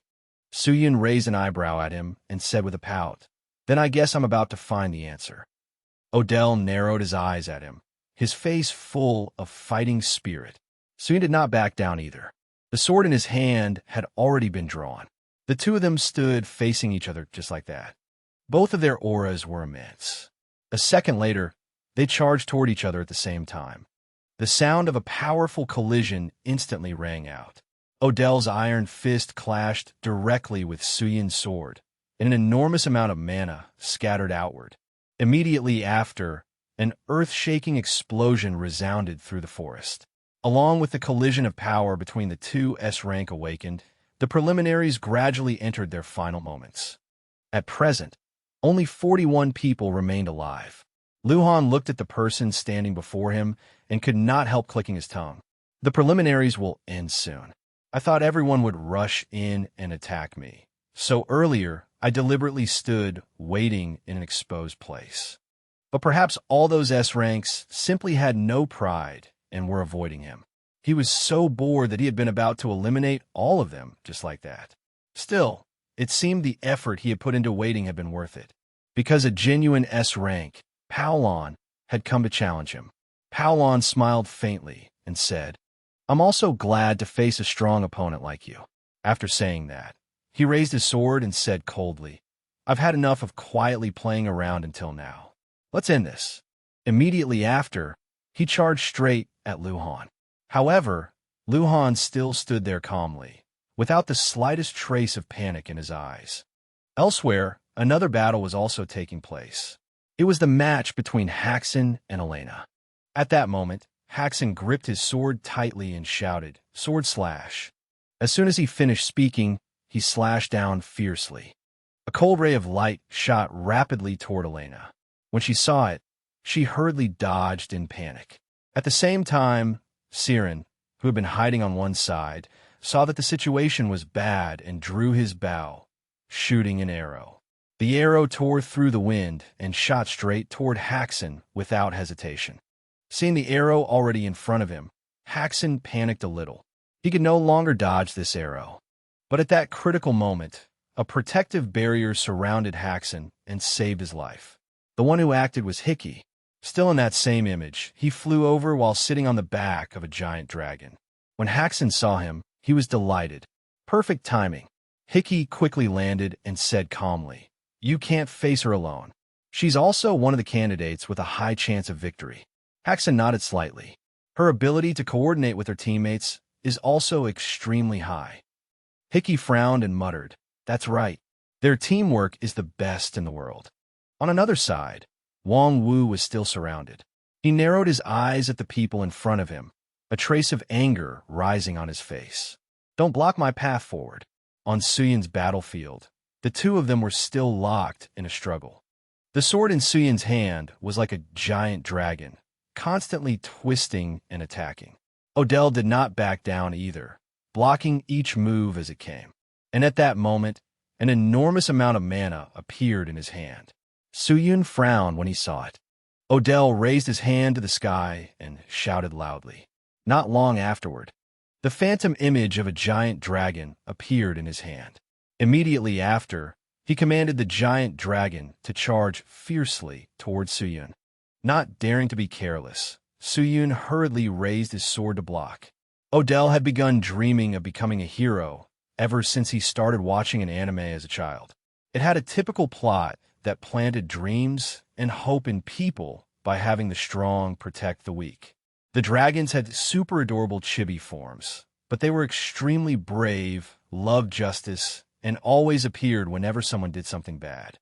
Every boy, when he was little, wanted to grow up into a cool man. That was enough for Odell to dream of becoming a hero. But to him, this dream was not simply a childhood dream. Back then, he truly admired the White Dragon Man and dreamed of becoming a hero who protected others. And all of his efforts bore fruit. He became a hero who represented the United Kingdom. However, the life of a hero back then was far too different from what he had imagined. Once he did something wrong, the people who had once cheered for him would immediately turn around and trample on him. At that time, Odell realized that he was not a hero. He was merely an ordinary person. Until one day, the association came to him with an enticing proposal. If the European Awakened formed an alliance now and eliminated the candidates for victory, then fundamentally, that would be the same as him winning the match. If that happened, he would become the #1 hero, someone people would no longer compare with other heroes. While those thoughts were running through Odell's mind, a voice suddenly rang out and woke him up. "You've been thinking too much." Not many people let their minds wander during battle, especially while fighting someone like Suyin. Suyin looked at him coldly and said with contempt, "Don't you know that?" As soon as he finished speaking, He activated his ability and used the third eye's nullification on Odell. In just an instant, Odell's expression immediately turned ugly, because the giant dragon he had summoned had been split into two by Suyun. He cried out in disbelief. He nullified my skill? While Odell was still dazed, Suyun charged toward him with his sword. A streak of sword light slashed across Odell's body, cutting him at the waist. His body staggered and fell to the ground. Fresh blood had begun dripping onto the earth. He turned his head to look at Suyun in confusion. He asked suspiciously, "Why only injure me to this extent and not finish me off? What exactly are you planning?" Suyun did not care much and answered calmly, "Like I said, I was only curious about the reason you accepted the association's proposal." As soon as those words came out, Odell immediately froze. Only after a long while did he speak. "Is that really all?" In the end, he leaned his back against a tree and laughed loudly with emotion. "You really are a strange person." Raising his head to look at the clear blue sky before him, something seemed to flash in Odell's eyes.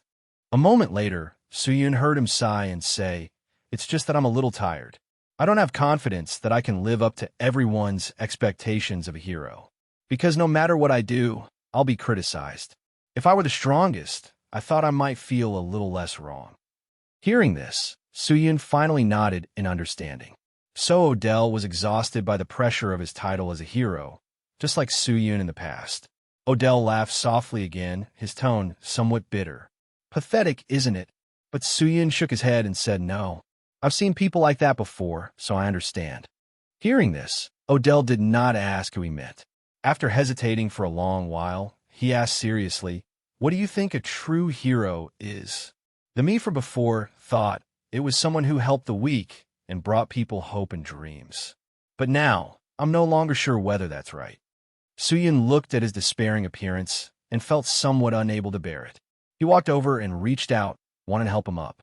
Seeing the hand extended toward him, Odell was somewhat surprised. Then he heard Suyun say with a smile, "Everyone has different standards, but if you thought that way, then a true hero is exactly someone like that. And I also think your standard is right." At that moment, Odell's expression finally improved a little. He reached out and took Suyun's hand, saying gratefully, "Thank you, Suyun." He thought that he truly was a pathetic bastard. He could not believe that he had stopped just because he feared criticism. He looked at Suyun and said with a faint smile, "Thanks to you, I have a new goal now. I'll become stronger, both mentally and physically. Only then can I become the hero I long to be." Suyun smiled at him for a long while. Only in the end did he speak. "All right, then I'll tell you my standard too." But before Suyun could say it, Odell saw something. He hurriedly shouted, "Suyun, behind you!" Wang Wu had appeared from somewhere and was attacking Suyun. He threw his fist forward fiercely, seemingly intending to finish Suyun off right there. It was just that his speed was too slow. His fist was caught by Suyun without the slightest effort. Odell, watching from the side, widened his eyes in disbelief. Suyun glanced at Wang Wu. Immediately after, his figure vanished. But when one looked closely again, many slash wounds had appeared all over Wang Wu's body. Just like that, he was killed by Suyun and turned into a wisp of black smoke. Odell frowned deeply. Suyun had actually finished off Wang Wu, the Star of China, in a single blow. This had to be Suyun's true ability. At that moment, Suyun put away his sword, smiled at Odell, and said, "I think a true hero is someone so strong that they are undefeated. That is how they can protect everyone." Immediately after, the preliminaries ended, and everyone returned to the arena. The reactions of the A rank awakened were divided into two groups.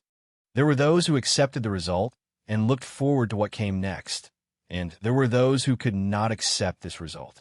A typical example was Wang Wu. At that moment, he was cursing resentfully, "Don't make me laugh. Do you think I, Wang Wu, can accept this result? Kim Suyun, I will definitely kill you." Of course, each person's opinion of this result would change the pace of their own development. On the other hand, content about the ranking tournament had flooded social media. The content spreading the most was about Suyun and Luhan. It was naturally shocking that each of them had taken down more than 20 awakened.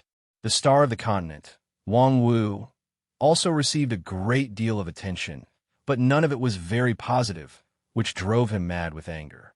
Another person was Park Ian. His match with Luhan had become a hot topic. There were mixed opinions about the European alliance's strategy, but they were soon silenced in the finals the next day. After it ended, they returned to their rooms to rest. Duho scrolled through his phone and said with emotion, "I expected this, but people's reactions really are no joke." Then he glanced at Suyun and asked, "Why didn't you summon Mia during the preliminaries?" Suyun slowly explained, "Ever since leaving the Tower of Trials, she's been staying in the subspace, so I was curious. When I asked, they said she was about to undergo a sudden growth spurt. She's currently in a growth period." After hearing this, Duho nodded. "I see. If the expert said so, then Mia is growing, huh?" Suyun nodded slightly and replied, "After all, she's a living creature." At that moment, he received a message from Ji-hyun, a photo along with a congratulatory note. He unconsciously smiled. It seemed she was still doing well. Hyun suddenly cut in and said, "Speaking of that, let me ask something.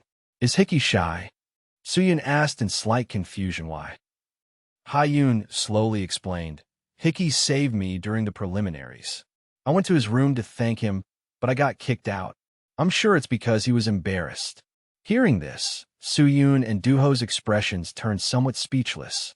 A moment later, Suyun finally said meaningfully, "You really are sociable." The next day, the finals of the ranking tournament began. Johnny appeared here, as usual, to set things up. A moment later, Luhan explained the rules of the competition. As mentioned before, the finals will be conducted in a one-on-one format. If you kill someone else, you'll be penalized with a loss, so be careful. After saying that, he displayed the list for everyone to see. Suyun glanced over it and frowned. Luhan was quite far away from him. Another thing he noticed was Odell's match. Odell also saw it and walked over to him. He said in a low voice, "Looks like we'll meet in the quarterfinals. I won't let myself lose like I did yesterday." With a soft laugh, Suyun said happily, "I'll look forward to it." But the match between them never took place because Odell was defeated by his opponent. The tragic scene in the arena horrified everyone in the stands. When Suyun saw this scene, his expression immediately darkened. Although Odell no longer had the strength to fight, his opponent still walked over and lifted him up. He smiled viciously and said, "What are you doing? You're not allowed to pass out yet, you know?" He still wanted to play a little longer. Odell had accidentally become a sacrificial lamb. Returning to the time before the match between Odell and Thomas. People have been talking a great deal about Odell, and some even believe that he seemed much stronger than he had been in the preliminaries. Odell stepped onto the arena platform, his eyes constantly searching for someone. In the end, his gaze stopped on Suyun, who was sitting in the stands. He wanted to fight Suyun again as soon as possible. This time, he definitely would not lose. Suyun also sensed his gaze and smiled unconsciously. Odell no longer hesitated. He could not wait for this match. But the match did not happen. The match between them did not happen. Because Odell was defeated by his opponent. The horrific scene in the arena left everyone in the stands horrified. Thomas smiled savagely as he looked at Odell. "Do you want to play with me?" As soon as he finished speaking, he walked over, grabbed Odell by the arm, and dragged him up from the ground. He kept tormenting him, while Odell was unable to fight back. What happened afterward was not a match, but a one-sided assault. Even when Odell's entire body was covered in blood and he lay motionless on the ground, Thomas still did not feel satisfied. That was why Odell became the sacrificial lamb for the unknown awakened, Thomas Mathis, allowing him to forcefully assert his existence before the entire world. Everyone in the stands watched his barbaric actions, momentarily at a loss for words. Only Kim Suyun's eyes were filled with rage. After that, the tournament continued as usual. Perhaps because everyone had basically grasped one another's level during the preliminaries. Things progressed faster than expected. Since Nave had withdrawn, Kim Suyun automatically advanced to the second round. In addition, Hyun, Aslin, Hyunki, and Youngyu also advanced to the second round. and the next match began immediately afterward. It was the match between Miraji Rogun and Luhan. Luhan looked at the person before him, raised an eyebrow, and spoke. Miraji Rogun of Africa, right? Rogun asked suspiciously. You know me? With a soft chuckle, Luhan calmly replied, Of course. Didn't you once say that even if the whole world stood against you, you could still hold out for an entire day? At this point, Luhan curled his lips in contempt and said, Then let me ask you something. Does the world you spoke of include him as well? As soon as those words came out, Rogan's expression instantly turned ugly.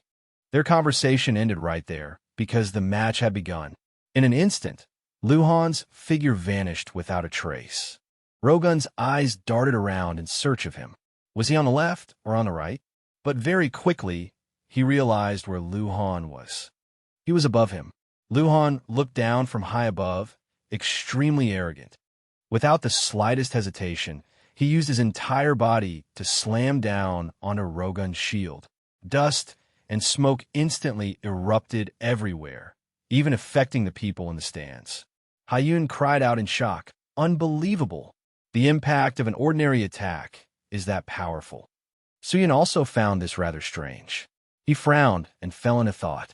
At that moment, on the stage, after Rogun managed to withstand the attack, he swung his hammer toward Luhan. His hammer struck Luhan directly in the back. However, the person in front of him vanished, like specks of dust dissolving into the air. When Luhan appeared again, he was already behind him, asking coldly, You know this, don't you? A newborn baby believes that what it sees is the entire world. A child has a family, a student has a school, and an adult has a workplace. All of humanity lives in a world of their own. But the world is far larger than we imagine. If you merely live inside it, the world you live in will never become any bigger. As soon as he finished speaking, a pair of large wings suddenly appeared behind him. He raised an eyebrow and said, That is why I created this ranking tournament, so that his world could become broader. Suyun, watching this from the stands, could not help but be stunned. He can evade mana to that extent? This is dangerous. At that moment, Luhan charged fiercely toward Rogun again. A massive amount of mana rushed forward with wind-splitting force. Not daring to be careless, Rogun hurriedly raised his shield to block it.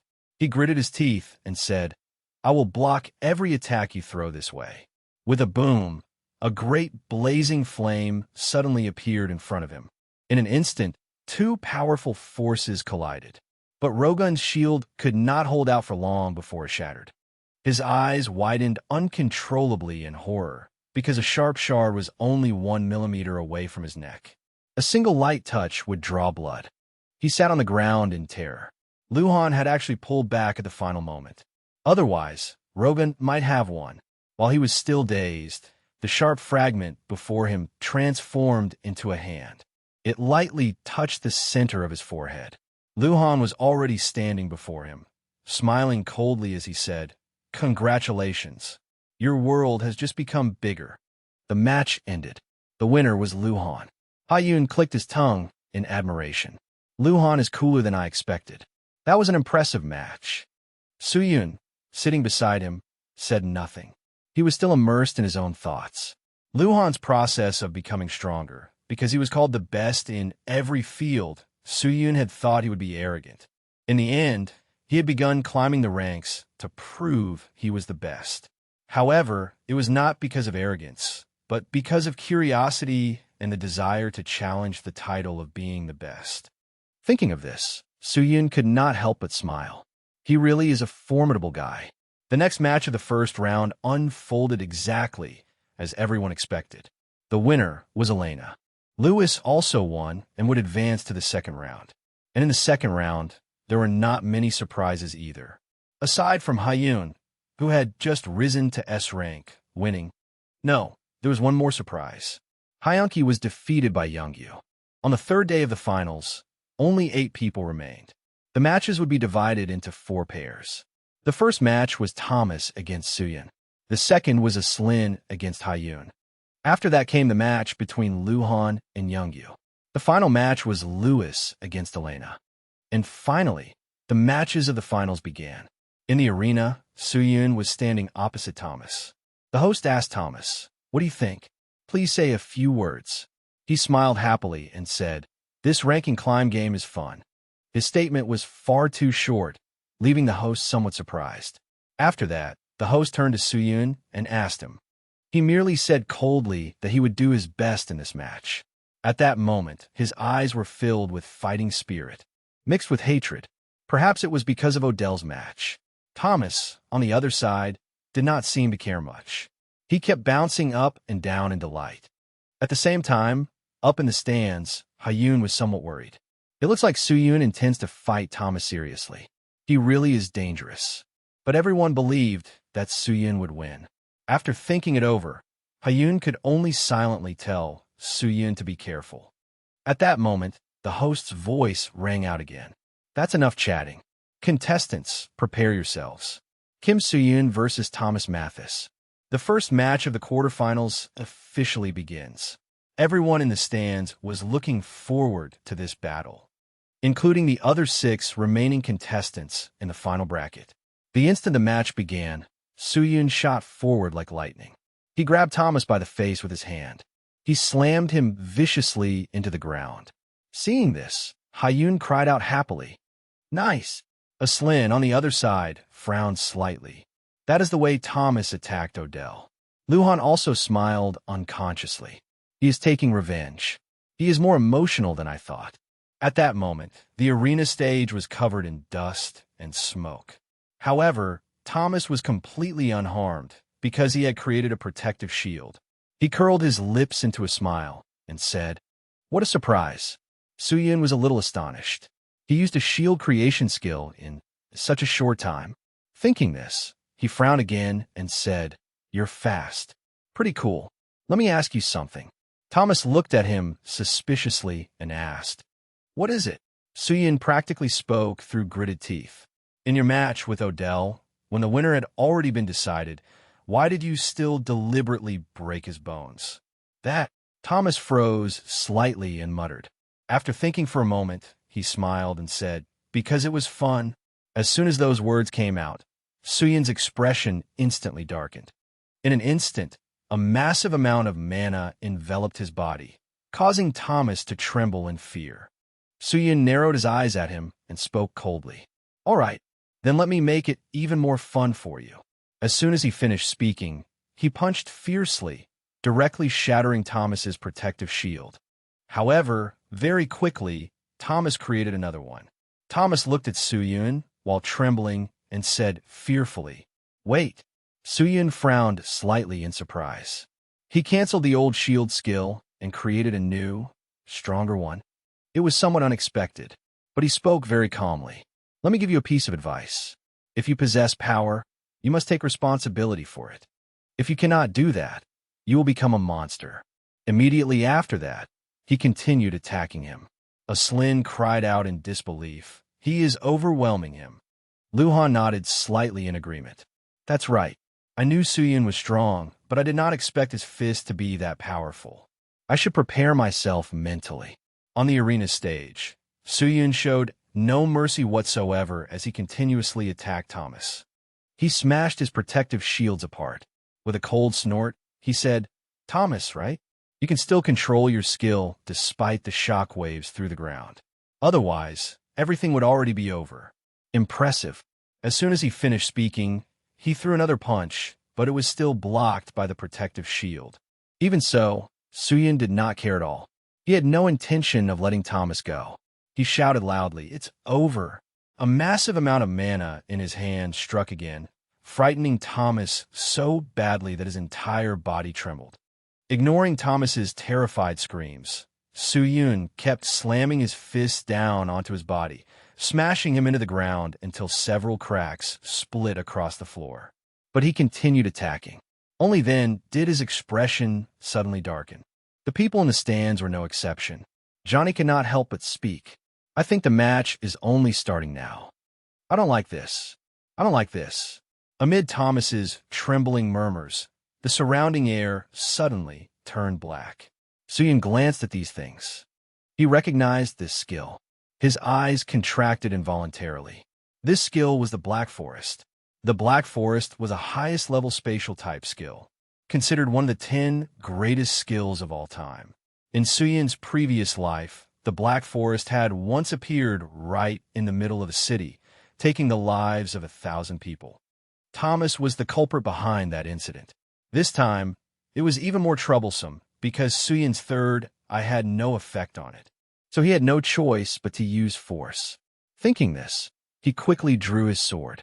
A massive amount of mana gathered around the blade and struck forward. However, Suyun's movement immediately froze when he discovered that it reflected him back. In other words, the space itself absorbed and counteracted the attack. He frowned fiercely. How could he escape? Just then, a clear voice rang out behind him. A girl who had appeared from nowhere rushed over and hugged him tightly, continuously crying for help. "I'm so glad you came." Suyun was somewhat surprised and glanced at her. He had originally intended to ask why she was here, but before he could finish, an explosion suddenly sounded behind him. Flames and smoke burst into the air.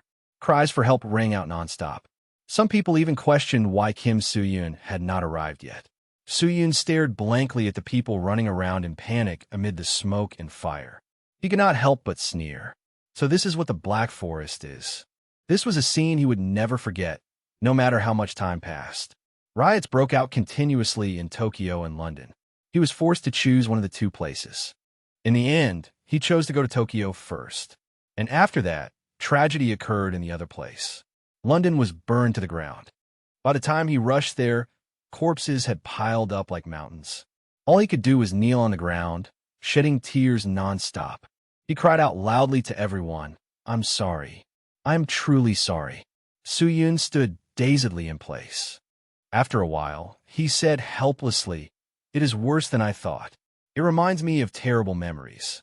It deliberately stirred up his traumatic memories and tried to crush his spirit. At that moment, the girl behind him suddenly questioned him. "Why?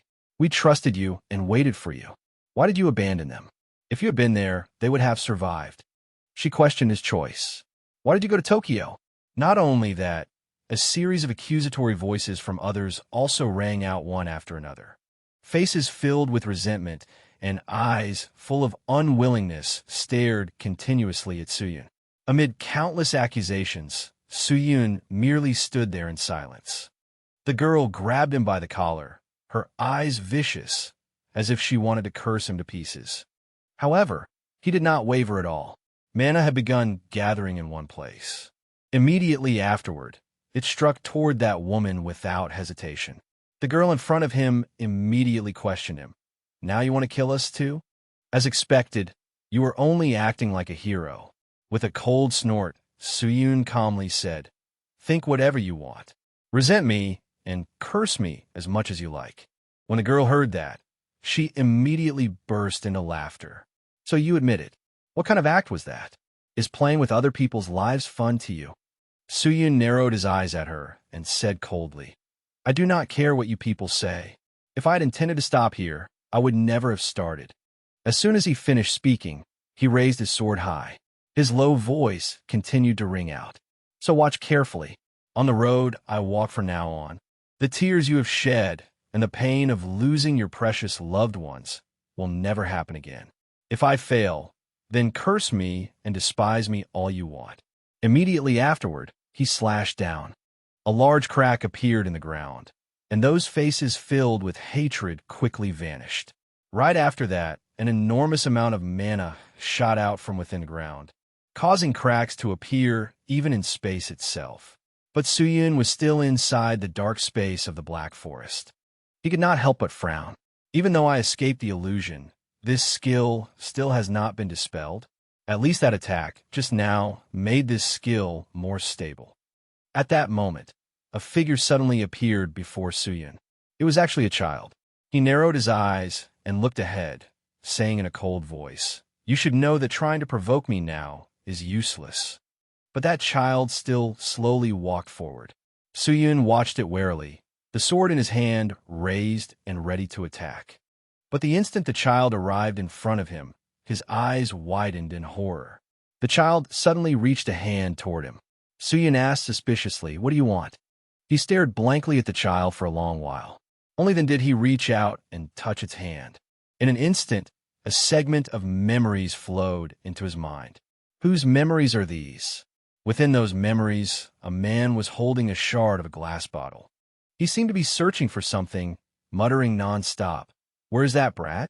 How dare he do that?" to his father. At the same time, a figure was hiding fearfully under the bed. It was a familiar face, Thomas as a child. These were Thomas's memories. Thomas's past, revealed through the Black Forest, was a hell that never ended. No matter how much time passed, no matter how many pages of the calendar were turned, his miserable life never came to an end. Thomas was abused both physically and mentally. As a result, while still a child, he grew up with the body of an adult. Then one day, when his stepfather came home drunk, the man opened the refrigerator to look for food, but there was no meat. In his rage, he saw Thomas curled up in the corner. Immediately, his anger erupted violently. The moment Thomas saw him, he trembled in fear. The man reached out, took a knife from the kitchen, and curled his lips into a sinister smile. "So you were here?" Thomas's face grew more and more terrified. In a trembling voice, he called out twice, "Dad!" And yet that bastard had not a shred of mercy. Without the slightest hesitation, he drove the knife into Thomas's hand. His face was instantly filled with satisfaction. Because Thomas was still young, he could only silently endure the beating. Instinctively, he thought he had to run away. As long as he could get as far away as possible, anywhere would do. That was what he thought. Would his wish come true? That was when a place he could escape to appeared, the Tower of Trials. From then on, Thomas began living in the Tower of Trials. Perhaps because he possessed an innate talent, or perhaps because no trial could be harder than what he had experienced until now. Thomas grew stronger and stronger. After defeating the monster on the 150th floor, he lay on top of that monster and kept shaking it, saying, "Play with me a little more." And that was how the Tower of Trials became Thomas's only source of joy. But for some unknown reason, Thomas returned to the real world. His bastard father spent all day drinking and sinking into debauchery, completely useless. As soon as he saw Thomas return, he cursed at him nonstop. "You bastard! Aren't you grateful that I raised you? And you still dared to run away?" Thomas still had that frightened look, and with a trembling voice, he begged, "I'm sorry. I only left until you calmed down, Dad. Please don't hate me." But that bastard still beat and cursed at him ferociously. "You insolent brat who doesn't know how to obey. I need to teach you a lesson." "No, don't hit me." Thomas raised both hands to block him. Just as it seemed that man's hand was about to strike down, a strange phenomenon suddenly appeared before him, frightening him. He was so scared that he wet his pants, his voice shaking terribly. "What is this?" Thomas looked at him and gritted his teeth. "I didn't want to do this." His bastard father trembled as he asked, "You became an awakened?" After that, Thomas went to a center to be tested, and he was assessed as an S-rank awakened. But he still looked terrified. Trembling, he walked over to his bastard father. The man grabbed him by the shoulders and asked anxiously, "What rank are you?" Seeing the expression on his father's face, Thomas trembled in fear and stammered that he was S-rank. He thought he would be cursed at again. But this time, the man hugged him tightly and expressed his love. "I love you, Thomas." He said that everything he had done until now had been because he loved Thomas, and he wanted Thomas to understand that. And Thomas actually believed him, nodding happily. Of course, when his bastard father heard that, he immediately grew excited. "As expected of my son. Then why don't you make me even happier?" The ranking tournament would be starting soon, a tournament organized by Golden Luhan. So that man brainwashed Thomas and pushed him into participating in the tournament, and Thomas truly agreed. At this moment, that psychological darkness still covered Thomas's memories. Soo-Yun, having witnessed everything, felt some sympathy and walked over to Thomas, calling out to him. But Thomas only buried his head in his knees and cried, still begging nonstop, "Don't hit me." Soo-Yun sat down in front of him and said calmly, "I won't hit you." He said he had accidentally seen Thomas's memories, so he wanted to ask him something. For a long while, Thomas did not raise his head and simply sat there trembling. After waiting for quite some time, Thomas finally said quietly, "Ask what?" Soo-yoon narrowed his eyes at him and asked suspiciously, "Why did you return to the real world? Wouldn't it have been better for you if you'd stayed in Tower?" "Your father," Thomas said quietly. "If I didn't have my dad, I really would be very lonely." Hearing those words, Soo-yoon was somewhat speechless. He asked back in disbelief, "You couldn't escape from your father just because you were afraid of being lonely?" It seemed he would not receive an answer from Thomas, so after thinking for a while, he reached his hand out to him. He smiled and said, "Then do you want to come with me? There are still many good people in this world." In other words, he meant Thomas should become friends with him. At this moment, Thomas finally raised his head and looked at him. Immediately afterward, he broke into a happy smile. With Thomas moved, the battle officially ended as well. In the next match, Hak-jun unfortunately lost to the American opponent, a Slin, and afterward, a Slin also withdrew. Soo-yoon did not participate in the semifinals and advanced straight to the finals. When a Slin returned to the stands, Golden Luhan smiled and said, "Congratulations, miss." A Slin only asked casually, "But where did Johnny go?" Golden Luhan shook his head slightly. "I'm not sure. He said he had something urgent to deal with." Elsewhere, in a star-filled expanse of sky, a figure was there, doing who knew what. Immediately afterward, a deep voice suddenly sounded. "So you were here?" That person turned out to be Johnny. He hurriedly knelt and said respectfully, "Greetings to the Emperor and the Predator." That deep voice sounded again. "Enough with those tedious greetings. What about him?" Johnny nodded slightly and replied, "I have gathered all information on every hero in this world, but there is no information on Kim Soo-yoon at all." The other person asked suspiciously, "Are you certain?" Johnny nodded and replied, "I'm certain." The other person continued, "He must definitely be in his own country. Open a spatial gate and send the army to his country. He will certainly come kneeling to beg." He wanted to capture Kim Soo-yoon alive. Johnny was slightly startled, then hurriedly said, "Your wish is my command." The next quarterfinal match was the battle between Golden Luhan and Yu. Golden Luhan looked at the person before him, nodded, and said with a smile, "At last, I get to face you again. Let us finish the match we left unfinished in the qualifiers." Yu nodded and smiled. "Very well. This time, I will give it everything I have." But just then, his phone suddenly rang. He said apologetically to Golden Luhan, "May I take this call for a moment?" Golden Luhan nodded without hesitation. "Of course." Yu quickly answered the phone and asked irritably, "What is it?" "I clearly said I was on leave during the ranking tournament." But the other side gave him shocking news. "Director, there's an emergency. A blue dungeon has appeared in Korea." The person on the other end said there was no time left and told him to hurry back.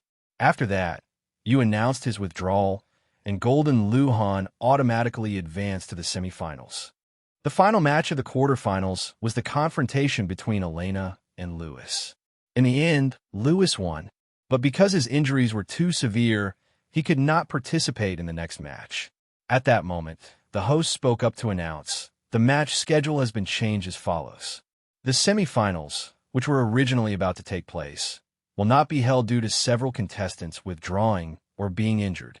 Tomorrow, the final match between Golden Luhan and Soo-yoon will take place." Golden Luhan looked up at Soo-yoon and said, "As expected, you are the one I must face. Good luck." Smiling faintly, Soo-yoon replied calmly, "Good luck to you too. I'll see you tomorrow." That night, in a small house on the outskirts of the city, trash and glass bottles were scattered everywhere. A man drunk as a corpse lay among that garbage. A moment later, another figure appeared at the door. The man knew nothing and was still sleeping with his mouth open. Only when he heard a knock on the door did he slowly open his eyes. He cursed angrily. "Which bastard is banging on the door in the middle of the night?" As he cursed, he went to open the door. But as soon as he opened it, he was punched in the face. The one who struck was Soo-yoon. He looked at the man coldly. "Good evening. I'm Thomas's friend." The man stared at him in terror, not knowing what was going on. The door to his house slowly closed. From inside that small house came agonized screams.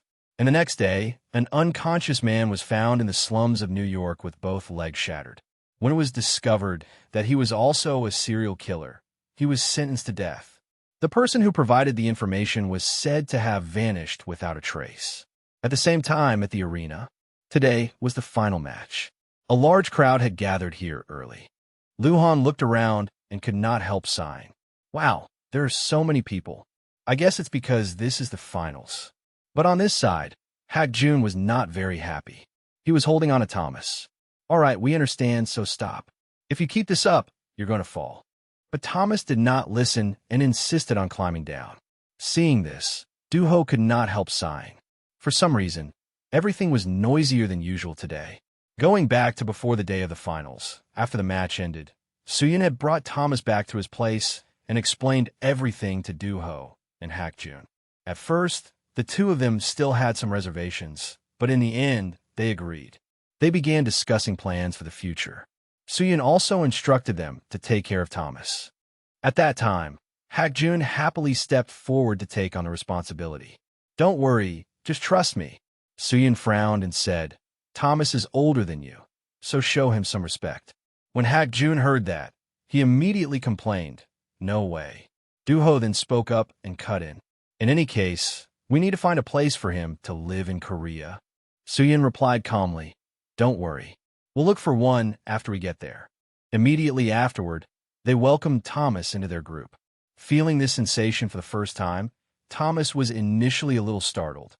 Then he happily replied, it's nice to meet you both. That was exactly why Hak-jun was so exhausted today. He was holding Thomas tightly, not letting him run down to find Soo-yeon. Duho ignored the commotion between the two of them and swept his eyes over the seats below, looking for their places. Let's see, where are our seats? He also muttered doubtfully, who will win the finals? As soon as he said that, a voice answered. It was Odell's voice. Soo-yeon, it's too obvious. Seeing who had arrived, Duho's expression immediately panicked. If Odell met Thomas here, it would be over. He hurriedly looked toward Hak-jun and Thomas and said in a rush, Hak-jun, the seats are over there. But Hak-jun and Thomas were making such a racket, each saying one thing after another, that Odell also noticed them. However, Thomas saw Odell first. He was somewhat startled. Hearing the noise, Odell also glanced over. Thomas did not know what he should say to Odell. He had indeed gone too far the day before. In the end, Odell merely sighed and said, hurry up and go. It's not like we have any close relationship. Seeing the awkward situation, Duho hurriedly urged them to leave. That's right. Let's go, Hak-jun. Hak-jun obediently took Thomas and left. But before leaving, Thomas suddenly muttered, I'm sorry, startling Odell. Thomas said apologetically, it was only a match, but I went too far. I am sorry. Odell smiled unconsciously and curled his lips. Are you apologizing? At that point, he immediately stood up and smiled. It's fine. I was just too weak. I'll become stronger. Next time I won't lose.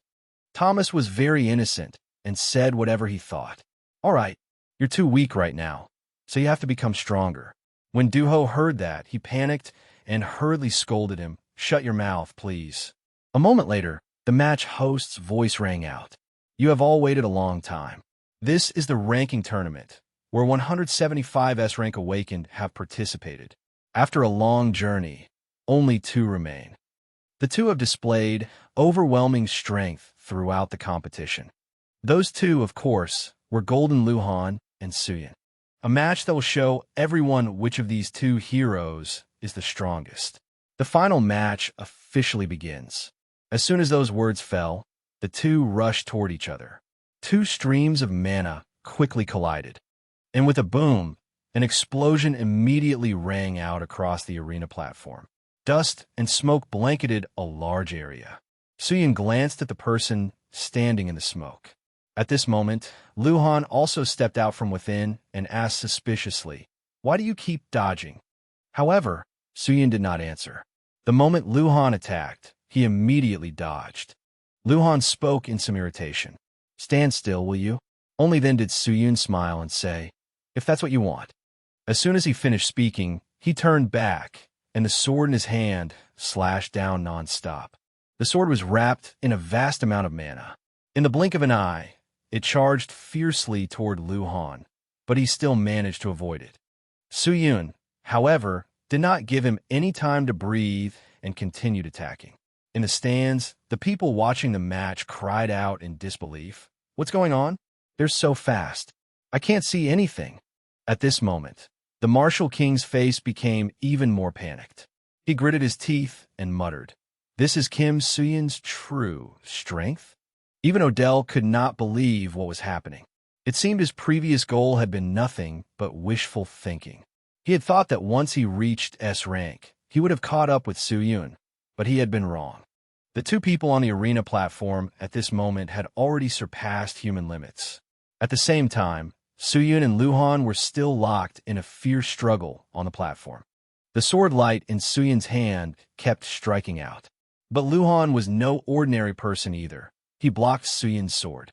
Curling his lips slightly, Lu Han said calmly, "It seems you like fighting head-on, don't you?" "I suppose." Soo-yun frowned and answered with a smile. Both of them had finished probing each other, and so at this moment they began to get serious. Immediately afterward, a blue flame appeared once more in Soo-yun's hand.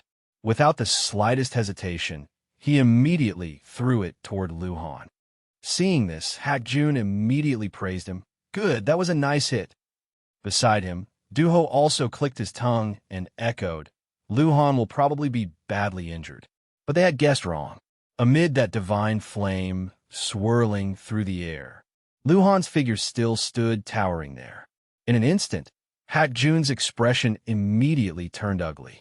He didn't even lose a single hair. Impossible. On this side, Soo-yun was not very surprised either. He said calmly, "Just as I expected, divine flame isn't enough to injure you." This was precisely the characteristic of the Archangel. With the power of an angel, Lu Han possessed an enormous amount of mana. Moreover, his resistance to magic was also terrifying. It had been considered the best characteristic in Soo-yun's previous life. At this moment, Lu Han narrowed his eyes at Soo-yun and said with a smile, "Impressive." Now was his turn. As soon as he finished speaking, a stream of energy appeared in his hand. In the blink of an eye, it took form. It rushed forward with a force that tore through the wind, its target naturally being Soo-yun on the opposite side. Soo-yun narrowed his eyes at the thing charging rapidly toward him.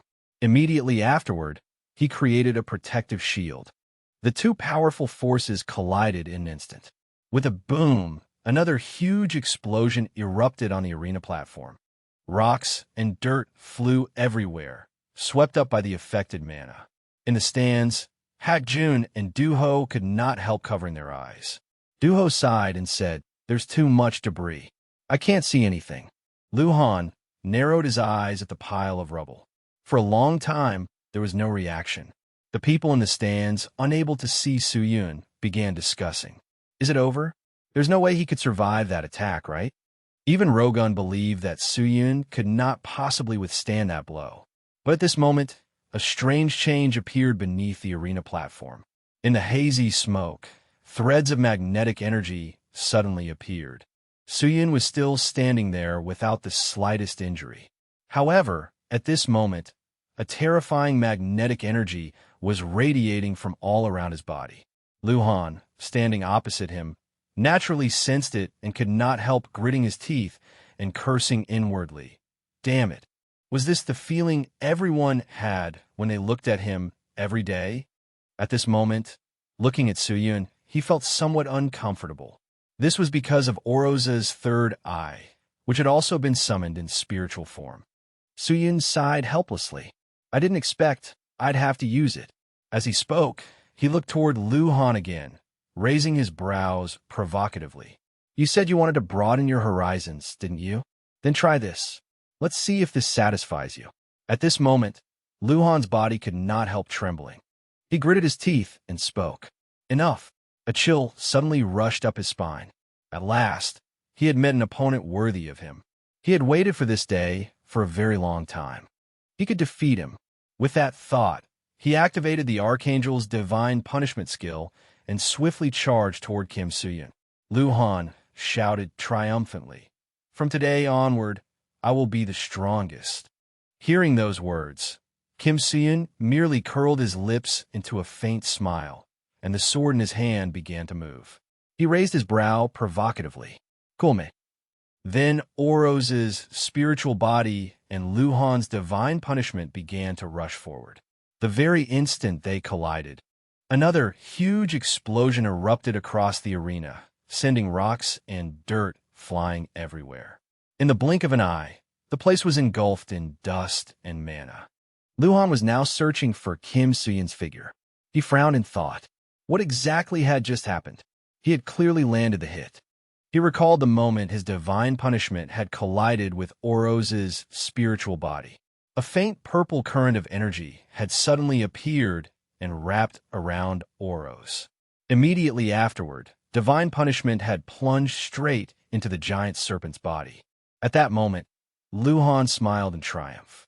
Sure enough, he was the victor. But his joy did not last long before the giant serpent's body dissolved into nothingness. At the same time, an ice-cold sword appeared. Under Luhan's horrified gaze, Kim Soo-yeon's figure was already rushing in very close. The sword in Soo-yeon's hand was like a blade that reaped lives, and he slashed down without the slightest hesitation. Luhan suddenly realized that the enormous serpent had only been a fake. While he was stunned, Kim Soo-yeon had already cut toward him. In the blink of an eye, Luhan's expression instantly turned ugly. What had truly fought him was an amplified mana slash. Startled, he retreated to dodge. Unfortunately, it was already too late. His body was struck by Kim Soo-yeon's slash, forcing him backward. Kim Soo-yeon slowly advanced toward him, the sword in his hand still not lowered. Luhan narrowed his eyes at him, laughing inwardly. He understood now. In the end, he had lost to a new world. Kim Soo-yeon now stood before him. However, Soo-yeon did not do anything. Luhan was already seriously injured. Even if they continued fighting, he would only be defeated by Soo-yeon. Up in the stands, because of the influence of the mana, the spectators could not see anything. They kept discussing who had won. Hak-jun was no exception. He looked worriedly toward Do-ho. No way. Do-ho was also very nervous, but he calmly reassured him, "It'll be fine." He isn't the kind of person who can be easily defeated by someone else. But at that moment, Thomas suddenly shouted, "Soo-yeon won." Do-ho immediately asked in surprise, "Did you see what just happened?" However, before Thomas could answer, Odell spoke up. "Thomas is right. Soo-yeon won. I couldn't see it through to the very end, but I felt the power from the mana he gathered. Soo-yeon definitely won." Just then, a figure appeared below the arena through the hazy smoke. Everyone immediately turned their eyes in that direction. They were waiting for the moment the victor appeared. A moment later, that figure gradually came into view. Kim Soo-yeon was supporting Luhan as they slowly walked out.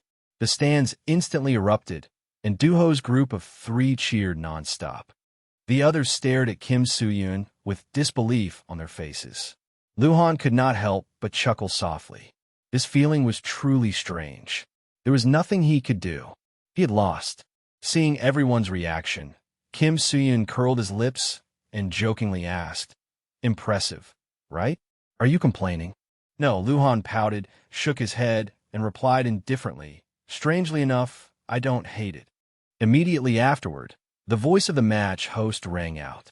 "The entire arena is now a complete mess, but no matter what, we still have to do what needs to be done." The final winner of the ranking tournament is Kim Soo-yeon. After the result was announced, Do-ho's group of 3 cheered even louder. Odell could not help but reveal a satisfied smile as well. Even Wang Yu was content at this moment. In truth, there was nothing shameful about losing to the champion. To celebrate Kim Soo-yeon's victory, the organizers did not hesitate to set off a magnificent display of fireworks. Do-ho's group of 3 were extremely happy. Their person had won. Odell also sincerely congratulated Soo-yeon, the person who had pulled him out of the mire. Luhan and Aselin also applauded in response. However, Aselin was somewhat curious. She looked toward Luhan and asked, "How does it feel to lose for the first time?" Luhan snorted softly and replied, "My blood is boiling." After saying that, he suddenly snapped his fingers and called out, "Hey, winner." Immediately afterward, a pair of wings carrying a microphone flew in front of Kim Soo-yun. Soo-yun looked at him doubtfully. "What is this for?" Luhan smiled happily and said, "Give a speech about your victory. How does it feel to become the strongest awakened in the world?" Kim Soo-yun frowned and thought for a long while. Then he spoke in a low voice. "It doesn't feel good or bad. It only feels like I've taken one more step forward." Hearing that, Luhan could not help but chuckle. "You've become the strongest, yet it only feels like one step forward? It sounds like you already have a clear goal." Kim Soo-yun did indeed have a goal far higher than this. After pondering for a while, he said firmly, "I will continue climbing toward the peak, all the way to the very end, so that I will no longer be stopped by towering obstacles." I'm sure everyone felt it during the ranking tournament as well. The security and pride brought by the title of S rank are actually holding people back. As a result, everyone is forced to kneel before even higher walls. Although whether you advance to the next step is something each person decides for themselves, what is certain is that I will continue growing stronger. If everyone stops here, then you won't fight together with me on the next stage. Instead, you will stand behind me and be protected by me. If you don't want that, then walk your own path. At this point, he raised his head and looked at everyone in the stands, lifting his brow provocatively. "Try to surpass me." His words seemed to awaken the awakened present, including Luhan. And that was how the ranking tournament, despite countless problems, ended in brilliant success. After returning to the Golden Tower, Kim Soo-yun's reward was delivered directly into his hands. It was precisely what he had wished for, adamantium. Kim Soo-yun accepted the reward, extremely happy inside.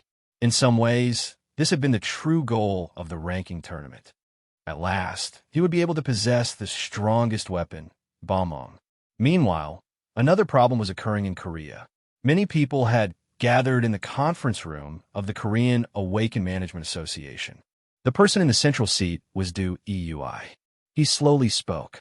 "Since the association and the guilds have all gathered, we will begin the meeting. As everyone knows, the topic is the 2 blue dungeons that have appeared at Iowa Bridge. They appeared around 3 in the afternoon, and this is the first time they have appeared simultaneously in the same area. Therefore, they have been named the Twin Blue Dungeon. According to our calculations, there is a high possibility that both outbreaks will occur at the same time." Ingu frowned and asked, "How much time do we have until then?" I thought for a moment before answering. "I estimate about 2 weeks to 1 month."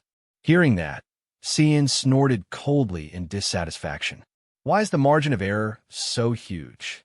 Another person also nodded in agreement. "A single blue dungeon is already enough to wipe out a city. But now there are 2 blue dungeons, and at a time like this, when most of the S ranks are at the ranking tournament, we don't have enough people to raid the dungeons." Du Eui nodded slightly and replied with a grave expression, "That's right. We are currently lacking S ranks, so the expected raid schedule is 1 week. If we do not resolve this as soon as possible, there is no doubt that Seoul will be devastated." At this moment, Ingu asked in a low voice, "Have you tried contacting Kim Soo-yun?" Du Eui nodded slightly and replied, "I have tried, but the ranking tournament has only just ended, so I don't know whether he can come immediately. At the very least, we should establish a dungeon raid plan." As soon as he said this, someone spoke up in dissatisfaction. "Good grief, what are you so worried about? You have our Hahom Mass Guild." The person who had just spoken was Kwon Jehun, the Awakened Association president of the Hahom Mass Guild. Du Eui glanced at him and said coldly, "This discussion has already ended, Jehun." Jehun nodded indifferently and replied carelessly, "I know. You said you would make Kim Soo-yun the raid team leader. But he said they did not know when Soo-yun would arrive, and they could not wait forever either." As soon as he said that, another person spoke up in agreement. "He is right. There are currently many awakened in the association preparing for the raid. It isn't only the Hahom Mask Guild." This person was Lim Chong-hun. In his opinion, the Awakened Association and the Hahom Mask Guild should form a vanguard team and enter first. Hearing this proposal, Du Eui frowned. So this was what they wanted to do. This Awakened Association had originally been established on the premise of protecting the rights of Awakened. But gradually, they only raided dungeons that could help them make money and refused to be controlled by the management agency. They had become a greedy organization that cared only about its own interests.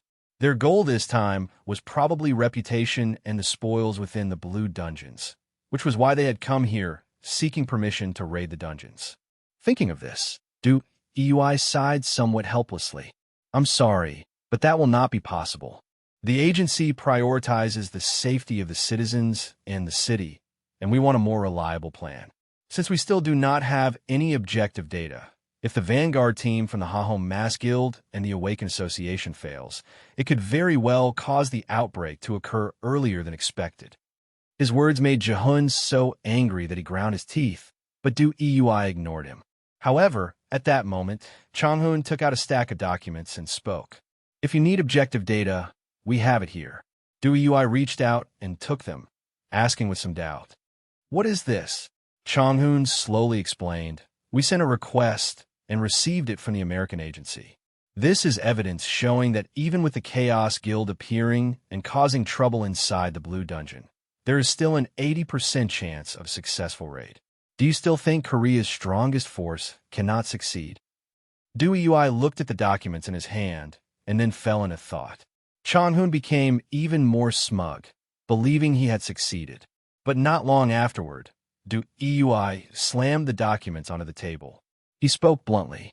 Even so, for safety reasons, we still need to wait for Kim Suyin.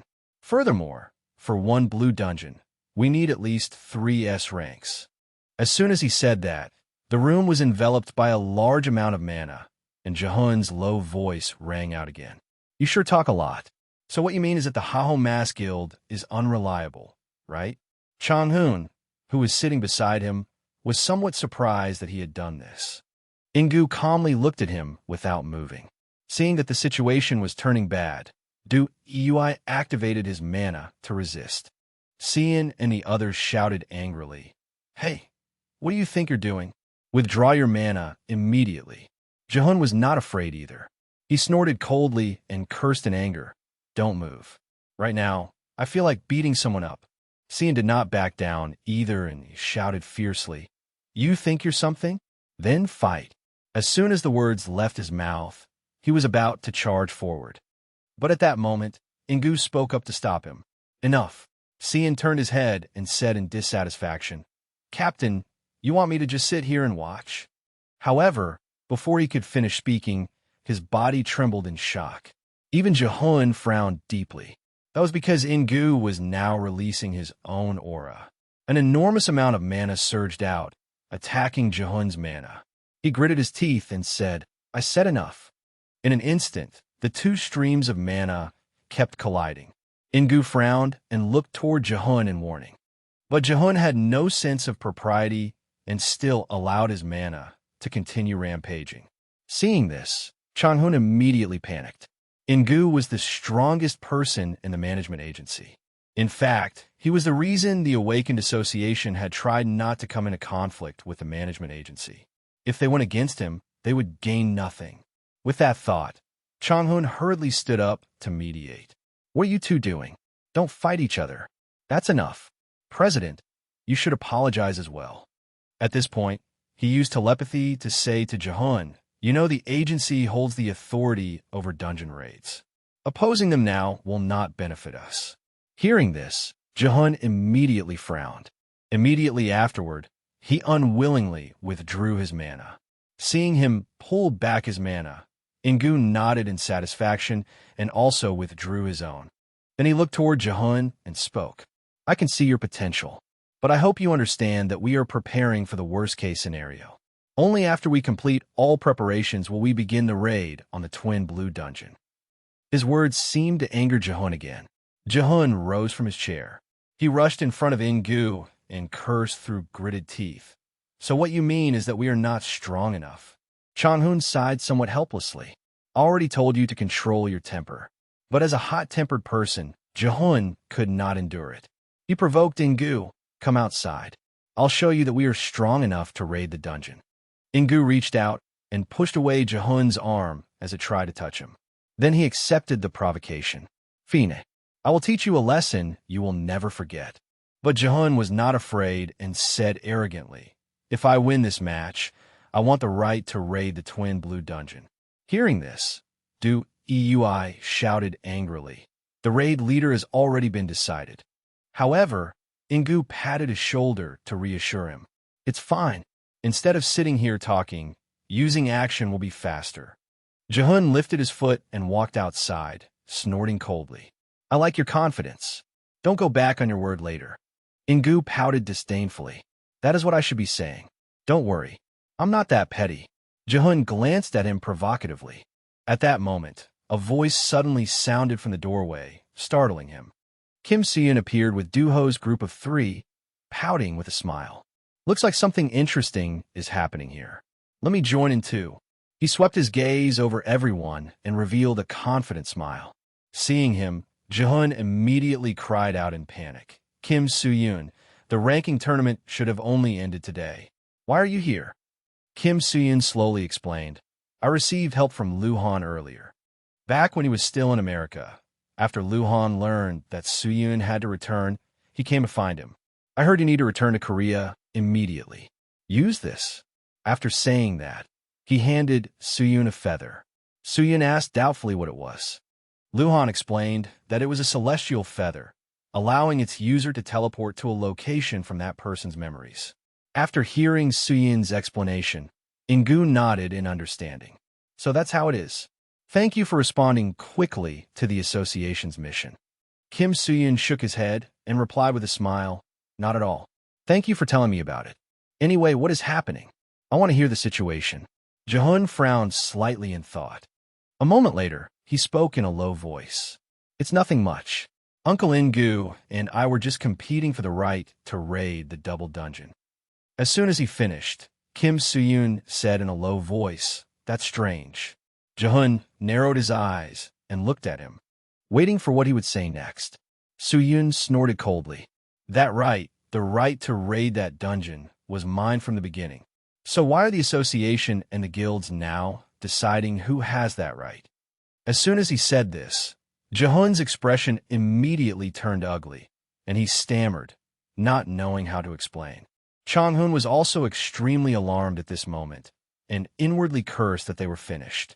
Although the association president had acted aggressively earlier, that had been a good opportunity to seize the right.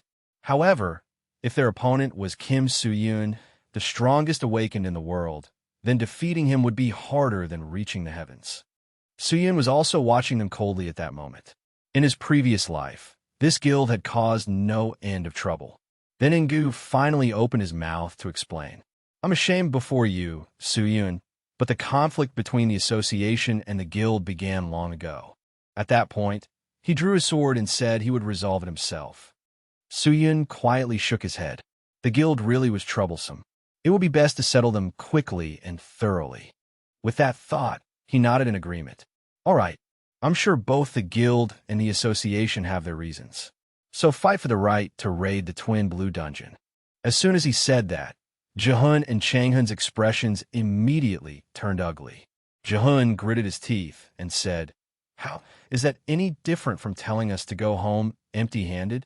This is basically a threat. Soo-yoon shrugged indifferently and said calmly, Who said I'd be the one participating? You'll fight him. As soon as he finished speaking, he pointed at Hachuan beside him, leaving Hachuan stunned for a long while. When he finally came to his senses, he stared at Soo-yoon in disbelief.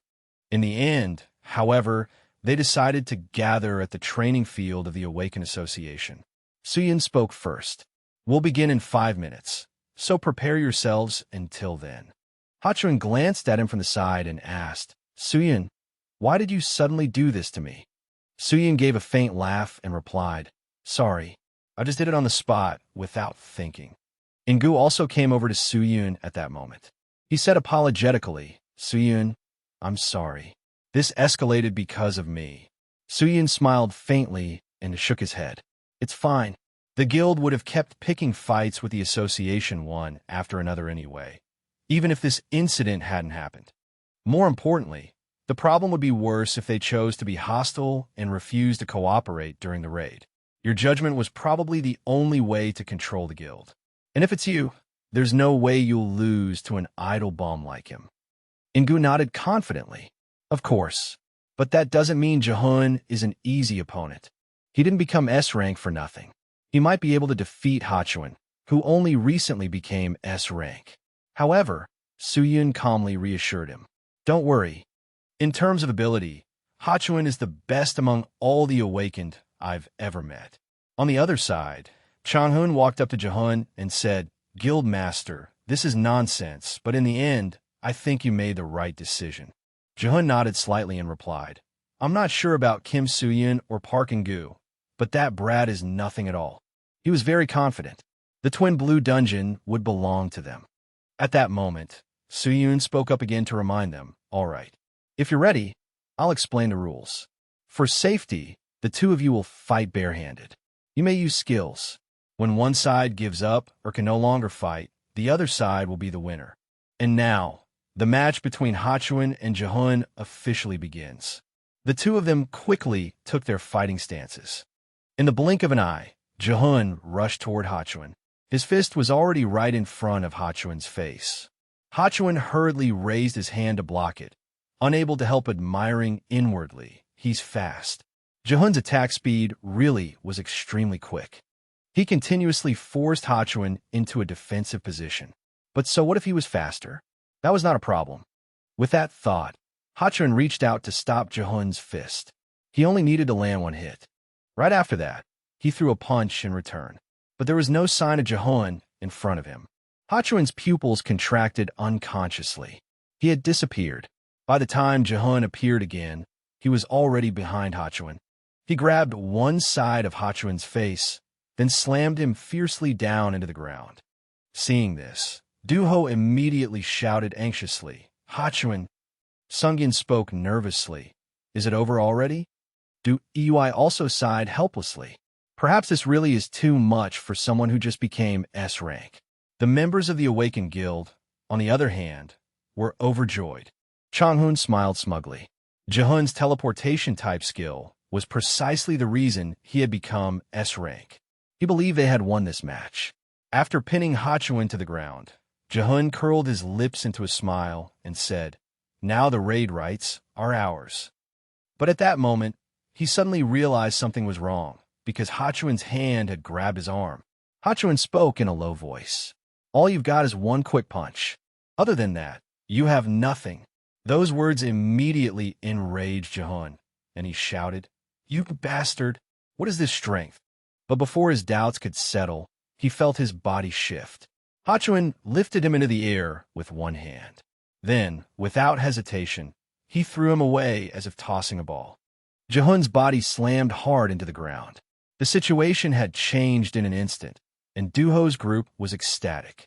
Changhun, in contrast, was so shocked he could not speak. Without a doubt, Hachuan had won this match. Outside the ring, Suyun's lips curved faintly. It was exactly as he had predicted. A moment later, Jehun's subordinates came to their senses and rushed to his side. They shouted nervously, Mr. Changhun, please check the guild master's condition. Changhun hurried over to examine him, and only after long while did he breathe a sigh of relief and say, Fortunately, he isn't seriously injured. He's only unconscious. Even so, he could not believe Jehun had lost so easily. Hadn't Hachuan only recently reached S rank? He had not expected things to turn out like this. At this rate, they would no longer be able to fight for the raid rights. On the other side, Hachuan kept complaining to Suyun. Do you know how scared I was that I'd mess everything up? Please ask for my opinion first. Suyun reached out and ruffled his hair, smiling as he said, Sorry. But I knew Hachuan wouldn't lose. As soon as those words came out, Hachuan froze. A moment later, he said firmly, Of course. One day I'll defeat you. Suyun was somewhat speechless. At that moment, he glanced toward the group on the other side. He slowly walked toward them and spoke coldly. Do you understand now? Why the association won't hand the raid over to you? No matter how many outstanding Awaken they had, in the end, Their strongest force was their guild master. But he had lost to Hachuan, who had only recently reached S rank. Of course, Hachuan's growth speed was thanks to an absurd ability even better than the one he had in Suyun's previous life. But Suyun did not say that aloud. He glanced at them and continued in a low voice. You want to raid a blue dungeon with only those skills? Are you planning to commit suicide? Take this match as a lesson and value your precious lives. But those words did not reach Changhun. He still wanted to enter the blue dungeon. With that thought, he hesitated, looked at Suyun, and said, I understand what you mean. Then please let us join the raid team. If we go together, the formation will definitely be more complete. Suyun looked at him with some anger. Simply participating in the blue dungeon would bring terrifying experience. Considering the benefits he would gain afterward as well, it was acceptable to give up a portion of the profit. So Changhun proposed handing over 70% of the gathered gains. Suyun snorted coldly and said, Then let me ask you this. Changhun's expression changed slightly. Then he heard Suyun say coldly, To all of you, is the blue dungeon merely an opportunity? Or is it only for fame and money? Seeing Suyun angry, Hachuan hurriedly tried to stop him, but Suyun continued questioning them. I just want to know whether you've ever thought about it. Is it normal for blue dungeons to appear around the world? Is there nothing beyond the dungeons?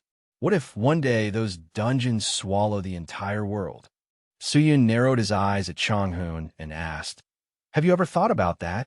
He pressed closer to him step by step and said coldly, Listen carefully. If I wanted to, getting rid of your little guild would be as easy as breathing.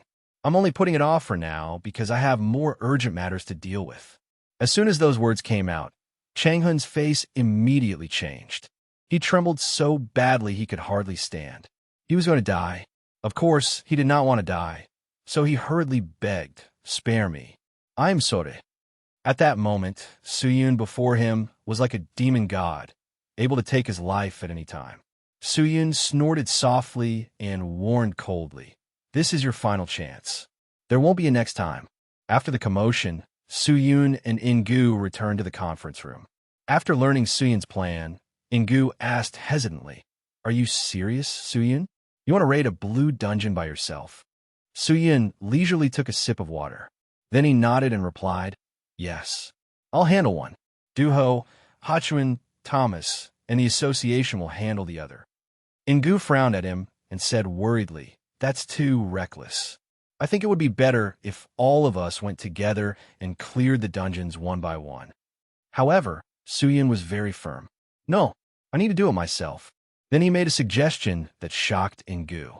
Please leak to the press that I'll be raiding one of the blue dungeons alone.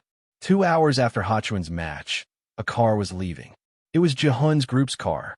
After hearing Changhun's account, Jehun gritted his teeth and asked, Really? Kim Suyun said that. Recalling the previous scene, Changhun had promised Suyun that he and the leading guild would stay out of this. Jehun frowned and stared out the window for a long while, as if thinking about something. A moment later, he finally called out, Jung-ki.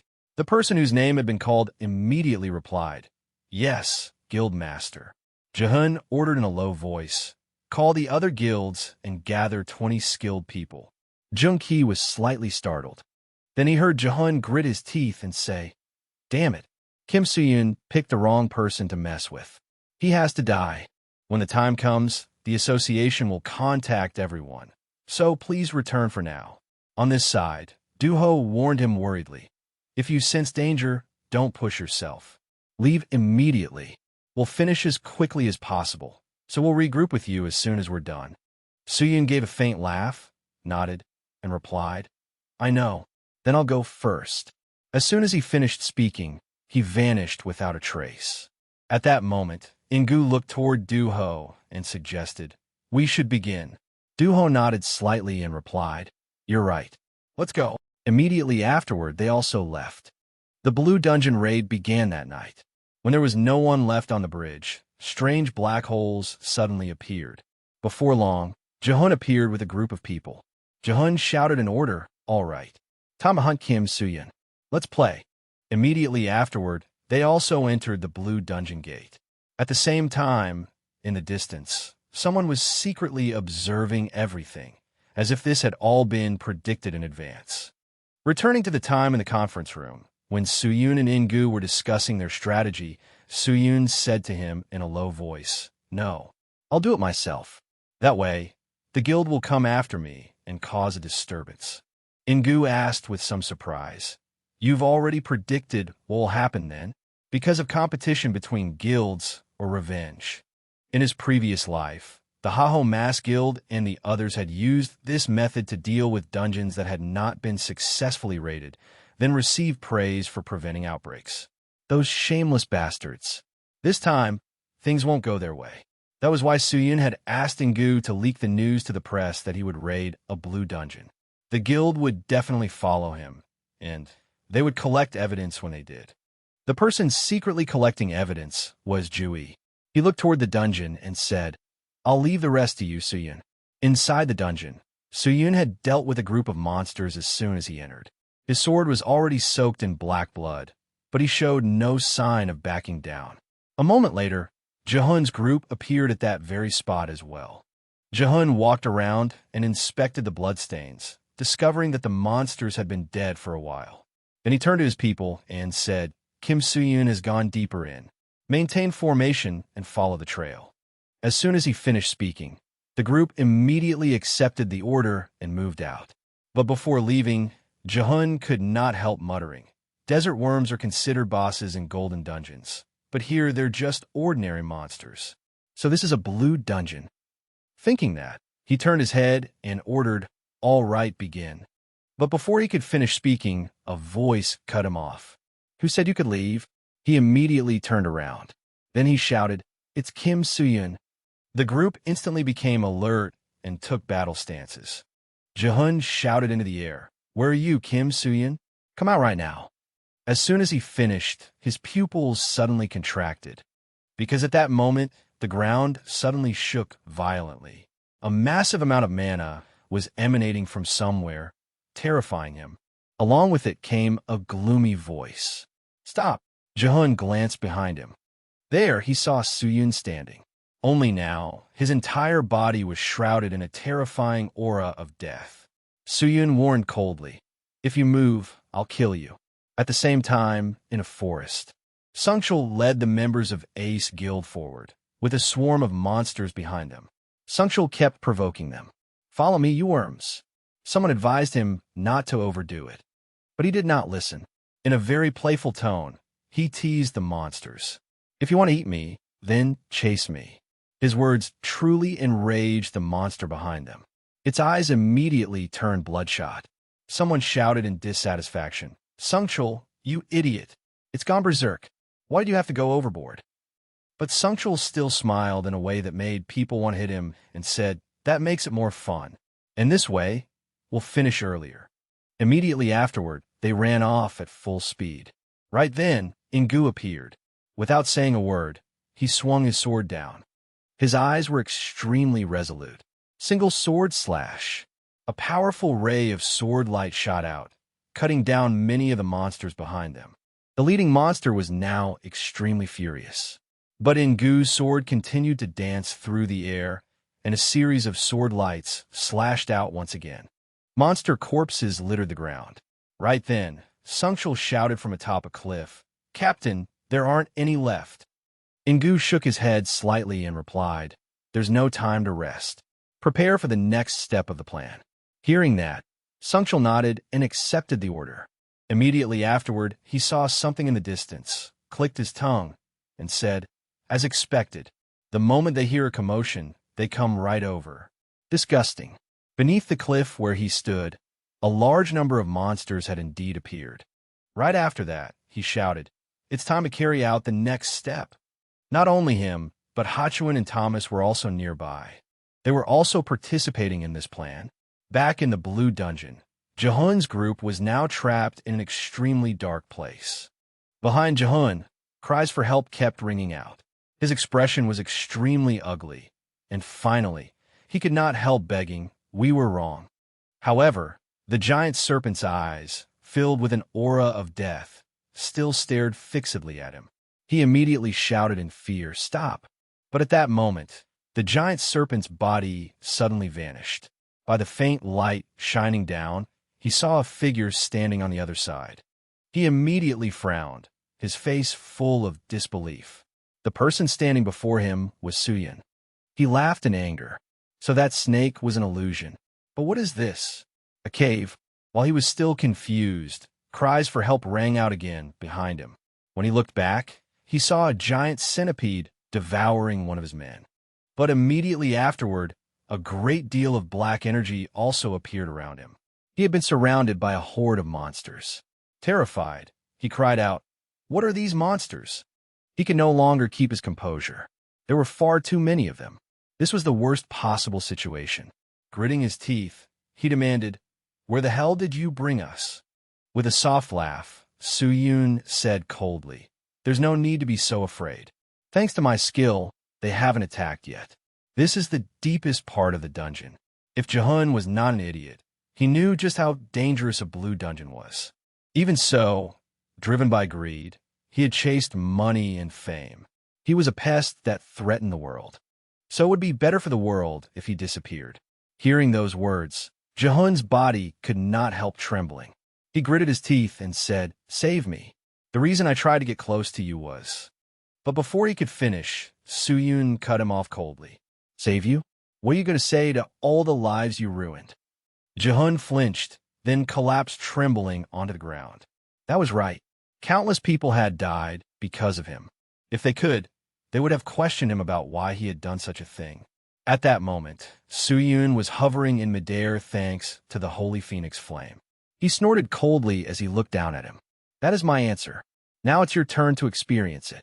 As soon as he said that, the monsters below slowly advanced toward Jehun. He screamed in terror, "Don't come here. Don't get near me, you bastards." The pain and misery of the people he had killed had to be tasted by him as well. Watching the enormous monster approach him with its mouth wide open, Jehun's expression instantly changed, and cold sweat covered his forehead. Suyun simply hovered high above, watching the miserable scene below with his own eyes. Only after all of Jehun's men had been wiped out did he land on the ground. He stood on the cliff and frowned as he looked at the monsters staring fixedly at him. Eyes filled with malice watched him like prey in the darkness. He snorted coldly at them and said with a pout, "You ate that much and you're still hungry?" By then, they had surrounded him. He clicked his tongue and muttered, "Looks like you won't be able to eat anymore." As soon as he finished speaking, divine flame appeared in his hand, ready to burn them away. Meanwhile, in a certain forest, Sungchul had just taken down a monster and was sitting off to the side to rest. He could not help letting out a sigh of relief. "I thought we were about to die, but we've done enough, right?" As he spoke, he raised his eyebrows at Yuho beside him. Yuho nodded slightly, but soon sighed. Looking at the people before him, he could not help cursing. "Damn it, I don't even know who the monsters are anymore." At the same time, Ingu was also quietly observing Hachuan and Thomas. Both of them were highly impressive. One had impressive combat instincts and mana, allowing him to freely use a variety of skills. The other strengthened his body with mana and focused solely on destructive power. The latter was more similar to him, but judging from his growth rate, he would soon surpass him. Thinking this, Ingu could not help sighing. Then he spoke, "I'll rest today to reorganize this guy. I doubt any more monsters will come, but just in case, put together a night watch." Immediately after that, they began to rest, and night gradually fell over the forest. Their group split up for the night watch, while another group went to sleep. Ingu leaned back against the trunk of an ancient tree, quietly listening to Hachuan making a racket. "So, this is the night watch I'd only heard about? It's not exactly a pleasant experience." Then Yuho's mocking laughter sounded. "At least be confident that you're lucky you're not the one left behind at the very end. But even a hero can't escape night watch duty." Hachuan flinched slightly and asked in confusion, "What do you mean? What hero?" And those reporters earlier were really annoying. When Yuho asked him why, he pouted and said, "It was just too grand. It's not like I did anything." At this point, Hachuan suddenly hesitated for a moment, then said in a low voice, "The title of hero is meant for people like Rohin or Suyun." As for me, everyone's expectations, cheers, and encouragement are all a burden. Hearing this, Yuho glanced at him, unsure how to react. At that moment, Hachuan suddenly gave a faint laugh. I shouldn't have said anything, should I? I'm just complaining a little. Don't worry. Yuho frowned and thought for a while before speaking. No, I was remembering someone who said the exact same thing as you. Hachuan asked in surprise, what? Yuho slowly explained, last year when Suyun and I faced the Kraken in the Blue Dungeon. At the time, someone said that looking at Suyun made him feel insignificant, and that the light was so dazzling it burned everything around it, telling me I should be careful. Although I was aware of it myself, I didn't want to admit it. So I immediately raised the trial level from 5 to 6. Hearing this, Hachuan finally nodded in understanding. No wonder you disappeared last year, and I also felt like you suddenly became stronger. Yuho gave a faint laugh and continued, but I almost died because of that tiny difference in strength. Hachuan looked at him in some confusion. Yuho slowly continued. It was a matter of talent. That was my limit. If Suyun hadn't stopped me, I would have died. I thought a great deal about what Suyun said. Only then did I realize my own limits. I thought someone like me couldn't exist in the same space as them. Hachuan frowned slightly, unsure how to react. But Yuho did not seem to mind much and continued. However, I realized something after hearing Suyun's words. From the beginning, he has never fought for himself. He has always moved forward, only for everyone, and to prevent destruction. He is cool, dazzling, and radiant. At this point, Yuho raised his head and looked at the bright moon high above. After pondering for a long time, he said seriously, I decided that even if I'm burned by that brilliant light, I absolutely have to follow it. He asked Hachuan whether he had ever thought that he, too, might be a pillar others could rely on, just as Suyun was to him. Hachuan froze in surprise. Then he burst out laughing. That's not fair at all. If Yuho put it that way, Hachuan had no choice left except to stop running away. The two of them continued talking like that through the dark night until morning. At the same time, in the Blue Dungeon, Suyun had gone deep inside and eliminated many monsters. At that moment, he was standing before a large door. He guessed that this was probably the boss room. He placed his hand on the door, seemingly about to push it open and enter, but he hesitated a little, because the signs of the Blue Dungeon had appeared too quickly. At this rate, Fafnir would also appear soon, but this time he would defeat it. Immediately afterward, he pushed the door open and entered. But at that exact moment, something suddenly pulled him backward. Suyun was somewhat surprised and hurriedly flipped around. Was there still another living creature here? However, when he looked closely, his eyes widened.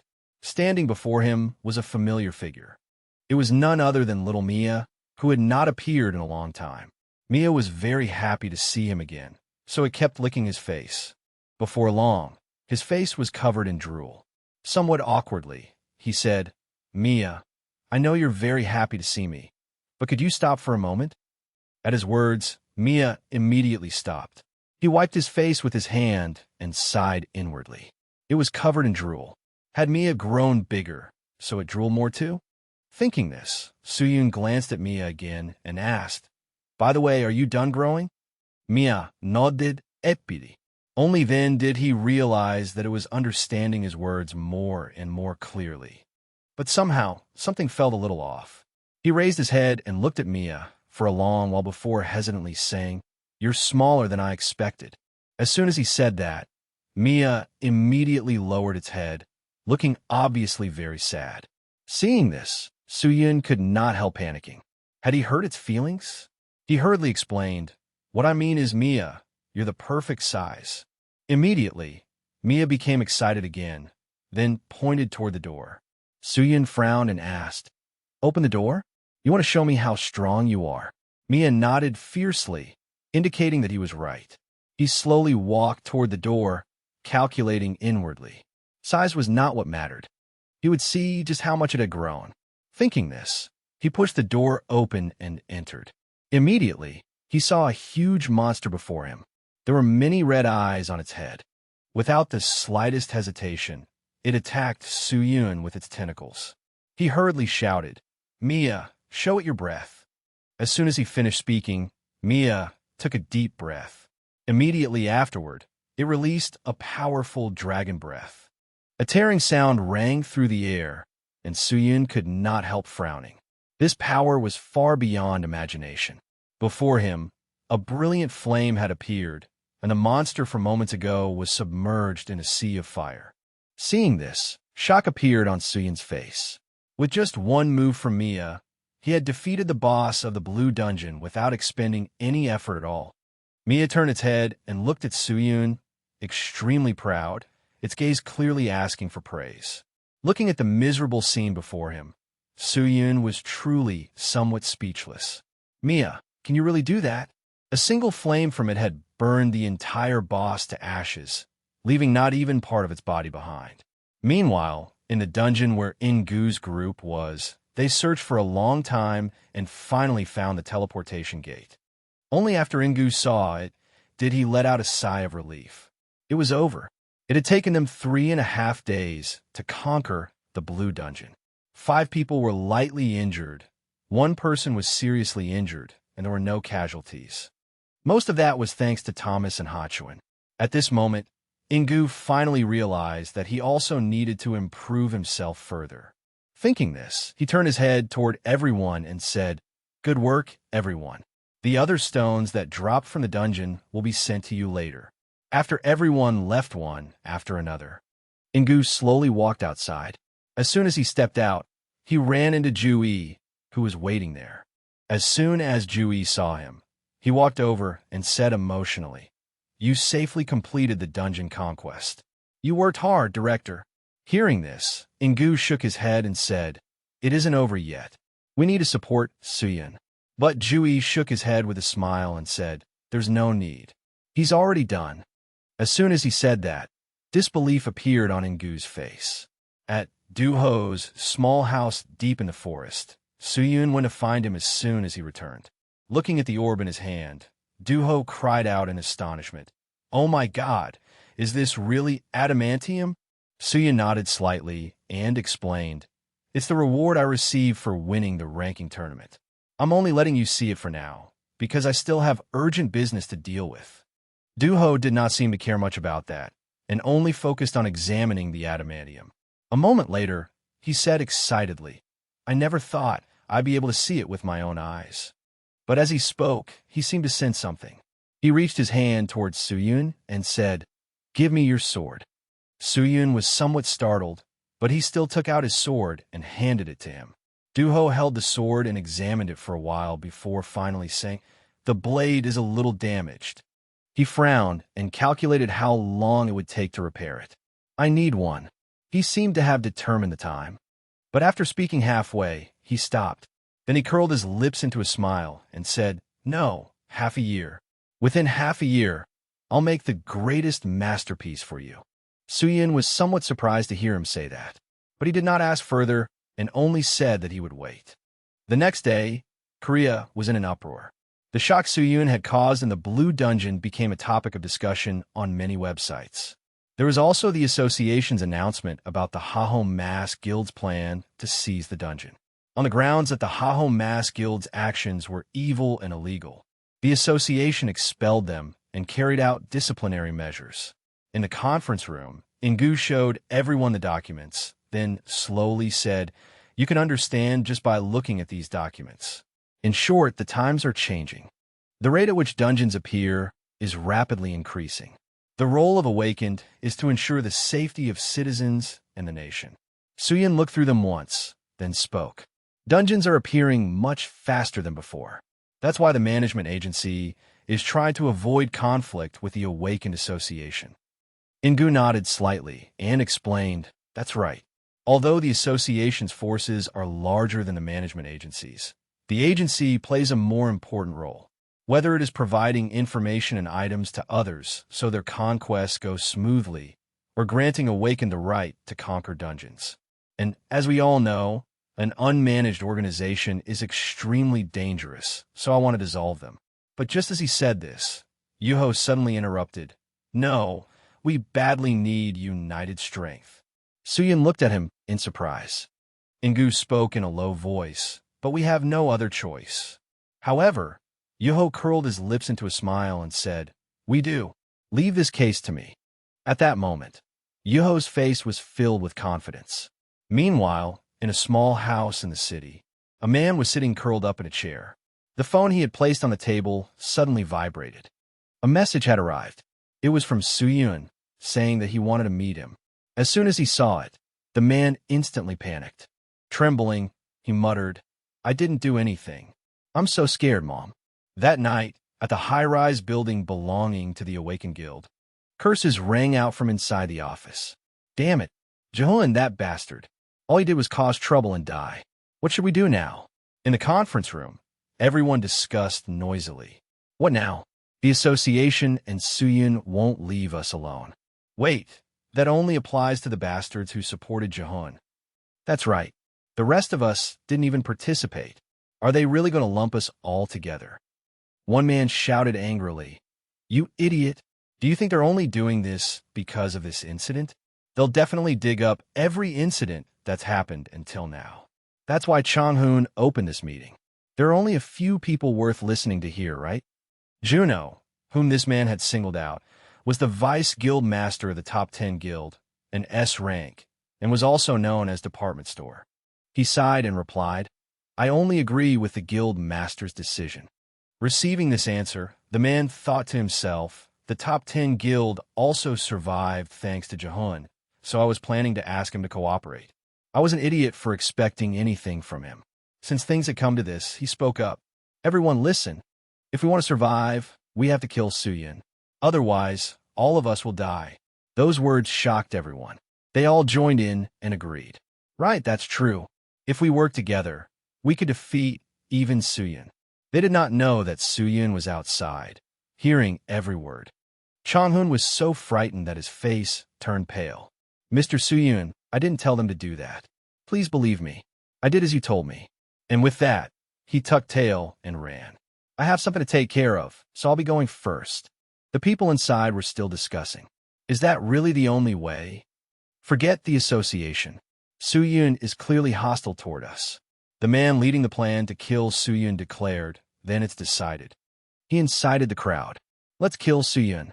Soo-yoon appeared right behind him and asked coldly, "Who are you planning to kill?" Everyone was startled when they saw him appear. Soo-yoon said in a low, forceful voice, "Can you?" His expression remained completely calm as he continued, "Kill me?" The man shot up from his chair in panic.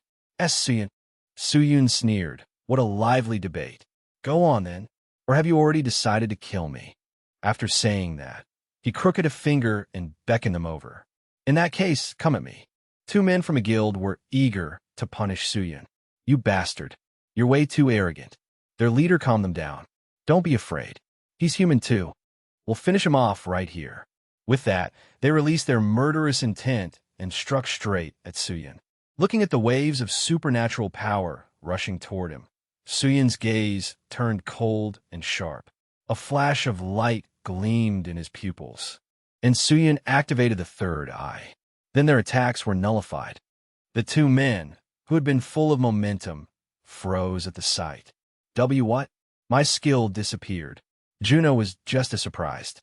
A calculating smile suddenly appeared on his face. Then he abruptly sprang to his feet and walked step by step towards Soo-yoon. Soo-yoon became wary and thought to himself, "It would take me some time to defeat him." Meanwhile, the leader was secretly delighted. He's finally going to help. That's right.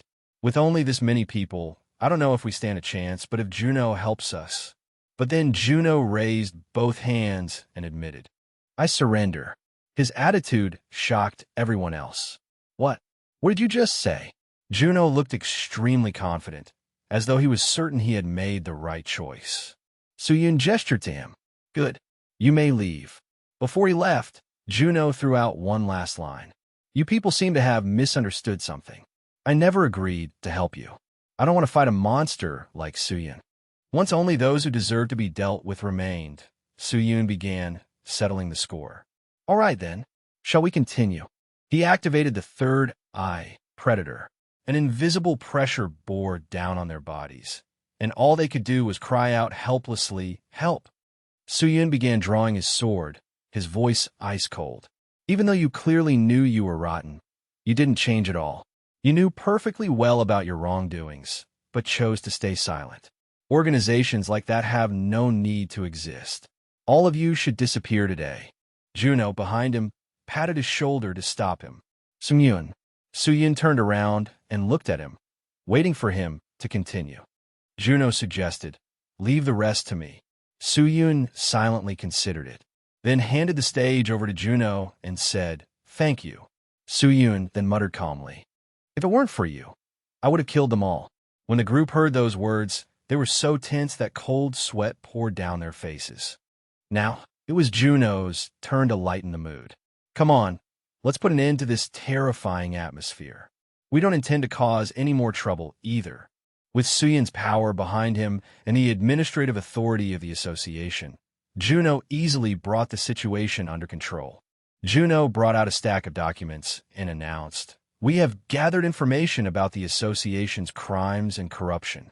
The biggest problem is that these attacks were the result of leadership by the Haho Mass Guild.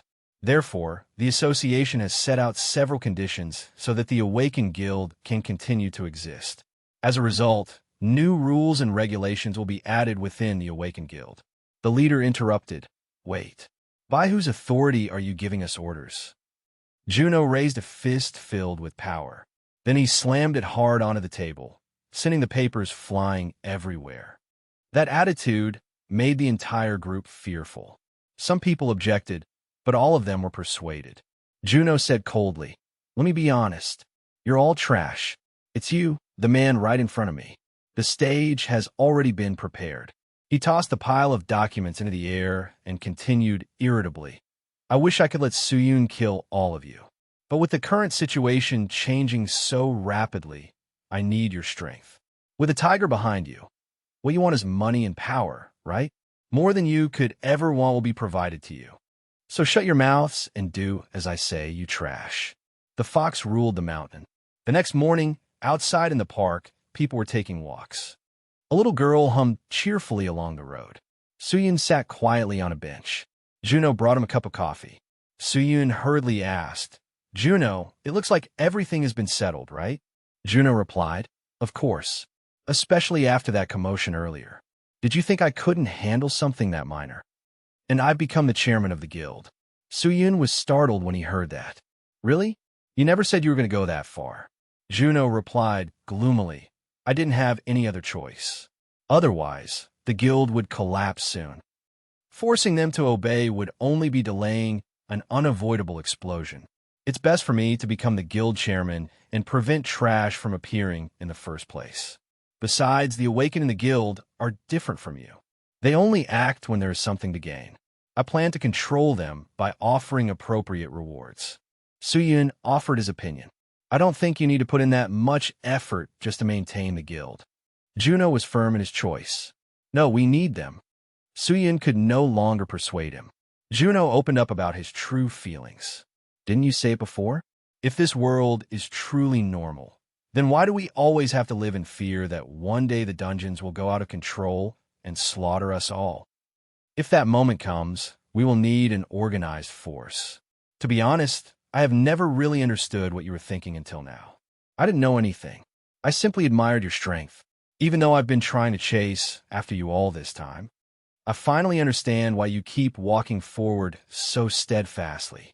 Maybe I'll never be able to stand shoulder to shoulder with you, but I will catch up to you one day. So don't wait for me. I will definitely support you from below. Do you understand now? Share some of your burden with me. I'm on your side." Soo-yun fell silent as he listened to that heartfelt confession.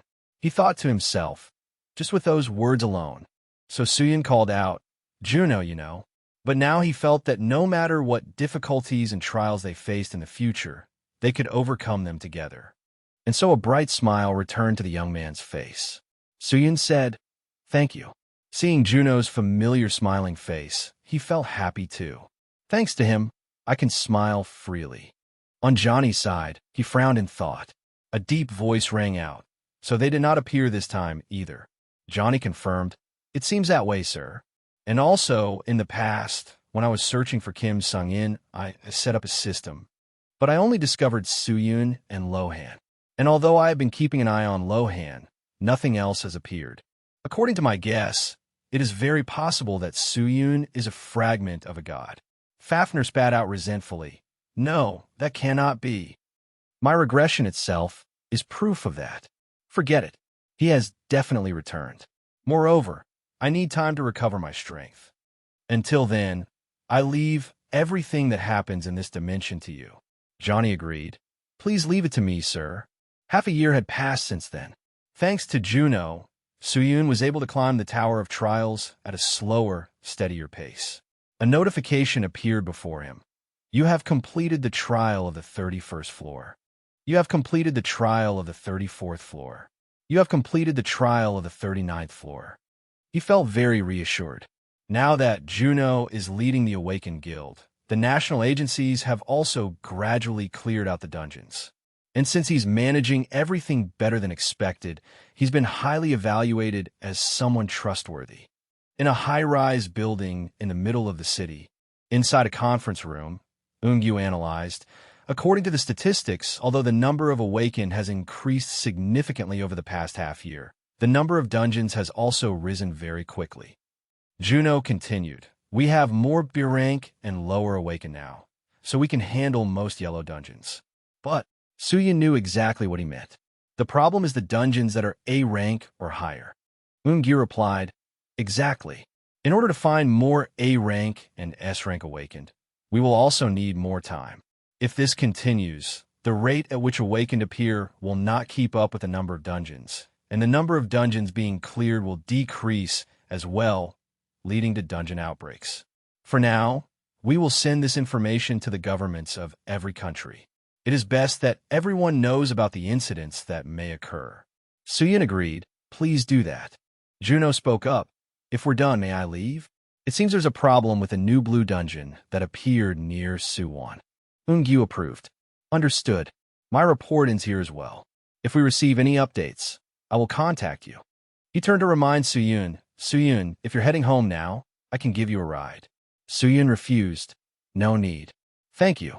Eungyu asked curiously, are you planning to return to the Tower of Trials? Suyun denied it immediately. No. Before I go there, I need to stop by somewhere first. The place he visited was a forge. Duho immediately greeted him. You're here. Suyun looked at him in surprise. Sir. Seeing how exhausted the other man looked, Suyun asked with concern, are you all right? Duho replied, no need to worry. It's almost finished. I was so excited that I forgot to rest. Suyun carefully advised him, you don't need to rush. You should take care of your health first. Duho did not want to hear it. Stop nagging. Anyway, forget that. Hurry up and look at this sword. You said its name was Bamong, right? I heard it was a sword from ancient legend. You should have given it a new name. Suyun firmly grasped the hilt. He drew the blade from its scabbard and examined it, thinking to himself, Bamong. It's been a long time since I held it in my hands. It still feels as comfortable as ever. I should be able to use that skill now. Duho knew perfectly well that Suyun wanted to test it out. You really want to use it, don't you? Suyun bashfully retorted, I'm not a child. Duho clearly understood Suyun's intention. You're making it too obvious. Are you going to the Tower of Trials? Suyun admitted honestly, yes. At least there, no one will tease me. Duho gave him an order to leave. Fine. Go. This old man needs to get some sleep. Suyun called out gratefully, Mr. Duho, thank you very much. Those words made the old man pause. Duho smiled gently and reminded him, I know. Be careful. At the Tower of Trials, in front of the gate to the 40th floor, Suyun slowly stepped inside. The gatekeeper of the 40th floor, Namchun, had been sitting there waiting for a long time. He spoke with a hint of sarcasm. The big shot has arrived. So what are you curious about? How much do you know? Suyun got straight to the point. Please tell me the difficulty of this trial first. Namchun calmly dropped a number. 600,000. Suyun fell silent after hearing it. Then he handed the payment over. Here. The system notified him. You have spent 600,000 achievement points. Namchun evaluated him. That's quite a steep price. But you don't seem to care in the slightest. All right. Thank you. Starting from the 40th floor, The difficulty of the trials will once again begin to be divided from easy to very hard. As he said that, Nam Chun stood up. Well, it seems you had already decided beforehand.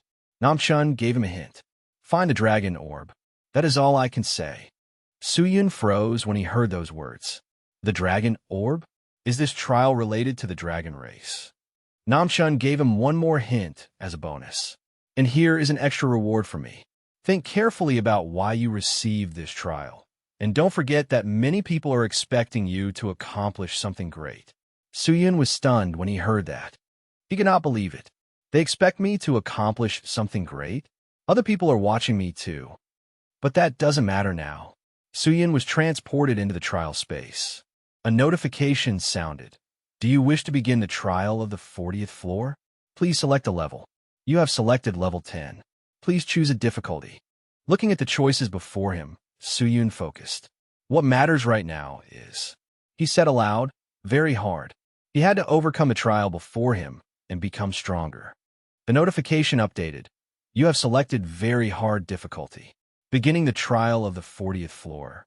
At that moment, Suyun was transported to a lush green meadow. He cautiously sensed that something was strange. Suyun's expression gradually grew tense.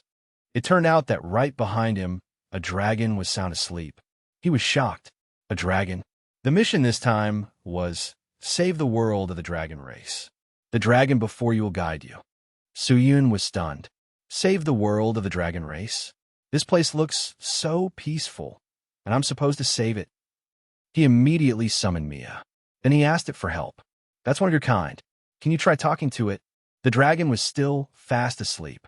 Mia carefully observed its fellow dragon. It approached its oversized companion and called out once. At last, the other dragon woke up. The dragon's claws slammed heavily into the ground with a booming crash. The dragon named Blank stared at them and uttered, "A red dragon. Is the one beside you a human?" Suyun thought to himself, I can hear its voice inside my head. So this is what telepathy is.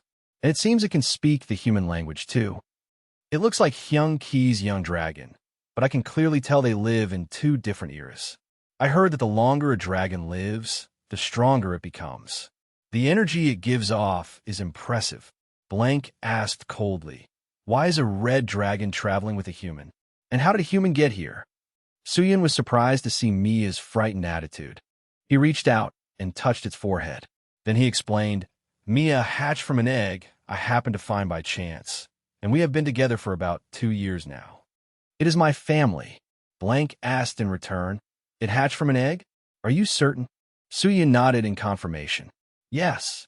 Mia, standing beside him, confirmed it again. I hatched from an egg. Only then did Blank understand. I see. Suyun noticed the other party's attitude. It seemed uncomfortable earlier, but now it has calmed down. I should be able to talk to it now. I heard that Mia is an existence higher than a young dragon. And according to Hyung Ki, just like dungeons are divided by color, a dragon's rank is also determined from the moment it is born. I might be able to learn something about Mia from it. Thinking that, Suyun spoke up. This may be rude to ask, but there's a great deal I don't know about Mia. Could you tell me more about red dragons? Blank was stunned after hearing that. It burst out laughing. You raised it without knowing what it is. How foolish. Suyun still waited for an answer. Only then did Blank get to the point. Very well. Allow me to teach you. That is the symbolic color of dragons. It is the symbol of the Dragon King. It is the color that marks one as a descendant of the Dragon King. Suyun broke out in a cold sweat when he heard that. He could not believe it. The Dragon King? Mia and its fellow dragon stared at each other. At last, Mia's expression looked as if it had discovered something very interesting. Suyun exclaimed, the king of the dragon race? Are you saying Mia is the child of the Dragon King? Blank confirmed yes, but I never expected such a dragon to be tamed by a human. That is why I was surprised. Suyun pinched Mia's cheeks and thought to himself, I knew it was a special dragon, but this cute little one is the king of the dragon race? Though it's a little too big for me to call it little now. Mia enjoyed having its cheeks pinched by Suyun. Suyun asked further, then is Mia's family in this world as well? Blank fell silent after that question, looking hesitant. A moment later, he revealed, Mia is the only dragon left of that clan. Suyun was utterly shocked to hear this. Blank continued, You will understand once you see. Suyun's entire body was enveloped in a deep blue aura. Terrified, Suyun shouted, Wait! He could hardly believe it. What are you doing? Then he found himself in a place where smoke and flames rose high into the sky. Blank had brought him there. He explained, A war once took place here. Enemies suddenly appeared in our world and waged war. Countless warriors rose up against them to protect this world. At this point, he seemed reluctant to continue. But that day, the enemy was too powerful. Many of our kind sacrificed themselves. A tragic scene unfolded before Suyun's eyes. Blank recounted painfully, We shed a great deal of blood in that war. Suyun listened in silence to that painful story of the past. He felt, It's just like back then. Suyun murmured, This feeling. Suddenly, something familiar appeared before his eyes. He recognized it in shock. It's you. The other party's figure became perfectly clear. It was Fafnir. Suyun clenched his fists, trying to suppress the hatred in his heart. His eyes were filled with rage. Blank advised him, There is no need to be so angry. This is only a memory. Suyun knew that, so he forced himself to control his emotions. He let out a breath. He is right. Emotions only weaken my combat ability. In fact, I'm glad. Now, when I meet Fafnir again, I will be able to control my emotions. Blank praised him. You regained your calm very quickly. Are you used to controlling your emotions? Suyun confirmed, Yes, a little. Blank replied, Not bad. That is not easy, especially for humans. But how do you know him? At the mention of this, Suyun's face darkened. Suyun revealed, That is the monster who destroyed my world. Blank asked suspiciously, Your world? After checking, Blank knew that he was not lying. The night sky in a memory was covered in a gloomy darkness. At that moment, Fafnir was under attack. Suyun looked in surprise at the one fighting him. A red dragon? That red dragon gathered its firepower. Then it fired straight toward Fafnir. Suyun pondered, They are fighting. He could only watch up to that point before he was pulled back. He had returned to the lush green meadow. Suyun's expression was somewhat dazed. Blank said apologetically, I'm sorry, but that is all I can show you. I only have memories up until my older brother died in that battle. Thanks to this journey, Suyun realized that it was not only his own world that had been destroyed by Fafnir. This world might also exist in reality. No, I shouldn't jump to conclusions. Blank invited him. Let's go. We can talk while we walk. Blank told Suyun about the world after the war, and because of that, Suyun came to understand the trial more clearly. Blank explained the ending. In the end, all the red dragons died, and the world was destroyed. But the dragon race was not yet extinct. Other dragons like me survived, because we had been hibernating while the war was taking place. When we awoke, we began restoring our world and bringing life back to it. But the war still had not ended.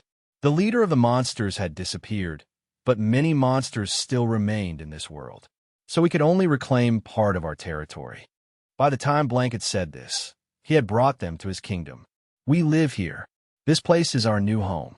He landed on the ground. After that, his dragon body began to transform into a human form. Blank said comfortably, That's better. Suyun was surprised. I've seen transformation magic before, but I've never seen anyone transform into a human. Suyun asked curiously, Is it that comfortable to be in human form? Blank rubbed his aching shoulders and said, As a dragon, I'm very heavy. Except when I'm hibernating, this form is better, though it consumes more mana. He reported upward, We have guests. Open the city gate quickly. The city gate slowly opened. He warned Suyun carefully in advance. Let me warn you first. You will not be welcomed. Suyun replied, That's fine. It's not every day that a human enters a dragon fortress. Blank corrected him, Not you. His eyes glanced slightly toward Mia. Only then did he continue, I mean the red dragon. Suyun froze. What? Because of Mia? Blank left a single remark behind and stepped through the gate. You will know soon enough. One human and one dragon stared blankly at each other. Suyun snapped back to his senses and invited Mia. Come on, let's go. Inside the dragon village, the atmosphere was quiet and peaceful. The dragons there, in human form, strolled along the streets. There were happy families out together. Suyun assessed the place. Rather than calling it a dragon village, it looks more like a human one. Blank explained that is because they realized that living in human form is more comfortable, so they began living this way. Suyun wondered, I understand, but there don't seem to be many people here. I mean dragons. Blank answered, after the war, only about 50 dragons survived. Since then, the number has only increased by around 500. Just then, someone in the distance noticed them. He exclaimed in surprise. Elder, Blank greeted him in return. It's been a long time, Silfree. Silfree was delighted to see him. Is that you? Elder Blank. It hasn't even been a few years since you left. Did you sleep well? Blank replied. I woke up midway because of this man. Silfree turned to assess Suyun. A human. His expression suddenly changed, becoming unpleasant when he saw Mia. Silfree stammered. A traitor. A descendant of the Red Dragons. Why are you in this city? Blank said calmly. Is there a problem? This is a place where anyone may enter as long as they are family. As for this human, I can personally vouch for him. Silfree replied. I have no problem with the human, but this is a descendant of the Dragon King who abandoned us. I know you want to deny that truth. His fists trembled with anger. But the descendants of the Red Dragons are traitors. Silfree's face was full of hatred. Suyun also locked eyes with him. Silfree asked coldly, What is it, human? Do you have something to say? Suyun said grimly, You insulted my child. Why should I hold back? Suyun stretched out his hand, and surprise appeared in Silfree's eyes. Silfree's entire body was pushed backward by an invisible pressure.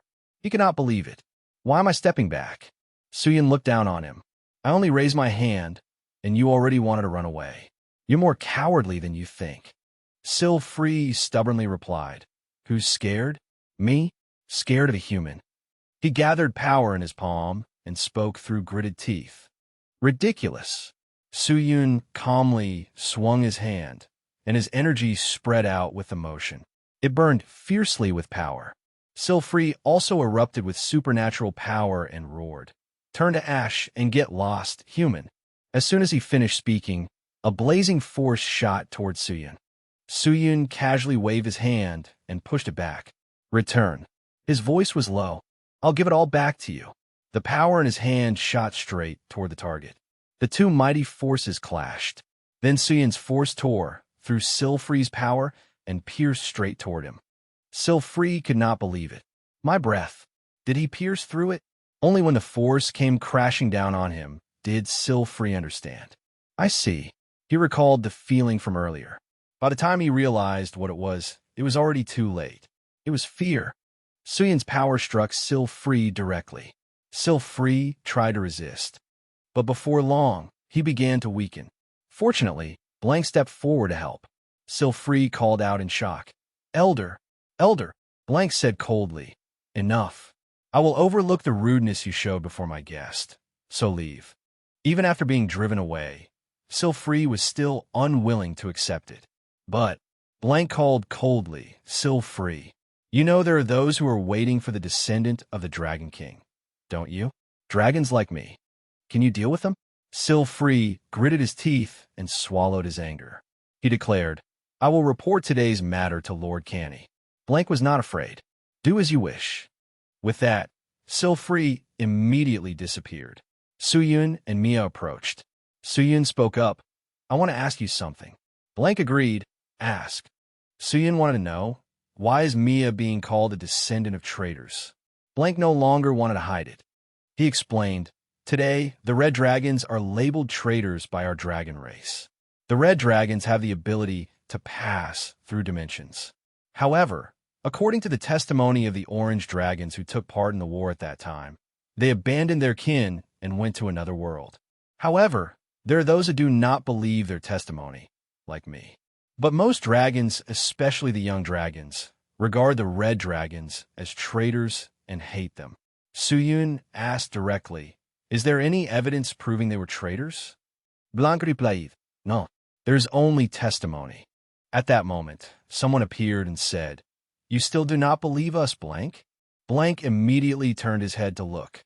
The one who had arrived was Canny, followed by Silfree, who had just gone to snitch. Blank looked warily at the newcomer. He called out the other party's name, Canny. Canny shifted from his original position and instantly appeared in front of Suyun. Blank's expression became slightly worried. "If you're here, that means..."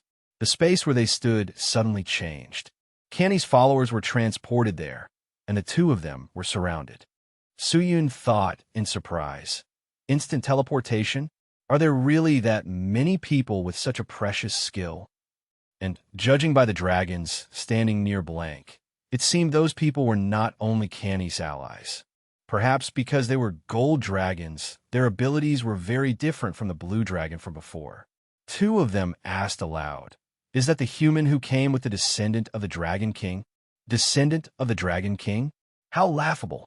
It is merely a relative of those traitors. They argued with each other. "Do not say things that have not been proven, and you have no reason to be angry." Canny waved his hand to signal them. "Enough." Suyun thought, "That's right. No matter how exceptional the abilities of the gold dragons are." Canny spoke. "Listen to me." Suyun determined. "He is still the strongest." Canny asked, "Why have you come here, one of the bloodline of traitors?" Mia cried out a few times in response. Canny curled his lips into a smile, seeming interested. "So the honored descendant of the Dragon King is an idiot who cannot even speak?" Mia became very sad upon hearing that. He continued attacking it verbally. "Is all you can do cry to earn the pity of others?" How pathetic. Blank could not listen any longer and said, "Canny, you also know that the descendants of the Dragon King develop more slowly than other dragons. This child is clearly still very young. Do you really have to speak to it in that tone?" When Suyun saw Mia crying, he became furious and said, "First that blue dragon from earlier, and now you dragons." A pressure burst from him. Suyun asked through gritted teeth, "Why do you all have to make Mia cry?" Those people immediately felt an invisible pressure pressing down on them. Canny froze. Even he could not remain comfortable. This, looking at Suyun as his power erupted, Canny found it hard to believe. Is this the power of a human? Suyun asked through clenched teeth, "How can you be certain that the red dragons betrayed your race?" Canny replied, "I saw it with my own eyes, the scene of the red dragons abandoning us." That also means you cannot prove anything. But that is fine. I cannot interfere in the affairs of dragons, so I only want to say one thing. You should go take out your anger on the red dragons who abandoned you. Canny was stunned by those words. What? Suyun pointed toward the pitiful Mia and said, "This child is not the one who abandoned you. Yet you isolate and bully it simply because it shares their bloodline? You should be ashamed of yourselves." Canny's tone was full of doubt. "What is your relationship with that little dragon for you to become so angry? I cannot understand it." Suyun placed his hand on Mia, then affirmed once more, "This child and I are family." Those words left Canny dazed. He suddenly laughed and asked, "Family? Interesting. It is true that it has nothing to do with what happened in the past. But hatred cannot be erased so easily." Suyun replied warily, "What do you mean?" Canny answered, "I will give it a chance to atone. Blank must have told you already. We are currently mired in war. Reclaim the dragon orb forest. If you do, it can atone, and you and that dragon may receive the recognition of the entire dragon race." Blank was shocked when he heard this demand. He shouted angrily, "Canny, how is that any different from telling them to go die?" Canny shrugged. "I'm not forcing them. The choice lies in the hands of that human and the red dragon. So what will you do?" Suyun agreed, "Fine. I accept your condition." Blank shouted worriedly, "You fool. Do you know what kind of place that forest is? It is a gathering place for the strongest monsters. We have tried to reclaim it several times, but we failed every time. If a human like you goes there, you will die instantly." Suyun denied it. "No, this difficulty is perfect, so I can crush their pride." The three of them moved to a forest. By the time they arrived, it was already dusk. Blank introduced it. This is the Dragon Orb Forest. Suyun replied, thank you for guiding us here. We'll be going now. Mia also cried out once to say goodbye to him.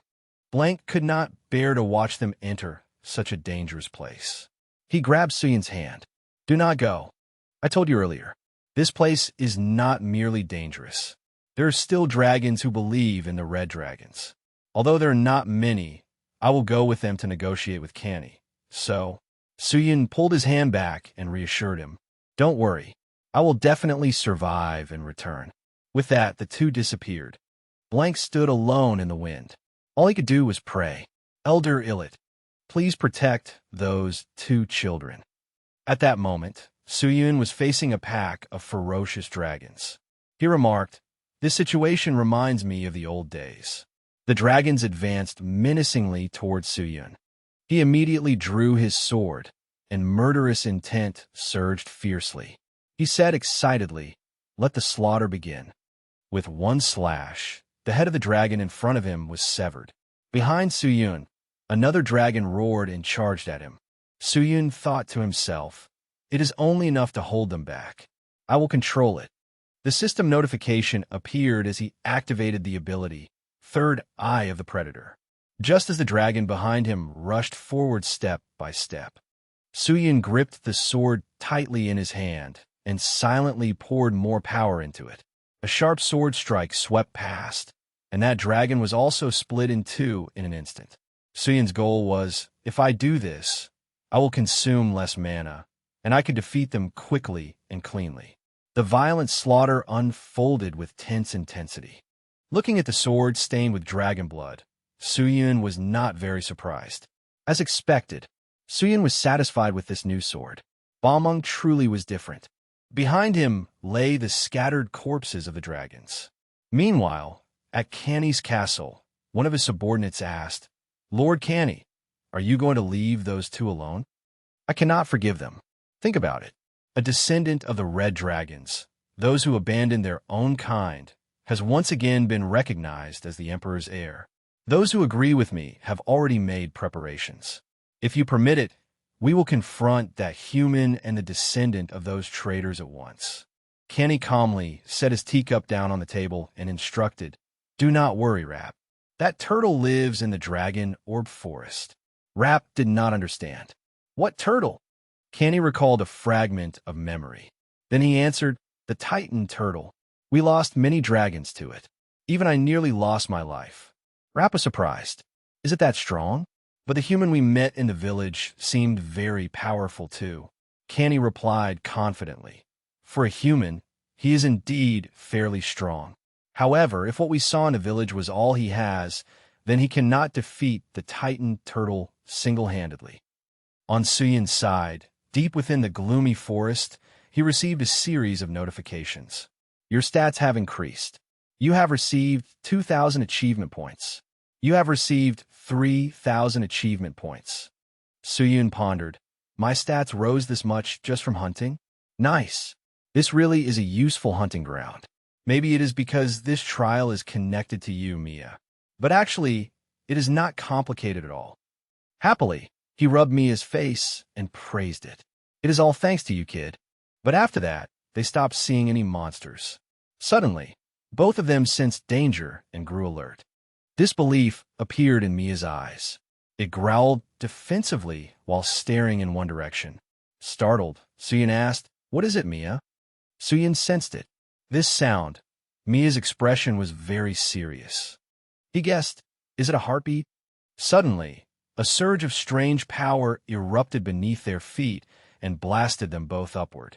Suyun called out worriedly, Mia. Understanding his intention, Mia carried him and leaped high into the air, escaping the danger beneath their feet. Below them, a dragon-like gaping maw emerged from underground. Its eyes stared coldly at them, the intruders of this place. Suyun realized, no wonder I kept wondering why we had stopped seeing monsters. So we have entered the territory of a Titan dragon. It is the one that survived in the memory Blank showed me last time. Its defense is something that can only be seen in deep blue dungeons. But this is strange. Titan turtles are not originally territorial creatures. They cannot control their intense hunger, so as far as I know, they're always wandering around. Is it protecting something? Suyun tilted his head and thought for a while. He was surprised to see Mia's expression full of frustration.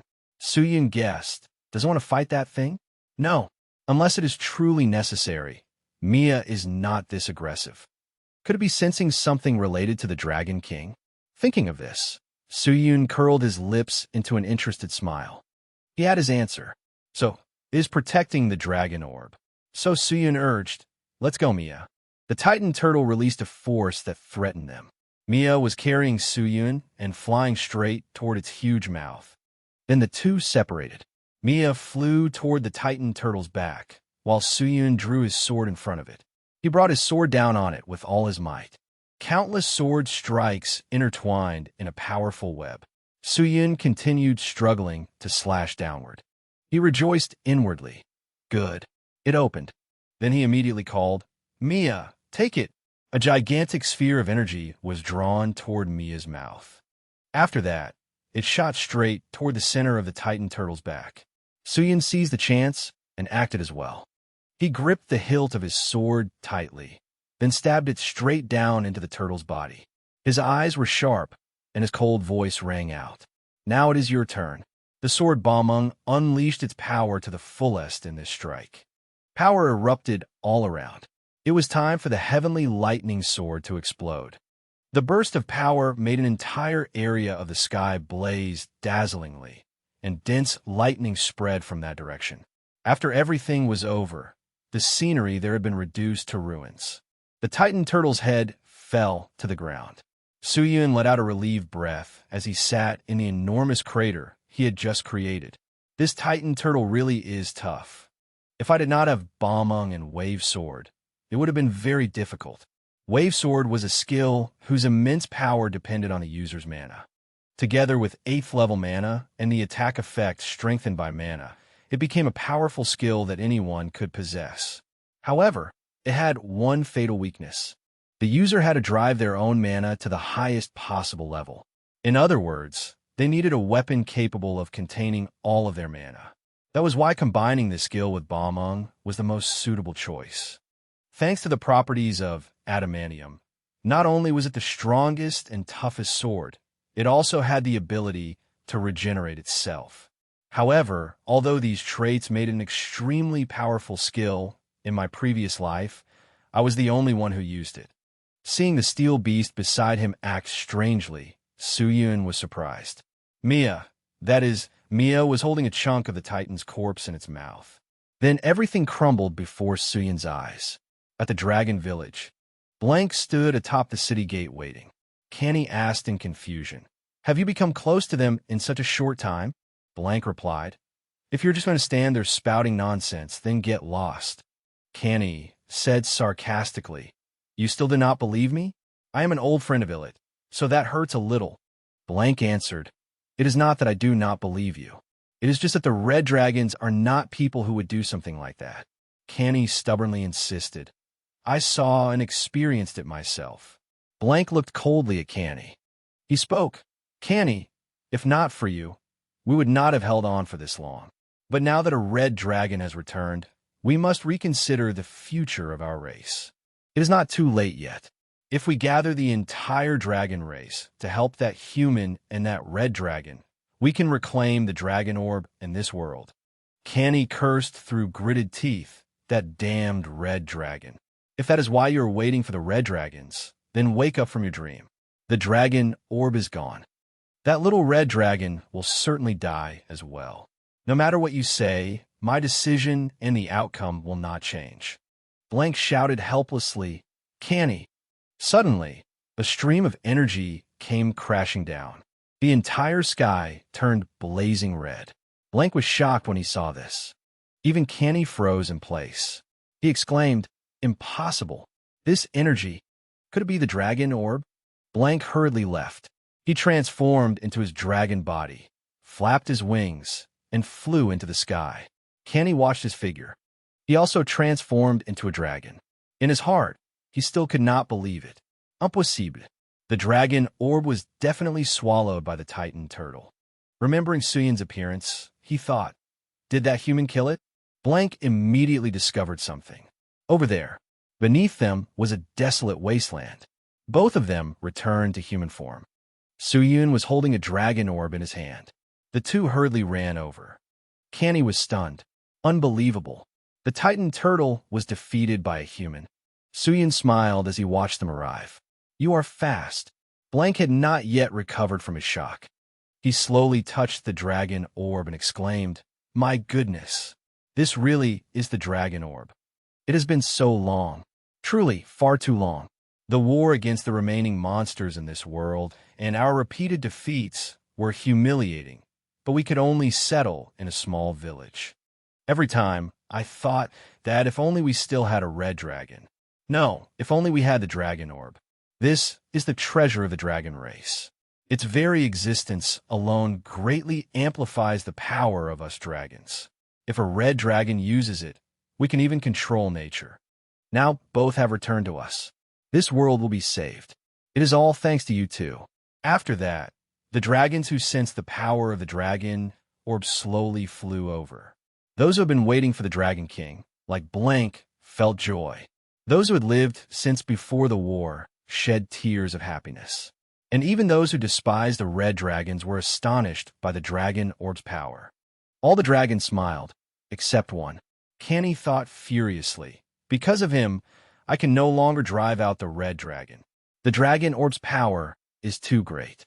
There is no other way. I need to take a step back and devise another plan. He cleared his throat and spoke.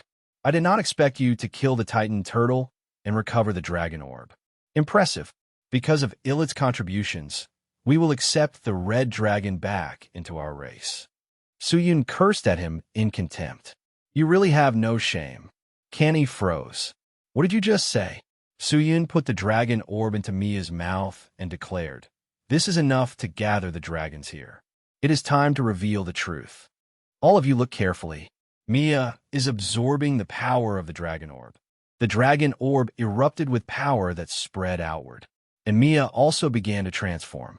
Its scales became tougher. Its body also became enormous. Mia had now become a mighty dragon. The entire dragon race was overwhelmed by this display of power. Suyun announced, Look at what kind of dragon your leader is.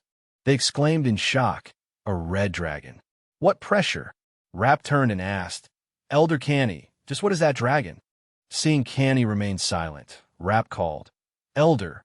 Canny had still not regained his senses and muttered, How can this be? He uttered a name. Illit. The dragon race cried out in shock. Illit. Illit has returned. We have waited so long. Suyun thought to himself, Now that I look again, he really is amazing. Will Mia be able to become like that someday? Well, by then, I will probably have died of old age. Suyun looked at it tenderly. He recalled what that person had once said. At most, I will live another 100 years. But dragons will have to live in loneliness for another 900 years after that. It would be better if it could forget me during the remaining 900 years of its life. Suyun thought, Now I understand what Hielki meant, because I will not be able to stay by that kid's side forever. Perhaps it would be better if Mia... Just then, a voice rang out. I can speak now, right? The entire sky suddenly erupted with a blazing surge of fire energy. Illit appeared and said with a smile, I tried to create that imposing atmosphere, but now I am in trouble. Now, can you clearly feel my greatness? How does it feel to behold the first descendant of the great Dragon King? They were astonished. That is shocking. It is completely different from what we expected. Everyone burst into laughter. Illit has always been like that. That old man is exactly the same even after all this time. Illit asked with concern, Have you all been living well? I'm very curious about how you lived after I died. At this point, he hesitated. Still, I will be very sad, because I will not be able to witness it with my own eyes. No matter what, the monster that looks like us will disappear together with us, to another world farthest from this dimension. Although I and the other dragons died because our souls were torn apart by overload, he will eventually meet the same fate. The crowd grew noisy. He died? The red dragons did not run away? Is that a lie? This is magic too. Blank realized, yes. This is the art of resurrection. The art of resurrection was one of the highest level techniques. It restored the thoughts and memories of the deceased by preserving their appearance from when they were alive. In other words, as far as they were concerned, Illit was already dead. Someone could not hold back and asked, "Elder Canny, what is going on?" Canny's back looked terribly lonely at that moment. Illit asked, "Canny, how are things? I hope that child is doing a good job leading everyone. When I think that the only person we could entrust with taking care of our people after my death was that child, it is a little." After saying that, he smiled gently. Illit continued with his message.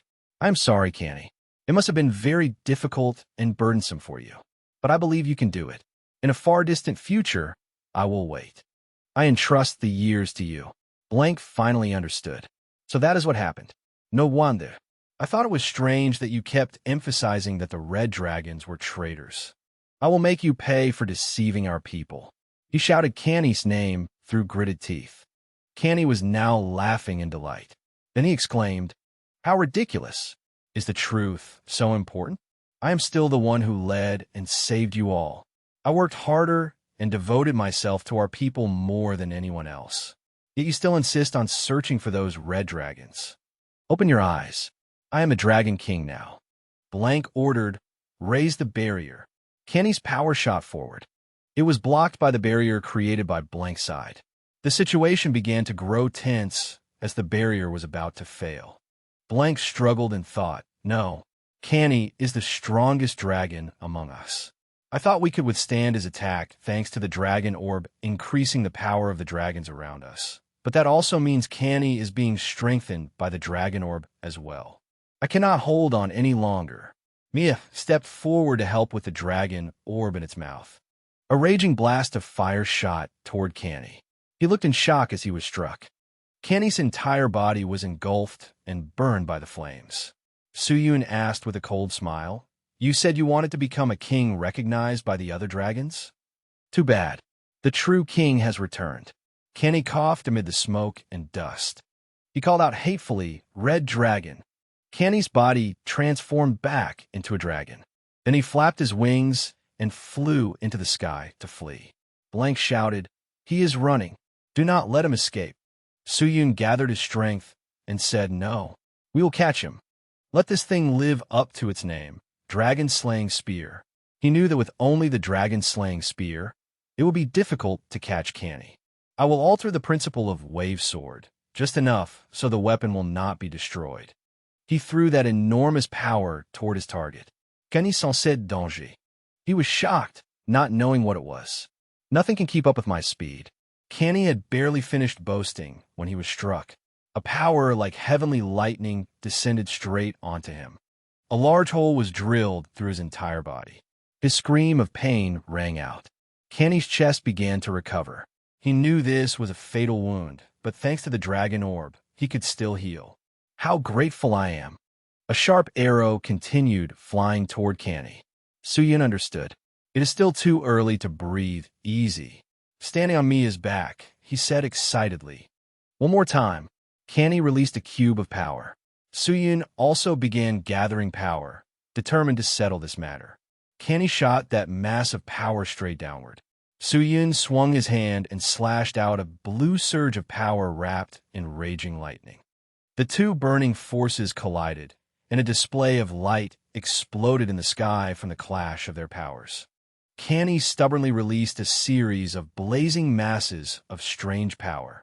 All of them shot towards Suyun at once. Suyun directed Mia, "Buy time for me. I'll finish him off." Mia obeyed. It began gathering firepower.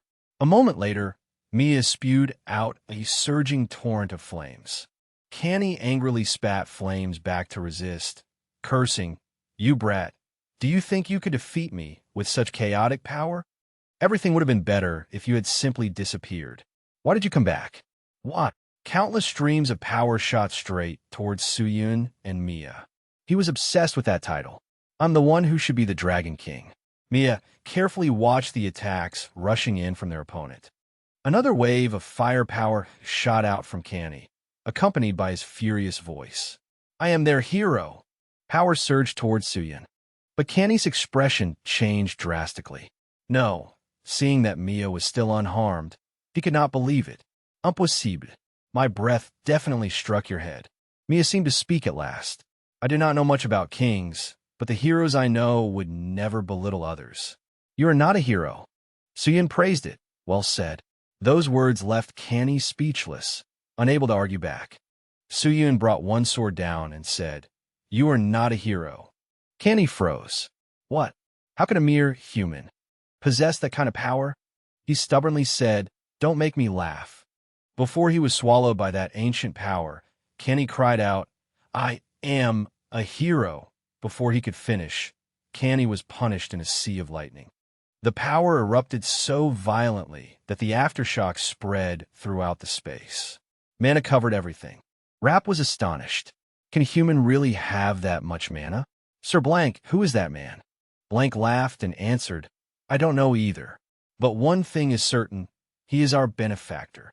After Canny's death, the misunderstanding about the Red Dragon was resolved. Their pride as heroes, not traitors, was restored. Mia became the new Dragon King and received the dragon's oath of loyalty. But because it was still too young, Blank would guide the dragon race. The dragons, guardians of the dragon orb, began fighting monsters to protect their territory and ended the half-year war in victory. As their world began to stabilize, the dragon race started working to open the way to a new life. Blank and Sylphie walked through the peaceful forest. He exclaimed happily, "Wonderful. We're almost finished." Sylphie replied, "I'm sure no one could have expected the dragon orb forest to change its shape like this." Blank understood. "You're right. We must repay Suyun." Someone ran up from behind and called out, "Sir Blank." Blank asked suspiciously, "What is it, Rap?" Rap reported, "He disappeared again." Blank was shocked. "Again?" I told him to rest. Why does he like hunting monsters so much? At that moment, Suyun and Mia were enjoying the exhilarating feeling that came from defeating monsters. System update. You have obtained 20,000 achievement points. Total achievement points, 8,854,455. Suyun rejoiced. Hunting here really is the best. We earned countless points. That half-year definitely wasn't wasted. The information window displayed a full update on his strength. Name, Suyun. Mana capacity, 83.